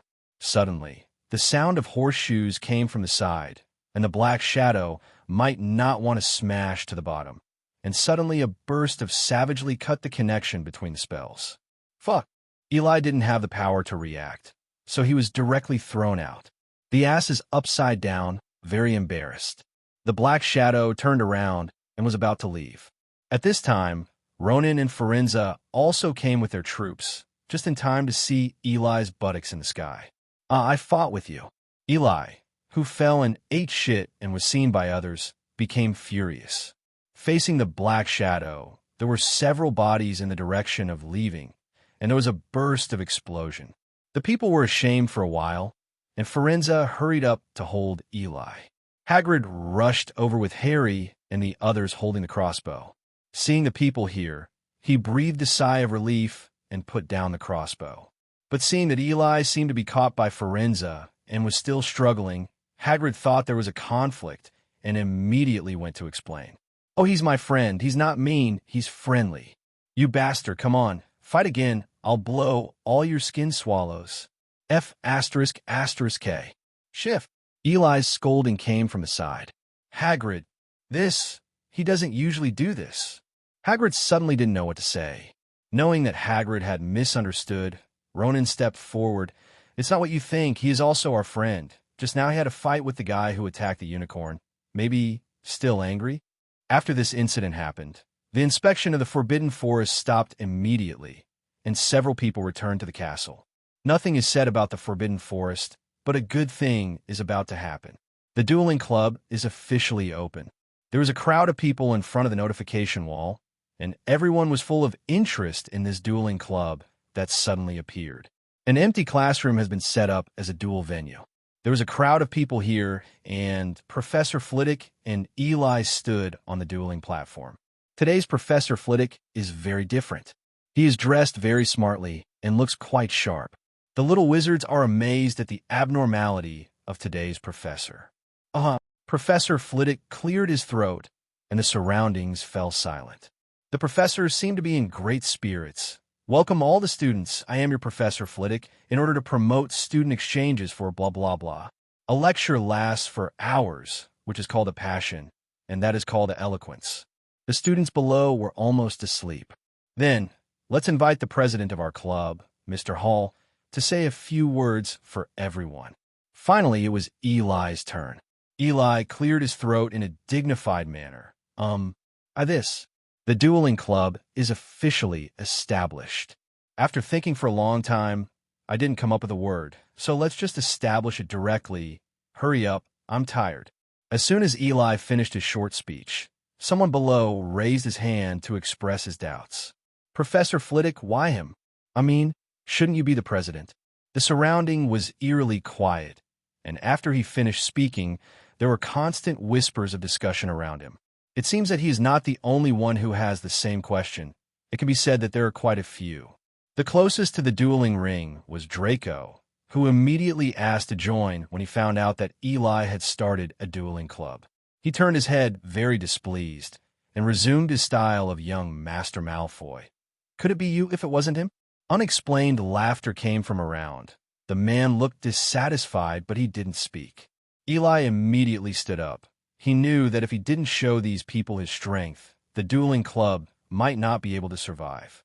"Oh, well, it's everyone's right to raise doubts.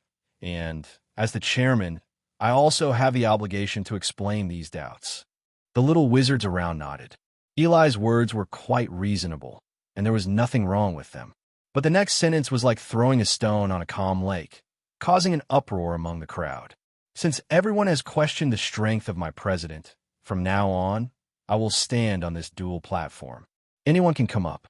If I lose, I will resign voluntarily." Crazy, so TM crazy. There are more than one grade of students below, except for the 6th and 7th grades who are busy with the ultimate wizard exam. There are people from other grades. But no matter what grade he was in, he felt that this first-year little wizard was probably out of his mind. Harry, who was standing closest, became worried, and Hermione kept whispering to him to calm down. Eli smiled at them and made a reassuring gesture to Hermione. Professor Flitwick didn't expect it to turn out like this, so he quickly wanted to stop this farce. Eli stopped him. "Professor, if I can't handle their challenge today, then this club will lose its credibility. Trust me, Professor." Professor Flitwick hesitated, but Eli repeatedly assured that he would pay attention to safety, so Professor Flitwick backed away. "Attention! The sparring can only be done up to the point, and the use of harmful spells is not allowed." Professor Flitwick explained loudly, and then took the wand and acted as a referee and security officer. "I'll come first." It was a boy in the 2nd grade who took the stage. Some of the 1st graders knew Eli's strength, so they didn't dare to challenge. The higher graders felt that bullying the small ones would be inappropriate, and they couldn't lose face to challenge, so it happened to be a 2nd grader. The two completed the dueling etiquette for each other, and Eli was like a nobleman. calm, and composed. The front teeth competition is great. Dude, that second grader still wants to strike first, and can't wait to attack as soon as he completes the etiquette. Eli didn't dodge in a hurry, as if he didn't react. Some people in the audience showed expressions of disdain or gloating, and Hermione screamed in fear. "Man, just such a light pick, just such a movement," knocked the magic spell away.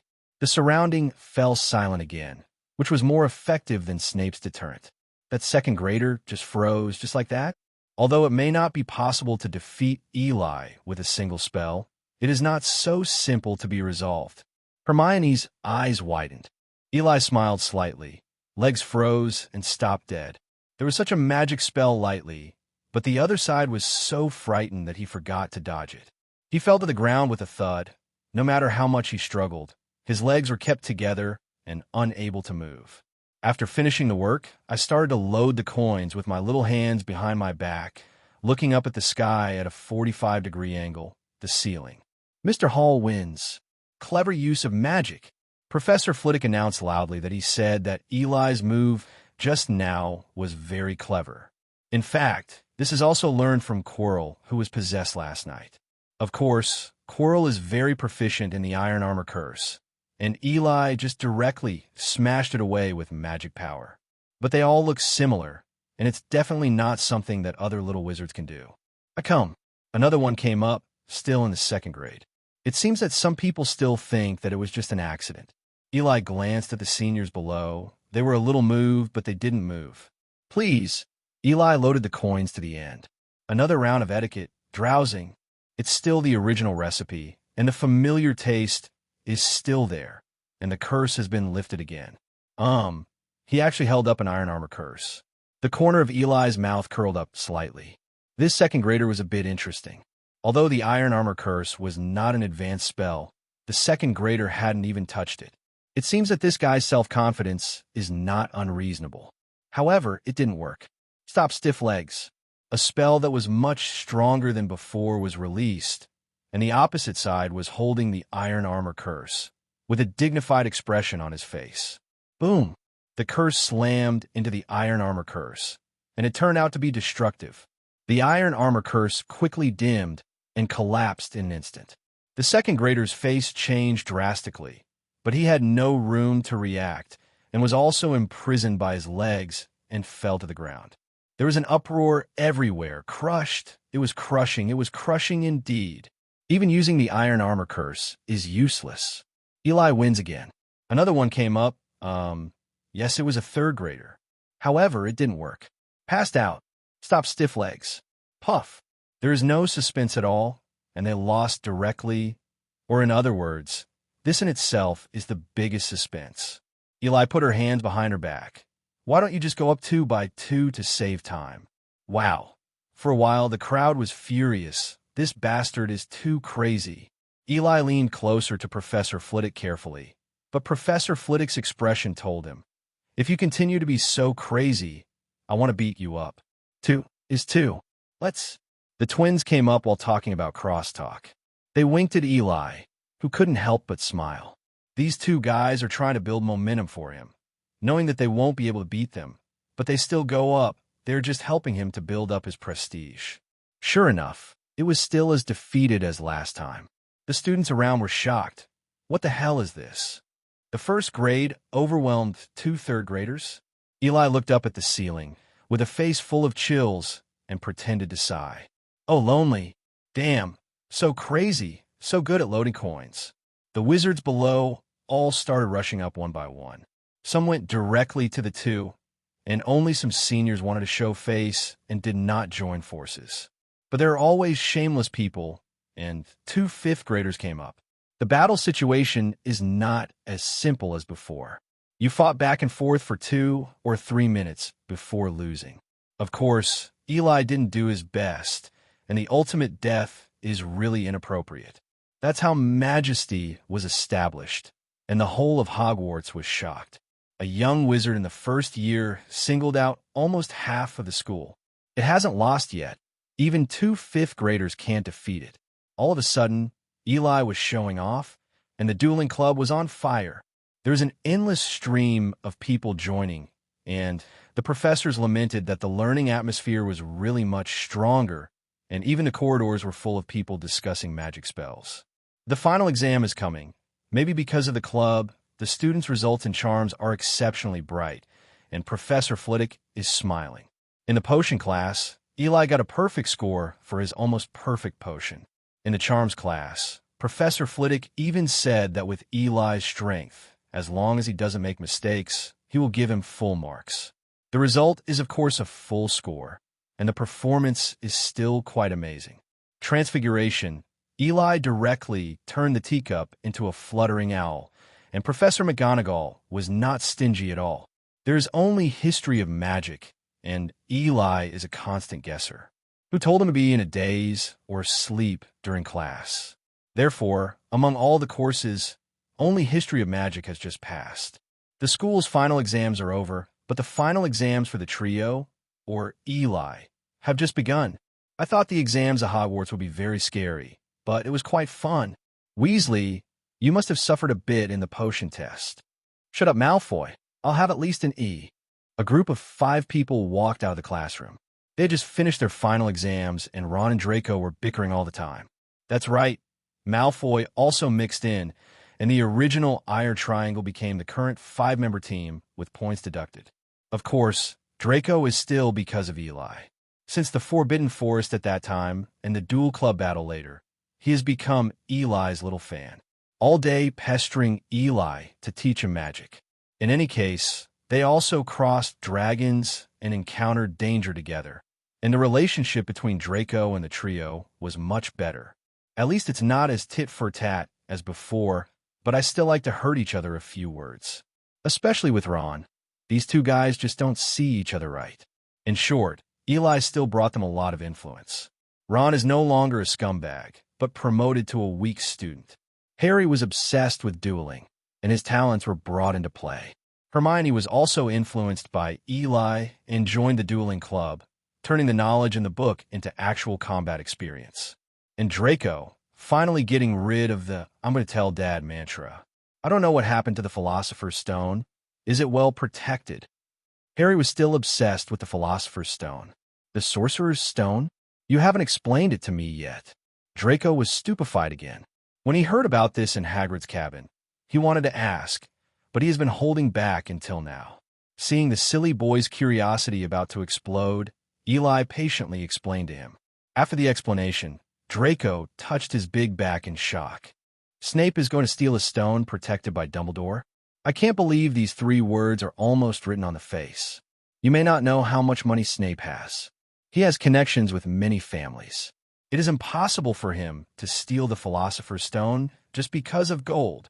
As a member of the Malfoy family, Draco did know something about these things. But the evidence is already here, and his suspicion can't be washed away at all. Ron confronted Draco again. Harry separated the two who were facing each other. Draco, Snape wasn't after gold at all. What's that for?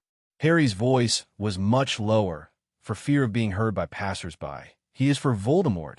He is doing things for Voldemort. That name was just said by Harry indifferently. Draco's face turned pale, and Ron was also very uncomfortable. Only Eli and Hermione didn't respond. Eli is because sooner or later he will confront Lao Fu, and he hasn't been resurrected yet. So, it's okay to say. Hermione, because of her Muggle background, has never seen the horror of Voldemort. You shouldn't have mentioned that name. Draco stopped Harry quickly. Why?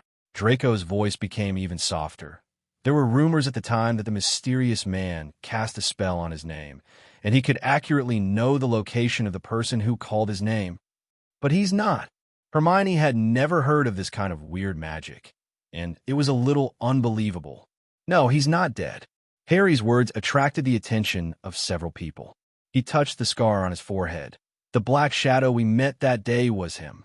My scar was left by him, and the scar became very painful when I met him that day.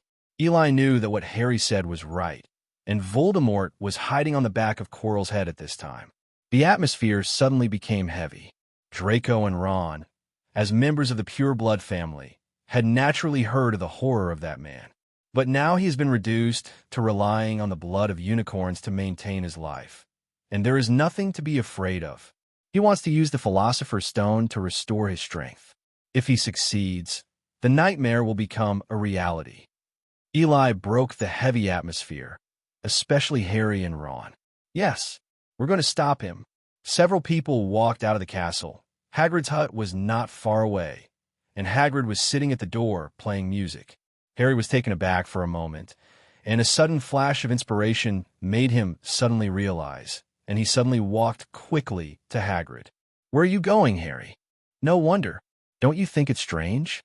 Why did Hagrid want a dragon, and just happen to meet someone with a dragon egg? Who would walk around with a dragon egg?" A flash of understanding flashed across Hermione's face, and Ron and Draco were a little confused. Eli is a little excited. It's coming, it's coming. The level breaker game is coming. No, how can I be like the reckless little lion? Calm down, Hagrid, do you remember what the man who gave you the dragon egg looked like? Several people were a little out of breath. Hagrid looked at the little ghost who suddenly ran over in surprise, with a look of reminiscence on his face. He was wearing a black robe at the time, and I couldn't see his face clearly. Several people's faces changed, wearing black robes? Isn't that a ghost? No one in a black robe is a good thing. Then did he say anything to you? Oh, of course, he asked me which animals I have raised, and I told him that there are many. Hagrid looked a little proud. Then is he very interested in Lu Wei? Yes, he asked a few words about Lu Wei. I told him that the trick to getting in touch with animals is to know how to make them quiet. For example, Lu Wei, just give him a little music, and he will fall asleep immediately. When Hagrid mentioned his Lu Wei, his expression was extremely warm, but suddenly his expression changed. He was broken, and he slipped his mouth again. The five turned around and ran towards the castle. Hagrid muttered, "I shouldn't have told you." Professor McGonagall was still grading some homework in the classroom, and a few little wizards broke in suddenly. "Professor, we want to see Professor Dumbledore now." Before he could stand still, Harry called out. Professor McGonagall was taken aback and looked at a few people dissatisfied. Why are these unlucky kids again? Professor Dumbledore has received a letter from the Ministry of Magic and rushed to London. What's the matter with you? Several people looked at each other. Someone is going to steal the Philosopher's Stone. Professor McGonagall's complexion suddenly changed. How do you know about the Philosopher's Stone? But no matter how you know, it is well protected now.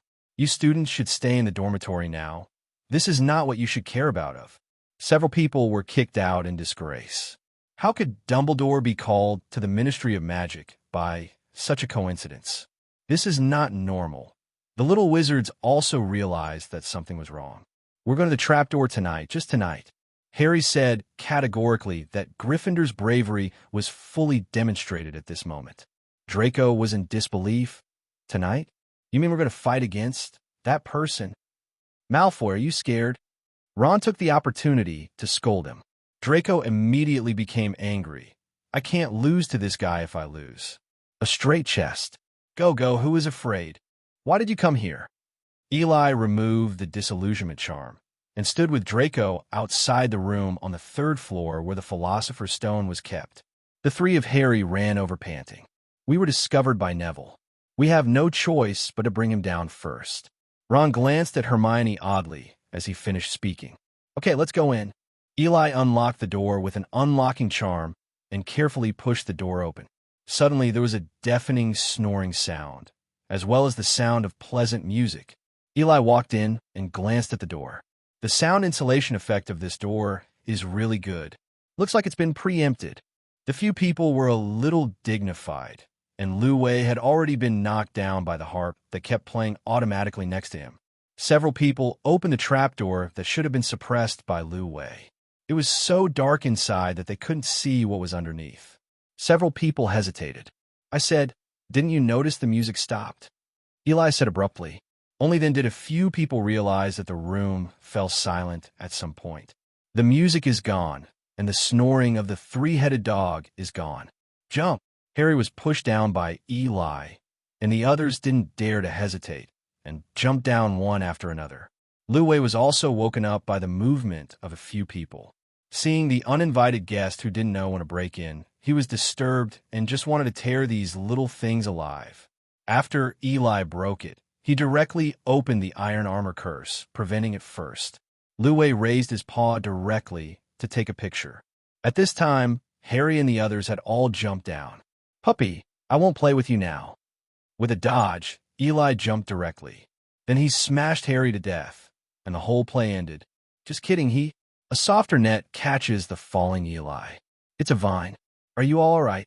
Their voices came from all around, and it was all right. Only Ron's voice trembled. "Have you noticed that this thing has been shrinking?" Sure enough, several people immediately felt that the vines began to wrap around their bodies continuously, and it became tighter and tighter. Ron and Draco kept screaming. They struggled desperately, but they couldn't break free. "Is this going to die here?" "Don't struggle. This is the devil's net. The more you struggle, the tighter it will be." Hermione shouted suddenly, and Eli also recognized the devil's net and quickly stopped struggling. Slowly, Eli felt that the vines were getting looser and looser until they couldn't restrain him, and then fell down. The bottom is not high, and there is no injury. Hermione soon fell too, and Eli picked her up. The two of them came down, and there were 3 more up there. After a while, Harry also came down, but Ron and Draco above were still howling. "Don't struggle. Don't struggle. F." Hermione reminded her loudly many times, but the 2 guys were still howling like pigs. Eli raised his wand. Lumos. Suddenly, like the sun rising, the world was completely illuminated, and the intense light forced Hermione and Harry to cover their faces. Under the stimulation of this terrifying light, the devil's net struggled like a snake meeting Realgar. Ron and Draco also fell down in embarrassment. When they were lifted up, the 2 unlucky children were so frightened that their hair exploded. "Let's go. There are still checkpoints waiting for us." Several people walked into the only corridor. "What's that sound?" "It sounds like the flapping of wings." There seemed to be a lot of birds on the other side of the passage, and the sound of densely packed wings beating came continuously.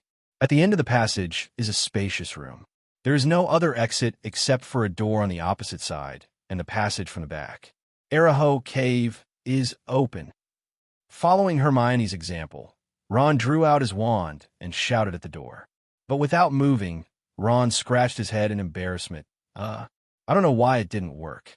Eli stepped forward to check. "There are many spells cast on this door, and it cannot be forced to open." He looked up. The real key can only be found in that group. Several people looked up, and it turned out that the ones making the sound of vibrating wings turned out to be a large group of keys with wings like insects. Seeing the densely packed keys flying around made everyone feel numb. The devil knows which key is real. Eli continued to observe the door. This door is relatively old, and its lock is relatively old and rusty, so the key should also be the oldest. Several people tried their best to find the most special one among the large group of keys. After a while, they only felt that their eyes were sore. "Look, it's that one. Its wings are missing." Harry suddenly pointed to one of them. A broom next to it floated over.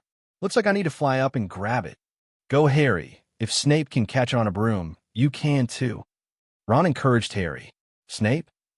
Harry got on the broom, and at that moment, the keys seemed to go berserk, and they rushed at Harry ferociously. Harry lifted into the air in an instant and made a swift lunge at the key.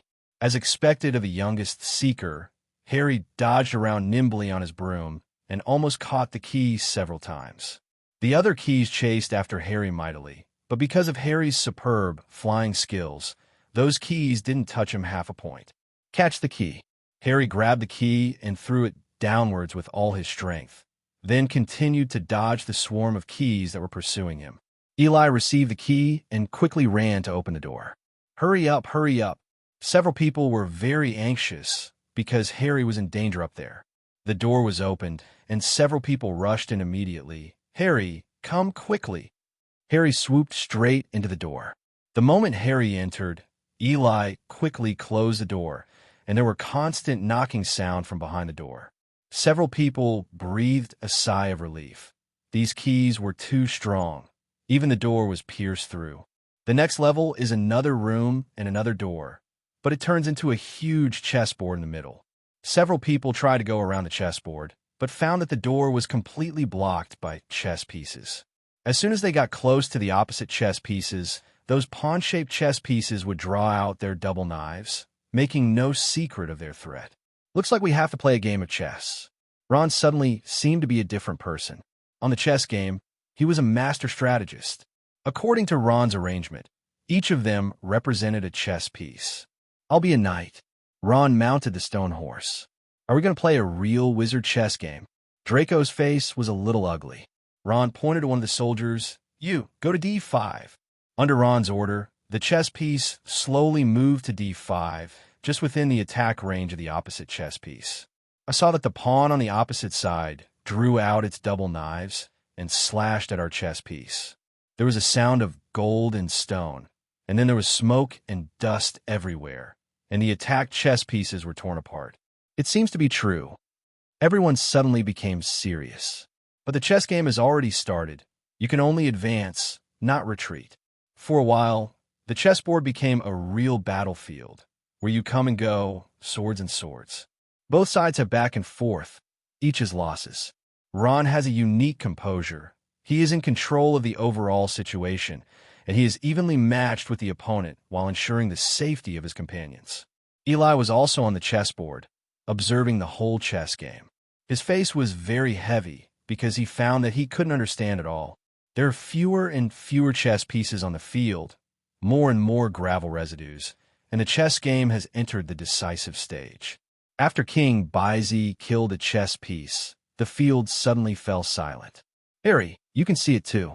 Now I just need to make one move. King Byzee will eat me, but you will be able to checkmate him.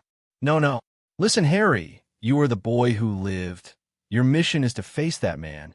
You can't become that sacrificed pawn right now. Knight to H3. In fact, Ron had a way to keep himself safe, but in doing so, Draco would be in danger. In such a choice, he did not hesitate and resolutely launched a charge as a knight. King Byzee raised his heavy sword high and stabbed fiercely into the stone horse under Ron. The knight was dead, and Ron passed out in the rubble. Harry walked up to King Byzee firmly and pronounced his death sentence. Checkmate. The big sword fell with a bang, and Byzee won. Several people quickly ran to Ron to check his injuries. Eli wanted Draco to stay, but he was so insistent that he let him come along. Hermione, take Ron up and call the professor over. For the rest, let's go to the next level together. It was another room, but there were no doors or windows except for the passage from when I came. In the middle stands a huge mirror, in front of which stands a man wearing a huge hood. Professor Quirrell? The man turned around, and it was Quirrell who was possessed by Voldemort on the back of his head. No, Snape is... Harry couldn't believe it at all. It wasn't the Snape he had always believed in who was waiting for them in the end.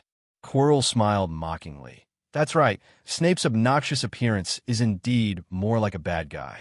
With him around, who would doubt a stuttering Quirrell? Yes, it's always been me. It's always been me who wanted to kill you. It was me the troll. It was me at Quidditch. That guy Snape went to the 3rd floor to stop me that day, and he hasn't trusted me since then me. But I've never been alone. Quirrell gradually became a little excited, and he faced the mirror again. What is this mirror for? Suddenly, a weak, hoarse, snake-like voice came from the back of Quirrell's head. Let me say, but you, there is still some strength. Quirrell slowly unbuttoned the scarf, and there was a distorted human face on the back of his head. Harry clutched the scar on his forehead in pain. Voldemort! Harry screamed and wanted to drag Eli and Draco to run, but Quirrell just snapped his fingers, and a circle of fire surrounded him. Harry, don't resist. Don't you want to see your parents? Help me get that thing. I can bring them back to life. 2 figures appeared on the mirror. They were the parents of Harry and Eli. The mirror is also the Mirror of Erised. Eli, I know you. You are extremely talented. There is no good or evil in the world, and those who are powerless to fight for power are not qualified to touch the world. But you, as long as we cooperate, the world will surrender to us. Eli sneered. You? I think you should save your nose first. Shenfeng Wuiying. Eli directly preempted the attack. At this time, he didn't dare to bet that the professor would arrive in time. Madness. With a roar, Voldemort controlled Quirrell's body and broke Eli's spell. A green light hit the face. The three dodged quickly, blood demon possessed. When life and death are at stake, Eli spares no effort. Accept your weapons. 3 rays of light hit Voldemort. With a flick of his wand, all 3 spells were blocked. What a powerful talent you actually associate with trash. Who is a waste is still uncertain. Ultimate death. Avada Kedavra. Like that time in the Forbidden Forest, the 2 rays of light collided again. Don't be stunned. Harry and Draco quickly wave their wands. Disarm you. Passed out. Voldemort let out a roar and exploded again, sending several people flying at once. This time Voldemort didn't give Eli a chance to respond. Surrender to me. Dark Devil Impact. A black light rushed towards Eli and Harry, who were closest like a storm. Eli's pupils narrowed sharply. Armor protection. A figure suddenly rushed over, propped up the iron armor curse, and desperately caught Voldemort's attack, was knocked into the air by a huge force, and fell to the ground, life or death unknown. Draco. Eli's killing intent sword. Ultimate death. Damn ants. Don't know how to live or die. Magic collided together again. Harry, put your hands on his face. Eli yelled at Harry suddenly. It was a life or death moment. Harry didn't think about it at all. Let's fight to the death. He rushed up and slapped Voldemort in the face a few times. How could Voldemort, the master of magic, ever think of such a way of fighting? With Eli holding him back, Quirrell's body couldn't explode again. Harry's slaps were real. The crackling sound echoed crisply in the room. What? All the places where Voldemort was touched by Harry began to carbonize, and it was unclear whether the heart-piercing screams came from Voldemort or Quirrell. Seeing that his slaps had such miraculous effects, Harry slapped his head and covered his face. After struggling for a while, Quirrell's body turned into ashes and scattered all over the ground. A black mist suddenly rushed out, with a ferocious face appearing, and left here roaring. They won. Harry passed out, knocked down by the black mist that Voldemort had formed. When the world was foggy, a pair of familiar green pupils appeared in his field of vision. Mom, Eli, except for Quirrell, whose ashes were thrown away, the only one who could stand was Eli. Harry. Draco, wake up. Eli looked up to the sky and sighed. You two are dizzy. How can we get up? I don't care. I'm lying down too. Eli simply lay down too. Anyway, he won't be able to get out for a while, so he just lay down on the spot for a while. Wherever he fell, he would lie down there. This time, it was extremely critical, and I didn't expect to have a magic duel with Lao Fu directly. He remembered that when watching the movie, Lao Fu also showed up, and then Quirrell was there as a melee mage without even using a wand. I don't know why he came to him. Voldemort directly took over the body, and he was going to kill them with his wand. Fortunately, Voldemort has not recovered, and Quirrell's magic power can't kill Eli in seconds. As long as he can't be killed in seconds, Eli will have a way to kill him. You know, it's not just Harry who has the blood protection spell. He has it too. The original idea was that if Harry couldn't touch Quirrell, he would come by himself. But in the end, Quirrell still died under Harry's ruthless ears, and Voldemort also lost his carrier, so there is no trouble at present. And he hasn't revealed his identity yet. He didn't want to reveal his identity too soon, especially to Harry, for no other reason than not being ready for the sudden brotherhood. But he doesn't mind exposing his talent. Anyway, sooner or later he will have to confront Voldemort.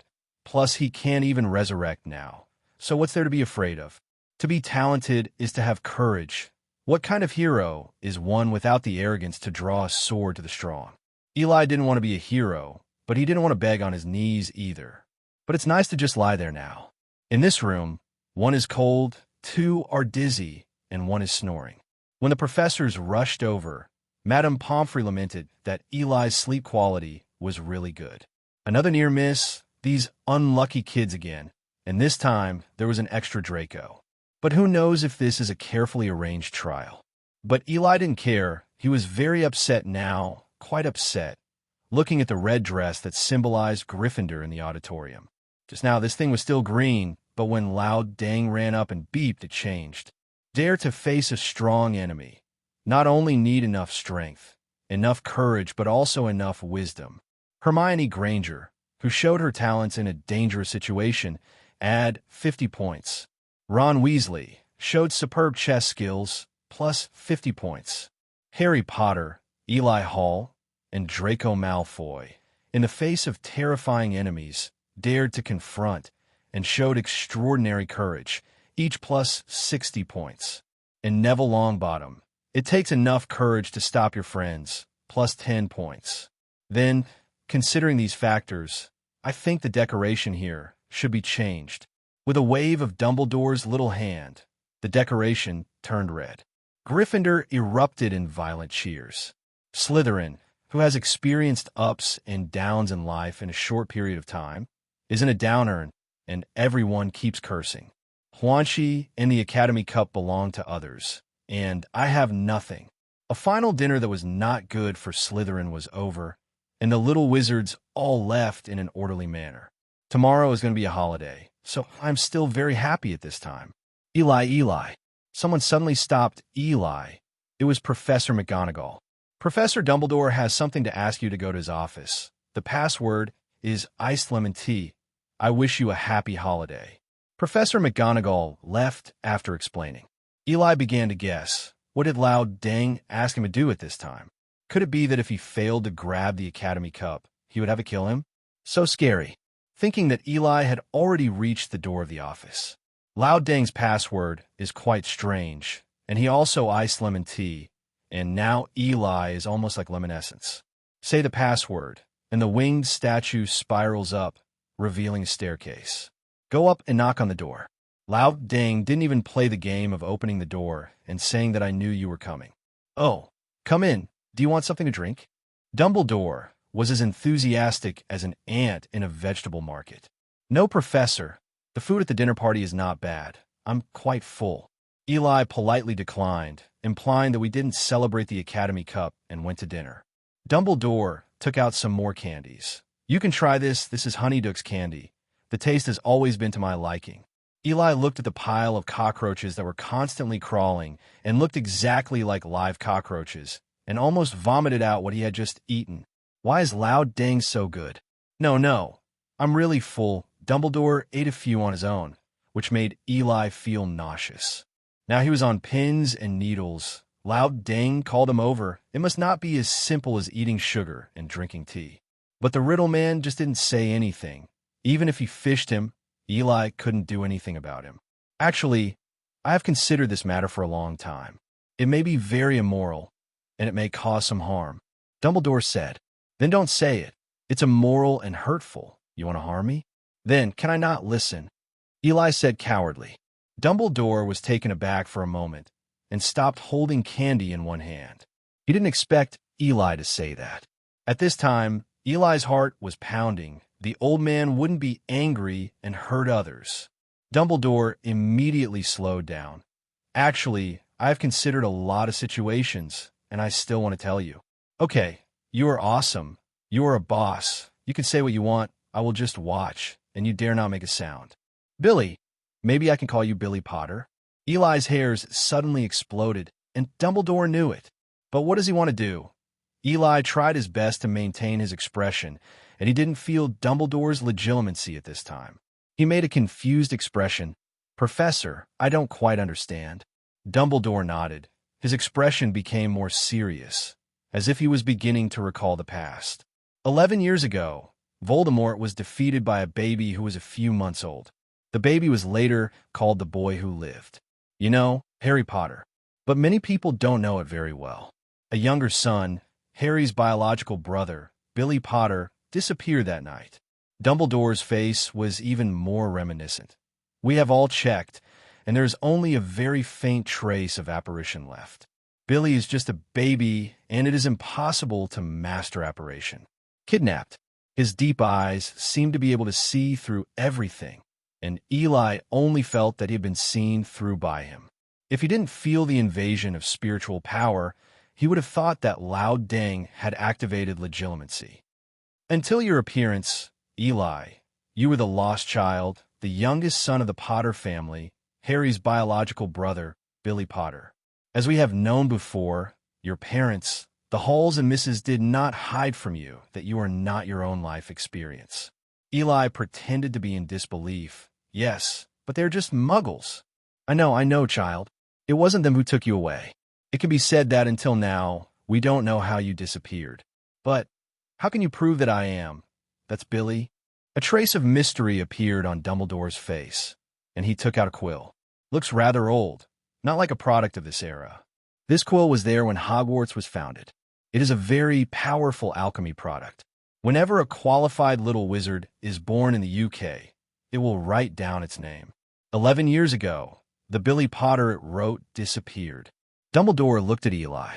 Becoming Eli Hall, it never occurred to him that Dumbledore had already known about his life experience. I'm afraid they have already started to observe him before he entered the school. Eli suddenly felt a strong sense of powerlessness. He also thought that he could hide under Dumbledore's nose. I didn't expect that people would have discovered me a long time ago, but they just didn't say anything. This makes him look like a joke, embarrassing, really embarrassing. It's all said for this sake, and Eli can't continue to deny it. He also pretended to be shocked. Oh, Merlin's big pants. I turned out to be the younger brother of the savior Harry Potter. Regardless of whether Dumbledore believed Eli's performance or not, Eli did anyway. Eli, maybe you should know what you will face in the future. You have great talents. I can guarantee that you're the most talented student I have ever seen. I only hope that no matter what time, I will stand with Harry. Eli nodded. This is also his mission after taking possession of this body. Throughout the ages, there have always been many amazing and talented wizards, but many of them are addicted to power. Indeed, power is very attractive. To be honest, I used to pursue power crazily, but there are some things that you don't know until you can't get it back. Power, neither life nor eternal life, are the most precious, but love is. Dumbledore's past is not perfect. It can be said that he has suffered so far. The extremely talented man met another extremely talented young and energetic person at a young and vigorous age. They have the same language and the same ambition. They are closer than brothers. But that person ended up on a path he didn't want to tread. At first, he chose to indulge, until an unexpected conflict cost him his sister. His younger brother also chose to leave him, and even that person chose his ideal. He possessed legendary strength. He became famous for defeating that man, and later he became the only one who could stand against Voldemort. The world respected him as the greatest white wizard. He who seemed to have everything actually lost it all. Dear relatives and friends all leave him. Albus Dumbledore, Gellert Grindelwald. 2 months of confusion, a century of unspeakable. When he got it wrong, Eli's talent made him have to worry about whether Eli might be the third-generation Dark Lord. He had to teach Eli enough. He had to let Eli have the bonds of family members. Professor, although my biological parents have passed away, I know why they died. I still have my adoptive parents and my elder brother. My strength will always be the umbrella of those around me. Eli's eyes are firmer than ever before. This is a test from a current strong man, and this is the promise of the next generation of strong men. Dumbledore laughed, without the so-called defense, and laughed easily. However, I hope the professor will not tell Harry about this for a while. Dumbledore looked at Eli in surprise. I'm not ready. Maybe he is too. Dumbledore pondered for a moment. Okay, this is your own business. You should be ready. It's about this time. My old friend should be here too. Dumbledore looked towards the fireplace behind, as if waiting for someone. Professor, can I go? Eli thought that Dumbledore had issued an order to evict the guest. Dumbledore stopped him. No, my old friend wants to see you. See me? Eli really didn't know if Dumbledore had any old friends who would know him. Boom! Suddenly a green flame burst into the fireplace, turning Dumbledore's beard green. Oh, Nick, you're finally here. Dumbledore hurried up to meet him. No, Albus, don't help me. I can walk by myself. A man so old that Eli didn't dare guess his age stepped out. His skin was loose, his steps were shambling, and Eli feared that he would fall apart if he took 2 steps. Hearing Dumbledore's address to him, Eli immediately knew who this was. Nick Flamel, the greatest alchemist, the only owner of the Philosopher's Stone. He is at least 660 years old. Because of the Philosopher's Stone, he lived for centuries, completely beyond the limits of human beings, not even wizards. The lifespan of wizards is longer than that of ordinary people, especially those who are powerful. Dumbledore is already over 100 years old, and he is still walking like flying, and he can still fight against a kid in his 70s, Voldemort. Nicole took small steps, his legs tossing and turning. "Oh, sir, slow down. I don't know whose fault it is when I fall here." "Wait a minute, I'll be there soon." Eli was dumbfounded by the speed of -meters per -seconds by Uncle LeMay. His calf had been twitching for a long time, and he hadn't walked out yet. He also made the grandpa look like a -meter race, panting. Dumbledore wanted to give him a hand, but people thought it was looking down on him. Uncle is quite stubborn. The stubborn old man never gave in. Dumbledore's birds were all asleep, and the old man finally walked to the chair. He took a deep breath. "It's really not easy for an old man to be as fast as me." "Dumbledore." "Eli." "Oh, this is the Eli Hall you mentioned. What a talent." "Grandpa looks good." Eli quickly stood up and bowed. "Hi, my name is Eli Hall. This etiquette must be in place. No matter how you say, it is an old man who has been around for hundreds of years, although he is not as old as the old man with boundless mana on the banks of the Nile, but he is also the first in the world. This kid is quite polite, but don't be fooled by Albus. He likes to do some silly things." Eli has already liked it countless times in his heart, but on the surface he still pretends that he didn't hear anything. Dumbledore sat down in embarrassment and glanced at Eli, who was pretending to be confused, counting you as sensible. "Look at him. He is the most talented student I have ever seen." Nick looked at Eli for a while. "Well, it's really extraordinary. I have seen many amazing talents, but they are not as good as him." He glanced at Dumbledore again. "Don't you just like my housekeeping skills? Little guy, would you like to learn alchemy from me?" Dumbledore, who was stunned again, was even more embarrassed, but when he heard Nick's words, he also looked at Eli expectantly. Eli is already stunned. What's the matter with this? Why did he suddenly start accepting apprentices? Lao dang. Did you sell me a long time ago? It is definitely a great blessing to have such an unprecedented and strongest alchemist as a teacher. Eli stuttered for a moment. "Don't be nervous, little guy. It's absolutely fine for you to learn alchemy with your talent. Just say whether you want to learn it or not. This is all delivered to your door. Whoever doesn't learn is a fool. Study." Dumbledore breathed a sigh of relief as Nicholas nodded. "It's better sooner than later. How about this? You will learn from me this summer vacation. Go home and have fun for a few days. What do you think?" How dare Eli refuse? "No problem. No problem at all." "Okay. It's not easy for me to take a trip at such an age. I'll write to you again when the term officially ends when the little wizards board the train home." Eli and several people crowded in the carriage, just like when they first came here. This semester has been full of ups and downs. Trolls, Quidditch, Quirrell, and Voldemort. Many people may not encounter these things a few times in a lifetime, and they have gathered them all in one semester. Everyone has their own gains. Eli strengthened his soul, relieved the life-threatening danger of losing control of his magic power, increased his strength, and made a lot of money. Harry and Ron escaped from Snape's clutches, and they were secretly happy when they thought of Snape's expression when they passed the exam. Draco finally made some friends, and he felt the world was different. Hermione was the happiest. She originally thought that Eli would sit firmly at the top, but she studied in a dark way all day long. In the end, Eli was one step behind her because of her mediocre grades in history of magic. That's right, this little witch has the highest marks in almost every subject in the whole year, and she is firmly in the first place. The little witch is so scary. Eli took a mediocre number 2. If his history of magic grades were not ridiculously bad, Hermione would not be able to compete with him based on his perfect scores in other subjects. However, this thing is useless except for storing coins, and the second can almost meet Eli's needs for storing coins. The young master is a first-year man who kills trolls and fights with Voldemort. Do you still need to rely on this achievement to install coins? Do I care? Am I sorry? Did I get mad when Hermione showed off to me? If I have a chance, I must make that little girl look good in the film. No, Eli said it wasn't anger. It was mainly to teach her not to show off. That's all. Snapped. Accidentally crushed another cup. The train arrived at the station soon, and the parents were all waiting on the platform. Eli. From far away, Eli could see his mother waving to him, and his father wanted to wave too, but because of his father's majesty, he didn't know where to put his little hand.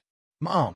Eli threw himself into his arms, and when he saw his father, who was eager to try, Eli jumped on him obediently.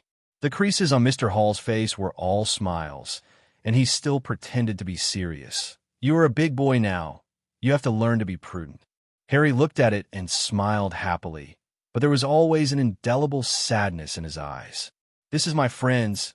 This is Harry. We met at the Dursleys' house. This is Hermione, who also lives in London. This is Ron. All of them are wizards. Oh, you're Harry. We've met before, so you're also a little wizard. Mr. Hall shook Harry's hand very enthusiastically, and then saw Hermione next to him. Hermione introduced herself very politely. Hello, Uncle and Aunt. My name is Hermione Granger. Mr. Hall was very surprised. Oh, I remember. Your parents are dentists, right? It's a very good medical skill and saved my teeth. I saw you when I went last time. The fate is amazing. Then he looked at Ron again. Ron was a little cautious. Maybe he had never dealt with muggles before. Hello, Uncle and Aunt. My name is Ron. Ron Weasley. Mr. Hall tried to remember if this was another child he had seen before, but the Weasleys were from a wizarding family, so how could he have seen it? It's a great pleasure to meet you. If you have the opportunity, you must come to play at home. The Grangers and the Weasleys had also arrived, and the twins and Percy had already joined the Weasleys. The adults of the three families chatted very enthusiastically, and Mr. Weasley was particularly excited. He is one of the few wizards who is very yearning for Muggle society, and he's also a pure-blood wizard. He'll be very happy when he makes so many Muggle friends next time. The Grangers and the Halls were old acquaintances, so naturally they had a lot to talk about. Mr. and Mrs. Hall and Mr. Weasley's work is somewhat similar, and they also have a good talk, especially Mr. Hall and Mr. Weasley. It is called a meeting. The Dursleys were long overdue, and they seemed reluctant to come and fetch Harry. But after seeing the Hall family, he suddenly changed his face. The Weasleys were not very good at contacting Muggles because they were born in a magical family, let alone someone like Dursley, who hated magic. The Dursleys kept Weasleys at arm's length, which made the Weasleys have a bad impression of the Dursleys. They thought all Muggles were like the Halls and the Grangers. After saying goodbye to each other, they all went home. Mr. Dursley shoved Harry roughly into the car with a frown on his face. The adults of the Weasley, Hall, and Granger families have even agreed to exchange letters. After all, they're all very easy to get in touch with, and it is really too late to see each other today. When they were all gone, Mrs. Hall grabbed Eli by the ear. Good boy. When you grow up, you dare not go home. You didn't come back a month before school started, and you didn't come back at Christmas. You told me that you could only stay for a few days during the summer vacation. Eli howled miserably all the way, like, killing a pig? So what if you killed a troll or fight the Dark Lord? Don't you want to be pulled by your mother's ears? Mr. Hall was still fanning the flames, not afraid of those who did it, but those who encouraged it. Eli bared his teeth for a while and vowed to reveal all the places where his father hid his private money. In this way, after a group of people arrived home, a big battle broke out. In fact, the main critics were Mr. Hall and Eli. As soon as Eli got home, he dumped beans in a bamboo tube and told him all about Mr. Hall's hidden money. The evidence is so overwhelming that even if Mr. Hall is a well-known lawyer, it is difficult to explain it. No, Mrs. Hall almost turned into a Norwegian ridgeback and breathed fire. Eli and Mr. Hall shivered in a small corner. Mr. Hall is not the one who suffers. He immediately accused Eli of stealing Mrs. Hall's cosmetics when he was a child. There was another time when Eli was fighting at school. Mr. Hall also hid it. The next move is also full. The two almost severed the relationship between father and son, both accusing each other of being disloyal. The war ends with the arrival of the Grangers. Eli almost hugged Hermione and called her a benefactor. After a while, the Weasley family also came. Of course, they didn't bring all 7 children, but they brought the youngest, Ron and Ginny. In the evening, Harry was also picked up by Mr. Hall. According to common sense, the Dursleys did not want to see Harry make friends at all. But because he had to rely on the Hall family for work, Harry had to be released. Trading the friendship of the Hall family for the freedom of an annoying guy is worth it. They were happy not to see Harry anyway. This is the agreement of the 3 families to come to Hall's house for a dinner together. The women sat together and chatted happily. Mrs. Weasley is a very good person. She is very good at housekeeping. No, she is teaching Mrs. Hall and Mrs. Granger experience. The men were just bragging and shitting, not caring about their image, and they exchanged a lot of gifts because they were interested in each other's world. Mr. Weasley sent them some magical bauble, much to the delight of Mr. Granger and Mr. Hall. Mr. Granger sent Mr. Weasley an electric toothbrush after he went back, but he didn't know if it would be scrapped due to the magical magnetic field. Mr. Hall thought for a long time, and finally slipped a small object to Mr. Weasley secretly. Glock 17, 9mm caliber. Mr. Weasley went back and tried it and exclaimed, "This thing works better than a wand." After the meal, several children were playing on the side. "Oh, what's wrong?" Eli looked at Hermione. Hermione covered her mouth, but was too embarrassed to let go. "Are you hurt?" Hermione shook her head and slowly let go of her hand. A small tooth lay in the palm of her hand. Eli was shocked. "Are you still changing your teeth at the age of 11? Hermione blushed and raised her hand to slap Eli on the head. Eli covered his head and couldn't help laughing, and Hermione was also amused, hey, ridiculously missing a tooth. Eli took the tooth and threw it on the roof. "Why did you throw it on the roof?" Hermione covered her mouth, puzzled. Eli looked like he was coming.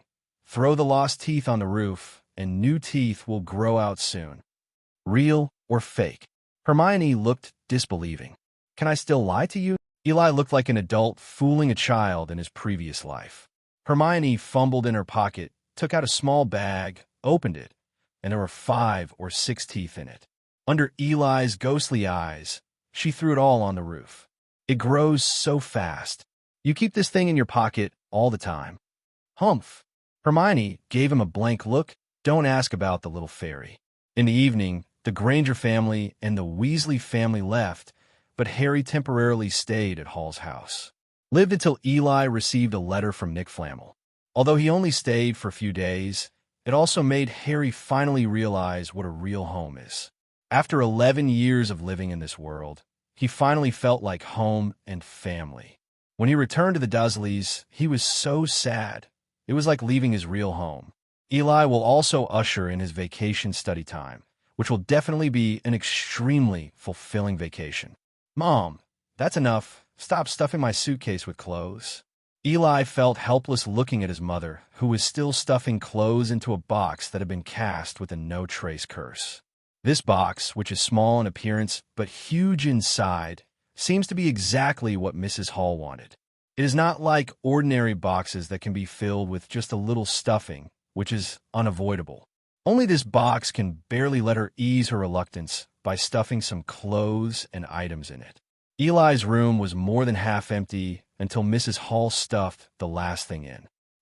This mother's love is like a landslide. Eli took out the thing that came with Nicholas' letter, a small ball that looked like copper, with no special lines. According to the introduction in the letter, as long as he reads the address attached to the ball 3 times and flicks it again, he will be able to go to Nicholas. That sounds a bit like apparition or a portkey. Of course, apparition is definitely not comparable to portkey, and it is slightly better in terms of convenience. Only then did Mr. Hall put down the newspaper in his hand. "Eli, you have to take care of yourself and don't make trouble for the teacher." Mr. Hall always upholds his father's reserve, even though he already wants to hug Eli and say, "I can't bear you." "Yes, I will." Eli picked up the box, looked at his mother and father who were watching him, smiled at them, and whispered the address in the letter to the little ball in a low voice. Until the 3rd time, He flicked the ball lightly, making it vibrate. The tremor did not disappear. As if it was suddenly activated, it became more and more intense. The space suddenly began to become distorted, and the familiar pulling feeling hit again. If it was an ordinary person, he might vomit. Eli felt as if he was passing through the tofu like a small object, and the resistance from space was very clear. This process lasted a little longer, unlike the one he had in Knockturn Alley. The sense of shuttle disappeared, and he had arrived at his destination. Devon, England. This is a small courtyard that looks very ordinary, with a rural flavor of England. At least it doesn't look like the residence of a master alchemist. "Oh, Eli, come in. Dinner's ready." Like an ordinary grandpa, Nicholas greeted Eli to go in.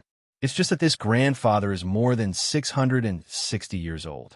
Eli was a little cautious and walked in with the box. There was no smoking alchemy furnace, no weird tools, and Eli even thought he had strayed into some ordinary house. There are just a lot of opera posters on the wall, some of which look very old, and some are even hand-painted. If it weren't for the protection of magic, it would definitely turn into ashes. It doesn't look like the home of an alchemist, does it? Nicholas was standing next to Eli, looking at these opera posters, as if he said to himself, "I've been studying alchemy for hundreds of years. There must be time and space that doesn't belong to alchemy, right? If not, it would drive me crazy. Well, let's have a meal. Today, Perenelle specially cooked a meal, but I think you'd better be careful. She hasn't cooked in over 100 years. You old man is talking bad about me again." A voice that was a little old but still full of spirit came over. "Nothing." Like a child who was caught doing something bad, Nicolomi dragged Eli to the restaurant and whispered to Eli, "She has been here for so many years, and her temper has not changed at all. You're still talking." Eli didn't even dare to nod, for fear that his anger would come to him. "Oh, you must have heard wrong." Then he whispered again, "Hell, isn't she deaf? The table is quite rich. At least it doesn't look like Eli imagined that he hasn't cooked for more than 100 years. "Oh, Eli, great to meet you. Sit down and try my craft." This is a very kind-looking old woman, not at all like the owner of the pungent voice just now. She was waving her wand and arranging the dishes on the table. She beckoned the two to sit down, and Eli couldn't help but tasted a piece of beef. It seems to have no taste. He ate another piece of duck breast. A mouthful of salt almost killed him, and his saliva was crazily secreted. Perenelle looked at him expectantly. "How is it?" "Good. Delicious. Tastes very good." Eli thought it was the most unconscionable thing he had ever said. "Oh, I also think it's not bad.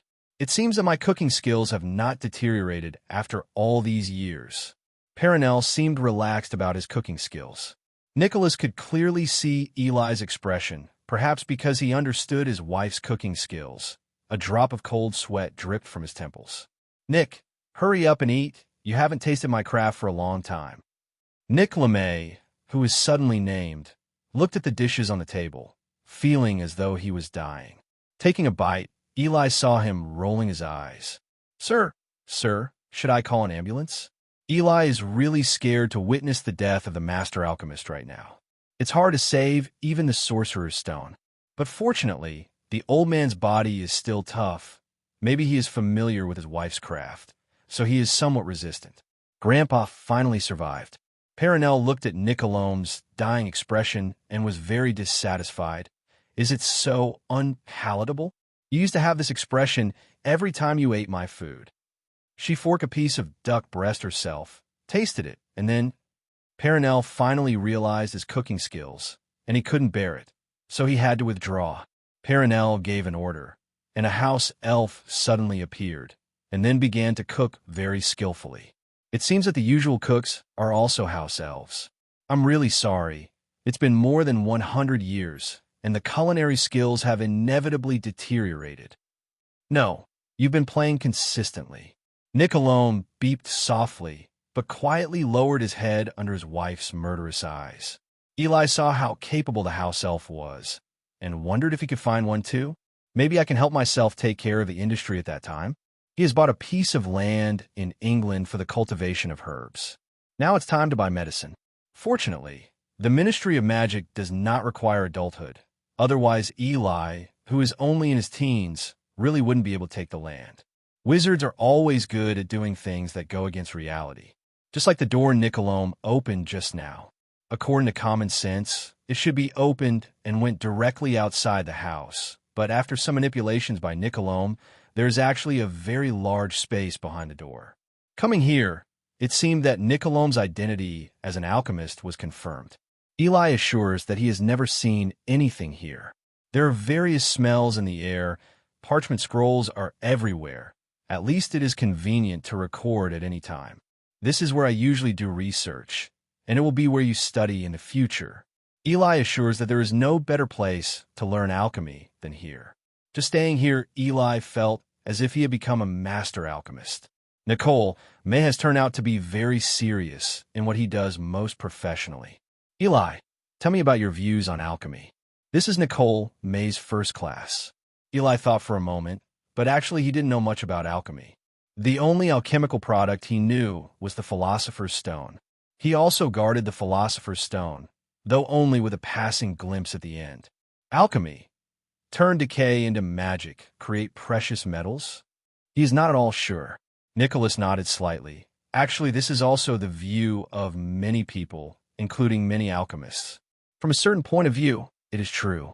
He rummaged around on the table beside him for a while and took out a thin book. Eli took a closer look and suddenly felt that time and space were disordered. Nicole May was holding a journal, Nature. This magazine is definitely very familiar to Muggles. It is a very long and authoritative scientific journal. Founded by the British Sir Joseph Norman Lockyer, it contains the most cutting-edge research results in physics, biology, and other disciplines. Alchemy is actually very similar to Muggle science. It is an extension of human wisdom and can help us accomplish things that we cannot do individually. However, Muggle science is based entirely on the laws of everything itself, while alchemy involves magic. For example, turning mercury into gold is absolutely unscientific in Muggle terms, but it is completely possible for alchemy. Science and alchemy both lead to the same goal. Many wizards think that Muggles are ignorant, but to Muggles, wizards who don't understand science are ignorant. Eli was shocked by the wisdom of this master. Perhaps in his eyes, everything will return to one point. Nicholas did not stop. What you just said is actually correct. The core of alchemy is to change matter, which is the so-called turning decay into magic. He pointed to the robot-like device next to him. Mechanical items like this are actually an extension of alchemy.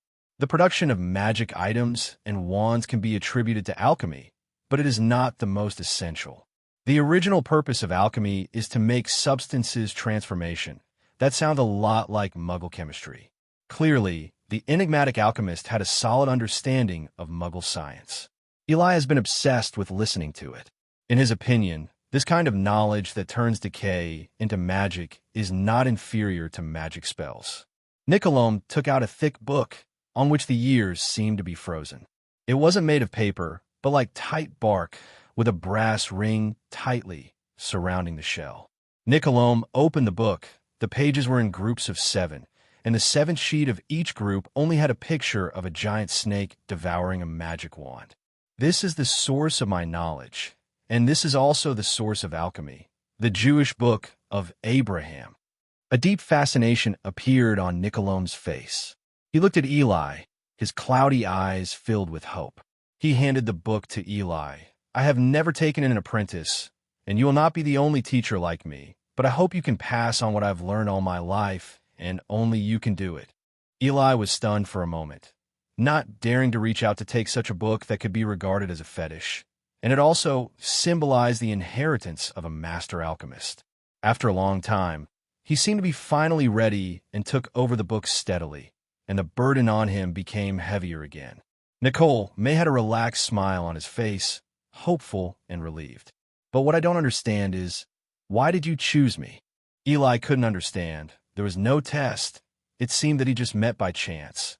So he entrusted the mantle to himself. Nicholas took a deep look at him. Some people are born with a unique mission.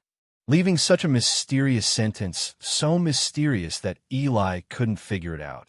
Nicholas changed his expression. Learning alchemy is the same as learning anything else. You have to start from the most superficial. The essence of alchemy is transformation, and the most superficial thing is to create things. Some handmade products and some machines are all creations. Eli suddenly thought of something. Are all magic items the product of superficial alchemy? Nicholas shook his head. No, it's not so simple to distinguish. For example, the legendary Deathly Hallows. Eli's expression froze. The Elder Wand, the Cloak of Invisibility, and the Resurrection Stone. These three are collectively called the Deathly Hallows. It is said that they all come from the god of death, which is actually wrong or inaccurate. They're all products of alchemy. Although they look like magic props sold in stores, these three are not simple. They are endowed with the most powerful and mysterious power. The Elder Wand, invincible, serves the strong. The Invisibility Cloak can almost erase people from the world without a sound. The Resurrection Stone can resurrect the dead. These are not what ordinary alchemists can do. Eli's eyes flashed. This was something he had never heard of before. He has also read the legend of the Deathly Hallows. It is said that the three brothers got rid of a death claim. The eldest of the three brothers wants the most powerful magic wand. The second wants an item that can resurrect the dead. And only the third wants an item that can get rid of the god of death. Nicole May continued. There is actually another legend. The three brothers wanted to inherit the throne of the god of death. So they created three alchemical items according to the god of death. The Elder Wand symbolizes the power of the god of death. The Resurrection Stone symbolizes the ability of the god of death to control life and death. Invisibility, the cloak, symbolizes the eternal life of death. These three represent the authority of death. Nicholas suddenly stared into Eli's eyes. Whoever owns these three Deathly Hallows will have the authority of the god of death, and he will become the god of death. Eli was furiously stared at by Nicholas, but fortunately Nicholas calmed down again. These are very advanced things, but you will always touch them later. But for now, you should learn the basics. Nicholas took out a tome and slammed it on the table, as if hitting Eli's heart. Here are the alchemy runes I concluded based on the Book of Jewish Abraham. Your task is to memorize them. After memorizing them, you can start learning to make them. Eli's jaw almost dropped in shock. This thing, I want to memorize it. He looked at the book as big as his head, and his teeth felt sore. A hint of cunning flashed in Nicholas' eyes. Some people are born with a unique mission. Come on, come and fulfill your mission. Young man, my uncle is very optimistic about you. With that, he slipped out and slammed the door behind him. Eli was left staring at the tome on the table. I feel like this book is mocking me. Eli was stunned for a moment, not daring to reach out to take such a book that could be regarded as a fetish, and it also symbolized the inheritance of a master alchemist. After a long time, he seemed to be finally ready and took over the book steadily, and the burden on him became heavier again. Nicole May had a relaxed smile on his face, hopeful and relieved. But what I don't understand is, why did you choose me? Eli couldn't understand. There was no test. It seemed that he just met by chance. So he entrusted the mantle to himself. Nicholas took a deep look at him. Some people are born with a unique mission. Leaving such a mysterious sentence, so mysterious that Eli couldn't figure it out. Nicholas changed his expression. Learning alchemy is the same as learning anything else. You have to start from the most superficial. The essence of alchemy is transformation, and the most superficial thing is to create things. Some handmade products and some machines are all creations. Eli suddenly thought of something. Are all magic items the product of superficial alchemy? Nicholas shook his head. No, it's not so simple to distinguish. For example, the legendary Deathly Hallows. Eli's expression froze. The Elder Wand, the Cloak of Invisibility, and the Resurrection Stone. These three are collectively called the Deathly Hallows. It is said that they all come from the god of death, which is actually wrong or inaccurate. They're all products of alchemy. Although they look like magic props sold in stores, these three are not simple. They are endowed with the most powerful and mysterious power. The Elder Wand, invincible, serves the strong. The invisibility cloak can almost erase people from the world without a sound. The resurrection stone can resurrect the dead. These are not what ordinary alchemists can do. Eli's eyes flashed. This was something he had never heard of before. He has also read the legend of the Deathly Hallows. It is said that the three brothers got rid of a death claim. The eldest of the three brothers wants the most powerful magic wand. The second wants an item that can resurrect the dead, and only the third wants an item that can get rid of the god of death. Nicole May continued, "There is actually another legend. The three brothers wanted to inherit the throne of the god of death, so they created 3 alchemical items according to the god of death. The elder wand symbolizes the power of the god of death. The resurrection stone symbolizes the ability of the god of death to control life and death. Invisibility, the cloak symbolizes the eternal life of death. These 3 represent the authority of death." Nicholas suddenly stared into Eli's eyes. Whoever owns these 3 Deathly Hallows will have the authority of the god of death, and he will become the god of death. Eli was furiously stared at by Nicholas, but fortunately Nicholas calmed down again. "These are very advanced things, but you will always touch them later. But for now, you should learn the basics." Nicholas took out a tome and slammed it on the table, as if hitting Eli's heart. "Here are the alchemy runes I concluded based on the Book of Jewish Abraham. Your task is to memorize them. After memorizing them, you can start learning to make them." Eli's jaw almost dropped in shock. "This thing?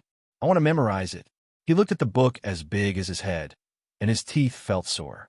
A hint of cunning flashed in Nicholas' eyes. "Some people are born with a unique mission. Come on, come and fulfill your mission.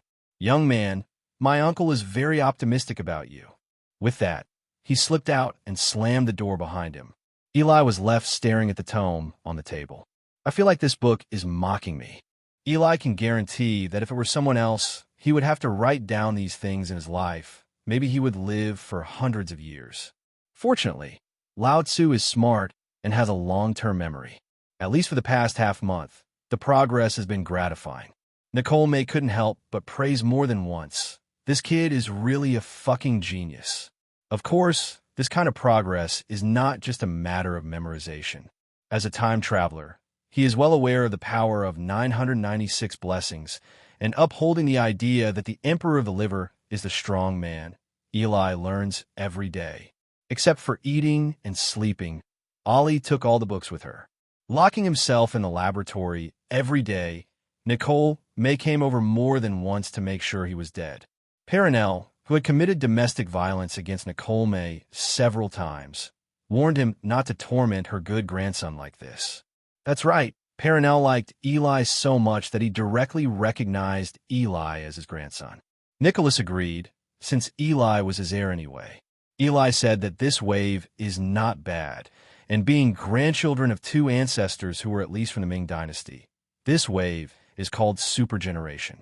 It is worth mentioning that Eli has already begun to practice Animagic. After writing a letter to Professor McGonagall believed that he already had the conditions to practice Animagic, although she still felt that Eli was too young. However, at Eli's insistence, Professor McGonagall told Eli that she must be notified when she transforms, because the Animagic practitioners in the past had to be under the protection of others when they transformed for the first time, in order to prevent the animal's brain from getting out of control and doing stupid things that endanger life. When the Lemmays knew that Eli was going to practice Animagic, they said they could help. Don't think that these 2 old people can only do alchemy. It's no joke that they are hundreds of years old. In addition, there are many alchemy props that can help Eli. For example, create a thunderstorm. No, Eli has already swallowed the Mandela leaf and practiced closed-mouth meditation. Grandpa Nick, how does alchemy achieve an assembly line similar to a Muggle factory? Eli was thinking, and there was an automatic writing quill beside him, constantly writing his thoughts. This is what he did under the direction of Nicole May. It could be connected to his spirit and write automatically, which would be described as an artifact of code words. Nick alone looked at it without even thinking about it. It's very simple. Just make some linkage mechanical equipment. It's best to have the help of Transfiguration You can master it after a while. It's not complicated. Eli nodded. Nicholas turned to Eli in surprise. Do you want to start a factory? Eli nodded affirmatively, and then told Nicholas the idea of the potion factory. After listening, Nicholas looked at Eli appreciatively. It's a very good idea. If it succeeds, it can almost control the potion market in the magic world. His expression became serious again. But do you know the danger here? Eli thought for a while, then shook his head, and Nicholas sighed. If you want to control the market, it will definitely affect many forces. Pure blood families, potion masters. If you fail, even the Ministry of Magic will target you. Don't think that these people are all vegetarians. None of the prominent families that have been handed down has blood on their hands. If you use their interests, they will definitely try to kill you. Eli had actually expected such a situation. Whether in the Muggle world or the Wizarding world, business wars never stop at business. Not to mention in the magical world where magic is paramount. But he doesn't want to give up, no matter whether he succeeds or not. He has to give a try, right? He wrote on the parchment, "There must be difficulties. As long as I want to obtain my own interests, I will definitely encounter difficulties. But I'm not afraid. There will always be people who want to eat crabs. Why don't I come here to be this one?" First, Nicholas made no secret of his admiration for Eli.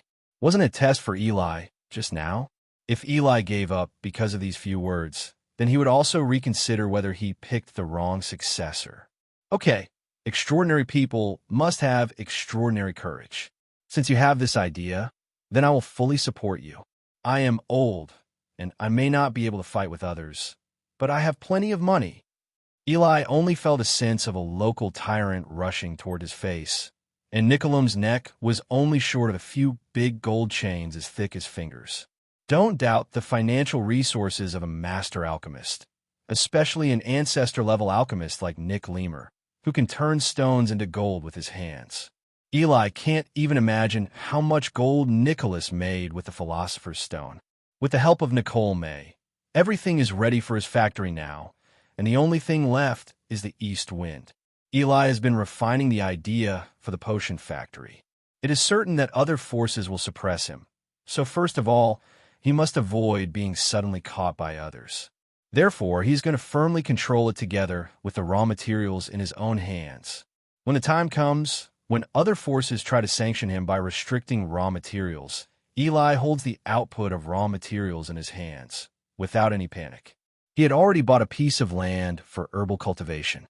Furthermore, in order to prevent the other party from jumping over the wall and resorting to some shady methods, Eli must place some defensive spells on the factory area. This is no problem for him who has Voldemort's memory, and there are all kinds of vicious spells in it. Some Ellis may not even dare to use them. The rest is a personnel problem, but this can be resolved in due course. It's impossible. There are house elves.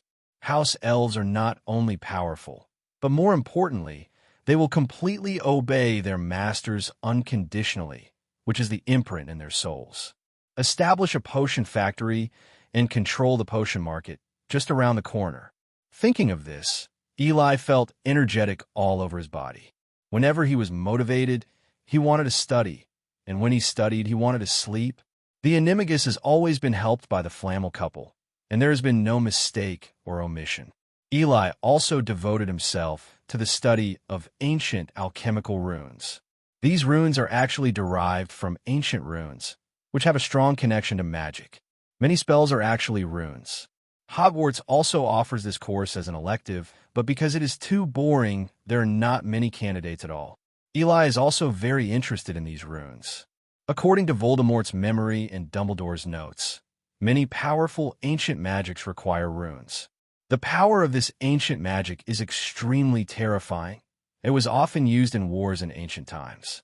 Many magics even require the support of multiple wizards. This is similar to the formations in previous life cultivation novels. And the runes also touch on the nature of magic. Eli, who aspires to become Gunera, the strongest mage, will certainly not let go of this knowledge. For dinner, Perenelle took a feather duster to drive Eli out of the laboratory for dinner. The house elves were really good at their crafting, and the smell made Eli feel hungry. Suddenly there was a sound at the door, and then there was a knock on the door. Stanley, go and open the door for the guests. Suddenly the house elf appeared and helped open the door. Oh, Nick, I wish I could have another dinner. Upon hearing these shameless words, Eli looked over curiously. Dumbledore, there's Professor McGonagall in the back. I have to say that you came a really bad time. Oh, of course it's not about you, Minerva, coming quickly. Perenelle greeted them warmly. Hi, Eli, how are you feeling? Very good and filling. Eli answered honestly. Now he can talk and eat with ease, because the leaves of Mandela have been successfully taken out and prepared into potions. Just wait for a thunderstorm now. Until now, Eli's Animagic cultivation has been very smooth, and he can clearly feel a powerful second heartbeat every time he recites a mantra at sunset. This time I came here with Albus, just for your first transformation. I think it will be very smooth with Albus. Professor McGonagall looked a little excited. After all, her students are going to complete the Animagus during the first-year summer vacation, which was a great sense of accomplishment for her. Eli was flattered and quickly stood up. I'm really grateful to the two professors. Dumbledore smiled. Don't thank us so much. This is what we should do as professors. And this is also the result of your own hard work. Eli sat down slowly, still very moved in his heart. For their own Animagus, Professor McGonagall and Dumbledore even made a trip for him. You know, his cheap dad was still sneaky when he was learning Animagus with a few of his cronies. But he was a little puzzled. But how did you expect it to be today? Eli guessed. Is there any magic that can predict the weather? Or are you planning to use alchemy items? Dumbledore blinked at him. Actually, the Muggle weather forecast is pretty good, although it has fooled me many times before. Eli suddenly felt thunder rolling in his heart. Dumbledore, you archmage, tell me you read the weather forecast? Bad old man is very bad. But it turned out that the weather forecast was indeed accurate once, and thunder began to sound outside.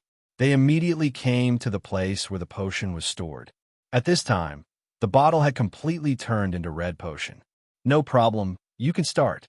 Professor McGonagall checked it, and after confirming that it was correct, Dumbledore suddenly took out his wand. Dumbledore was rarely seen holding his wand.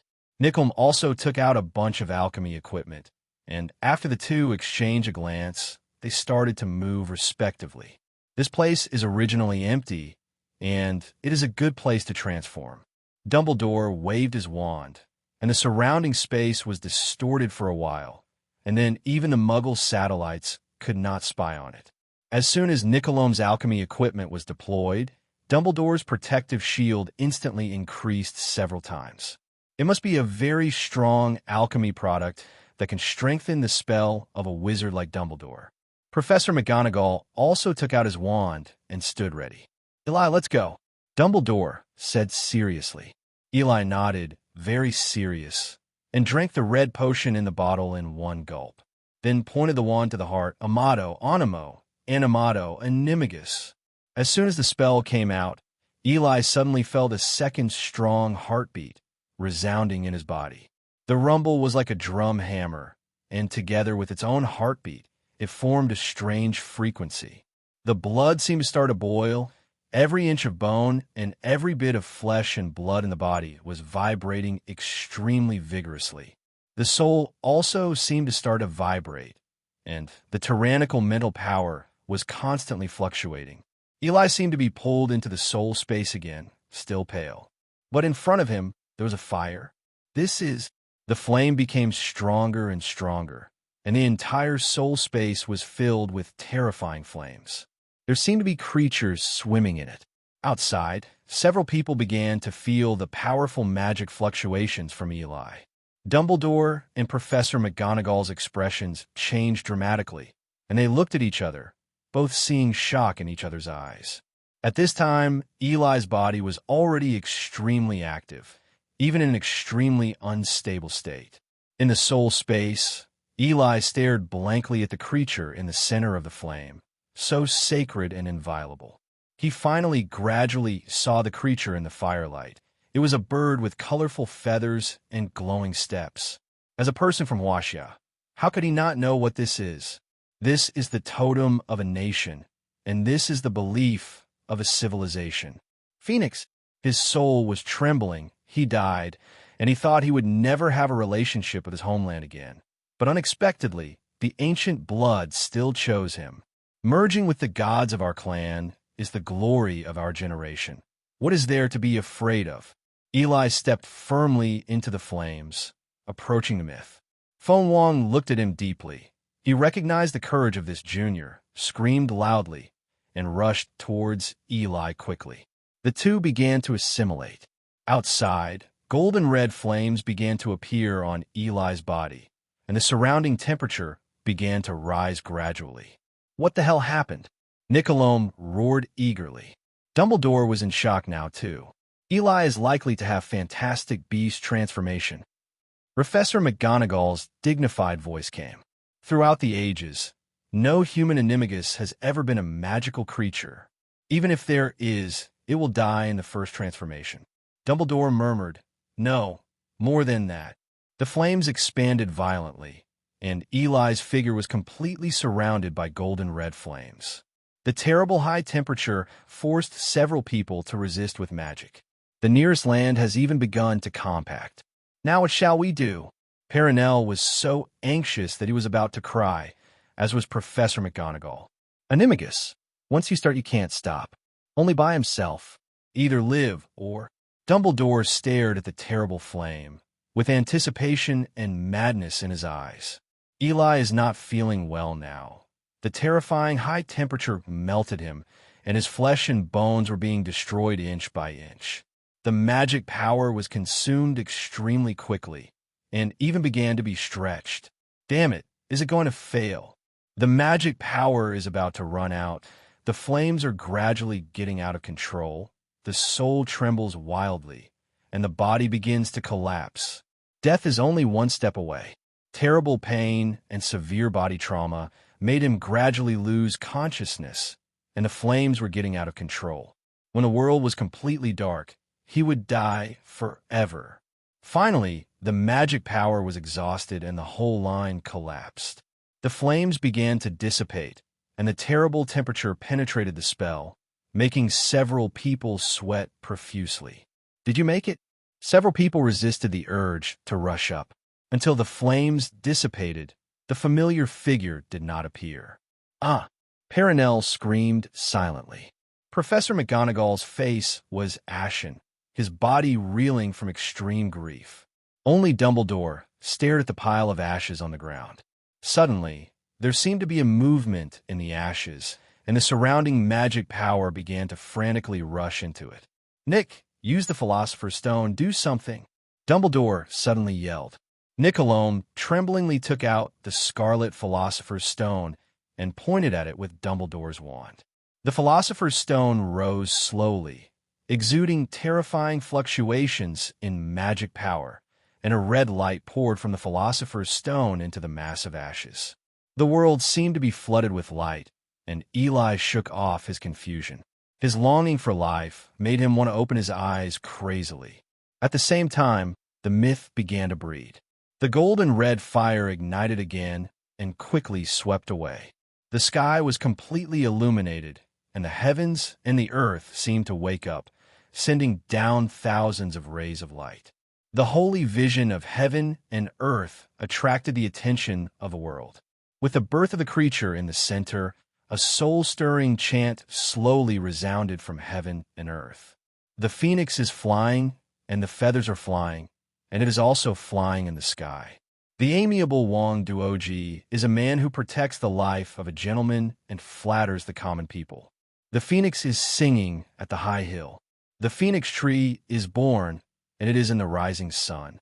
Cultivars are luxuriant, yong yong, a cry that goes through the world, and the myth is born. Phoenix, male, phoenix, female, Huangya. The majesty of the four directions, the phoenix of 10,000 birds, desperate nirvana, conquered death. Dumbledore stared blankly at the holy light, his eyes full of hope. Only him. Only him. No one heard Dumbledore's whispers, because everyone was in shock. The sky was filled with rays of light, as if a god descended, and the golden red flame even penetrated the protection under Dumbledore and Nick Lemub. In the Muggle world, the nearby residents were all attracted by this vision of heaven and earth, until the flame gradually shrinks and the rays of light return to the heavenly realm. The people on the ground seem to have truly returned to the human world. Albus, is this a phoenix? Fantastic beasts, Animagus a phoenix? Professor McGonagall asked Dumbledore. Such a scene was beyond her imagination. Animagus, who has never been born with magical animals since ancient times, just appeared in front of her now. Dumbledore shook his head. It's a phoenix, but it has nothing to do with Fawkes. It may be a phoenix from the east. It is completely beyond the existing system of magical animals. Perhaps it should be called a mythical creature.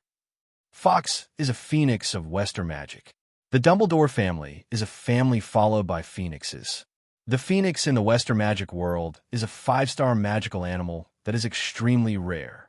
Tears can cure diseases, singing can boost morale, and the carrying capacity is extremely strong. When the lifespan is approaching, they will choose nirvana. Such a magical creature has chosen to follow the Dumbledore family for generations. There's an old saying in their family: no matter who is in urgent need, the phoenix will appear immediately.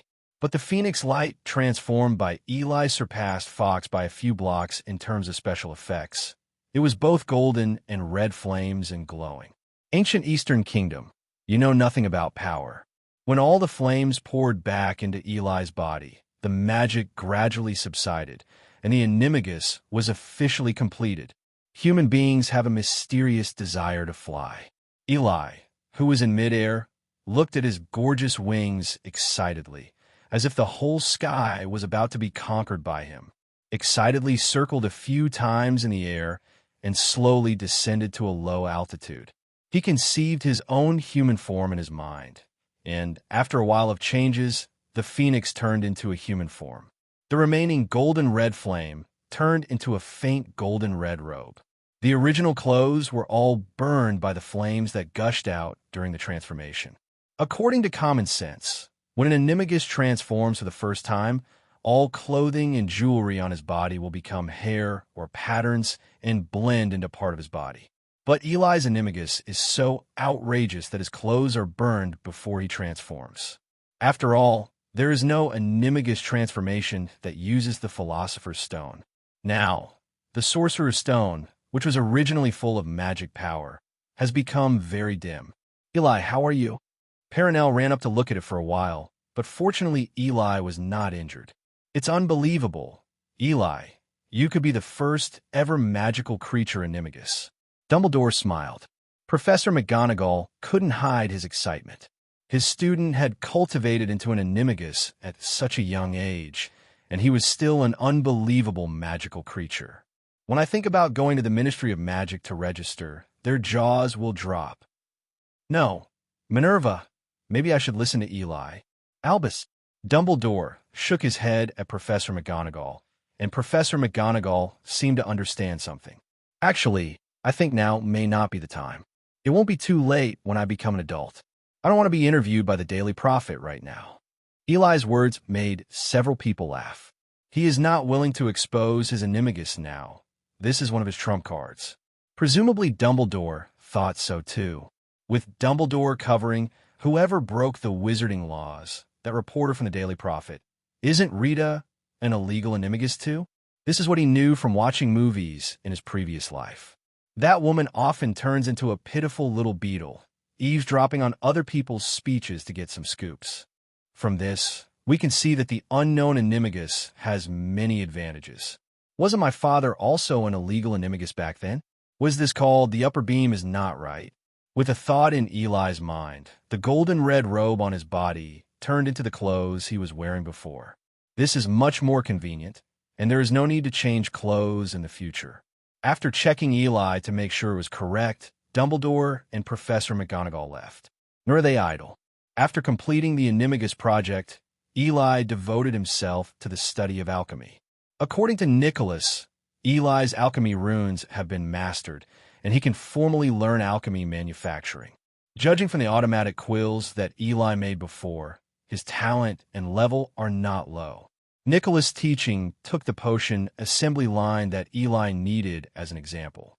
This kind of thing may not be able to be made by others if it is put outside, and it becomes a novice teaching here in Nicholas.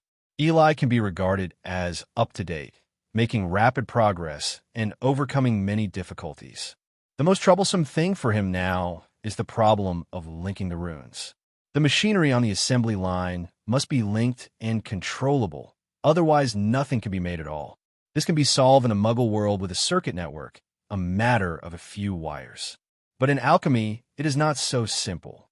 To achieve mechanical communication, it is necessary to form a magic circuit, but the various working units are not connected, so they can only rely on the mutual echo of the runes. This made Eli scratch his head. Whenever he wanted to ask Nicholas for advice, he was greeted with only one sentence. Learn by yourself, think by yourself. I, Eli, am also a person with a head and a face, so I don't need to ask for help. I shut myself in the laboratory all day long, not thinking about eating or drinking. For this reason, Nicole may suffer domestic violence from Perenelle several times. Heaven pays off, and with the help of the Book of Jewish Abraham, Eli finally overcomes this difficulty. Touching his chilly head, Eli wanted to cry, but had no tears. Doing scientific research is too expensive. However, it's all worth it.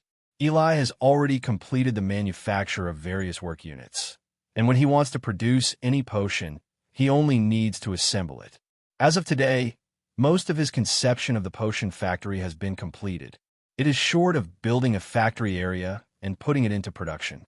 The summer vacation is coming to an end, and Nicole may ended his vacation study ahead of schedule. The Halls had written to tell Eli Ron that he had been invited to the Weasleys' house. It just so happened that Eli finished his studies, so why not just take a walk?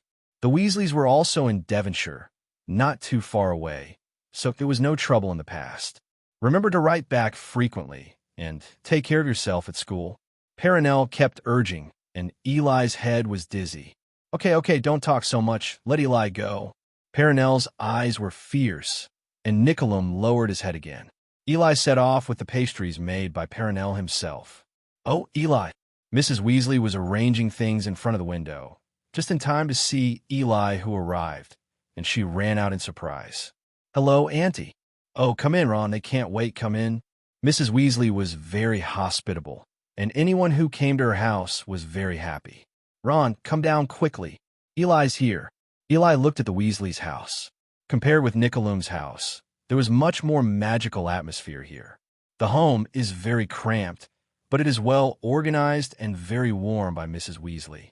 In the sink is a brush that is being cleaned automatically, and the sweater on the chair is being knitted automatically, although Eli doesn't know why he knits a sweater in summer.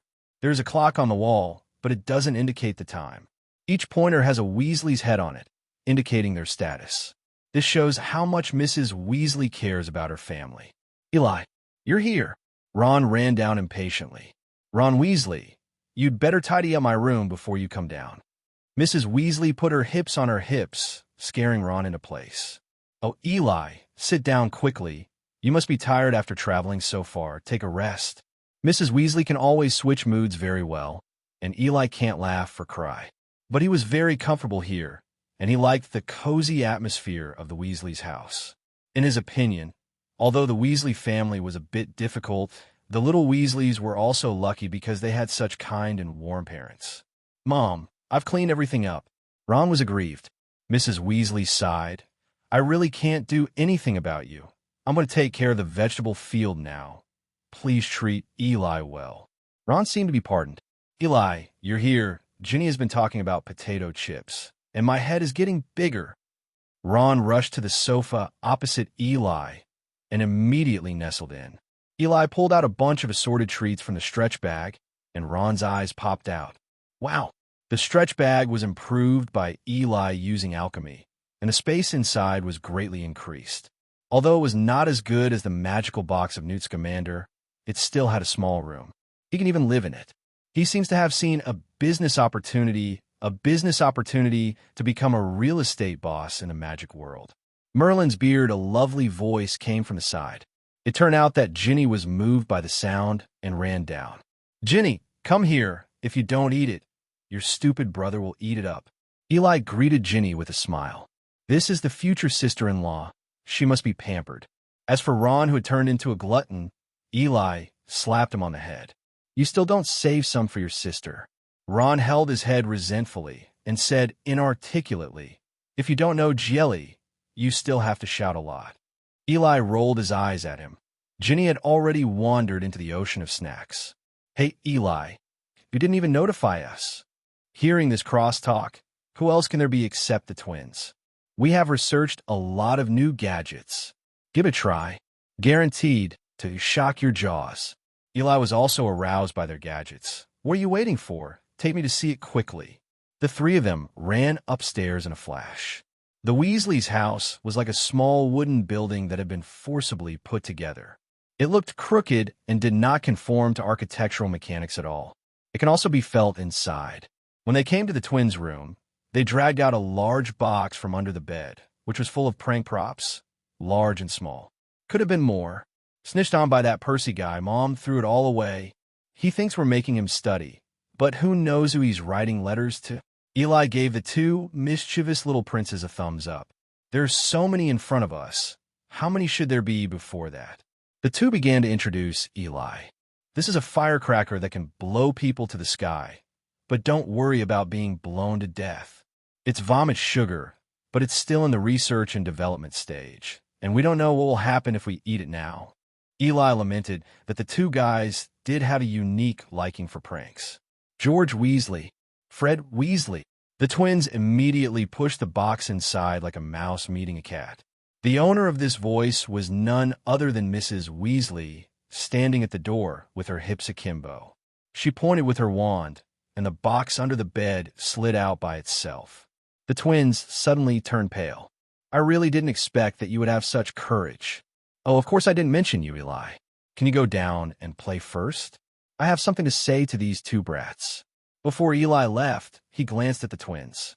It wasn't that the buddies didn't show loyalty, but that the enemy was too powerful.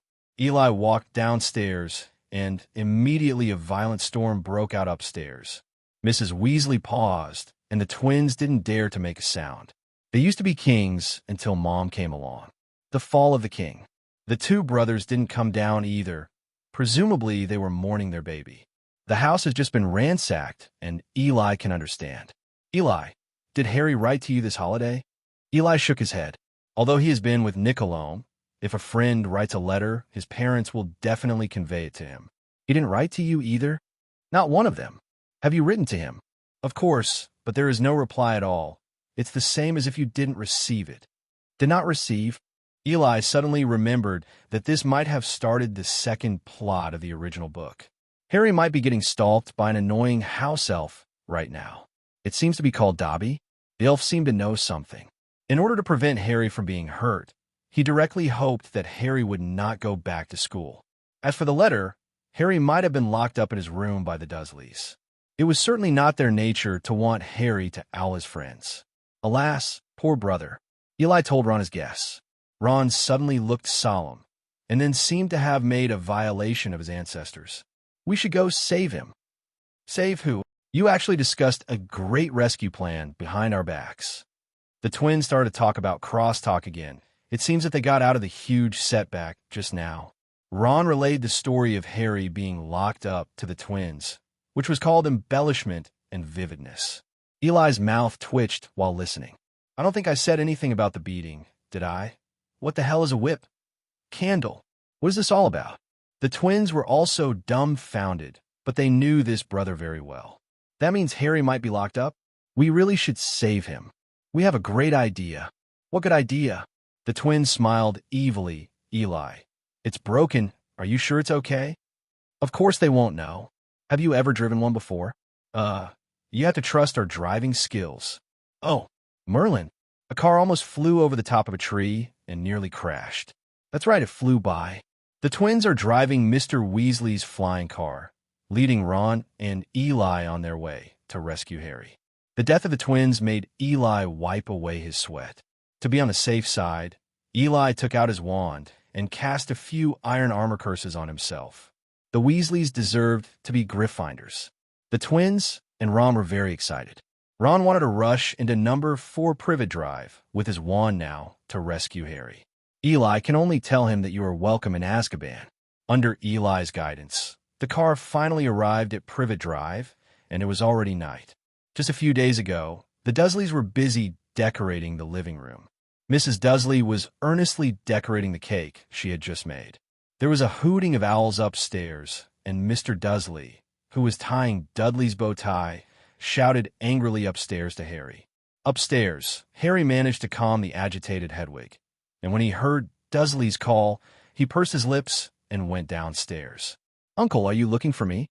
Without looking back, Dursley said, "If you can't keep your owl under control, I'll throw it out." Harry said helplessly, "But Hedwig has been kept in a cage all this time. If we can let her go out for 2 hours a day." Before Harry could finish speaking, Dursley interrupted rudely. "Let her deliver letters to your friends? You have a good idea." Hearing this, Harry's eyes darkened. "But no one wrote to me this holiday, not a single letter." Dursley didn't say much. Maybe Harry's plight made him feel a little dark. Dudley, with his bow tie on, passed by Harry. He wanted to slam Harry away, but suddenly thought of something and walked past him. There was a secret smile on the corner of Dursley's mouth. "I think you should be more grateful. We raised you and gave you Dudley's former room. It's because of our kindness. If you join Hall's family, you can avenge your kindness. This is for the Masons. You can't eat it." Mrs. Dursley took Dudley's hand away from picking up the cherry on the cake, and Dudley looked dissatisfied. "They should be here soon." Mr. Dursley motioned for them to come. "Come on, let's demonstrate again. When the Masons arrive, Penny, you should—" Mrs. Dursley looked like an actress in a musical. She walked a few steps in the living room with style. "I should wait in the living room to welcome them warmly." Dursley was very satisfied with Petunia's answer. "Very good. How about you, Dudley?" Dudley tightened his small suit and straightened his fat chest. "I'll go and open the door for them." "That's right." Dursley looked slowly at Harry, and Petunia and Dudley joined him. The family of 3 looked at Harry unkindly, much like Hagrid's 3-headed dog. "How about you?" Harry pursed his lips.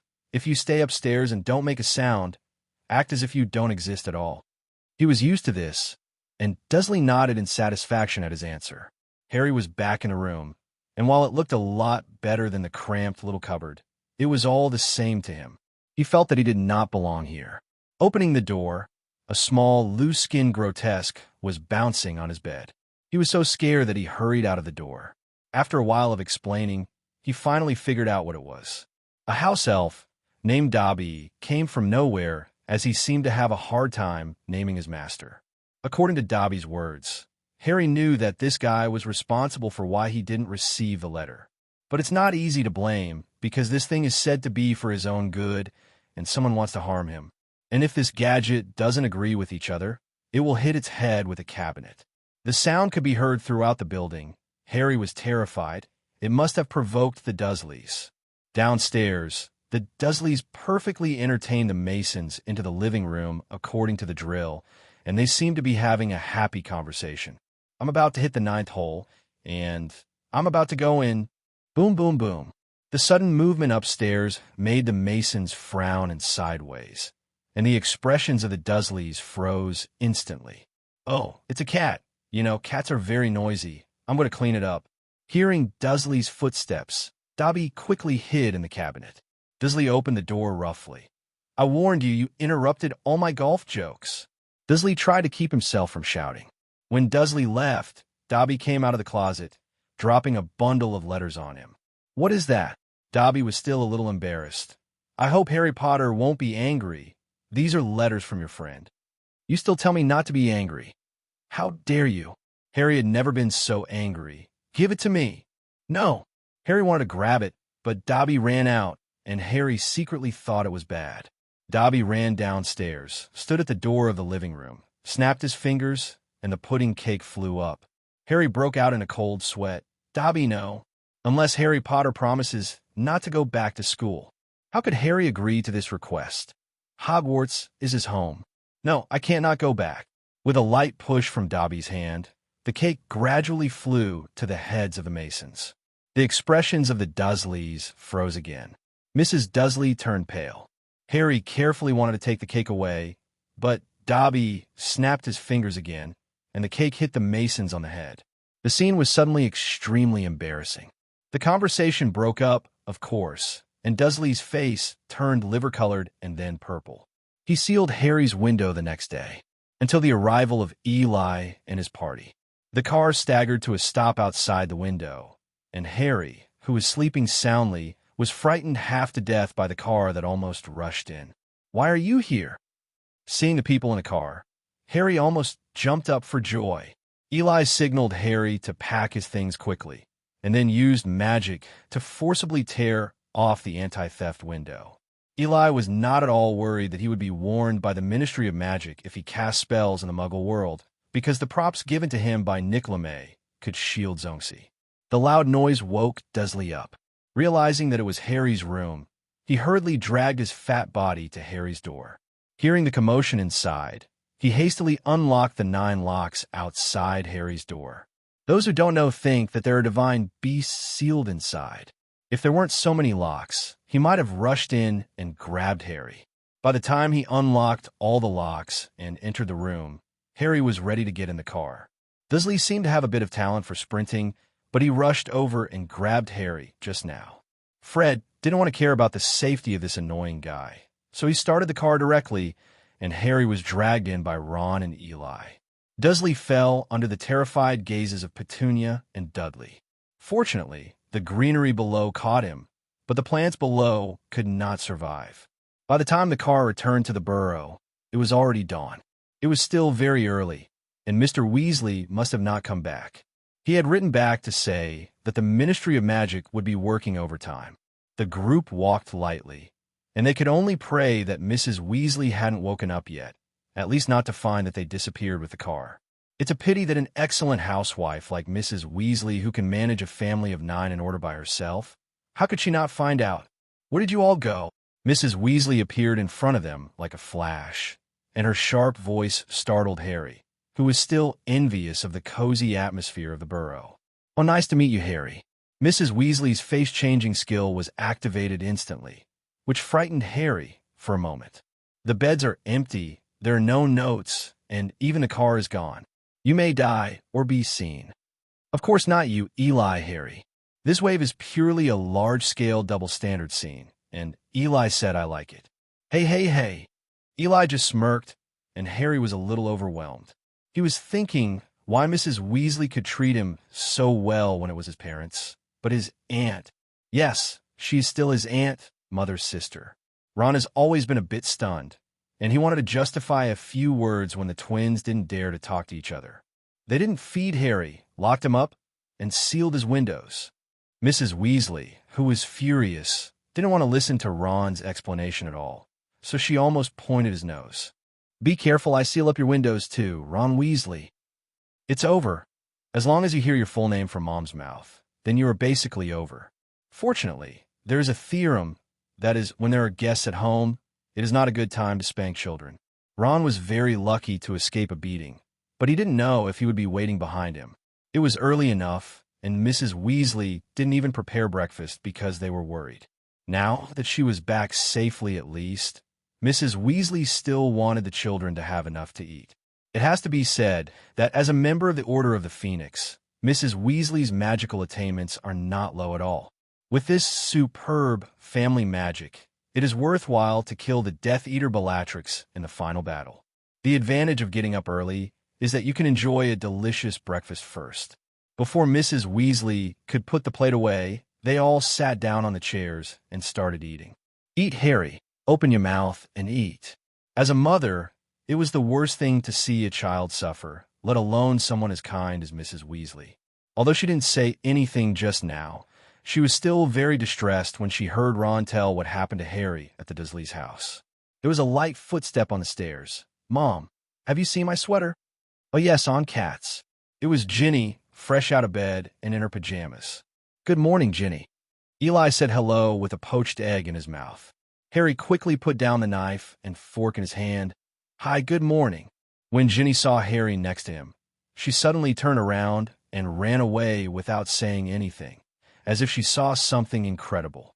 Eli smiled secretly. Ginny admired the savior Harry Potter the most. When she saw him alive at Hall's house, she didn't dare to say anything. This will appear in front of the idol with disheveled hair. Of course, it will be more shy. The twins looked at each other, and they both showed narrow smiles, looking like thieves. Did I do something wrong? Harry asked Ron, who was struggling with the food on the plate, with a confused face. She's been talking about you all summer. It's annoying to death. Eli glanced at Ron with contempt on his face. Does this reveal his sister control attributes? Didn't you say she kept talking about potato chips? Eli is not convinced now. Can Harry have potato chips? Ron shrugged, talking about it together. Eli nodded in satisfaction. Harry was as important as potato chips. Good morning, Weasleys. Mr. Weasley came back hurriedly with a bag in his arms, exhausted all over his body, so that he didn't notice that there were 2 more cubs in the family. It's really disgusting. The ministry ransacked 9 times in one night. 9 times. Mr. Weasley works in the misuse of Muggle artifacts department of the Ministry of Magic. Recently, the Ministry of Magic has been searching for dark magic items everywhere like crazy, even private homes. Oh, Harry, Eli, good to see you.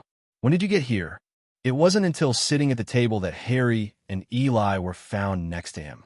Your sons flew to Surrey yesterday with Eli in that car of yours. That's how they got Harry back. The implication is quite obvious. You better hurry up and show the majesty of the head of your family to teach your lawless sons a lesson. Unexpectedly, Mr. Weasley suddenly asked several people expectantly, How is the performance of the car? He hasn't driven it a few times since he bought it, but he's fond of this muggle-looking car. Mrs. Weasley slapped the old hat off her face with a backhand. Mr. Weasley said with a straight face, Ahem, this is a very dangerous thing, and you're not allowed to do it in the future. There was no sign of reproach on his face. The owl soon arrives with some letters, including those from Harry and Eli. That's exactly what the back-to-school checklist from Hogwarts is all about. Oh my God, it's not cheap with so much stuff. Since the previous defense against the dark arts professor Quirrell had turned into ashes, a new professor came this time. Based on Eli's understanding of the plot, this guy is a narcissistic liar. A novelist who appropriates other people's adventures as his own through the masterful oblivion spell is now a hot figure. This time the teaching materials for defense against the dark arts are all his novels. This was a challenge for the Weasleys. Eli is a little heavy in his heart now, and he may not be easy this semester, because there is still a basilisk staring at everyone in the school waiting for them. Voldemort's first Horcrux, the diary, entered Hogwarts and will be obtained by Ginny. Bewitched by Voldemort's soul, Ginny opened Slytherin's secret room, released the basilisk, and attacked the half-blood wizard everywhere. Many students were tricked, but they were lucky and didn't look directly, so they were only petrified. Ginny will eventually be absorbed by Voldemort, and Hermione will be petrified. Who knows if there will be accidents and 1 or 2 will die. In addition to finding a way to deal with the basilisk, Eli also needs to win the land and build a factory as soon as possible. Therefore, his task this semester will not be light. But he seemed to remember that the diary was put in Ginny's book by Draco's wicked father Lucius. Then he might be able to bring the diary over in advance. As long as Lao Fu is not allowed to do things, then he can relax a lot. At least he can concentrate on running the factory. Harry had had the happiest day at the Weasleys, and he would never want to go back to number 4 Privet Drive if he could. Everyone went to bed early today, because tomorrow we have to go to Diagon Alley to buy school supplies and catch the train back to school. Both Eli and Harry crowded into Ron's room. Fortunately, this is a magical world. Mrs. Weasley made Ron's bed several times larger, but limited by the already small room. The 3 of them, still it's a bit crowded. Maybe only Ron, a stupid kid with a big heart, fell asleep so fast, and Eli wanted to strangle him because he didn't stop snoring from the moment he fell asleep. Eli, are you asleep? Harry's voice was heard next to him, and Eli turned his head away. This guy hadn't fallen asleep yet, either because he was excited or because he couldn't fall asleep because of the noise. What happened? Harry was silent for a while, as if trying to organize his words. You told me to beat Voldemort with my hands. Did you know that he couldn't touch me? Eli was taken aback for a moment. Did the kid get enlightened? How did you suddenly discover this blind spot? To be honest, Eli really didn't think carefully, and they had no choice under the circumstances at the time. Actually, I have no choice, and I never thought that Voldemort would not be able to touch you. This is a blind cat meeting a dead mouse. Really? Harry sounded skeptical, or that such an answer wasn't really what he wanted to hear. Real. Harry fell silent again, and for a moment only Ron's snoring echoed in the room.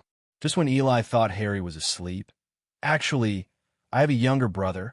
Eli's heart skipped a beat. Did Harry know something? Then he died, or disappeared. Eli breathed a sigh of relief, but didn't know how to answer him. Are you saying that I killed them? They're all dead, and I am the only one left. Harry's voice was a little lonely in the night sky. No, Harry, I just want to protect you. It has nothing to do with you. Besides, you have. He was just about to say that at least you still have uncles and aunts, but the thought of everything Harry had suffered at the Dursleys made him feel a pain in his throat, which was definitely not comforting to Harry. Harry turned around suddenly. Do you think it's possible that Billy is still alive? His emerald green pupils, exactly the same as Eli's, were still bright in the night. Eli couldn't meet his eyes, hoped so, staring at the ceiling. Harry said suddenly, I didn't say who Billy was. Eli was startled. What the hell? I was tricked by this kid. Harry had never told anyone about his brother before, and, as Dumbledore said, not many people knew that Harry had a brother. Eli didn't think too much about it just now, but he was caught in a trick all of a sudden. He froze and didn't speak and didn't know what to say. Could it be that this was about to be exposed? The scene where brothers recognize each other is staged when they share the same bed? Eli was in a state of confusion, thinking about how to explain for a while and thinking about what to say to Harry after they met each other. I feel like you guys are hiding a lot of things from me. Harry seemed to be talking to himself, as if it was just a joke. Eli was too scared to say anything by Harry's wave. Professor Dumbledore too, and you too. Harry looked at Eli, who was still pretending to be stupid, and seemed to accept his fate. I just hope you don't leave me alone. Eli turned his head suddenly and looked at Harry, who was staring at the ceiling now, just as Eli had just done. Don't worry, we won't. We will always be here. Harry turned his head and smiled at Eli, then got under the covers. Good night. Leaving Eli staring, Ron snoring tirelessly. Silence. After a curse, the world is finally quiet. Everyone got up early the next morning, mainly because of Mrs. Weasley. According to her, if you get up late, you will miss Gilderoy Lockhart's conference. This was their new defense against the dark arts professor, and again, he was a liar. But most people don't know his real face, and Mrs. Weasley is still his fan. Several people came to Diagon Alley through the fireplace, and Harry seemed to have been sent to another place by a slip of the tongue. He unexpectedly went to the Borgenberg store, Knockturn Alley, by accident, and met Draco. Draco was a friend, but his father wasn't necessarily, so he hid. Having escaped the Malfoys, he was almost surrounded in Knockturn Alley, and thankfully he met Hagrid. Hagrid said that the cabbage in the school was eaten by flesh-eating slugs and came to buy insecticide. Whoever believed this was a fool. Carnivorous slugs eat cabbage. That could only be a recipe change. Oh my God, we're gonna get you. It's all right, kid. Mrs. Weasley helped Harry dust himself off, and Hermione came too. A few good friends chatted for a while, and a handsome guy with extremely flirty clothes appeared. Mrs. Weasley was very excited, and Ron was a little helpless. Mom is obsessed with him. After getting slapped by his mother, Ron started talking to Eli about how popular Lockhart was, but he thought Lockhart was a liar. Eli shrugged. It's okay, I don't pay attention to him, so it doesn't matter. Hermione on the side also looked at Lockhart with a nympho. You don't even know how brave he is. Why was Ron suddenly a little angry? Eli looked at Lockhart and immediately felt how hideous his smile was. Ron, you're right. Harry was caught and forced to take a photo together, and then was given a set of Lockhart's complete works. Draco ran out to tease a few words, and his wicked father suddenly came out to spoil the atmosphere. After another dispute, Lucius picked up Ginny's book and mocked it, then put it back, and Eli, who had been staring at it, clearly saw that there was an extra black book inside. While everyone was not paying attention, with a touch of the wand, the diary turned into pebbles and flew into his non-marking stretchable bag. Eli's eyes flashed. Lao Fu, you can't play anymore now. In a good mood, Eli and Harry hung behind and chatted. However, accidents followed, and Platform 9 3/4 was sealed. Harry and Ron had a hell of a time. Seeing that the train was about to be missed, Eli proposed a drive. Yes, it was the flying car. Ron, can you really? It should be no problem. To be on the safe side, Eli cast the iron armor curse on several people and sent an owl to explain the situation to Professor McGonagall. First of all, let me remind you that Muggles have never seen a flying car. Ron hurriedly pressed the invisible thruster. Fortunately, Eli had cast the Muggle-repelling curse before, otherwise it would have been big news. The car quickly flew up. Hey, it's about to hit. As soon as the car took off, it slammed straight into the clock tower. If the collision happened for real, tomorrow's news headlines would be a bizarre car accident. The car crashed into the clock tower. There was another flurry, and the car passed the bell tower. The three of them broke out in a cold sweat, and Eli's pet snake got into Eli's arms in fear, sticking his head out and cursing there. After flying for a long time, they found the railway that Hogwarts was about to leave. Ron drove the car along the railway. At least that way he couldn't go the wrong way. Suddenly, there was a train whistle. Several people looked happy, because this railway was specially approved by the Muggle government to the Ministry of Magic for the Hogwarts Express. That is to say, the whistle could only come from the Hogwarts Express. It looks like we're going to catch up with them, Harry said excitedly. Driving the flying car to school is simply too exciting. But Eli couldn't laugh, because he had already heard the sound of the train coming from behind. Get out of the way, the train is right behind us. Eli's statement was well confirmed by a whistle that was louder than before. Harry and Ron suddenly paled. Hurry up. Ron stepped on the accelerator to the bottom, and the car immediately drove to the fastest speed. But how can a car outrun a train? Eli was nervous and kept looking back. The distance between the train and them was getting closer and closer. Go to the side, Harry yelled eagerly, and Ron turned the steering wheel quickly. The car moved laterally out of the railway, avoiding the fate of colliding with the train. However, friends who have passed the first test of the subject should all know that when encountering an accident while driving, do not slam the steering wheel. The three of Eli have already experienced the consequences of slamming the steering wheel. The entire car body has already started to spin in the air, and several people in the car are up and down. The caged owls twittered in terror. At first glance, Mr. Weasley didn't buy a luxury car, not even shock absorber. With a click, the car door on Harry's side was swung open, and Harry, who lost his balance, was thrown out instantly. Harry! Eli was shocked, but fortunately Harry reacted quickly and grabbed the car door. But the car was going so fast, sooner or later he couldn't hold on. Hold on tight, Harry. I'll pull you. Eli quickly stretched out his hand to pull Harry, but he was not a unicorn arm, so how could he lift it up for Harry? Damn it, I'm a wizard. Harry, fly. Harry suddenly felt a huge thrust that brought him next to Eli. I don't know whether it was from blowing or being frightened. Harry's hair stood on end one by one. His lips were bloodless. So exciting. Eli quickly sealed the car door tightly, and Ron tried his best to stabilize the car. This journey can be said to be full of surprises, and I have endured the difficulties of life at a young age. The train had already left them out of sight, and it was certain that they would be late. By the time they got close to the school, it was already night, and the sorting ceremony must not be in time. Ron slowly controlled the car to land in the open space. As we all know, starting the car is a hurdle, and stopping the car smoothly is also a hurdle. Now the three of Eli have encountered such a hurdle. Who planted such a big tree in this place? Ron was driving the car and plunged his head into a tree. The whole car was suspended in the air, and he couldn't struggle at all.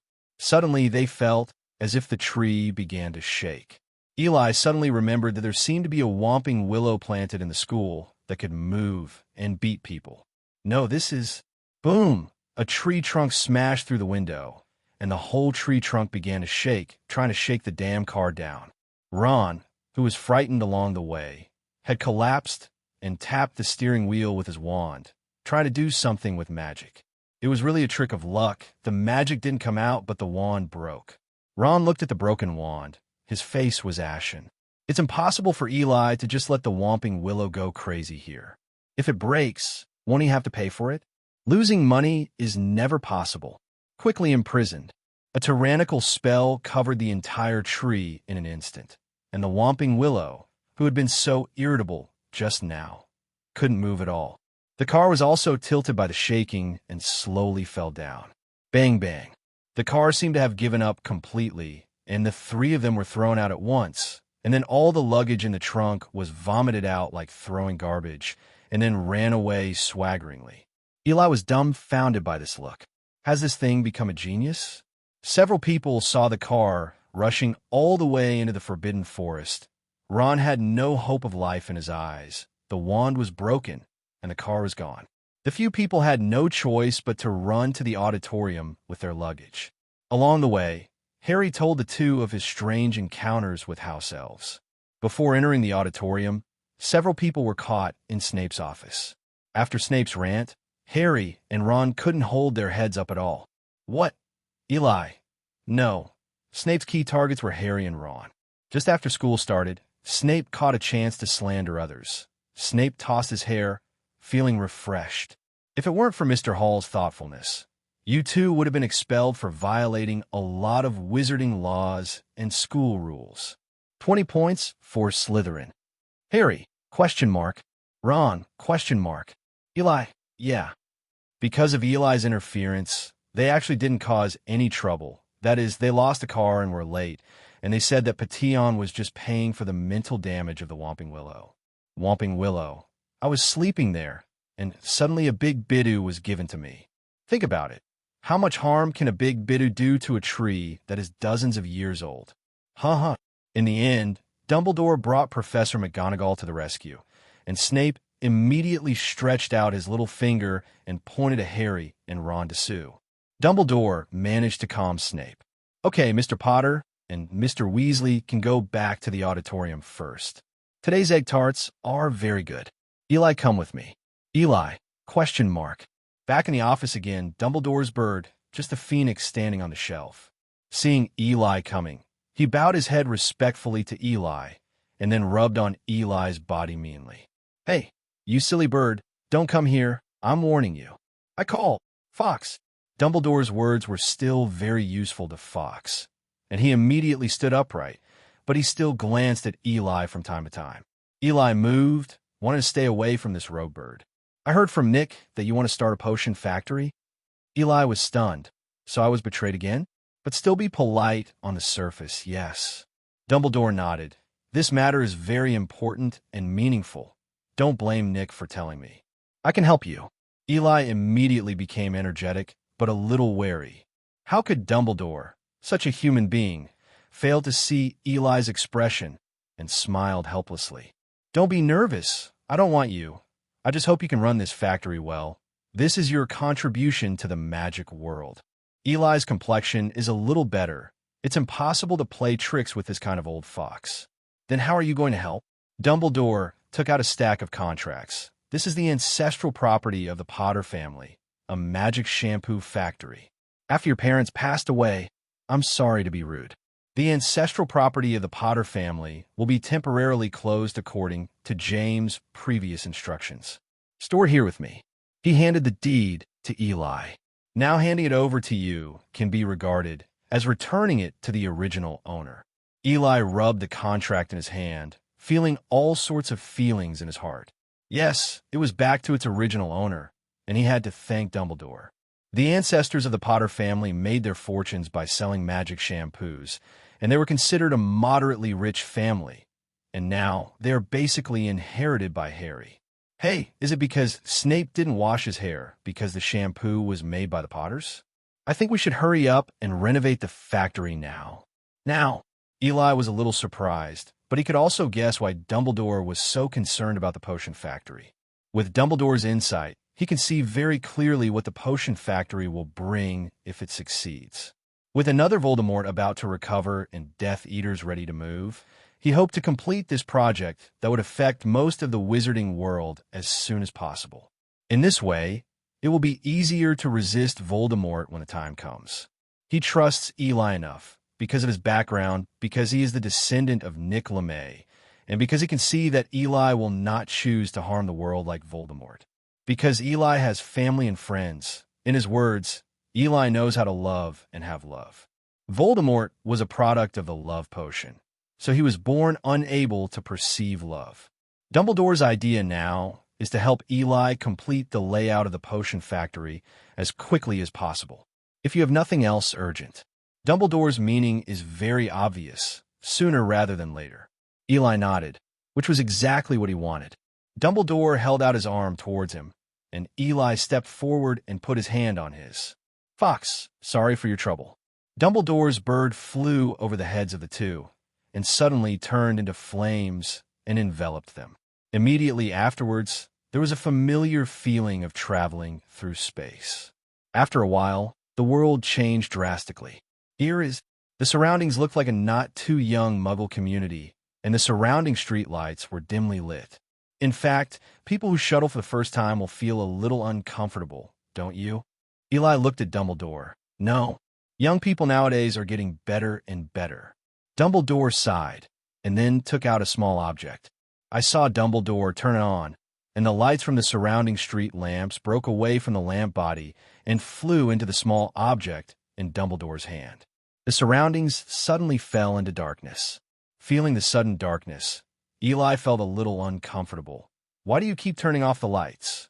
Dumbledore glanced at Eli, and Eli, who was still nagging, immediately stopped talking. He looked away awkwardly. This old man should not have heard anything. No, how could he, a foreigner, hear it? This is Godric's Hollow, where muggles and wizards live. Try not to let others notice us. Godric's Hollow. Eli was very familiar with the name. As if seeing Eli's thoughts, Dumbledore added, "This is also your original home." Eli suddenly realized that the tragedy caused by Voldemort was in Godric's Hollow. Want to see it? Eli was stunned for a moment, then shook his head. No, we still have things to do. Don't think about others too early. Dumbledore's expression changed because of Eli's answer, and then he nodded as if relieved. Yeah, don't think about things too early, let's go. Dumbledore stretched out his arms again. Eli gave Dumbledore a weird look. And you brought me here just to let me visit the place where my parents died? You're so wicked. Dumbledore seemed to sense Eli's questioning eyes and coughed awkwardly before Eli put his hand up. This time, the two of them appeared directly in an open space with no one else around. Dumbledore waved his hand, and it seemed that a curtain fell around him, revealing a not-so-small factory inside. It looks a little old. Go in. Opening the door, a strong, musty smell and some pungent smells came.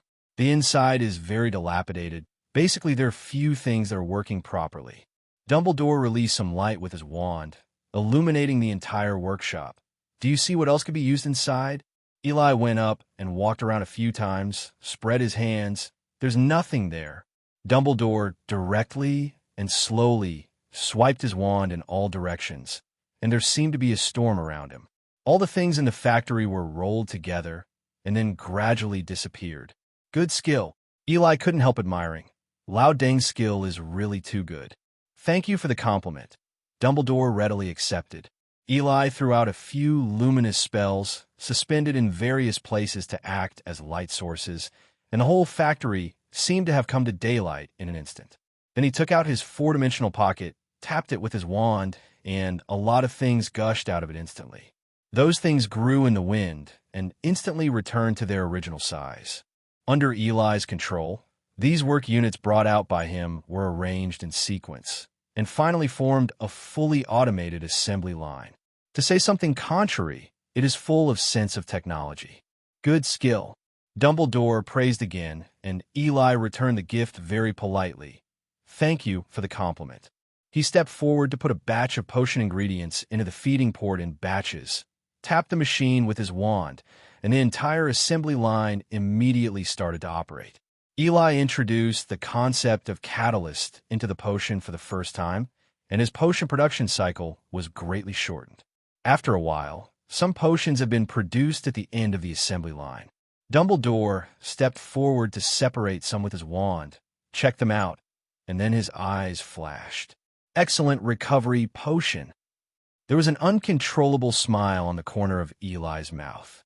He had also tested the quality of the potion, and it was definitely better than most of the potions on the market. Dumbledore slowly inspected this magical assembly line, his eyes filled with disbelief. Magic is amazing. How is this possible? Eli's face is unpredictable. Commercial secrets. Dumbledore glanced at the kid, then patted his head with relief. Ah, don't touch your head. It won't grow any taller. Thinking of his brother Harry Potter's height in future, Eli said, "Da." Dumbledore stopped asking. He didn't want to pry into Eli's secrets. For Eli, this is indeed his magic weapon for success.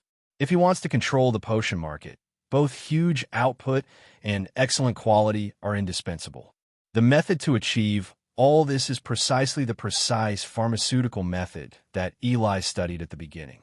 He researched some precise formulas of potions and then input them into these alchemy equipment. Machines were always able to be precise with ease, so his assembly line was able to produce potions of extremely high quality and very consistently. Dumbledore waved his wand again and kept chanting very awkward and strange syllables.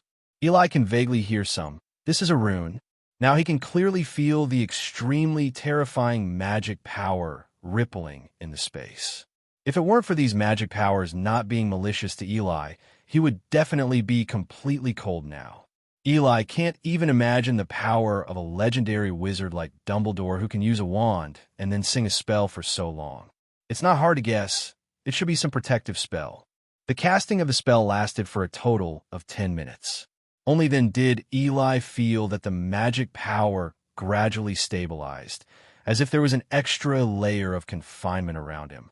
He can assure you that even if Voldemort does not use all his strength, he will never be able to enter a spell of this level. A scroll of sheepskin slowly condensed out of the void. Dumbledore handed it to Eli and said solemnly, "Only the name you write on it, the corresponding personnel, can enter this place." Eli rubbed the parchment and found that it was no different from ordinary parchment. He took out another pen. "Professor, what is your full name?" Dumbledore could of course be allowed into the place, and Eli had absolute confidence in Dumbledore. Albus Percival Wulfric Brian Dumbledore. A sly look flashed in Dumbledore's eyes.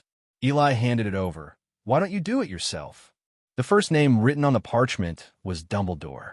When Eli finished writing, the ink seemed to be sucked into the paper and disappeared. "I have arranged a person for you. He has already set up a shop for you in Diagon Alley. If you have any needs, you can find him. Although it seems unreliable, it can indeed do a lot of things that others do." "No way." "Ooh, Mundungus Fletcher." After making arrangements for the potion factory, the two returned to school. The dinner must be late, and the students had already returned to their respective lounges. "What's going on? Is Dumbledore going to fire you? I can contact my father to put pressure on them." Eli quickly stopped Draco. "Dumbledore didn't want to fire me. He just asked me to explain everything about today. So as not to miss anything, the Ministry of Magic is very nervous about these things." Draco nodded approvingly. He was born in a magical family and had a prominent family background, so he naturally understood the virtues of the Ministry of Magic. Scarhead and the others are famous now, and you haven't seen Weasley's proud look. Draco gets angry when he thinks of Ron's shyness. "Why isn't it me who is in the limelight?" Ron asked. "How did you get back to school?" Then he would say with a smug face, "I came by car." Everyone is young and frivolous, so they are naturally eager for such exciting things. At that time, many people on the train saw the car, especially the little lions of Gryffindor, and they were envious of Ron. Those from other houses were not as excited as Gryffindor, but they were also very interested. Even the little snakes of Slytherin still fantasize about showing off in front of the train in a flying car from time to time. The first class in second grade is herbal medicine. In the third greenhouse, a group of little lions and little snakes were chattering nonstop. Quiet, kids. Professor Sprout, the herbal medicine professor, was late, dressed as if she had just finished caring for flowers and plants. It is the nature of children that the little wizards who haven't seen each other in the summer vacation can't finish talking. They didn't seem to hear Professor Sprout's words. The professor was a little helpless and tapped the flower pot with his wand. Calm down, children. Only then did the little wizards quiet down. In front of them are full of small plants cultivated in small flower pots, all of the same kind. Eli saw at a glance what kind of herb it was, a mandrake. He had a whole month of leaves in his summer vacation, but he was tormented enough. How could he not know each other? Okay, let's learn about mandrakes today. Can anyone tell me what a mandrake is? Usually, Hermione is always the most active in this kind of classroom questioning session, and this time is no exception. In the entire greenhouse, only Hermione raised her hand first. The professor readily named Hermione. Hermione, a little excited at being able to speak successfully, took a deep breath.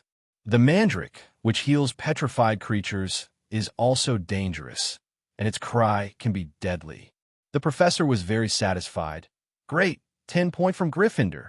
Today our task is to repot these mandrakes. Our mandrakes are still just seedlings.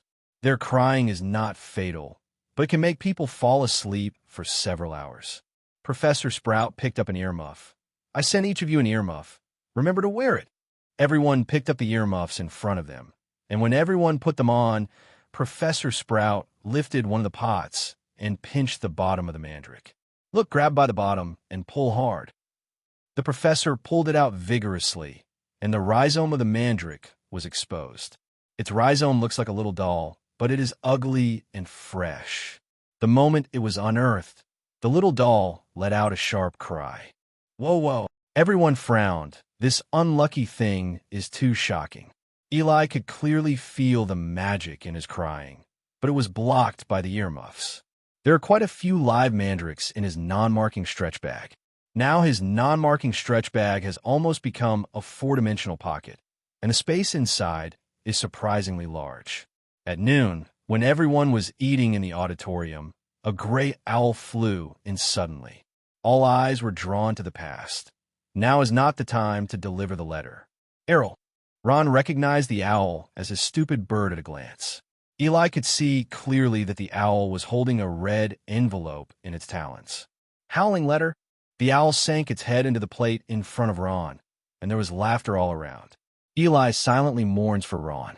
Ron, still holding his wand, which was about to be split in half, gave Harry a dull look.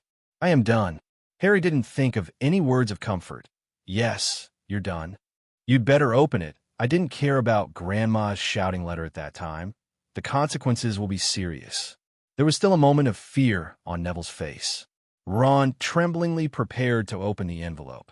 Eli couldn't stand it anymore. With a finger of his wand, a barrier covered Ron, and his voice could no longer be heard. Everyone looked at Eli in surprise. They had never seen this move before. But I still have a little regret for losing an opportunity to watch a play. Although he couldn't hear the sound, just looking at Ron's ashen face, he knew that the consequences would be serious. This is just a small episode, and today's real highlight is yet to come. The Dueling Club is hosting its first assembly of the school year. After the operation of the last semester, except for the 5th to 7th grades who were busy with exams, most of the rest of the grades joined the Dueling Club. There are still many people who are on the sidelines or are not interested at all. But in the wave of learning caused by the Dueling Club, many people were still afraid of falling behind and joined in. Great to see you all in the new term. Eli stood on a high platform, and there were many people standing below. Because the number of people was beyond their imagination, Professor McGonagall had to change the location to another larger classroom. Professor Flitwick did not attend. In fact, after seeing Eli's abilities last semester, he confidently handed over the club to Eli. The wizards below are all eager to try. After a holiday, they have not forgotten to defeat their opponents. No, Draco has already met Ron's eyes. Then, old program, is there anyone to challenge me? It was suddenly quiet down below. Last semester, There were indeed many people who did not believe in evil and challenged Eli. But none of them were defeated easily by accident, and they had no power to fight back. I want to try. Everyone's eyes gathered in the past to see which warrior it was. The person being looked at felt a little uncomfortable with so many gazes, but soon calmed down. Eli nodded. At least he was calm. I'm Cedric Diggory, 4th grade. I'm asking the president for your advice. Hello, everyone. As we wrap up this video, I want to share a quick note. I have a Patreon account. If you'd like to support me and enjoy on-demand audiobooks, you can become a Patreon member. Alternatively, you can check out my Google Drive link, which has 500+ novel audiobooks available through my Ko-fi or Patreon shop. I appreciate your support.